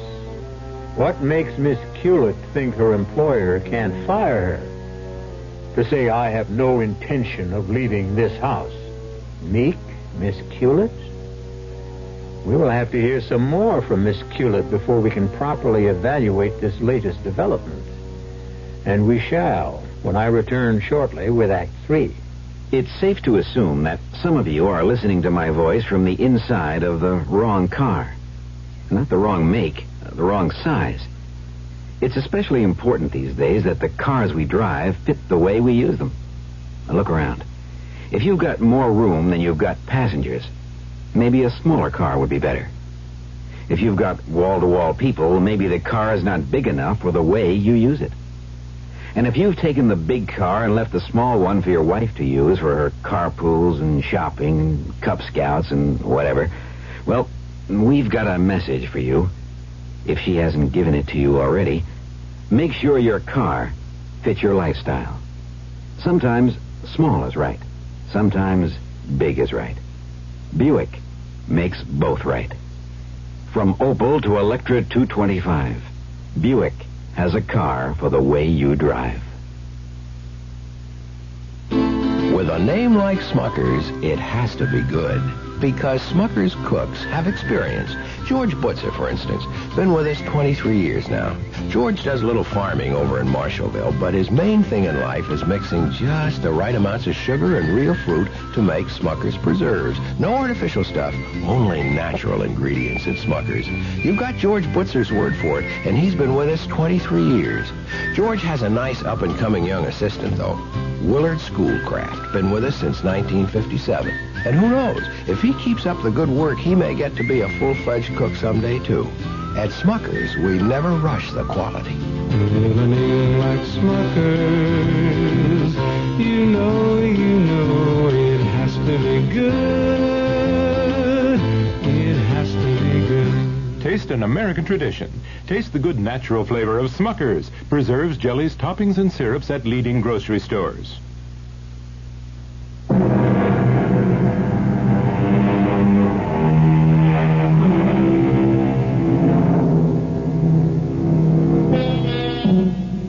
For 10 years, mild, modest, and self-effacing Miss Culett has been secretary to the Partridges, Scott and Jennifer.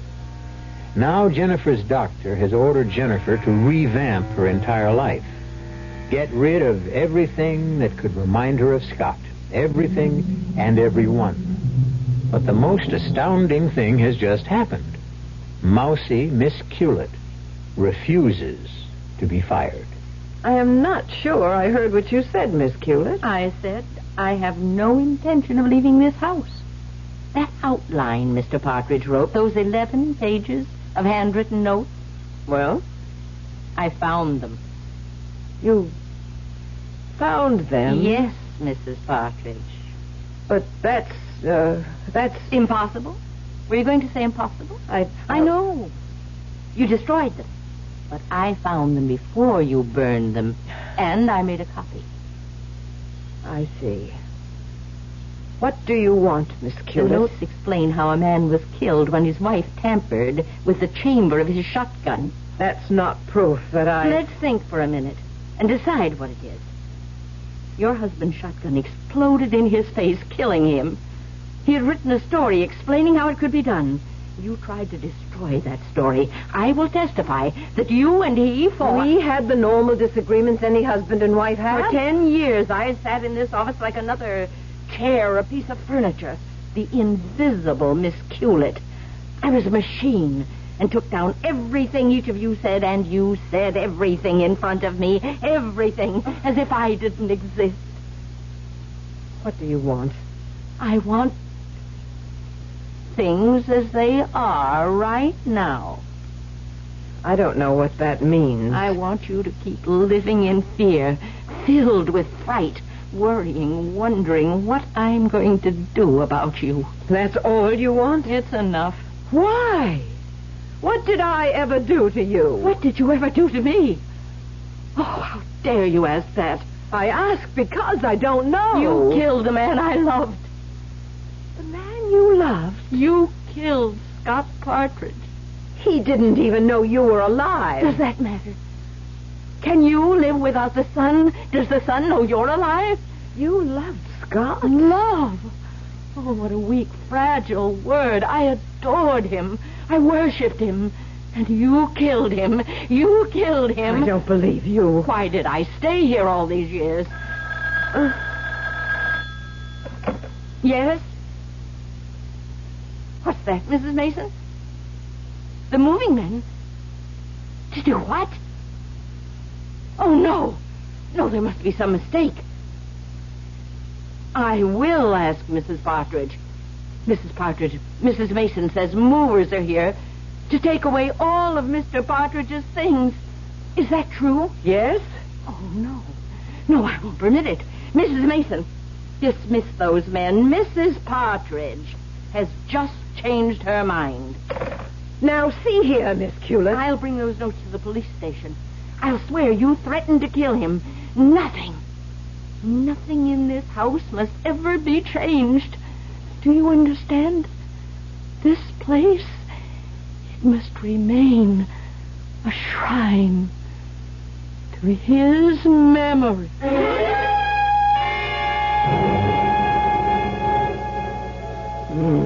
No. No, I don't care. I know I'm better. I was always better. I'll kill her. I'll kill her too. No, don't ring. No, I won't answer. No, I won't. I won't answer. Jennifer. Hello. No, Jennifer. You're not. No, you're not. Jennifer, wake up. You're not. Jennifer, wake up. No. Oh, Paul. You were having a nightmare.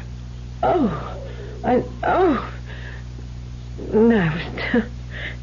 I was trying to put some notes together, and I just must have fallen asleep. But what are you doing here? Well, I happened to be in the neighborhood.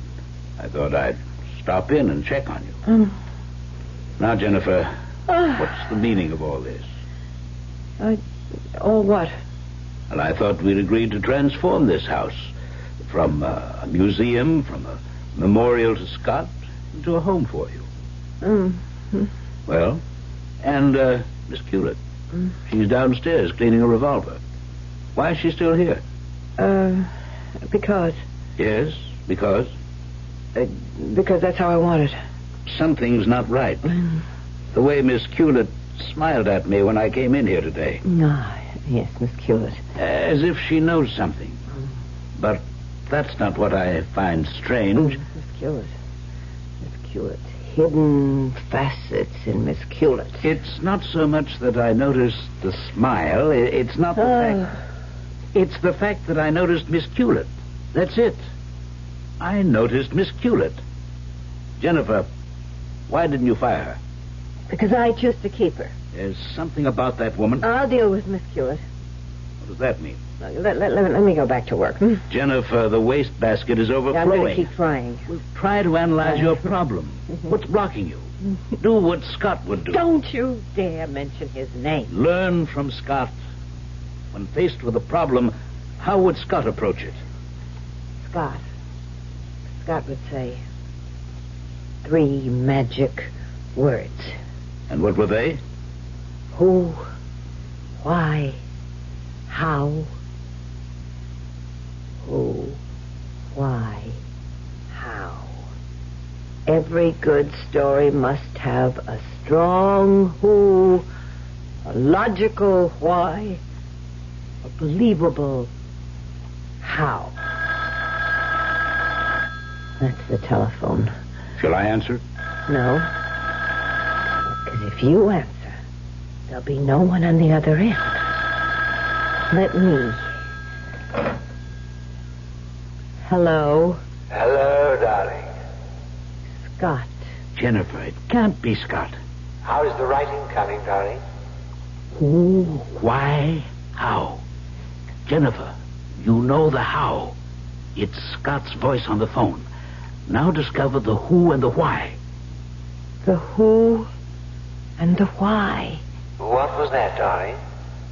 The who and the why. You remember who, why, and how, don't you, Scott? Dearest, I don't remember. Yes. You are a phony. And the little game is over. And it nearly destroyed my mind. But no more.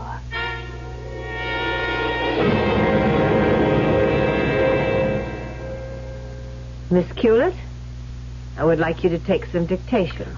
I found another outline Mr. Partridge had done some time ago. Oh? Are you ready? Oh, yes, indeed. He calls this, If I Loved You Twice as Much, You'd Be Half as Dead. Oh, poor darling Mr. Partridge. He would always begin every treatment with a joke. Now he sets it up. Husband, wife, secretary. Secretary idolizes husband. Husband idolizes wife. Wife hates husband. Wife murders husband. Are you getting all this? Oh, yes, yes. Secretary decides to drive wife insane. Secretary hires actor to impersonate husband's voice on phone. He wrote that? Secretary knows all the inside, intimate details of husband-wife relationship. Coaches actor so he can sound authentic. Yes. Wife believes actor is husband until... Until what? Don't you know? How would I know? Until wife discovers secretary is behind it all. Then... Then what? Then wife kills secretary. How? Like this. No. Don't touch me with that. Don't touch me. Oh, no. Oh, no. Oh, get me to a doctor. You killed me. Of course. This dart, the tip, is covered with... I know. Oh, please, call a doctor. I'm getting dizzy. Poison. Curare. Scott and I used it as the gimmick in our South American jungle mystery. Please, call a doctor. He could do nothing for you now, you little fool. It was a good try. You did hire an excellent actor. I compliment you. I didn't hire anyone. Forget it. But I didn't. What do you mean you didn't hire anyone? Who else if it wasn't you? It wasn't me. Then who? Why? How? Miss Hewlett! Miss Hewlett! Answer me!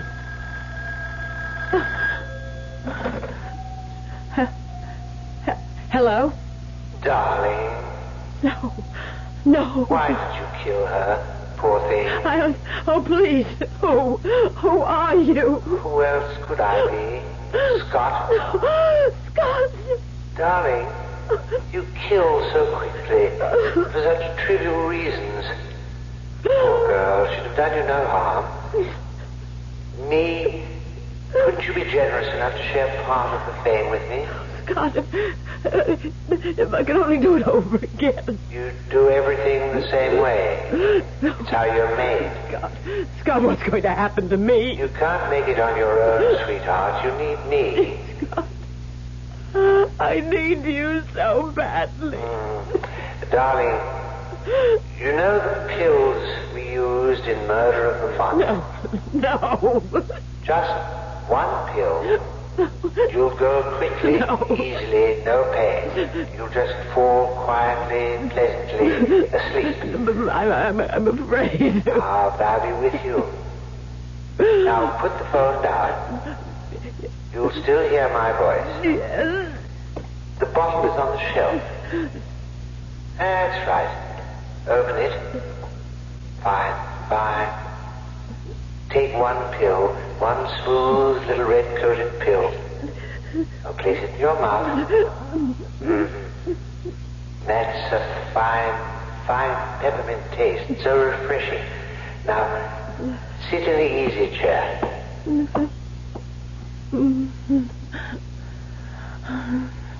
Oh, Scott. I'm so sleeping. Now, close your eyes, dear. Mm-hmm. And soon we'll be together again. Mm-hmm. Scott? Hello, darling. Hello.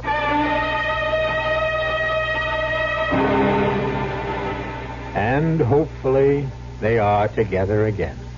Not just the two of them, but the three of them. After all, they need Miss Hewlett, too. And they're probably writing mysteries upstairs for the heavenly version of Mystery Theater. So when you go to your just reward, you won't have to miss your favorite program. Where have all the flowers gone? Long time I see. Where have all the flowers gone? Long time ago. Where have all the flowers gone? Gone flashing, everyone. When will they ever learn? When will they ever learn? Smokey has been telling us to be careful with fire for over 30 years. Yet last year, we still started over 100,000 careless forest fires. When will we ever learn? When will they ever learn? When will they ever learn? A public service on behalf of the Forest Service, State Foresters, and the Ad Council.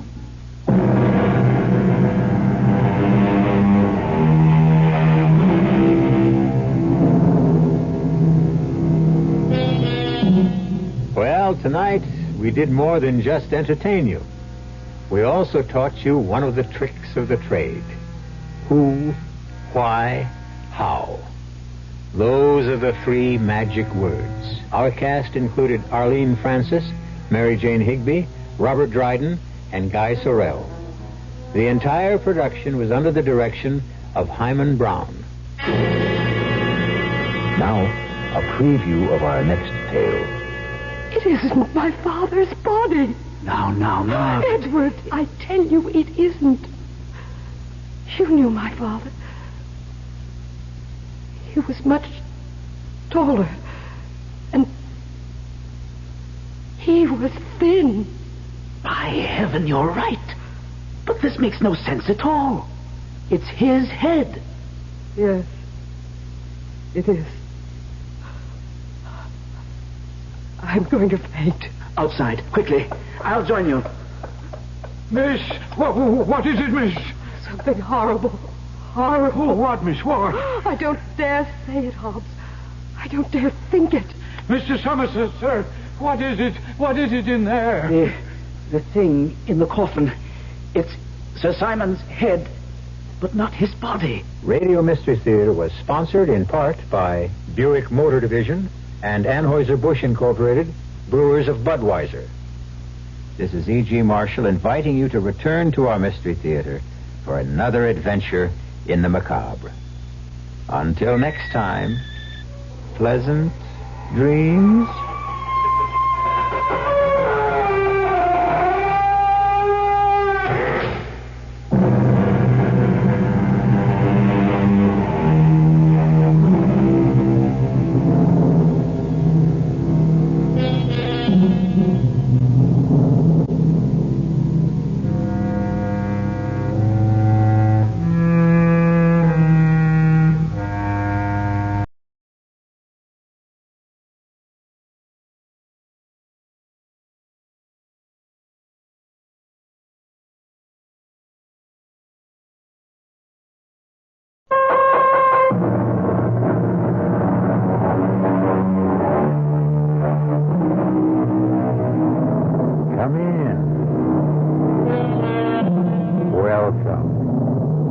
I'm E.G. Marshall.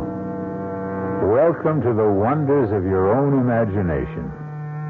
For although I am about to tell you a horror story, it is really your imagination that will bring it to life for you. I shouldn't even say I will tell it, for it's really the story of Edward Somerset, as recounted in his private journal dated London 1874. A truly harrowing account of what took place at Moorland Manor. Our mystery drama, The Headstrong Corpse, was written especially for the Mystery Theater by George Lothar and stars Suzanne Grossman and Gordon Gould.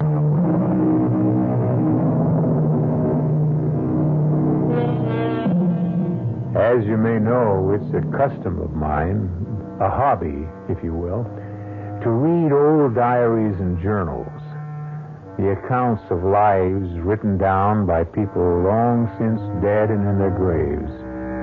Recently, I had the good fortune to come across the journal of a certain Edward Somerset, a young London lawyer, barrister, the English would say, who tells a grisly tale of what took place at Moorland Manor in the year 1874. According to Edward Somerset, but no, let him tell the story in his own words, just as he recorded it in his journal. And so, this being the appointed day, I took the coach to the village of Burley, 20 miles south of London in Kent, and in spite of the storminess of the weather, made the trip in less than 4 hours. I found Margaret Trezilian, the girl I loved devotedly, but who, alas, shall never be mine, in a terrible state of nerves. Edward, how glad I am to see you. And I you, my darling, though I feared you'd not welcome the sight of me. Darling, if only I'd never consented to marry Richard Westmore, never given my promise. You had no choice. Is there no escape, no way out? Only if Dr. Westmore releases you from your promise. Rescinds the marriage contract you and your father signed. He'll never release me. In fact, he's coming for the weekend. He'll be here this evening to set the date for our marriage. Perhaps if I were to have a talk with him. Now, what's all that? Hobbs and Mrs. Murchison having another of their quarrels. Mr. Hobbs is that. Oh, no, it isn't, Mrs. Murchison. By no means. Oh, we'll see, Mr. Hobbs. We'll see. Miss, what is it now, Mrs. Murchison? Since we buried my father a week ago, you and Hobbs have quarreled without let-up. What is it this time? It's him and his lofty airs. That's what it is. Sir Simon was hardly cold in his coffin before Hobbs began lording it over me and the other servants. Now your father is dead, he seems to feel he's in charge. I am. That's the way Sir Simon would have wanted it. Oh, begging your pardon, miss, but as you know, I was butler and personal servant to your father before you were born. I've been with this family many years, most of my life, in fact. Whatever this disagreement between you and Mrs. Murchison may be, we'll discuss it another time. At the moment, we must go to the crypt. Fetch a lantern so you can light the way. Well, why do you stand there? Well, there'll be no need for me to enter the crypt, I trust. I don't believe so. Edward? No. The will merely states that the coffin was to be left open for a week and food and water left nearby. The master was always afraid of being buried alive. Deathly afraid. As many are. It's an all too common occurrence. But no, you needn't enter the crypt, Hobbs. Miss Trezilian must do that. And I, as a representative of the law firm of Costain and Loring, must accompany her. Ah, yes, sir, but when it comes to putting the lid on the coffin and screwing it down... I'll do that, since it seems to trouble you. Oh, thank you, sir, and I'll fetch the lantern. You may go, Mrs. Murchison. We'll discuss this matter later. Very well, miss. But Hobbs is becoming... He has become impossible. Oh, now, who could that be on such a day as this? Whoever it may be, let him in out of the storm, Mrs. Murchison. Yes, miss.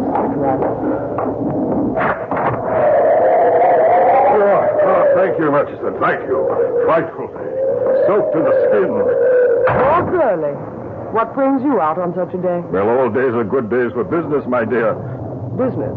Oh, I apologize. I haven't introduced you. This is Mr. Edward Somerset of Costain and Loring, my father's solicitors. Edward Lord Burley. How do you do, sir? You're here on business, you say? To be exact, to make another offer for Moorland Manor, my dear. You've chosen a bad time, my lord. Though, really, any time would be bad. As my father told you more than once, I think, Moorland is not for sale. Wrong tense, my dear. It wasn't for sale, but it is now. Or I happen to know soon will be. What gives you that idea, Lord Burley? Excuse me, Hobbs has brought the lantern, Edward. Lord Burley will have to excuse us. I had forgot. This is the day, and no doubt the time, for paying a visit to the family crypt, eh? Your father had a fear of being buried alive. Well, I'm sure you'll find him dead enough. May I ask how you happen to be so well acquainted with the private affairs of Moorland Manor? How do you know this is the day we were to visit the crypt? There's little goes on in Burley, in the county and of the village, sir, that I don't know. Good day to you, sir.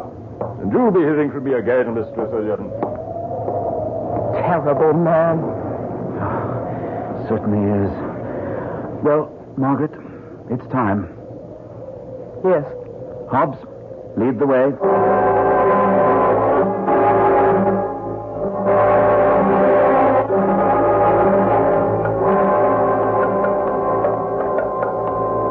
Here we are. I'll open the door. Give me the lantern, Hobbs, and wait here. Oh, yes, sir. Come, Margaret. Edward, I can't enter that awful place again. I'm afraid you must. It was your father's wish. So cold. Damp, so... There's the open coffin. Let me just shine the lantern inside it to be sure your father's body is still there. Yes, it is. Look, Margaret. Yes. The body is there. Go outside now. I'll put the lid on the coffin and screw it down. All right. I'll wait for you with Hobbs until you... Edward. What is it? There's something strange here. Something curious. The clothes on the body. The clothes? That isn't the suit we buried my father in. In fact, Edward... Oh, good Lord. It isn't my father's body. Now. Edward, I tell you, it isn't. You knew my father. He was much taller. And he was thin. By heaven, you're right. But this makes no sense at all. It's his head. Yes, it is. I'm going to faint. Outside, quickly. I'll join you. Miss, what is it, miss? Something horrible. Horrible. What, miss, what? I don't dare say it, Hobbs. I don't dare think it. Mr. Somerset, sir, what is it? What is it in there? The thing in the coffin, it's Sir Simon's head, but not his body. Not his body? Someone cut his head off, stole his body, and put another in its place.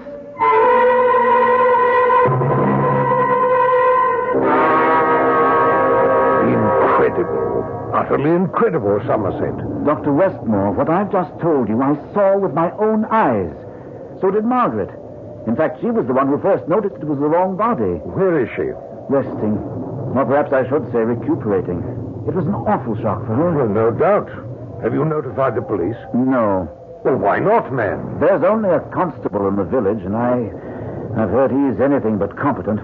I intend to send a message to the London police by coach tomorrow morning. Well, better still, I'll take it for you. I'd rather not wait till you leave on Monday. Oh, I'll not be staying the weekend now. Margaret will be in no mood or condition to discuss our wedding plans. And as a surgeon at London Hospital, I have much to do. No point wasting my time here. You don't exactly sound like a man in love, Dr. Westmore. In love? With Margaret, of course. But I'm not. Nor is she with me. It's all purely a financial arrangement, you understand. Well, no, I didn't quite. Oh, but of course. An arrangement I made with Sir Simon. He was a very ill man for nearly a decade. He sought my rather special services, if I may say so. But as you know, Morland is mortgaged to the hilt, and he was unable to pay. In return, he offered you his daughter's hand in marriage? And Morland Manor, even though the estate is heavily mortgaged, it'll give me a tidy sum. A fortune, in fact, once I sell it. Now, look here, let's go down to the crypt. I want to see for myself. I'll ring for Hobbs first. You say you're not in love with Margaret? Not in the least. I am. Are you indeed? And she's in love with me. Yes. Yes. I don't know quite how to ask this, except to ask it. Will you release Margaret? Why, of course not. Even if... Oh, Hobbs. You rang, sir? Yes. Dr. Westmore and I want to go down into the crypt. Bring a lantern, will you? Yes, sir. Oh, and tell Mrs. Murchison she can serve tea in half an hour. Yes, sir. As I was saying, Doctor, even if Margaret signed over all right to Morland to you... Why should I bargain for what will be mine once we marry? And if she refuses to marry you? Well, she won't. Margaret is a woman of honor. What do you know of honor, Dr. Westmore? Now, if you mean to insult me, Somerset... I mean to give you the truth. I've had you investigated, Doctor. Quietly, but thoroughly. I happen to know that you have twice been brought before the Royal College of Surgeons on charges of conduct unbecoming a physician. Charges which could not be proved for lack of evidence. I was not guilty. That you are presently under investigation by the same College of Surgeons who this time do have the evidence to revoke your license. And will, Dr. Westmore, because you are considered unworthy of the name doctor and will be barred from medical practice. You have been thorough, Somerset. Perhaps, under the circumstances, you'd prefer I went down the crypt without your company. I'd better go with you, since one of the charges against you is that of body snatching.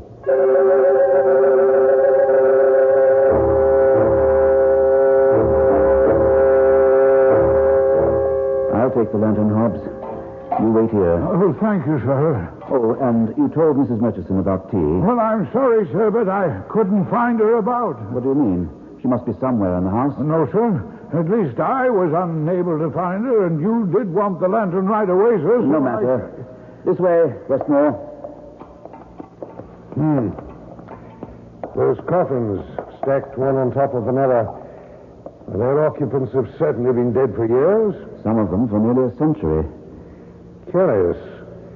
That's Sir Simon's coffin there, the one with the lid off? Yes. And as you can see, the body isn't that of Sir Simon, but... Good Lord! What in the name of... Here, raise the lantern. Let's have some more light. You did say the head was Sir Simon's? It was. But this is... It's the head of a woman.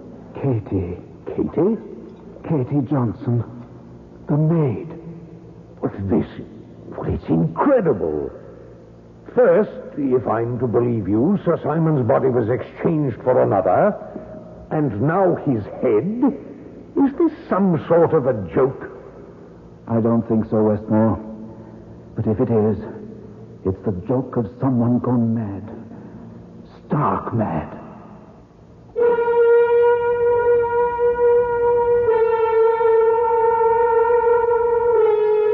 A baffling mystery, wouldn't you say? You might even call it heady. Sorry, I couldn't resist that. Edward Somerset's daily journal, recording what took place later on, is even more baffling. And I'm afraid more ghastly. Most of this strange story, the body of it... There I go again. All I meant to say was, there's more to come.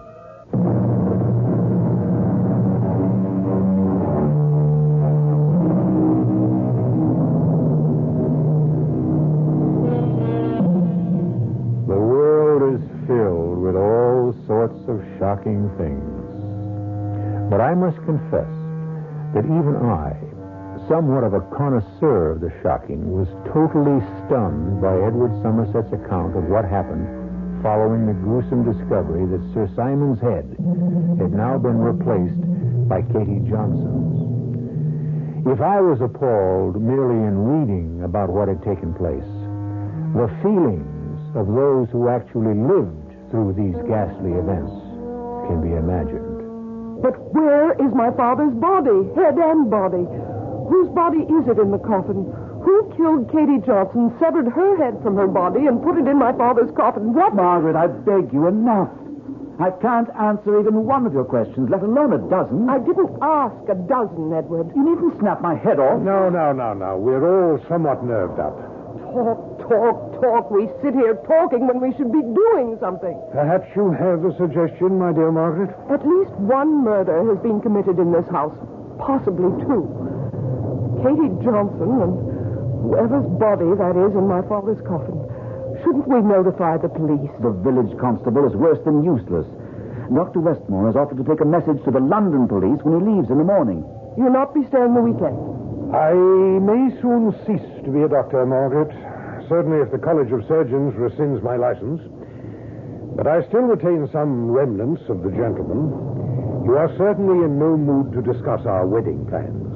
Neither now nor at any other time. Ah, well, you have no choice there. Perhaps she does. Or could have, if, as you say, you do retain some gentlemanly qualities. You refer to the suggestion you made earlier, just before we went down into the crypt. Yes. What suggestion? That Westmore release you from your pledge to marry him in return for Moorland Manor. Which, after all, is really what he wants. Not quite, my dear fellow. Not altogether quite. What do you mean? If you don't love Margaret... Love has nothing to do with it. It's a matter of convenience and what is best for me. I don't understand. Well, you would if you'd allow me to finish. Once my license to practice medicine is revoked, and it will be this time, I'm sure, I shall go into business. Contacts, important contacts, are vital to business success. And the making of contacts requires a good deal of entertaining. So you see, I shall need a wife to fill the role of hostess. Does that answer you? Yes. I guess it does. I beg your pardon, Miss Margaret. Oh, Hobbs, yes. You asked me to find out where Mrs. Murchison had got to, and I have, miss. Where did you find her? In the kitchen, sir, where she claimed she'd been all the time. Only she hasn't. Did you tell her I want to see her? Yes, miss, he did. And I came straight along. Where have you been the past hour? In the kitchen, miss. Preparing tonight's dinner. Mrs. Murchison, more than an hour ago, I asked Hobbs to let you know he wanted tea, and he couldn't find you. Well, I don't know why not, Mr. Somerset. I've been in the kitchen all that time. And as for tea, there was no need to give me an order. Tea is always served in this house at 5. Then why didn't you serve it? Too busy getting dinner, miss. I gave Katie instructions to serve it today. She never got to do it. God rest her soul. Hobbs said he couldn't find you. Not anywhere. Well, that is a lie. I have been in that kitchen the last 2 hours. Never left it once. He's lying, he is. Trying to get me into trouble. Oh, come now, Murchison. Why would Hobbs want to get you into trouble? Because I know too much about him. That's why. And he's afraid I might tell what I know. He wants to see me desist. The woman is mad. Stark mad. Am I? We have been paid no salary in this house for 6 months. Now, not that I'm complaining, miss, I'm not. But ask him how he can afford to buy the finest of vintage wines to swill down his gullet. Ask him who pays for the costly cigars he smokes. And ask him where he gets the money for the expensive suits, shoes, whatever he wears when he goes to London on his days off. Ask him. Is it true, Hobbs? Why, yes, miss. I'll not deny that I enjoy good wine and a fine cigar. How do I pay for them? Why, miss, your father paid me well in the many years I served him. I was able to save considerable. And that, miss, is all there is to it. Though Mrs. Murchison would like you to think otherwise. Think what?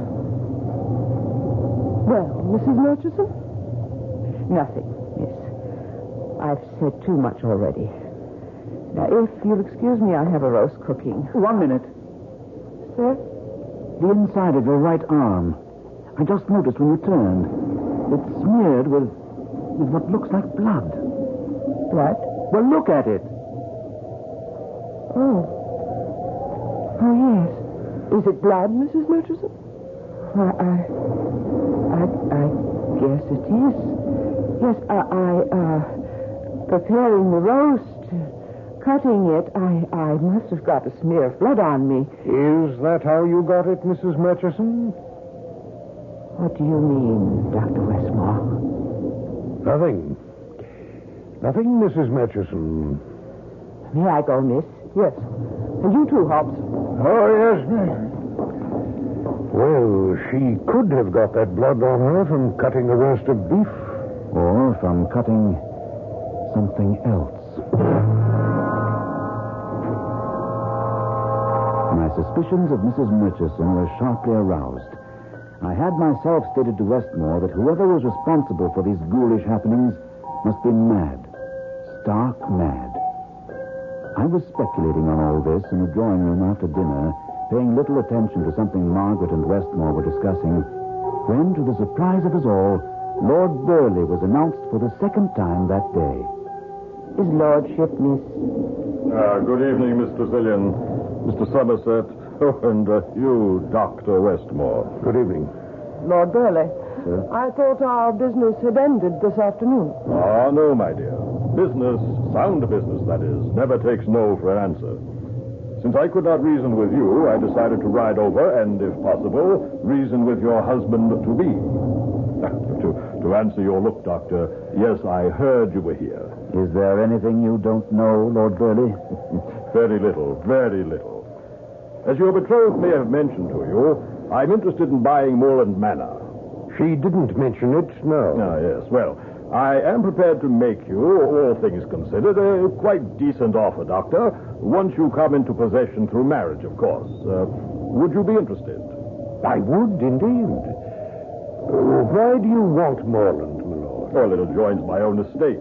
The 780 acres of moorland would be a welcome addition. I should think so, yes. What are you prepared to offer?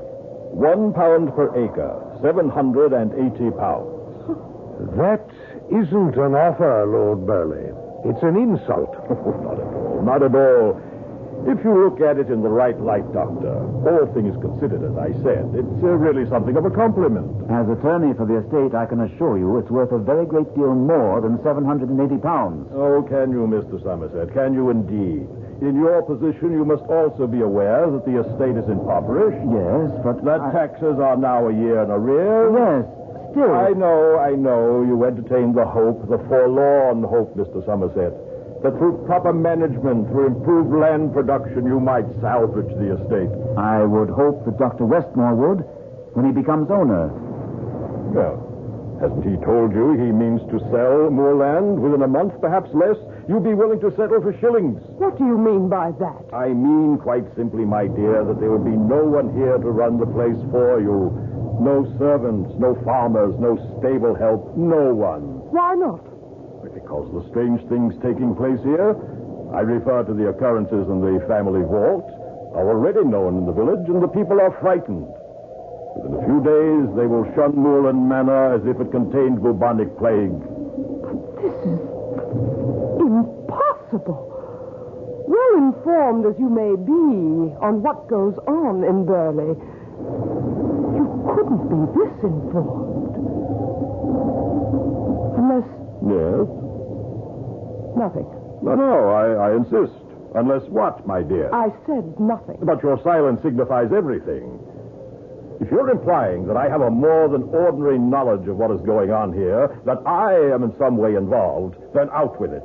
That is indeed what I do surmise. Well, then let me assure you that you are wrong. I have my sources of information, yes. I have my informants, indeed a network of them. But I am not, I repeat, not a body snatcher. Body snatcher? Oh, good Lord, man, what do you think is behind all this? Body snatching. Oh, heaven help us, what naivete. Do you think someone is simply playing games, having some sort of ghoulish fun? You, Miss Tressilian, and you, Mr. Somerset, yes, I can understand it with you two. But Westmore, you? Do you mean to say you haven't suggested this possibility, this probability, to these two young people? Should I have? But you know better than anyone the need of bodies for dissection purposes, for the training of medical students. Medical schools will pay £10 for a fresh body, and 15, as you damn well know, sir, for a fresh head. Really? You're far more knowledgeable than I am, sir. Oh, you know nothing of it, eh? You, whose case is on trial this very moment before the College of Surgeons for just such practices, you know nothing? What is he on trial for? I thought it was body snatching alone. No, that, of course. But in the eyes of the authorities, something far more vile. Dr. Westmore is a grave robber. What? Yes, my dear. He not only snatches corpses, but robs them as well. Is this true? I own to nothing. You needn't. Your face says all. Blast you, Lord Burley. For what you've done to me these past minutes. I to you? Have you not done it to yourself, sir? Yes, heaven above help me, yes. But I had hopes. Stupidly had hopes that I might repair the damage I've done others and myself. I dared to hope that with the monies I would receive from the sale of Moorland, I might regain some reputation, some respect, some personal dignity. I ask your pardon. I had not known you had in you even a spark of decency. Only a spark. Nevertheless, a spark, which I might have fanned into flame. And you may still. What I have said has been said within the confines of this house. No, Lord Burley, it has been said within the confines of this woman's heart, and will echo there till the day she dies. Well, I am sorry. But now, as to my offer to buy Moorland Manor... Another time. We'll discuss it another time, if at all. Now, then I had best take my leave. That would be best. And Lord Burley. My dear? Don't come back.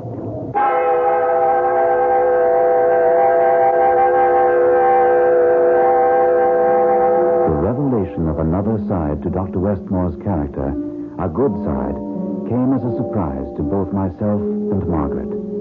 Unhappily, this better side of Dr. Westmore, as Margaret and I discovered in a long discussion with him following Burley's departure, by no means influenced him in releasing Margaret from her obligation to marry him. When finally he had retired for the night, Margaret and I sat hopelessly talking of the future. Edward, I love you so. And the thought of marrying Dr. Westmore, I shudder at it. I too, my darling. There must be something. What? What solution have you thought of? One that only God could arrange, I'm afraid. Westmore's death. Oh, Edward. Frankly, there have been times when I've been nearly driven to arrange it myself. You mustn't say such things, Edward. Not even think them. 2 a.m. No wonder we're having such wild thoughts. We're tired. I'll say good night to you, my dearest. Edward! What in heaven's name? Mrs. Murchison! But where is she? Where are those screams? Oh, the crypt. The crypt? Sound that way. Stay here. No, I'm coming with you. Here's the crypt. Don't come in, Margaret. Nonsense, Edward. Mrs. Cummins. What is it, Mrs. Murchison? What are you doing here in the crypt? What's happened to make you lose control? There. Sir Simon's a closet. Go and look. See for yourself. Good Lord. Edward, what? No, don't look, Margaret. I must.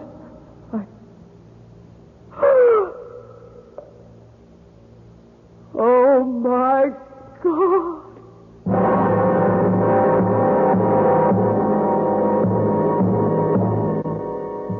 When I came to that part of Edward Somerset's journal, I could hardly wait to turn the page, to find out what new horror had taken place in the crypt. And a horror it was. A shocking horror, as you'll discover.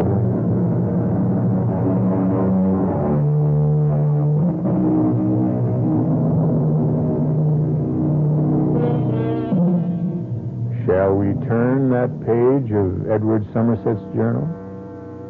Personally, I could scarcely wait to do so. But I am used to horrors.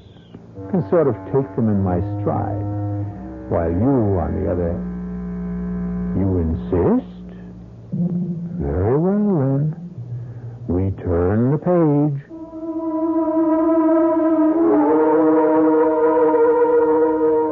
Margaret, for all her delicate beauty, is a strong woman, a woman of courage. But as she looked into her father's coffin, and the words, My God, escaped her lips, I feared she was about to faint. But she somehow managed to retain control. When I was sure she wasn't about to collapse, I turned my attention to Mrs. Murchison and said, "Pull yourself together, Mrs. Murchison." I'll try. And answer me. What are you doing here in the crypt? And at this hour of the morning? Well, answer me. I wanted to clear myself. Clear yourself? To prove my innocence. Now, last night, when you saw the blood smear on my arm, the way you looked at me, all of you, the way you talked, I could see you suspected me of doing these foul things. But what brought you here? What could you expect to prove here? I don't know. I only know I couldn't sleep. I tossed and turned, all sorts of thoughts going through my head, all sorts of needs to prove to you that your suspicions of me were unfounded. I came down here in desperation, I suppose, thinking I might find something, some clue, some bit of evidence that would give the lie to Hobbs. Instead, I found that. What do you mean, give the lie to Hobbs? Sir, I was in the kitchen all the time he claims he was looking for me. The time when poor Katie was murdered. Oh, and see, that blood on my arm was from cutting the roast beef from nothing else. So you say. You don't believe me still. Why should I? We find you here in the crypt under very curious circumstances, and you expect us to believe your not very convincing story? It's the truth. I swear to you, sir, you miss. It's true. That's to be seen. The question now is, what's to be done? Edward, the police must be notified as soon as possible. Yes. Dr. Westmore was going to take a message to London tomorrow morning. Well, someone else will have to do it now. Edward? Yes? Are we dealing with a madman? I'd say what's in that coffin answers your question, Margaret. If we had found Dr. Westmore's head, just the head, I might still have some doubts, but not anymore. Not after finding Westmore's head with the lips cut off.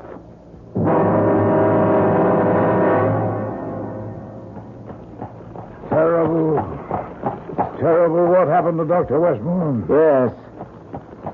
Will you be long in London, sir? Only overnight. I'll return in the morning with, I hope, some member of the police force who can get to the bottom of what's going on at Moorland. Strange. First Sir Simon's body taken, but his head left in the coffin. Then his head gone and Katie's... Oh, the poor girl. Her head put in its place. And now Dr. Westmore's head in place of Katie's and the lips cut off. Was horrible. Very. Have you any idea, sir, as to what's behind this? I have my suspicions, Hobbs. But that's all they are. Suspicions. Well, now, you'll be sure to return on the morning coach, and so I'll be there to meet you. Yes. Depend on me. And there now, you see, the village just below us in the valley.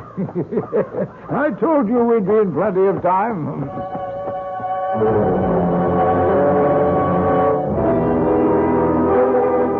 You've hardly touched your dinner, miss.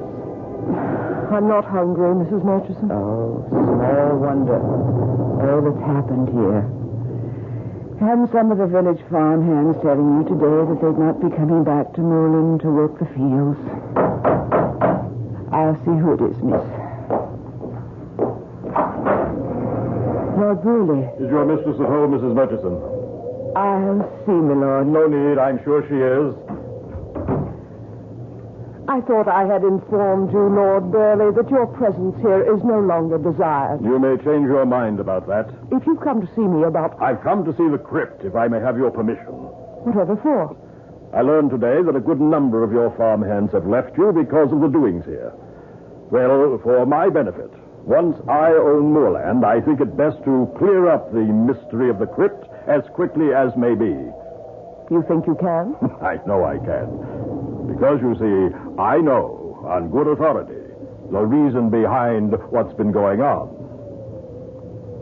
Is it body snatching? Yes. So, in any case, I am informed. But I wish to see for myself before taking action. I have your permission? Very well. Well, come along, then.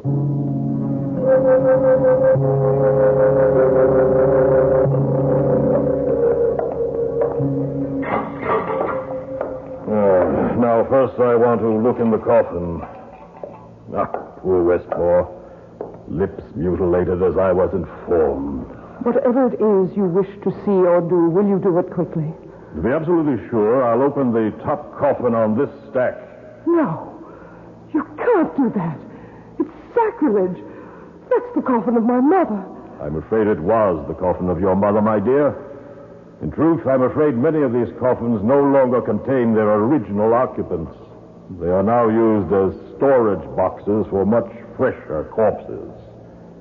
Now, with your permission, then. Yeah, so see for yourself, Margaret. Please. I'd rather not. Oh, come, you must. This once. I want you to know I speak the truth. Look. But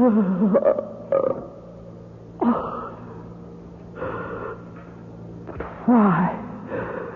If bodies are in such demand, why store them away? Why not sell them at once? Oh, my dear, you're as devoid of business sense as your father. In business, there is an inexorable law known as the law of supply and demand. When supply exceeds demand, prices fall and vice versa. There is more demand for corpses at some times than at others, more demand for heads at certain times. At the moment, medical schools are in need of heads. Why? I haven't the vaguest idea. My informant didn't know. I do. What? Hobbs, what are you doing here? No need to answer that, Hobbs. That butcher knife in your hand is answer enough. Answer enough for you! Damn your rotten soul!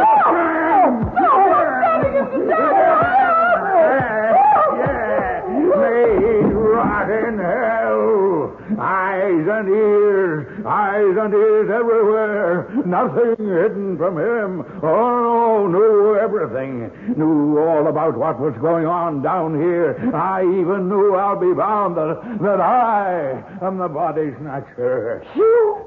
You didn't know. You didn't even suspect. Mr. Somerset did. Lord Burley did. Dr. Westmore, oh, yes, he more than suspected. He knew, because he was the one who bought what I had to sell. Westmore? He started me, but I ended him. I had to. Why? Why did you have to? He was soon to go on trial before the College of Surgeons. They have enough evidence to convict him, to break him down, and he will have told everything, including where he got the bodies, the heads, from me. Yes, from me. That's why I had to cut off his lips, so he'd never tell. Never. You're mad. Yes, that may be. The bodies, the heads. How did you transport them? The nearest medical schools are in London. I have a carriage. Well, more a wagon in the village. And the night before, I would go to London. On my days off, I would take what I had to sell into the village and stack them away in the wagon. You thought I went to London by coach? Yeah. I never did. I always went in my wagon, taking my produce to market, to Dr. Westmore. And I never suspected. I never knew. Well, you do now. No. No, don't kill me, Hobbs. Please, don't kill me. Time, Marsh, and cut off your lips so you can't ever say. No, please. I'll be quick. It won't hurt. Oh, yes. I've become very... Mr. Summers. You came back. I never went. But Hobbs will never know that now. Oh, Edward. Oh, darling. He was the body snatcher. I know, dearest. I heard everything he said. But I knew the whole story before I came back from the village. You didn't go to London? I never intended to.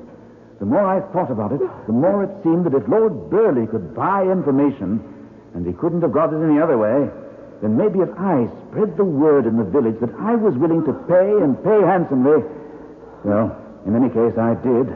And it worked. You learned about Hobbs? Everything. Thank God you arrived in time.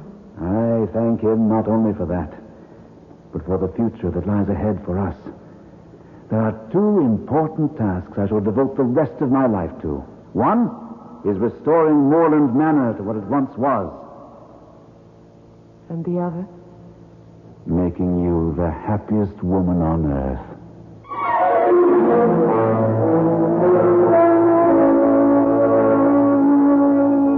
And so ended, happily, the strange and horrifying events at Moorland Manor.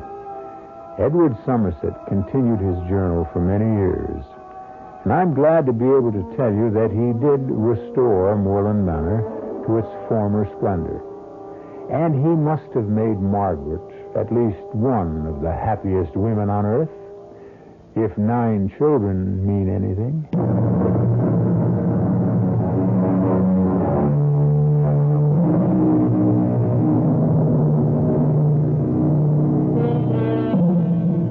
Our story took place in 1874. There are many who say the world was a better place to live in then. Maybe it was. I don't know. All of us do face many problems, many frustrations, many fears these days. But one fear we don't have now that just about everyone had then is the fear of being buried alive. At least I don't think we have. Our cast included Suzanne Grossman, Gordon Gould, Anne Petoniak, Ian Martin, Kurt Benson, and George Lothar.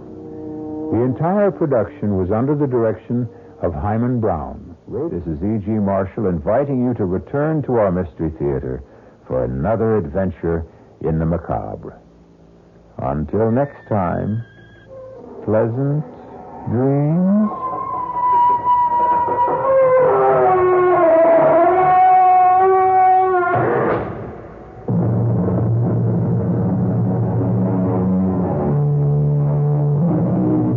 The preceding Mystery Theater program was furnished by the CBS Radio Network. This is WOR New York and RKO General Station. At the WOR time signal, exactly 8 o'clock Eastern Daylight Saving Time, here's John Wingate with the news.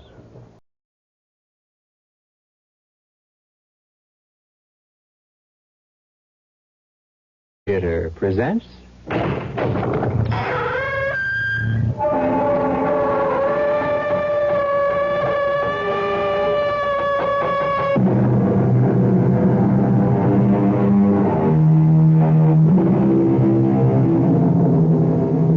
Come in. Welcome. I'm E.G. Marshall. Ferndale is an average small American town surrounded by nice middle-class American homes. It is located in a middle America state and is about as representative of the United States and what its citizens are all about as you can imagine. Nobody in an atmosphere like this has any contact with violence or walks in any fear. Except, who knows what hides in the private jungle beyond any respectable door. Pow! Gotcha. dead center. All right, Billy. Give me the guns. Oh, Mom, can't I take him to school? Sorry, partner. But I wanted to show Clancy Williams. Unlatch that belt, paleface, or I'll use it to make your other end red. Better get on your horse. Bye, Mom. I love you. I love you too, Billy boy. And I also could kill your Uncle Ralph for this stupid birthday present. Guns. What place do they have in our life? Or anyone's? Why does the back doorbell always ring when you're at the front? Coming! All right. What's so important? Yes? Hello, wife. Long time no see. Who are you? What do you... Oh, no. It could be...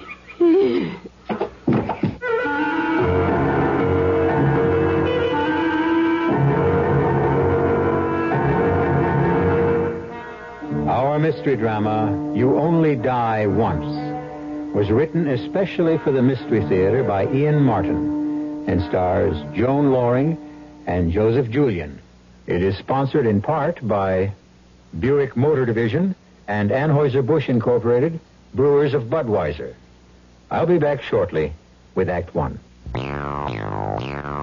This is the world of the piston engine. An automobile engine that's reigned supreme all of this century. You've just entered Mazda's rotary engine world. A world that has no pistons, valves, rods, no reciprocating motion whatsoever. It is therefore a world of uncanny quiet, serene smoothness, an uncomplicated world with far less to go wrong. It's a world where clean air requirements, good mileage, and incredible performance exist harmoniously. You have to drive this car to understand why Mazda's rotary engine may replace the piston engine. Time demands change.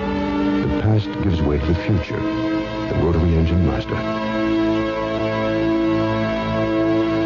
Test drive the Mazda and discover the astonishing difference in Mazda's rotary engine world. Experience the future today at R.D. Rhino Mazda in Fort Worth. Another winning season for Culliman Bourne Sporting Goods. That makes 72 in a row. You can be a winner during the month of August at Culliman Bourne's Anniversary Spectacular. Start your own streak in the Billiard League with a Brunswick Commander pool table. 7-foot table, originally $335, now $259. The 8-foot table, originally $349, is now only $279. During Culliman Bourne's 72 in a row anniversary saving streak in every department. At all 9 Dallas-Fort Worth locations.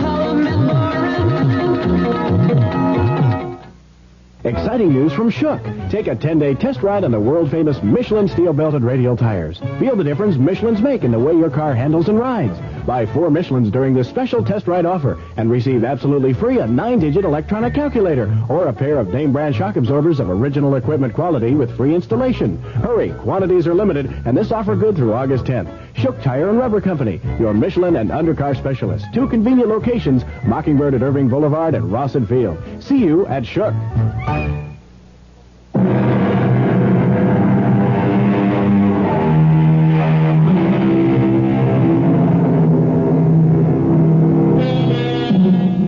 Marge Stanley loves her mornings.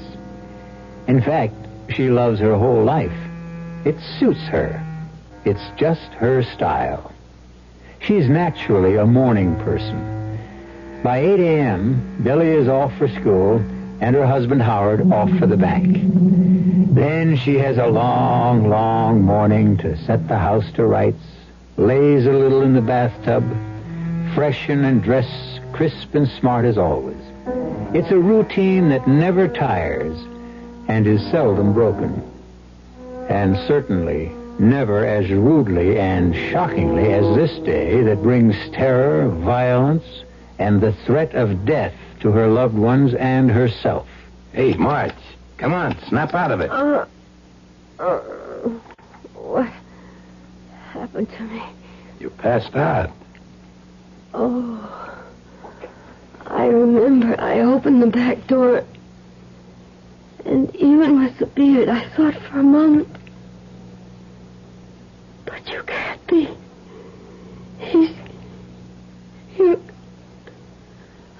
It's 8 years ago, and he's dead. He's dead. You mean Lou Miller? Yes. The guy that drowned in the reservoir? My first husband. Who died? You mean your husband? I didn't die, Marge. I'm still alive. Oh, no. No, please. It couldn't be. Please, God. Howard is my husband. Howard Stanley is my husband. Whoever you are, please go. You know who I am, Marge, just as well as I do. But you drowned. There was no body, Marge, remember? You didn't drown. You are Lou. That's right, baby. Oh. I've been fingerprinted enough places to nail that down for sure. Oh. So, no welcome home kiss for your loving husband? You're not. I have a husband. A meek little Joe who took off for his daily walk to the bank, huh? Mr. Howard Stanley, right? Yes. And a son, too. Cute-looking kid.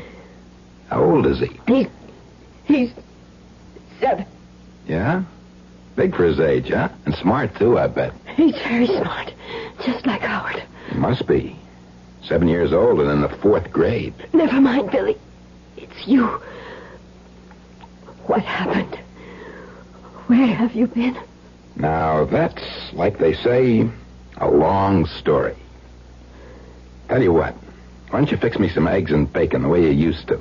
And some good hot steaming drip coffee, like the old days.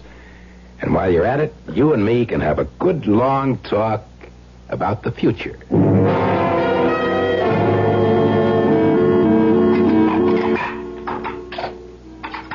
What did you come back for, Lou? I'm your husband. After walking out on me for 7 years? I didn't walk out on you, babe. Remember? I was dead. But you're not. You just deserted me. Did you get a divorce? Why should I get a divorce when everybody's... So, you see, we're still married. Lou, what happened?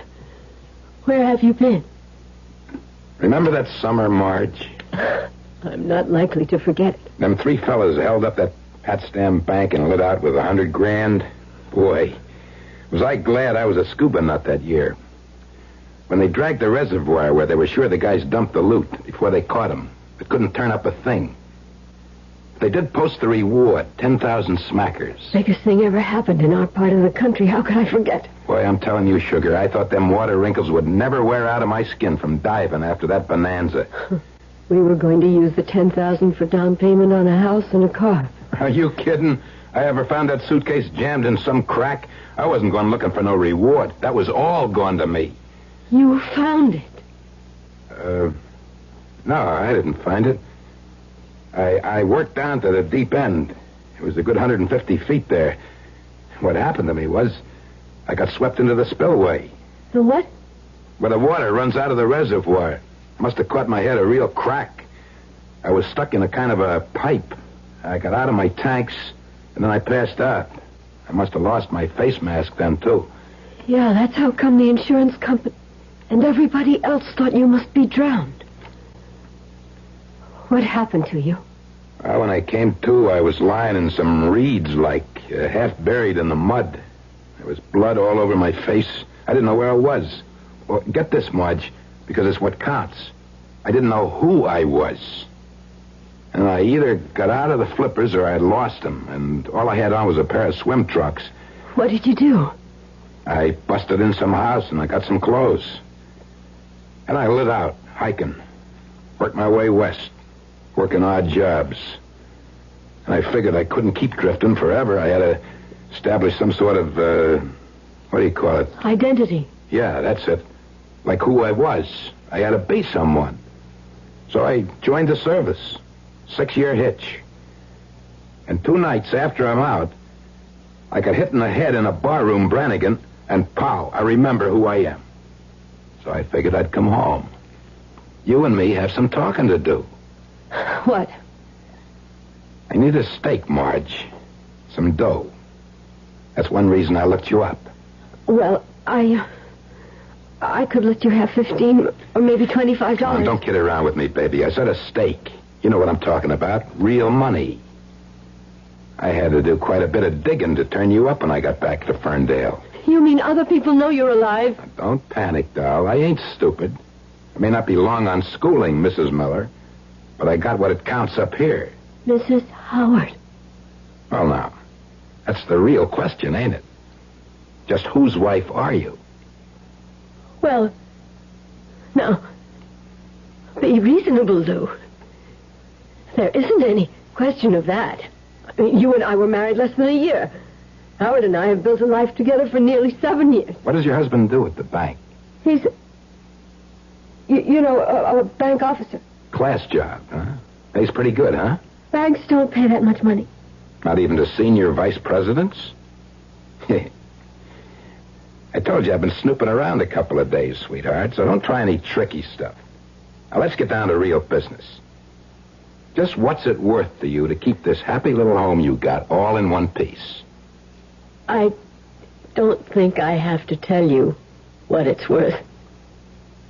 I have a savings account. I've been saving for years for a trip we wanted to take. If you'll get out of my life again, you can have it. How much? It's nearly $3,500. And where is it? At the bank. Your husband's bank? Yes. What would you do, just go there and draw it out? Yes. Supposing your husband caught you doing it, how would you explain? I'll go on his lunch hour. He won't have to see me. And where will I be? You can wait here or come with me, whatever you want. And no cops. No mention of any of this. Do you think I want anyone to know you're still alive? That no matter how innocent it was, I've been living with another man as his wife when I wasn't really. You think I want Billy mixed up in this? It's a small town, Lou. And a lot of people are smaller, and this happens to be a terribly important time in my husband's life. Yeah, I gathered from the posters. Running for mayor, ain't he? I don't want to discuss Howard with you. I just want to do whatever I can from hurting that man I love. So I will go to the bank and get the money, or you can come with me. All right, let's knock off all the pretty talk and take a real look at where we stand. Now, you're not paying me off with any measly $3,500. How much do you want? Something in the neighborhood of 30,000 green ones. Oh, you must be crazy. We haven't got that kind of... I had an insurance, Marge, remember? 15,000, double indemnity. Oh. They ever pay off? Well, I... Oh, come on, then. Don't try to give me any hard time. Yes, they did. So, of course, you blew it all on a new house and goodies. But I'll lay you odds you got a sock full of other dough somewheres. You'll pay off. Why should we? Because you've been living with a man you're not legally married to. I'd get a lawyer's opinion, first of all. And I would be willing to bet right now that no court would hold me or Howard responsible for an honest mistake. You'd have to give back all that pretty insurance money. You can't collect on a corpse that ain't. That could be arranged. So you do have it socked away. Whether or not we do is none of your business. There's another little thought you might have in mind. How many votes do you think it's going to cost your husband for mayor when I make this public? You're just as much of a louse as I discovered right after I was stupid enough to marry you. Howard will take his chances. I think I can speak for him. Can you speak for him on everything? What are you getting at now? The one other person concerned in all this. Billy.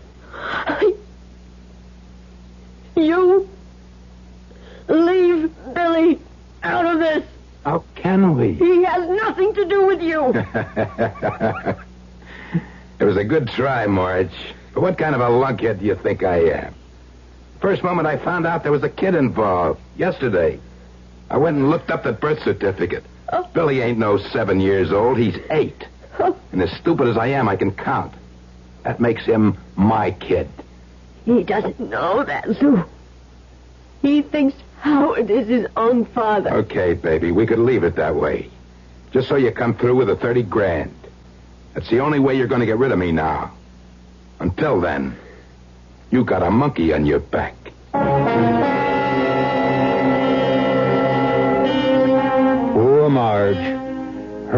next morning has been shattered as thoroughly as her nerves.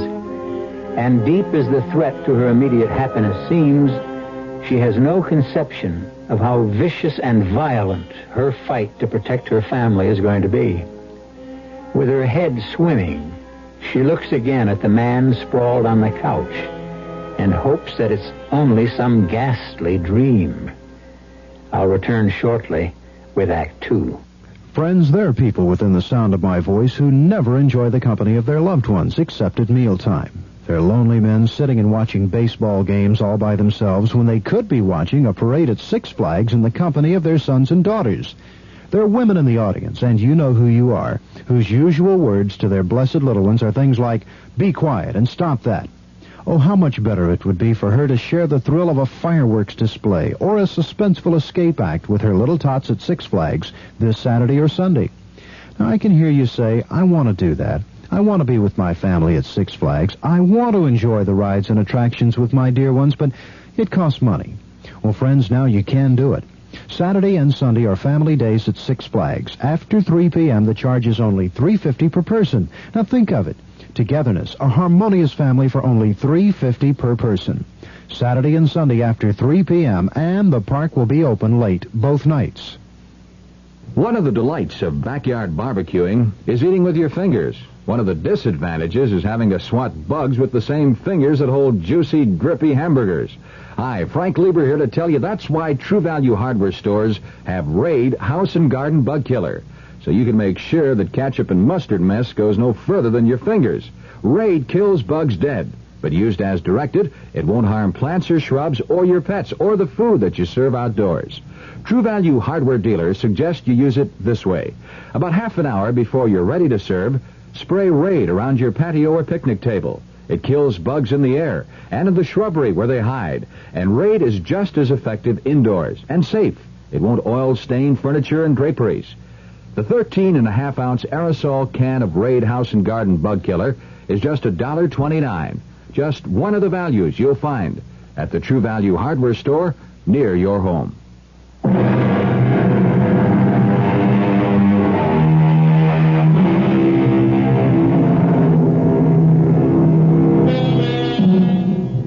The shock of meeting a husband you have believed dead for over 8 years is enough to numb and scramble anyone's mind. At least Marge found it so. She couldn't believe that Lou was any real danger to breaking up her present family legally, nor that the publicity would mean anything in Howard's campaign. But two things did terrify her: the effect it might have on Billy, and a tension, a kind of mad and inhuman quality that underlay everything that Lou said, as though, in some inexplicable way, he was dead inside, that he was a ghost returned from the grave. You stay away from Billy. From my own son? He's no son of yours. Like I told you, I seen the birth certificate. I didn't mean that. I mean he's nothing like you, thank God. And he worships his father. I mean Howard. Who's that? I don't know. Let it go. Don't answer. Oh, it's Bob Russell's car in the driveway. I can see it from here. They're next door neighbors. They know I'm home. All right. Go answer. But no tricks or funny business. Put that pistol away. Don't open the door. Find out what he wants. Don't let him come in, or I'll drop him like a bowling pin. All right, but don't lose your head. You just worry about your own. Hi, Marge. Sorry if I disturbed you. No, I was in the kitchen. I didn't want to come at all because, to tell you the truth, I thought you might have sneaked back to bed for a nap. Oh, no, I was just going to get dressed and go marketing. I know. You're the morning person. That's what Betty calls you. This is all the junk on the community chest Betty promised you. Oh, that's great. How's it going? Dragging any formidable loot? Over 60,000 up to now, and we're only halfway along. Well, keep it in a safe place. Uh-huh. Hey, you feeling all right? Me? Why? Well, you look a bit pale, sort of drawn. Maybe I'm just picking up a little cold. Yeah. Well, excuse me, I got a customer waiting. Uh-huh. 60 grand, huh? Oh, don't get your hopes up, Lou. It's all in small checks, most of them at the bank, and all made out to Community Chest. Even you couldn't figure a way to get your claws on that money. All right, you can cut the comedy. I have my own way, and not much more time to waste. I've been figuring while I was waiting for that used car salesman. Bob's a stockbroker. I want you to call your husband and get him home here from the bank. I can't do that. Well, you better, doll, or I'll lock you in a closet and go down there and bring him back my own way. I got to get all this settled today. But I can't bring Howard home from the bank. What could I possibly say? Don't answer it. That's silly. Why not? What am I going to do? Scream for help? Just don't answer it. You're out. But it might be Betty ringing to make sure Bob dropped off the stuff. Oh, that's right. Howard was going to call about us having lunch together. Sam. Okay, there's an extension in the kitchen, right? Yes. I'll be listening. And don't try anything or I'll kill you. Might as well know I have nothing to lose. Hello? Darling, it's Howard. I'm calling about lunch. Where are you whining me? Well, what was that? What was what? Was Billy home? Anyone with you? Why, no. Why? It sounded as though someone was on an extension. Oh, don't be silly about lunch. Why don't we have it here at home? Well, I'd veto that anyway, but it's what I was calling about. I can't make lunch. Oh. I've got to run up to the state capitol, have lunch with a man. I'm certainly glad it isn't another woman. Couldn't you put it off for today? I'm sorry, honey, not a chance. See, this guy has got the votes I need in his pocket. I want to be mayor, honey, just long enough to clean up our own little backyard. I know, dear. So, when will I see you? Oh, around dinner time. I love you. You take care of yourself. I love you. Howard. Why did you let him get away like that? What could I do? I'll tell you what you're going to do. Call him back. Get him here. How? I don't care how. Tell him you're sick or Billy's sick. Lou, I can't get away with that you now. You do what I tell you, damn it. Call him. Why can't I tell him the truth? You want to? He's got to know sometime. All right, then tell him here, where I can handle him. And he doesn't get any fancy ideas of ringing in anyone else. Dial. I'll call his private number.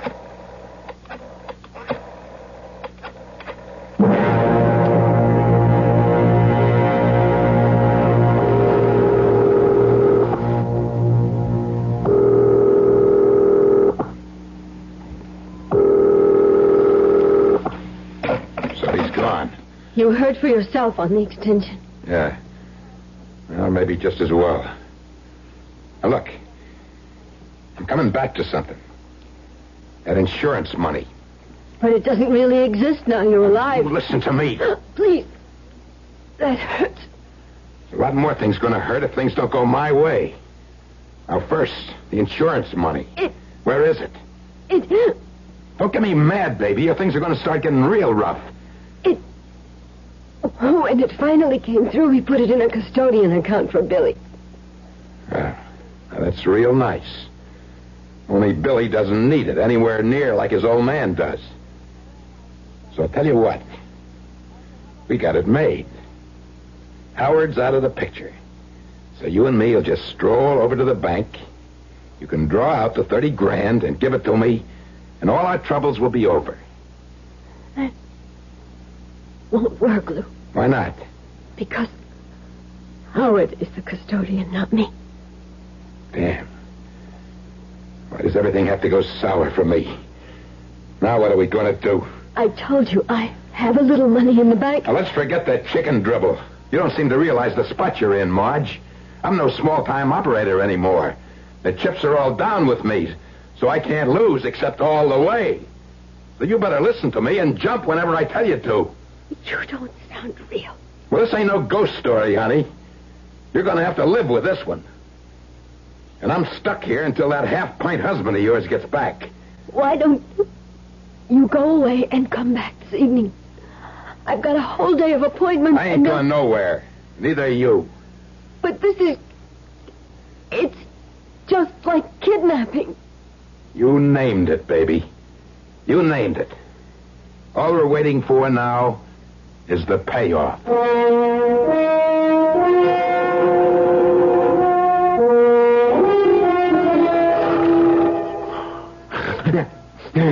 Hey, hold it, Marge. Where do you think you're going? I was just going to the front door. It's about time for Billy to be coming home from school. You just stay away from doors. I'll tie you up. I've been on the go so long, I've forgotten what sleep is. Tie me up? Yeah. I don't want to take no chances you get some crazy idea taken off. We're calling the police. With Billy coming home, I wouldn't dare. To leave him alone with me, huh? Yes. And why would I call the police? You do have some right to be here. Look, I'm desperate, Marge. I'm not kidding you anymore.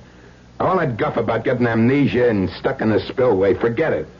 I was just trying to keep things nice and simple at first. You found that money in the reservoir all those years ago. That's right. I was going to take off from you anyway. You and me were a mistake from the beginning. Oh, that's true enough. You just wanted kids in a home. I wanted the big time. For a while, I had it. I left my air tank and my face mask bobbing in the middle of the lake, and I swam ashore. I took off for Vegas. Had a run of bad luck, so I blew the $100,000. I had to get even with the tables, so I used a little muscle here and there with the private citizens to keep myself in bread. You mocked people? Don't look so holier than thou. I got my comeuppance, if you want to know. 6 of the years since I left you, I spent in security prisons. I won't tell you what for. I'll tell you one thing.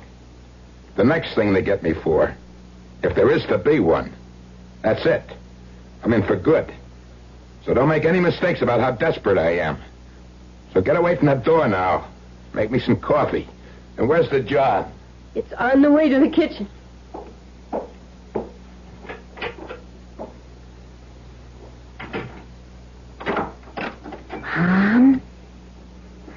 Mom.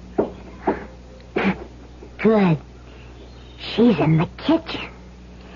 Just get my guns and strap them on. Better hide unless that's the law. I could use something to eat with a coffee. All right, Lou. Who's Lou? Well, Billy, you just gotta find out. Stick 'em up, Lou. Lou, don't. It's just I Billy. can see who it is. It's the kid. Gee, you turned and hit the floor fast. That's a good trick. I'll tell you another good trick, Shrimp. You ever heist anyone and he turns on you, don't you hold back on the trigger ever. But you were so fast. I could have put a bullet right through you, kid. Is that a real gun? What would I be doing with a real gun? This is just a present for a kid I know. It sure looks real. Yeah, so do yours. Yeah. Who are you? This is a friend of your Uncle Ralph's, Billy. Right, Lou? Yeah, that's right. You could call me Lou. I'm Billy. Put it there, partner. Shake. Your Uncle Ralph just wanted to make sure you liked the guns. So I said I was passing by and I'd stop in and check. Oh, they're super.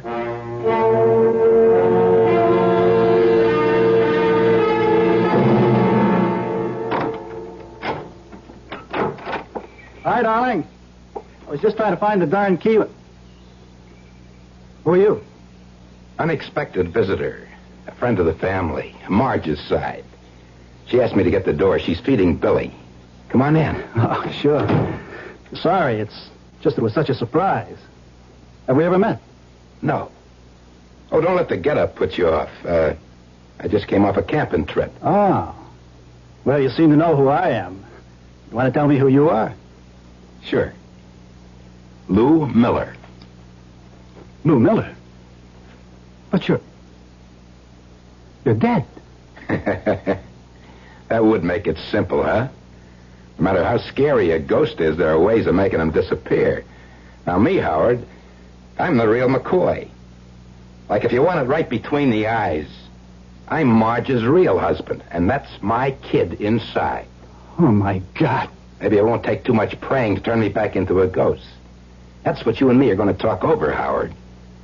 You're the only one with the keys to turn time back again, just the way it was.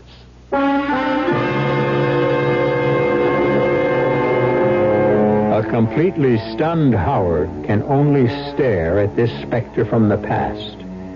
A man so evidently his physical superior that he could not solve anything on that level, nor on any other level, as he is about to find out. I'll return shortly with Act 3.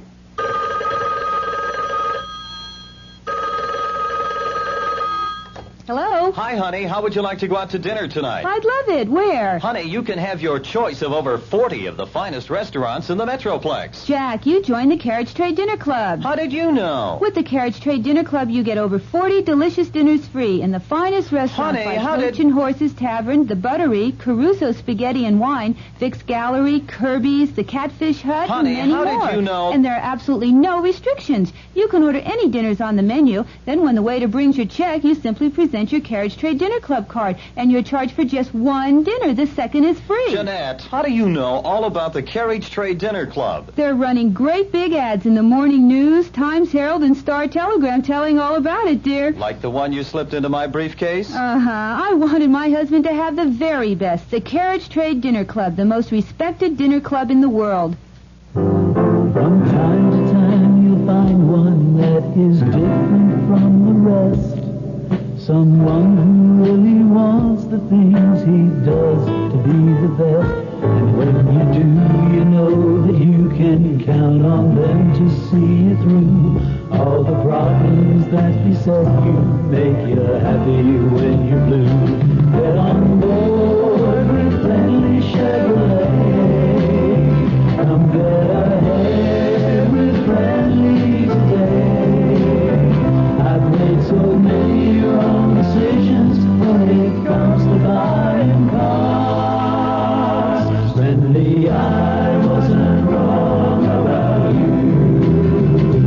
Friendly, I wasn't wrong about you. Friendly Chevrolet. Friendly, I wasn't wrong about you. Friendly Chevrolet.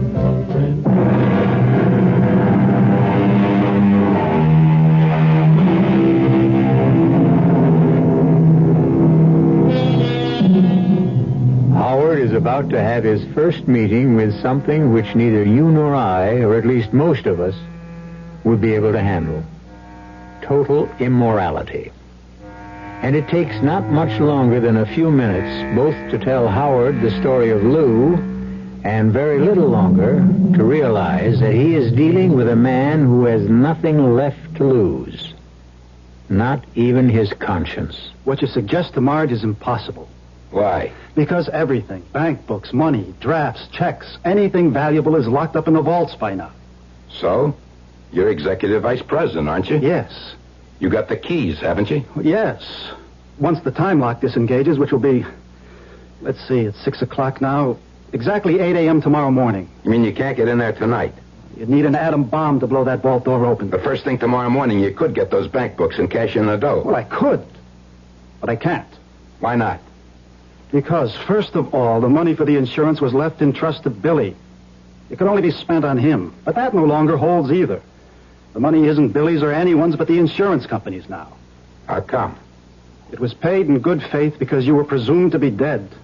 And you are quite manifestly alive. Now, look, don't give me none of that lawyer double talk. Who knows I'm alive, except you and me and Marge? Look, suppose I did go along with you. As soon as you'd leave, what's to stop me from going to the police and telling them what's happened? For this chicken feed, not much.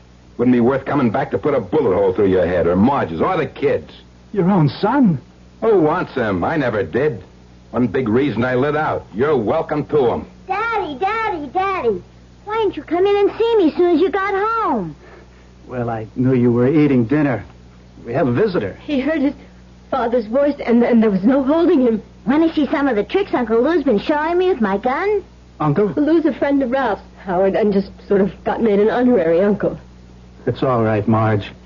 I know who Lou is. Oh, the twirly parts I'm not so good at yet because my hands are kind of small, and I haven't had enough practice, Lou says. But I'll show you one thing he taught me.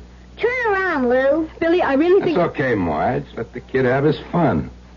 Okay, I'm turning my back. I don't know you're there. Stick 'em up. Ah, you got me. Dead center. See, Daddy? See? If you're going to heist a guy and he starts to turn on you, hit the trigger right away. That's what Uncle Lou taught you? If you don't want to find yourself dead. But supposing the other man doesn't have a pistol? Who takes chances? Besides, Billy knows I have one. Still there, you see? That's not a real pistol either. Oh, of course it isn't. Who'd have a real pistol in this house? Can we play some more now? Nope, Billy. That's enough. Time for bed. Let's go. But I don't want to go to bed. I want to play some more. It's time, son. Oh, well, okay. You'll come up and say goodnight too, Uncle Lou. Sure. If you take off right now with your mother. Okay, chum. Up the wooden hill. You always say that. It's a staircase. It's what my mother always used to say to me. He's a cute kid. You wouldn't think it, but I really go for kids. And them for me. Him and me can have a real ball this weekend. You're not welcome in this house. What's the matter, Howard, boy? You afraid I'm going to let Billy know you ain't his real father? For his sake. It would be better for your son not to have his whole life shaken up. Well, I got news for you. If you and Marge don't play things my way, this whole family's going to get shook right out of sight. Now go pour me a shot till we get the kid out of this, and I can lay out for you and Marge just how we're going to play this thing. You can't ask me to rob my own bank. I ain't asking, I'm telling you. A Monday morning, once that time lock's off, you pack a suitcase with $250,000. And don't go writing down serial numbers. And keep the bills as small as you can. But what's the point? You can't get away with it. I'll be sitting here with Marge and Billy. And little Bertha here. Anything goes wrong with the outline I already gave you. Anything. You're suddenly out a wife and a kid. Right? But no matter how much time we try to set up for you, your getaway, the police will be right on your trail. How, Howie boy? How? I'm dead, remember? I don't even exist. Who'd be looking for me? When we tell our story. Don't you see it all, Howard? Do you think any of us is going to be alive after... Who the devil is that? What kind of a double cross is this? That's the sheriff. Now, look, don't lose your head. He's an old friend. He could have stopped by for a dozen reasons. Well, one of them better not be me. Now, listen, both of you. I'm going upstairs with Billy. You leave all the doors open. If anything goes wrong, let me tell you both, this is a real gun. And the first shot I fire goes right through the kid's head. Your own son. What kind of a man are you? The kind neither of you patsies would like to find out about. Open up and get rid of him. Hey, Jim. The lights are all on. I knew someone had to be home. Yeah, well, we were just sitting down to dinner. Well, this won't take long, but I'd like to step inside. Sure. Hi, Marge. Hello, Jim. Everything okay? Of course. Why not? Well, I don't know. You just don't look yourself. You're always so full up of the old get up and go. Oh, that I think I got a touch of the flu. Oh, sorry. It's going around these days. I got 2 deputies out with it. Or else they got a couple of girlfriends my phone tabs haven't turned up. Maybe there's a gap in the tape.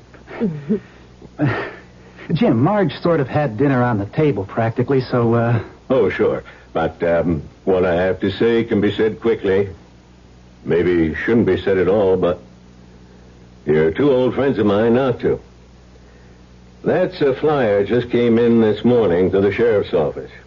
Here. You 2 have a gander at it. You don't have to read all the writing. I'll give you the gist.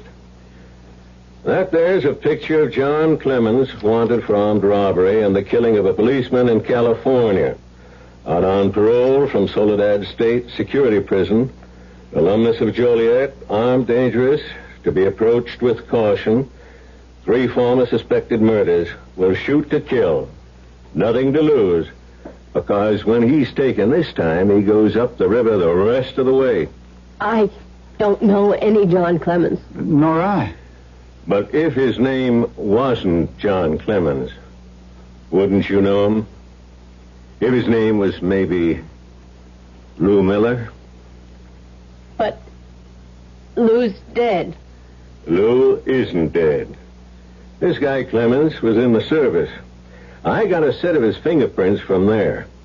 And 8 years ago, when Lou swore on as deputy to dive in the reservoir looking for the money that got stolen, he had to record a full set of fingerprints.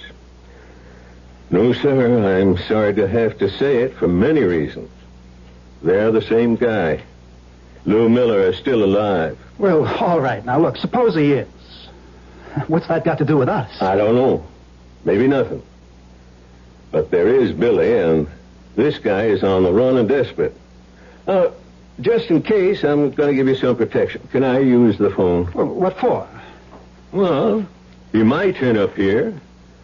I'm going to cover you for a while with a 24-hour guard. Okay, everyone, freeze. Don't anybody make even one little move. So you beat me to it, Lou.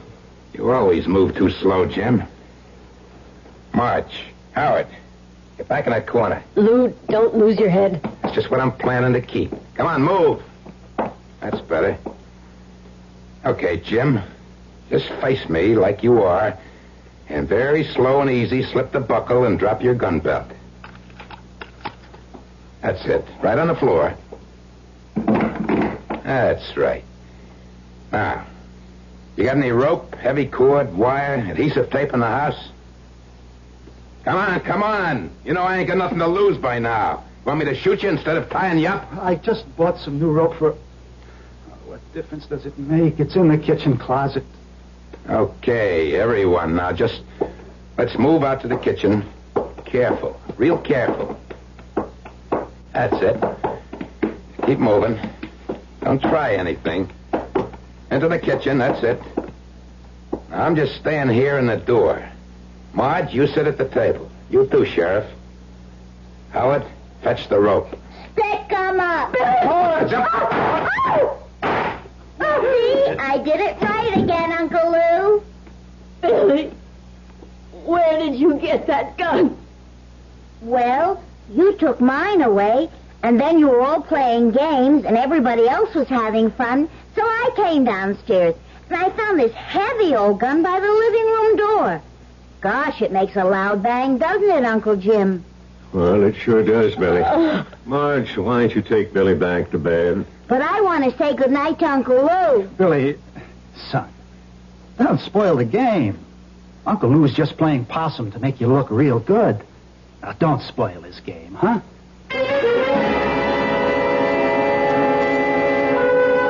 How is he, Sheriff? Bullet got him right in the spine.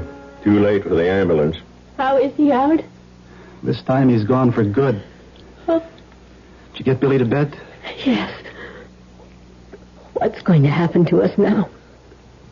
Howard, what have I brought on you? We'll weather it, Marge.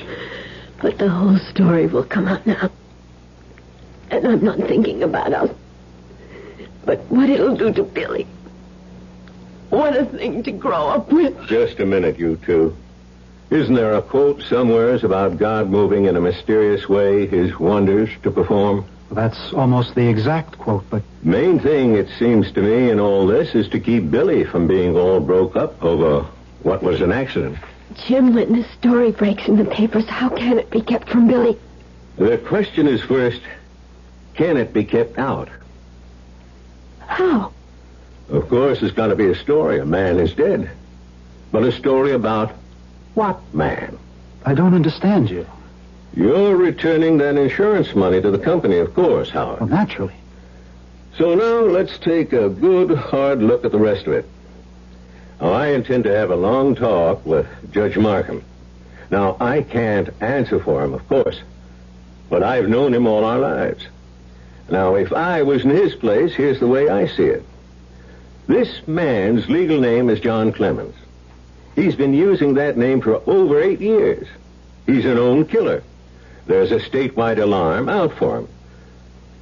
So now, here's me, the sheriff, an old friend of yours, visiting for the evening, when this John Clemens tries to pull off a heist. 2 shots are fired, one from my gun, one from his. The one from my gun kills this John Clemens. So, Where does Lou Miller figure in this? A man already dead 8 years? You mean Billy, the whole time, doesn't have to know exactly what he's done? It was an accident, Marge. The child has no idea what he's doing. Who'd want to place this burden on his shoulders? Like I say, it's not my decision, thank God. But I'd hoped Judge Markin'd feel about it that you only get a chance to live once. Seems fair enough to me. The best you ought to have is, like him, one chance to die.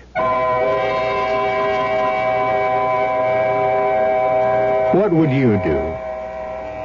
What would I do? Faced with a decision like this.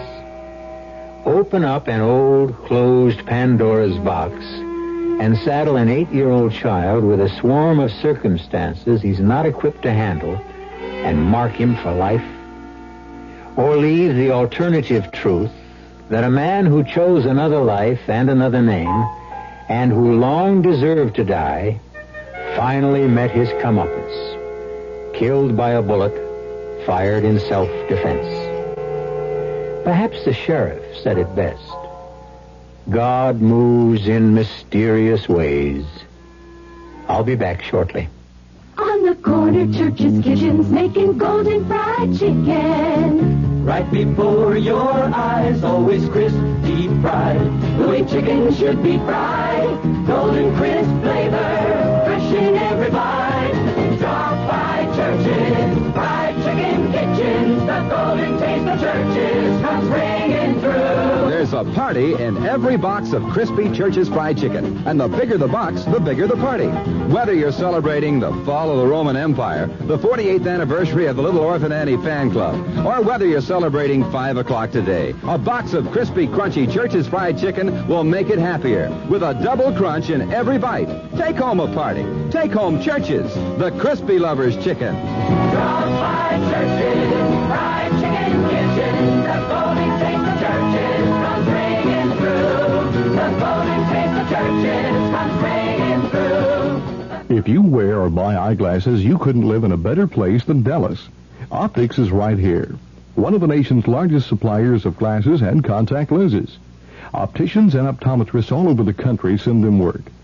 And now, Optics have a special plant sales room open to the public. That means anybody in the Dallas area can now enjoy Texas-size savings on all glasses and contacts. The widest choice of quality frames, a complete choice of lenses, clear, tinted, bifocals, contacts, and the new half-weights, lenses that are half the weight of glass. Complete one-day service for most glasses, too. Full satisfaction guaranteed. Optics Vision Center, the special direct sales outlet right at Optics Plant, 2534 Royal Lane between Stemmons and Harry Hines. Open to the public Monday through Friday, 8:30 to 5:30. Saturday till 12. Come in and see for yourself. Put on a happy face at your vision center.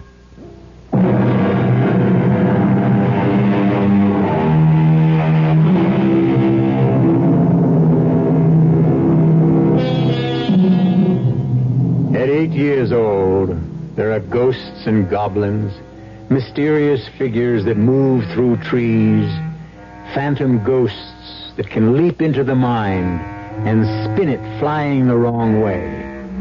But time goes by, and a boy grows up, and with 2 understanding parents and a sheriff who opens his files to let a young man read the truth of his background, Billy can accept his father for what he was and thank his lucky stars for the foster one his mother provided for him. Our cast included Joan Loring, Joseph Julian, Tom Keena, Dan Arco, and Hetty Galen. The entire production was under the direction of Hyman Brown. Now, a preview of our next tale. Mr. Sanford, I'm finished with the job, and I want your okay. I'll put on the pot and give you a cup of coffee. Thanks, I'd appreciate that. Come right down. I'm in a bit of a hurry. Won't be a minute. I'm coming, Mr. Carroll. Mrs. Sanford, the strangest thing. What did you say, Mr. Carroll? Look at that wall. Oh, dear. Another crack? No, it's not another crack. What? It's the same crack. I just filled it with cement. But you couldn't have. It looks old and dry. Look at my hands. They're still covered with cement. Here are my tools, my trowel. I could swear it was closed up not 5 minutes ago. And that cold draft blowing from it. Like from a tomb. Radio Mystery Theater was sponsored in part by Anheuser-Busch Incorporated, Brewers of Budweiser, and Buick Motor Division. This is E.G. Marshall inviting you to return to our Mystery Theater for another adventure in the macabre. Until next time, pleasant dreams.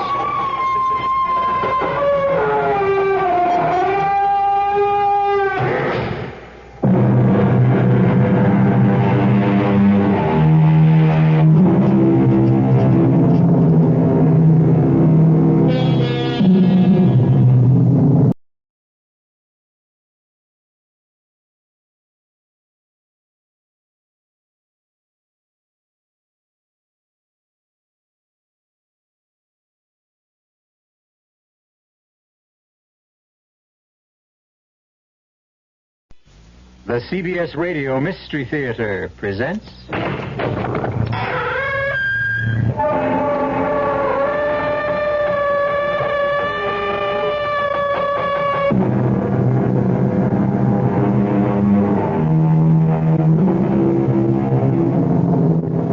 Come in. Welcome. I'm E.G. Marshall. Welcome to the world of your own terrifying imagination. No storyteller is better loved than the gentle Robert Louis Stevenson, who wrote Treasure Island and A Child's Garden of Verses. But strangely, there was another side to Stevenson. He was also the man who could write the blood-curdling history of Dr. Jekyll and Mr. Hyde. And this tale of violence and voodoo you're about to hear, called The Beach of Falisa. Here, take a look through my glass. Thank you. Catch a bit of white there to the eastern, eh? Yes? Yeah, that's your house. When George Underhill saw it, he said, "Oh, I've dropped into a soft thing here." Only saw him once more, and he changed, all right. What do you mean? Well, I don't know if it was the gin or a strange kind of sickness, but they found him one morning hanging upsides down from his veranda rail, crazy as a loon, carrying on about someone watering his copra. He died in a convulsion. Oh, was it thought to be the island? Oh, no proof. But the next man figures shot him, blew his head right off. And the first of the line of the Benton Far East Company, old Adams, he just plain up and disappeared as though that damn tropical forest reached out like a octopus and swallowed him, hook, line, and sinker. No, sir. No, sir, Mr. Witcher, trader or not, promotion with your company or whatever. You wouldn't get Captain Ben Randall here to set one foot on the beach at Falisa.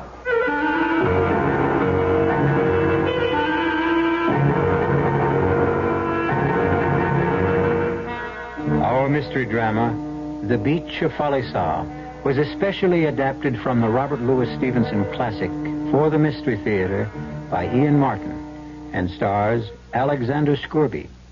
It is sponsored in part by Buick Motor Division and Anheuser-Busch Incorporated, Brewers of Budweiser. I'll be back shortly with Act One. Excuse me, sir, but do you know what happens this time of year? Right on, pal. I happen to know that right about now a freak blizzard falls on Dumont, New Jersey, and they're snowed in for the rest of the summer. Happens every year. Nope. You see, what happens this time of year is that you can get a particularly good deal on what is perhaps the most luxurious mid-size car on the market, the mid-size Buick Century Regal. What good's a car when you're hopelessly snowed in? Well, that's a point. Once upon a time, there came to pass a new law, and great changes came over the people. They were happy and busy themselves at work they enjoyed. They were kind to the earth, and it gave back to them. No one had to lock doors or put fences around their land. Everyone had enough to eat. The sick and the aged were cared for. The people stood proud and tall. In the land of make-believe, there were no poor. The Campaign for Human Development is working to make the same thing happen in our real world. Campaign for Human Development, United States Catholic Conference. What do you tell a husband who comes home and says, I just don't know about a vacation this year? Well, you tell him about Ramada Inn's family plan, where your kids 18 and under share your room free. And you tell him about the toll-free Ramada Inn's reservation number, 800-228-2828. At least that's what I tell him. At Ramada Inns, you're always welcome home. This is Frank Lieber. Join us Saturday night at 8 from Texas Stadium as the Dallas Cowboys return home to meet the Houston Oilers in the annual Salesmanship Club game. The play-by-play is brought your way by Jack in the Box, Family Restaurants, inviting you to stop in and try the Jack Steak Sandwich. And by Chevrolet. Many Chevrolet dealers are featuring year-end savings now. Another reason we say Chevrolet makes sense for America.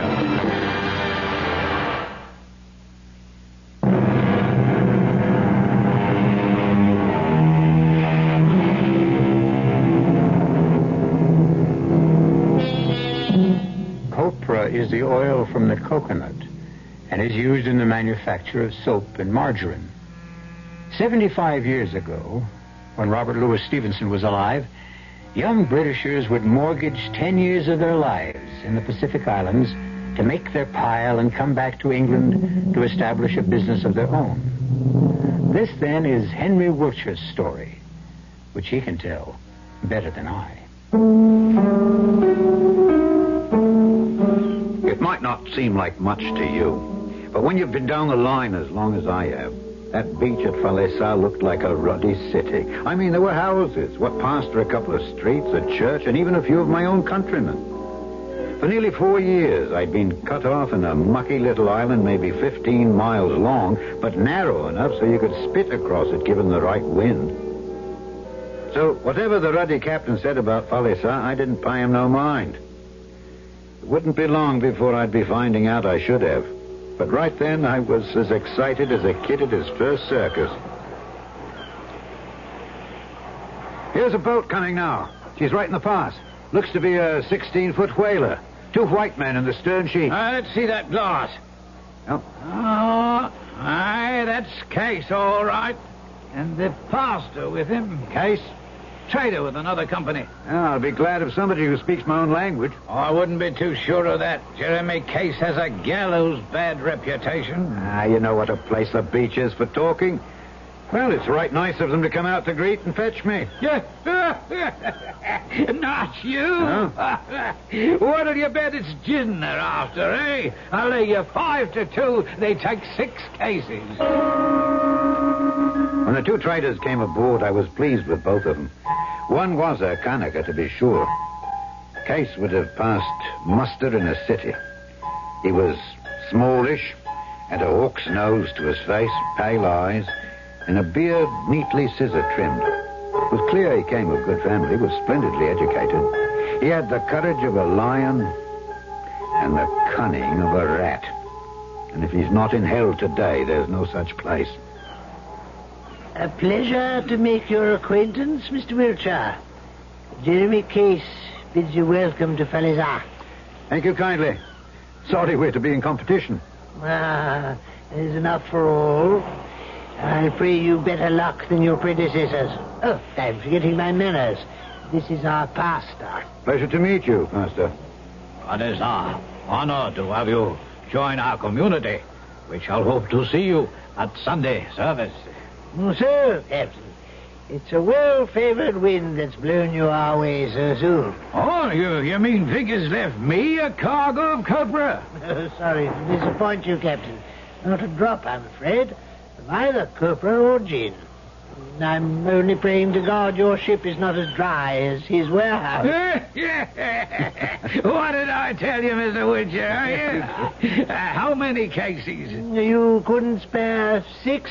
Well, even though I don't ship for your copra company, I laid in plenty. I'll have your 6 brought up from the old. Cash on the line, eh? Yes, always. Mr. Wilchester. Yes. If you don't mind the suggestion, let's round up your belongings and load them in the whaleboat. Well, I wouldn't want to be any trouble. No, please, sir, let me hear no argument.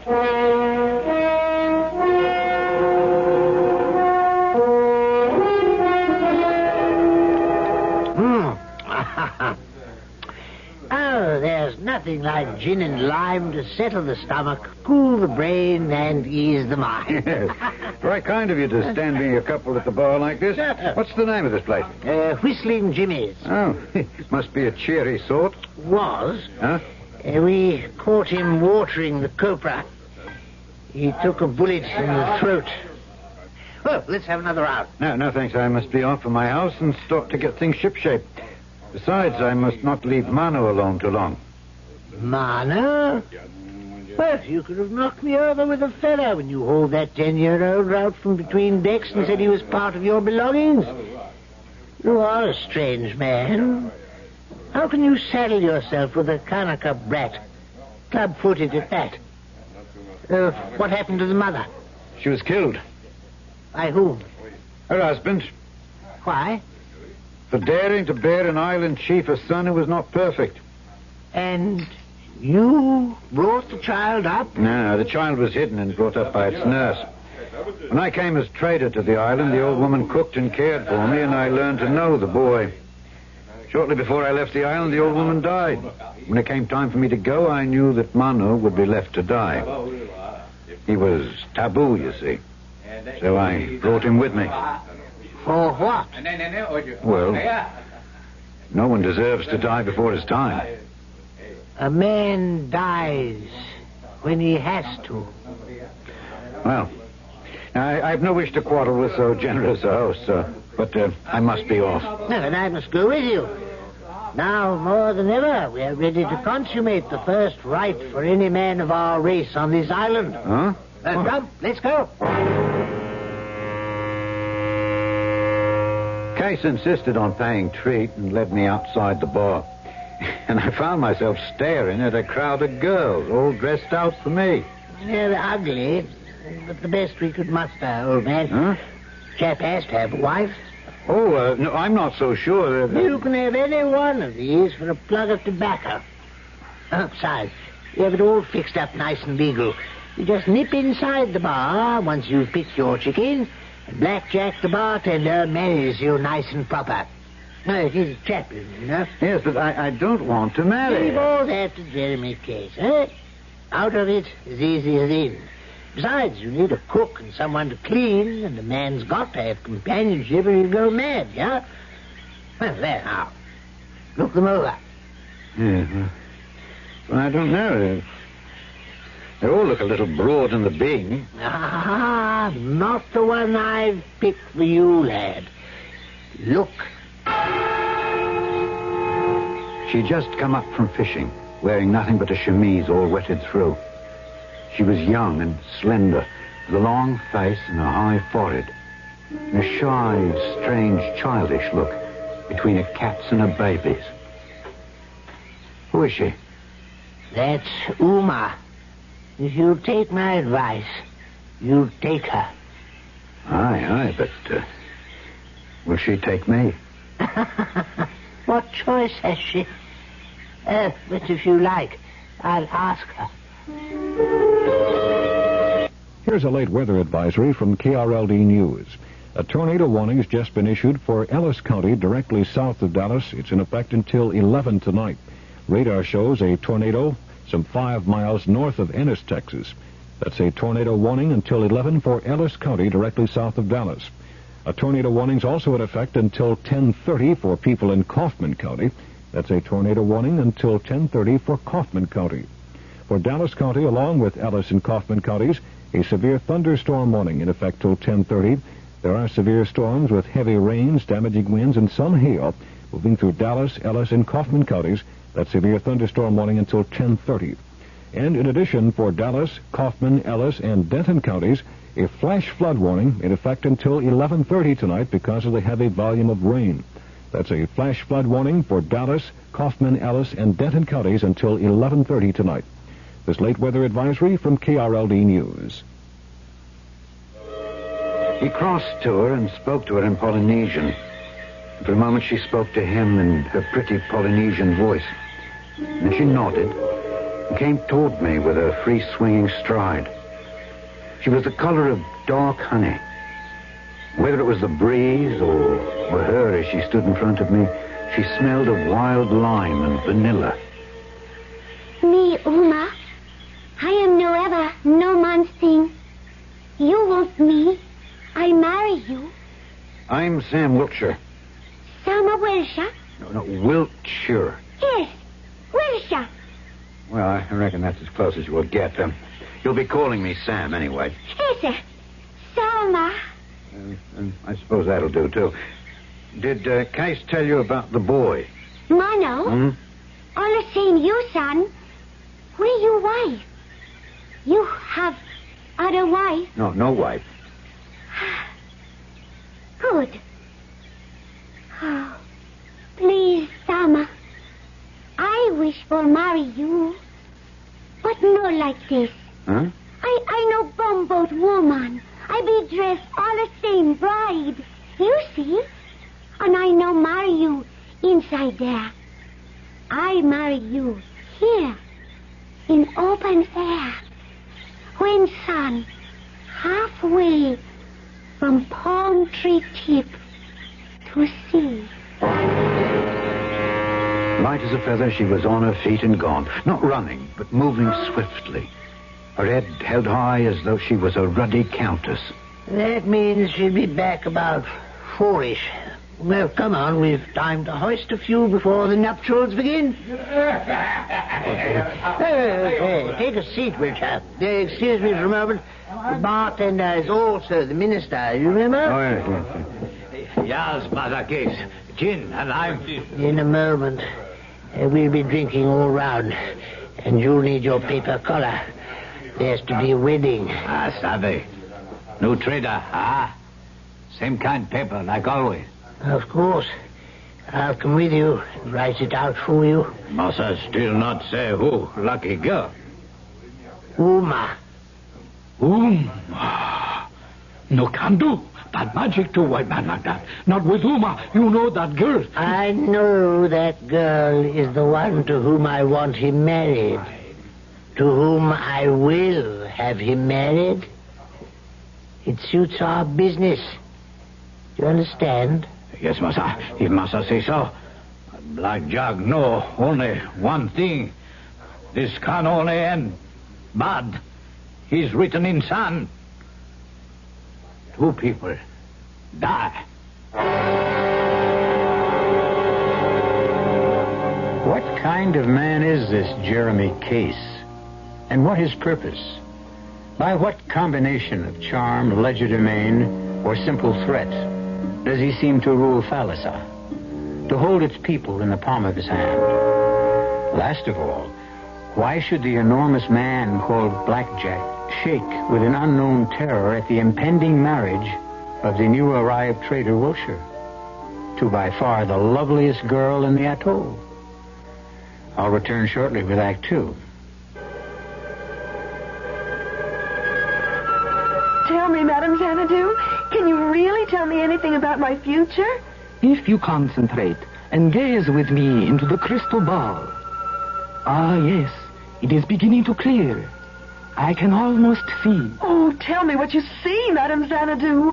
I see that you are coming into some money. I am? Yes, and you will continue to receive even more. Oh, how much money will I get, Madame Xanadu? You will receive $4.20.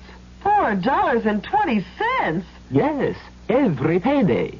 Because you will lower the amount of federal income tax you now have withheld from your pay. Oh, for heaven's sake. What else do you see in that ball?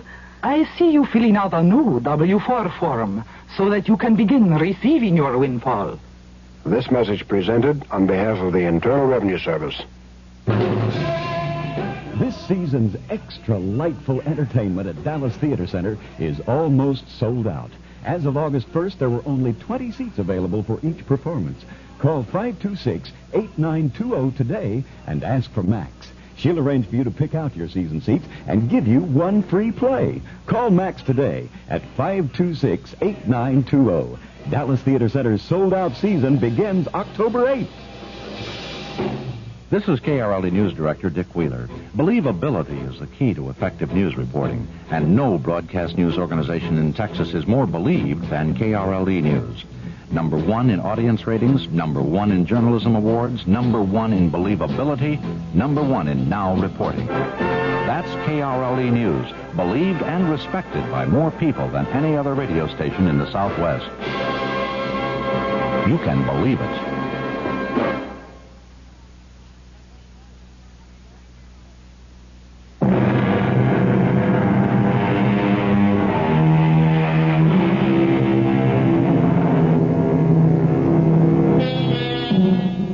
The beach of Falesa, a tropical paradise. Surely one of the loveliest settings for the most sacred right between a man and a woman. And in Robert Louis Stevenson's tale, certainly the scene was magical. In his own words, the sun was down and the sky all afire. Uma was dressed and scented. Her kilt was a fine tappa, looking richer in the folds than any silk. She showed the best bearing for a bride, serious and still. And I thought shame to stand up beside her before that great grinning mountebank with his paper collar, making believe to read from an old volume of some novel, the words of his service not fit to be set down. And the document we signed, since Case wrote it, let it be his voice to read it. This is to certify that Uma, daughter of Faavao of Falesa, is illegally married to Mr. Sam Wiltshire, and Mr. Sam Wiltshire is entitled to send her packing when he pleases. Signed this day, etc., etc., etc. It was the practice in these parts, and all I could feel was so ashamed I had to be gone as soon as possible. Uma said she could show me to our house. Well, we strolled through the lush vegetation together until, forgetting myself, almost as though she was some girl in the old country, I unconsciously took her hand. To my surprise, after a sudden gasp, she caught my hand to her face and pressed it there. You good. It was all she said. Then she ran quickly up the path ahead of me. Uta, mahu taku. It is good. Maki, a boy. No, mano. But a father, you must say in English. He know my father. He is your Takashi. Without him, you be nothing. Leave off, Uma. Don't upset her. No, he must sabi. You are his tiki. You give him life. Oh, we understand each other. Hey, Manbo, right? Right here, Governor. Put it down. Good night, Sama. Good night. This place be good. You bet. Good night, Uma. Tonight, Mano go sleep by and by Bahavo's house. Why? This is your house. Bahavo, say more better. Tonight is wedding night, Sama. Oh, yeah. All right, I'll walk you and Favao home. All right?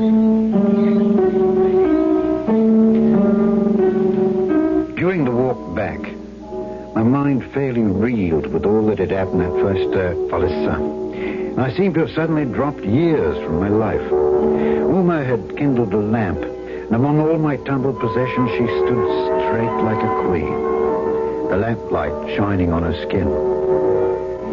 I was ashamed of a wave of feeling I had for this native, ashamed of the mock marriage and that worthless paper. I had to pluck up a lot of courage to enter. Hello, Sama. Welcome. This, your home. Aloha, Wahine. No, Wahine. Me, your wife. know what you want? Can't find out what's come over me. Oh, what you do? Huh? This case with supply by Cobra. This supply buys nothing but trouble. Get me the hammer, will you? Yes, master. Yes, who? Yes, Sama. That's better. I could regret this. I could regret it 1,000 times. It isn't too late. But something good is happening. First, Mano, someone to take care of. And now... Here is hammer. What you do? Miss. That happy shoes. Yes. Why you do that? You know why we come here, Uma? From the other side of the world? We who call ourselves white and think we rule the world? Trade for cobra oil. Right. So we can make enough money to go back to the old country and become kings. But in the meantime, the rot sets in and the dream gets twisted. It's another world. A bloke don't belong. So he drowns himself in this. No good. A man who drinks is no good. I think you one good man. Moon fed, sun die. All the same. Uma belong you till I die. For the next 3 days, Uma, Manu, and I worked our hearts out setting up the store and getting ready for business. I didn't see hide or hair of Case, but he told me he did a good deal of hunting and that it was very good in the bush, so I paid little attention. By Friday morning, we were ready for business. By Friday noon, not one customer had climbed the veranda steps. By Saturday morning, even the watching crowd of natives were gone. That night, I went to the bar in search of Case. Evening, Massa. What you like? Nothing to drink, thanks. I'm looking for Mr. Case. Oh, Massa Case. He take trip one other island. Oh, I see. Jack, do the people know my store is opening and I'm ready to trade? Sure, Massa, sure. Then why don't they come? Maybe no copra this time. Not rain. I not know. Just make drink for happiness. Yeah. Jack, tell me, what happened to Viggers, the man who had my station before me? Vigor, he was cleaning shotgun and... Yes. And it suddenly went off and blew his head off? Gun is bad thing. In the wrong hands. Was Mr. Case on the trip then? Oh, no. Mr. Casey... I don't remember. I think maybe, yes. And Adams, the one before? He drink too much. I see. What about Underhill? Talk too much, Massa Wedger. People, they wait for drink this Saturday. I left the bar feeling everyone's eyes on me. I'd been too long in the islands not to sense what might be going on. I just couldn't guess why. And I had a cold, shaky feeling at the base of my spine. There's something wrong, Oma. What is it? Nobody come trade. Yes? Yes. Why? There be taboo. Why? Nobody will speak. How can Uma know? One man knows everything around here. When he gets back, I'll know. Or find out the reason why.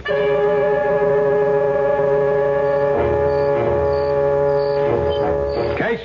Who's that? Wiltshire, I want to talk to you. And put that pistol away. Reflex action, old boy. Not much time to talk, though. I just got back and I know. I've been waiting for you. Case, here's a queer thing maybe you can answer.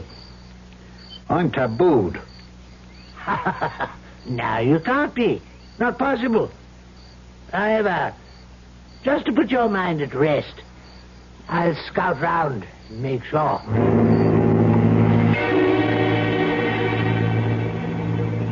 Well, I rounded it up with the chiefs, and if you ask me, it's the worst kind of thing I've ever heard of. I am tabooed then, eh? Something of the sort. The people won't go near you, Wiltshire. It seems, for some reason, they're frightened of you. You've gone crazy, Case. What are they frightened of? I wish I could make out. It's like all their tomfool superstitions. You haven't been to my house once, Case, since I came. Own up now. Well, I was busy. It was an oversight. I'm sorry for it. But about coming now, Richard, I'll be quite plain. Yes? You mean you won't? I'm awfully sorry, old man. But that's about the size of it. In short, you're afraid. In short, I'm afraid. You belong here, Uma, if anyone can understand. Tell me, why am I tabooed? You mean you no savvy? How could I? We don't have such crazy things where I come from. Taboo belong all the same me. To you? Yes. Case want me for his woman, but I no want him. Case tell me, you love me so much, you no care. He no tell me, you no get cobra. So, I go away. What? Taboo go too. Then, you get much cobra. You like it more better that way. So funny. No. Hold on, Uma. Kay seems to have played it pretty mean on the two of us. But I know now, and I don't want you to go away. I love you too much. No. Tell me true. Uma, I tell you true. I would rather have you than all the copra in the South Seas. Now I die little because I am so much love. Me too. But, Uma, tell me, why are you taboo? Baba! Baba! Listen! He talks! Who? Missionary. He tell you everything more better from me. As I came out on the veranda, the mission boat was shooting for the mouth of the river. So I started strolling down towards the river. From the opposite side, there was a man heading for the same place, and as he saw me, he started to run and got there first, as though to keep me from seeing the missionary. At the sight of him, rage flew into my nostrils, and I raced him to the pier. Get out of here, you little swindling thief! Don't be a fool. Well, I have been since I came here. I have business here with the missionary. So have I. And I don't want you eavesdropping, so I give you notice to clear out. I don't take it, though. He was quick with his hands, but had neither my height nor weight. Besides, I was blazing with a wrath that would have bit into a chisel. I hit him twice, once with each hand, and he went down with blood spreading on his face like a napkin. Have you had enough? Answer me or I'll take it out of you. I could have put a bullet through you. Yes, enough for this time with the missionary and his crew as witnesses. But next time, I'll kill you. Father Talton, sir. I'm Sam Wiltshire. Benton Company's new trainer. The same. You make a poor impression rolling on the dock with a man half your size. A giant on this island, Father Talton. He seems to control it. Father Talton, I need your help. It was Case that you knocked down? It was. You're either a brave or a foolish man. I can promise you nothing except extreme unction when you need it. As I fear you may, since I know no way to protect you from the evil Falizar casts on your kind.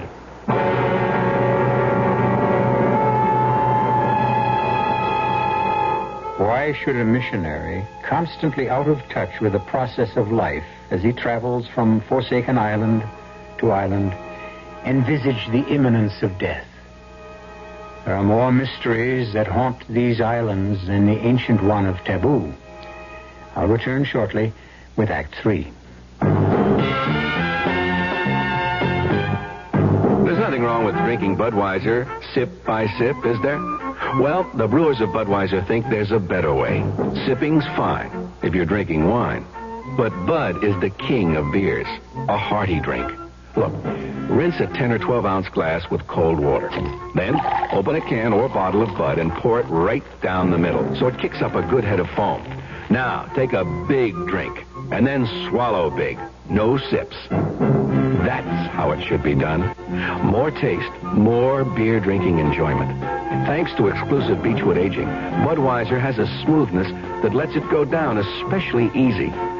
Sure, it's an expensive way to brew beer, but brewing beer right does make a difference. That's why, when you say Budweiser, you've said it all. Anheuser-Busch, St. Louis. It's indoor golf time all this week at Northtown Mall. It's a great way to beat the heat and sharpen up your putting or driving game on Northtown's air-conditioned malls. Play a round of miniature golf on the tricky 9-hole course or drive a bucket of balls on Northtown's indoor driving range. And there's even a practice putting green. So go play miniature golf at Northtown. Only 25 cents per round, and the hours of play are from 11 a.m. to 9 p.m. every day this week at Northtown Mall, LBJ Freeway at Webb Chapel Road.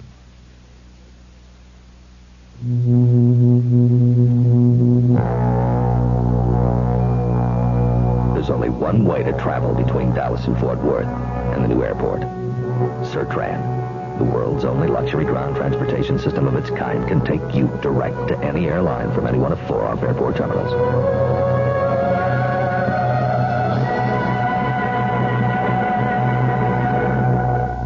Sertran, go first class. Okay.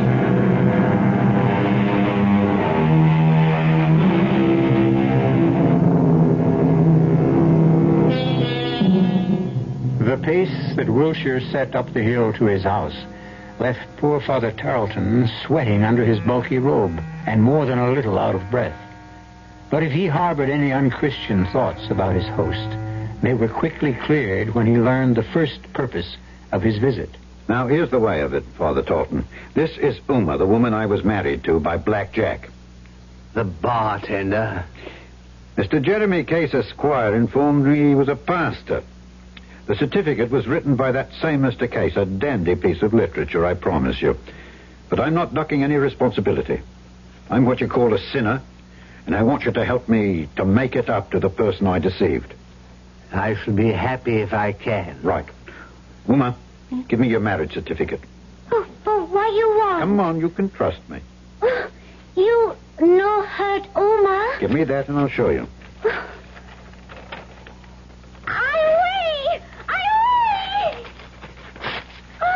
Now, since I signed this piece of paper, I found I'm taboo in this place because of my so-called wife, and I cannot trade. I want to be married right, by a real missionary. So fire away, Father. Well, there was quite a to-do, I can tell you. Mano and Favao had to be brought in. Uma had to be back in her wedding togs. And I took the father aside and asked him to say the service in native to please the others. We had 2 of the crew in for witnesses, and finally it was all bound up right and proper. Mr. Wiltshire, I have rarely performed a marriage ceremony with more grateful emotions. Thank you, Father Tarleton. Do you want to know why your wife is taboo? Of course I do. I can tell you at least part of it. Old John Adams traded for your company. Shortly after he came here, he was stricken with the palsy. Massive, general. All of him frozen except one eye which winked. Constantly winked. This vile fellow Case worked up the word that he was the evil eye, that he was the devil, and would destroy the island. He persuaded the villagers to take this poor old man to the other end of the village and bury him alive. Only one person tried to save him. Your wife. I work for him. He kind. No devil. Case won 2 battles. He removed a rival trader, and he was able to punish Uma for refusing his advance. Because she tried to stop the burying, he said the evil eye had entered her, and she was made taboo. But Case, he promised on Bible, my taboo, no yours. It's all right, wife. I don't blame you. Father? Yes, son. It's all of a piece, isn't it? Biggers never blew his head off. That was done for him. Underhill, he was a booze hound, which should have made it easy. He was poisoned. And Adams, buried alive. Now I'm tabooed. The motive is obvious, even if we have no proof. A man like Case could only enjoy his single-handed control through fear. Fear? What fear? He's only a man, and a small one at that. But he holds some dread terror over their heads. I cannot stay this trip, for I am due at Farialihi. I will return as soon as I can. As for Case, without proof, there's little I can do. Don't you worry about Case, Father. Now that everything's in the open, as it were, you let me handle Case. I didn't see him to speak to for several weeks. Meanwhile, Mano, Uma, Favao, and myself occupied our time making copra with our own hands, a piddling amount for all the labor. Finally, out of sheer frustration and boredom, and because we were tired of a steady diet of canned goods and local fruit and nuts, and to cheer up lonely little Mano, we went hunting. And I bumped into Black Jack. Hey, Jack. No road going eastward? Oh, one time, one road. Now he dead. Nobody he go there? No good. Too much dabo, he stop there. Man, he go there. No come back. You know plenty about devil. You think me one? No think dabo. All the same fool. Uma, she devil? Before he could answer, far across the bay, I see Case come out from the hanging front of the woods, a gun cradled in his elbow. Hello, my friend, you no talk all the same true. Case go, he come back. Case, no, all the same. Huh? Case, te amo.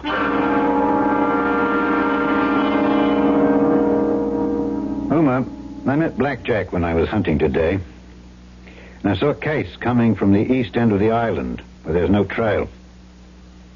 Tell me, Uma, what does Tiapolo mean? Devil. I thought Aitu was the word for that. Aitu. Other kind devil. Live in bush. Eat kanaka. Tiapolo, big chief devil. Live in home. All the same, Christian devil. And I'm no further forward. Jack says Case is Tiapolo. No, all the same. Case belong Tiapolo. Case all the same, his son. Suppose Case, he wish something. Tiapolo, he make him. Well, that's right convenient. Like what? Out came such a rigmarole of stories I couldn't make head nor tail of them. It seemed that in the forest, Case had a church where Case worshipped. I now began to have a glimmer of how Case had acquired his position. And though he was a tough nut to crack, I was no ways cast down. You no go there. I no let you. Uma, nothing would stop me now. I want to have a look at that place of worship myself, and then we'll see about the glorifying. But nobody go there unless Tiapolo, he protect you. I'll chance it with God's protection. I'm a good enough sort of fellow, I hope, for God to con me through.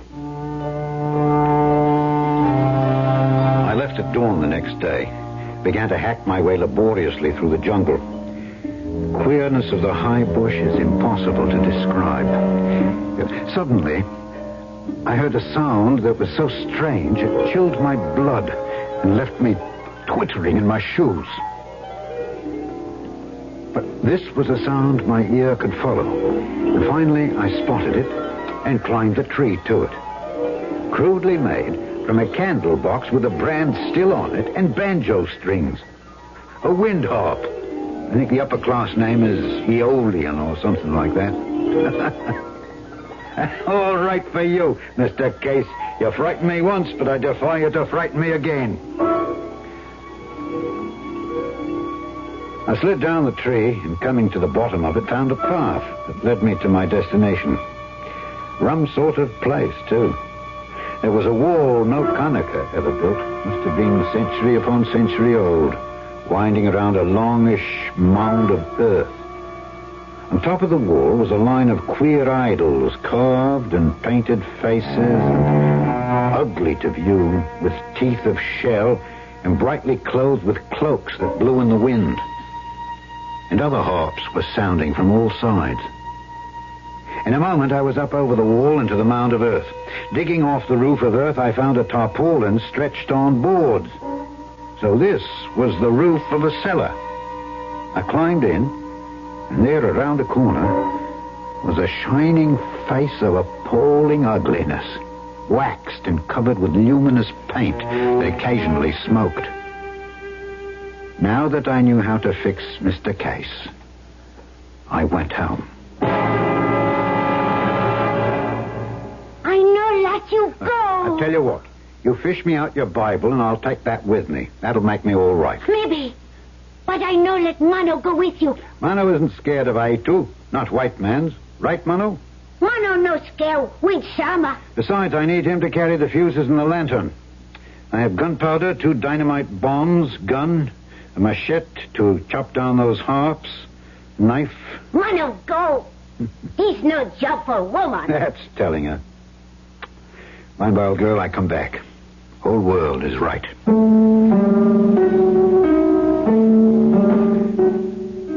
We almost didn't make it that night.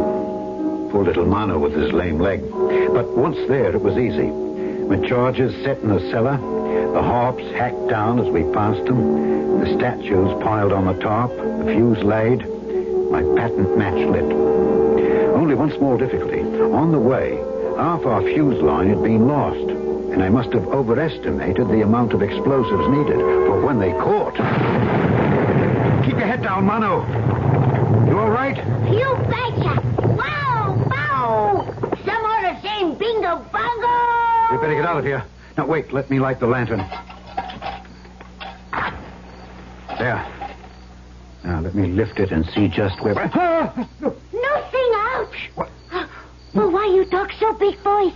Case, he's coming. My God, Uma, is that you? You're not afraid? Oh, too much afraid.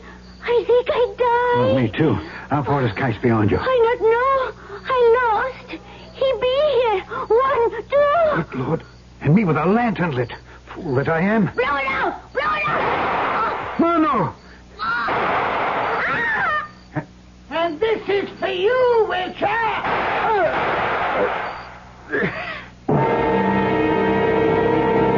You've never had a leg bone smashed and tried to move. You've never known pain. It was a foolish move all round, for I couldn't reach my gun, and it alerted Case. He approached me carefully, his Winchester trained on me, his lips drawn back in a snarl that was supposed to be a smile. You fool. If you left well enough alone, I'd have made some deal with you later. Liar, you murderer. You have one more shot at me. Better be sure to be close enough so you don't miss again. Right between the eyes. Are you ready? I'd been as taut as a ship's hawser, but the moment he was close enough, I had him by the ankle, plucked the feet right from under him, and was on top of him with broken leg and all before he could breathe. His gun was gone, and he fastened his teeth in my arm like a weasel. Much I cared. My leg gave me all the pain I had use for, and I drew my knife and I got it in place. That's for Underhill. That's for Adams. That's for Vickers. That's for poor little Mano. And this is for Uma. For myself. What is there left to care for? I have nothing left.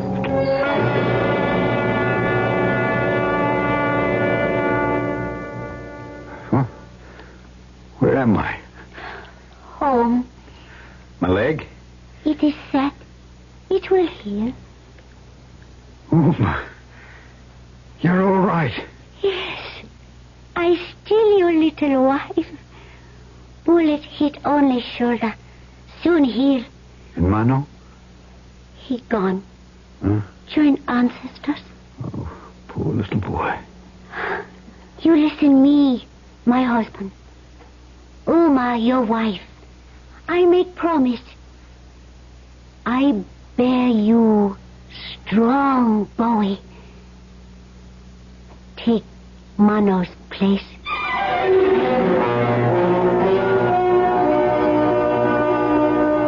As it happened, according to Robert Louis Stevenson, Uma bore Sam his son, just as she promised. And for good measure, 2 daughters, who fortunately looked like her. With the curse at last removed, Sam Wilshire wanted no other home than the beach of Falisa. I'll be back shortly. Pardon me, miss. Can you tell me what happens this time of year? Rhubarb reaches its peak. Nope. Muskmelon reaches its peak? No. Does it in any way involve something reaching its peak? No, not really. Oh. What happens this time of year is that you can get a really outstanding deal on Buick's small but surprisingly elegant Apollo. And with what's happening to prices, you may never have a better chance to buy a Buick, huh? Hey, I know what happens. Yeah? The buzzards come back to Hinckley Ridge, Ohio. Oh. I hadn't thought of that. How long would it take you to read a brief 3-page pamphlet on drugs? 3 minutes? 4 minutes? Well, not very long. And it would be time well spent. For your free pamphlet, write Drugs, Box 8200, Albany, New York. That's Drugs, Box 8200, Albany, New York. But don't wait. Time might be running out. This message nationwide brought to you by the New York State Drug Abuse Control Commission.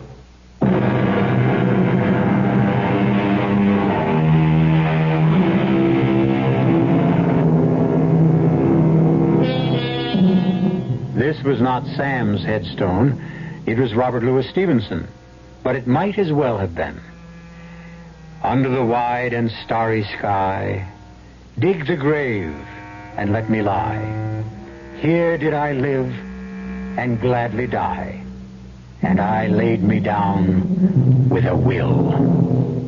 Our cast included Alexander Scourby, Evie Juster, Ian Martin, and Robert Dryden. The entire production was under the direction of Hyman Brown. Now, a preview of our next tale. I tried writing about an actual incident out of my own life. But it came out garbage. Even I could recognize it was trash. That's when I heard the voice for the first time.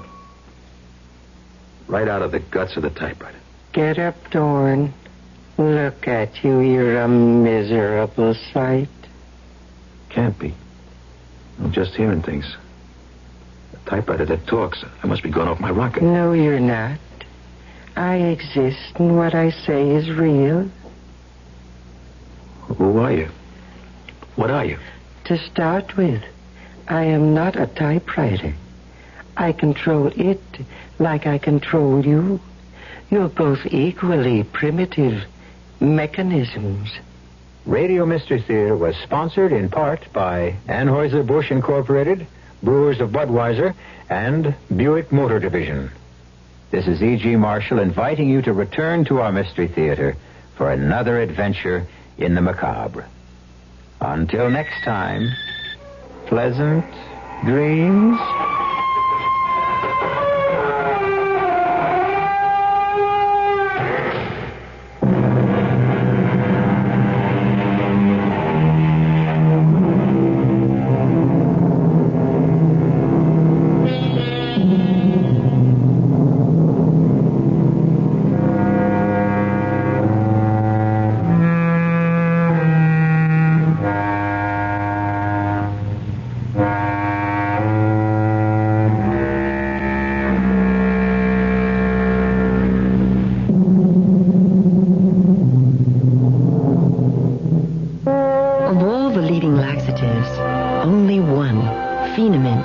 Gentle chewing gum laxative. And for a very good reason.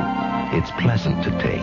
Phenament goes into your system gradually, little by little. And after Phenament has entered your system, it begins to work gently, predictably, to relieve occasional irregularity.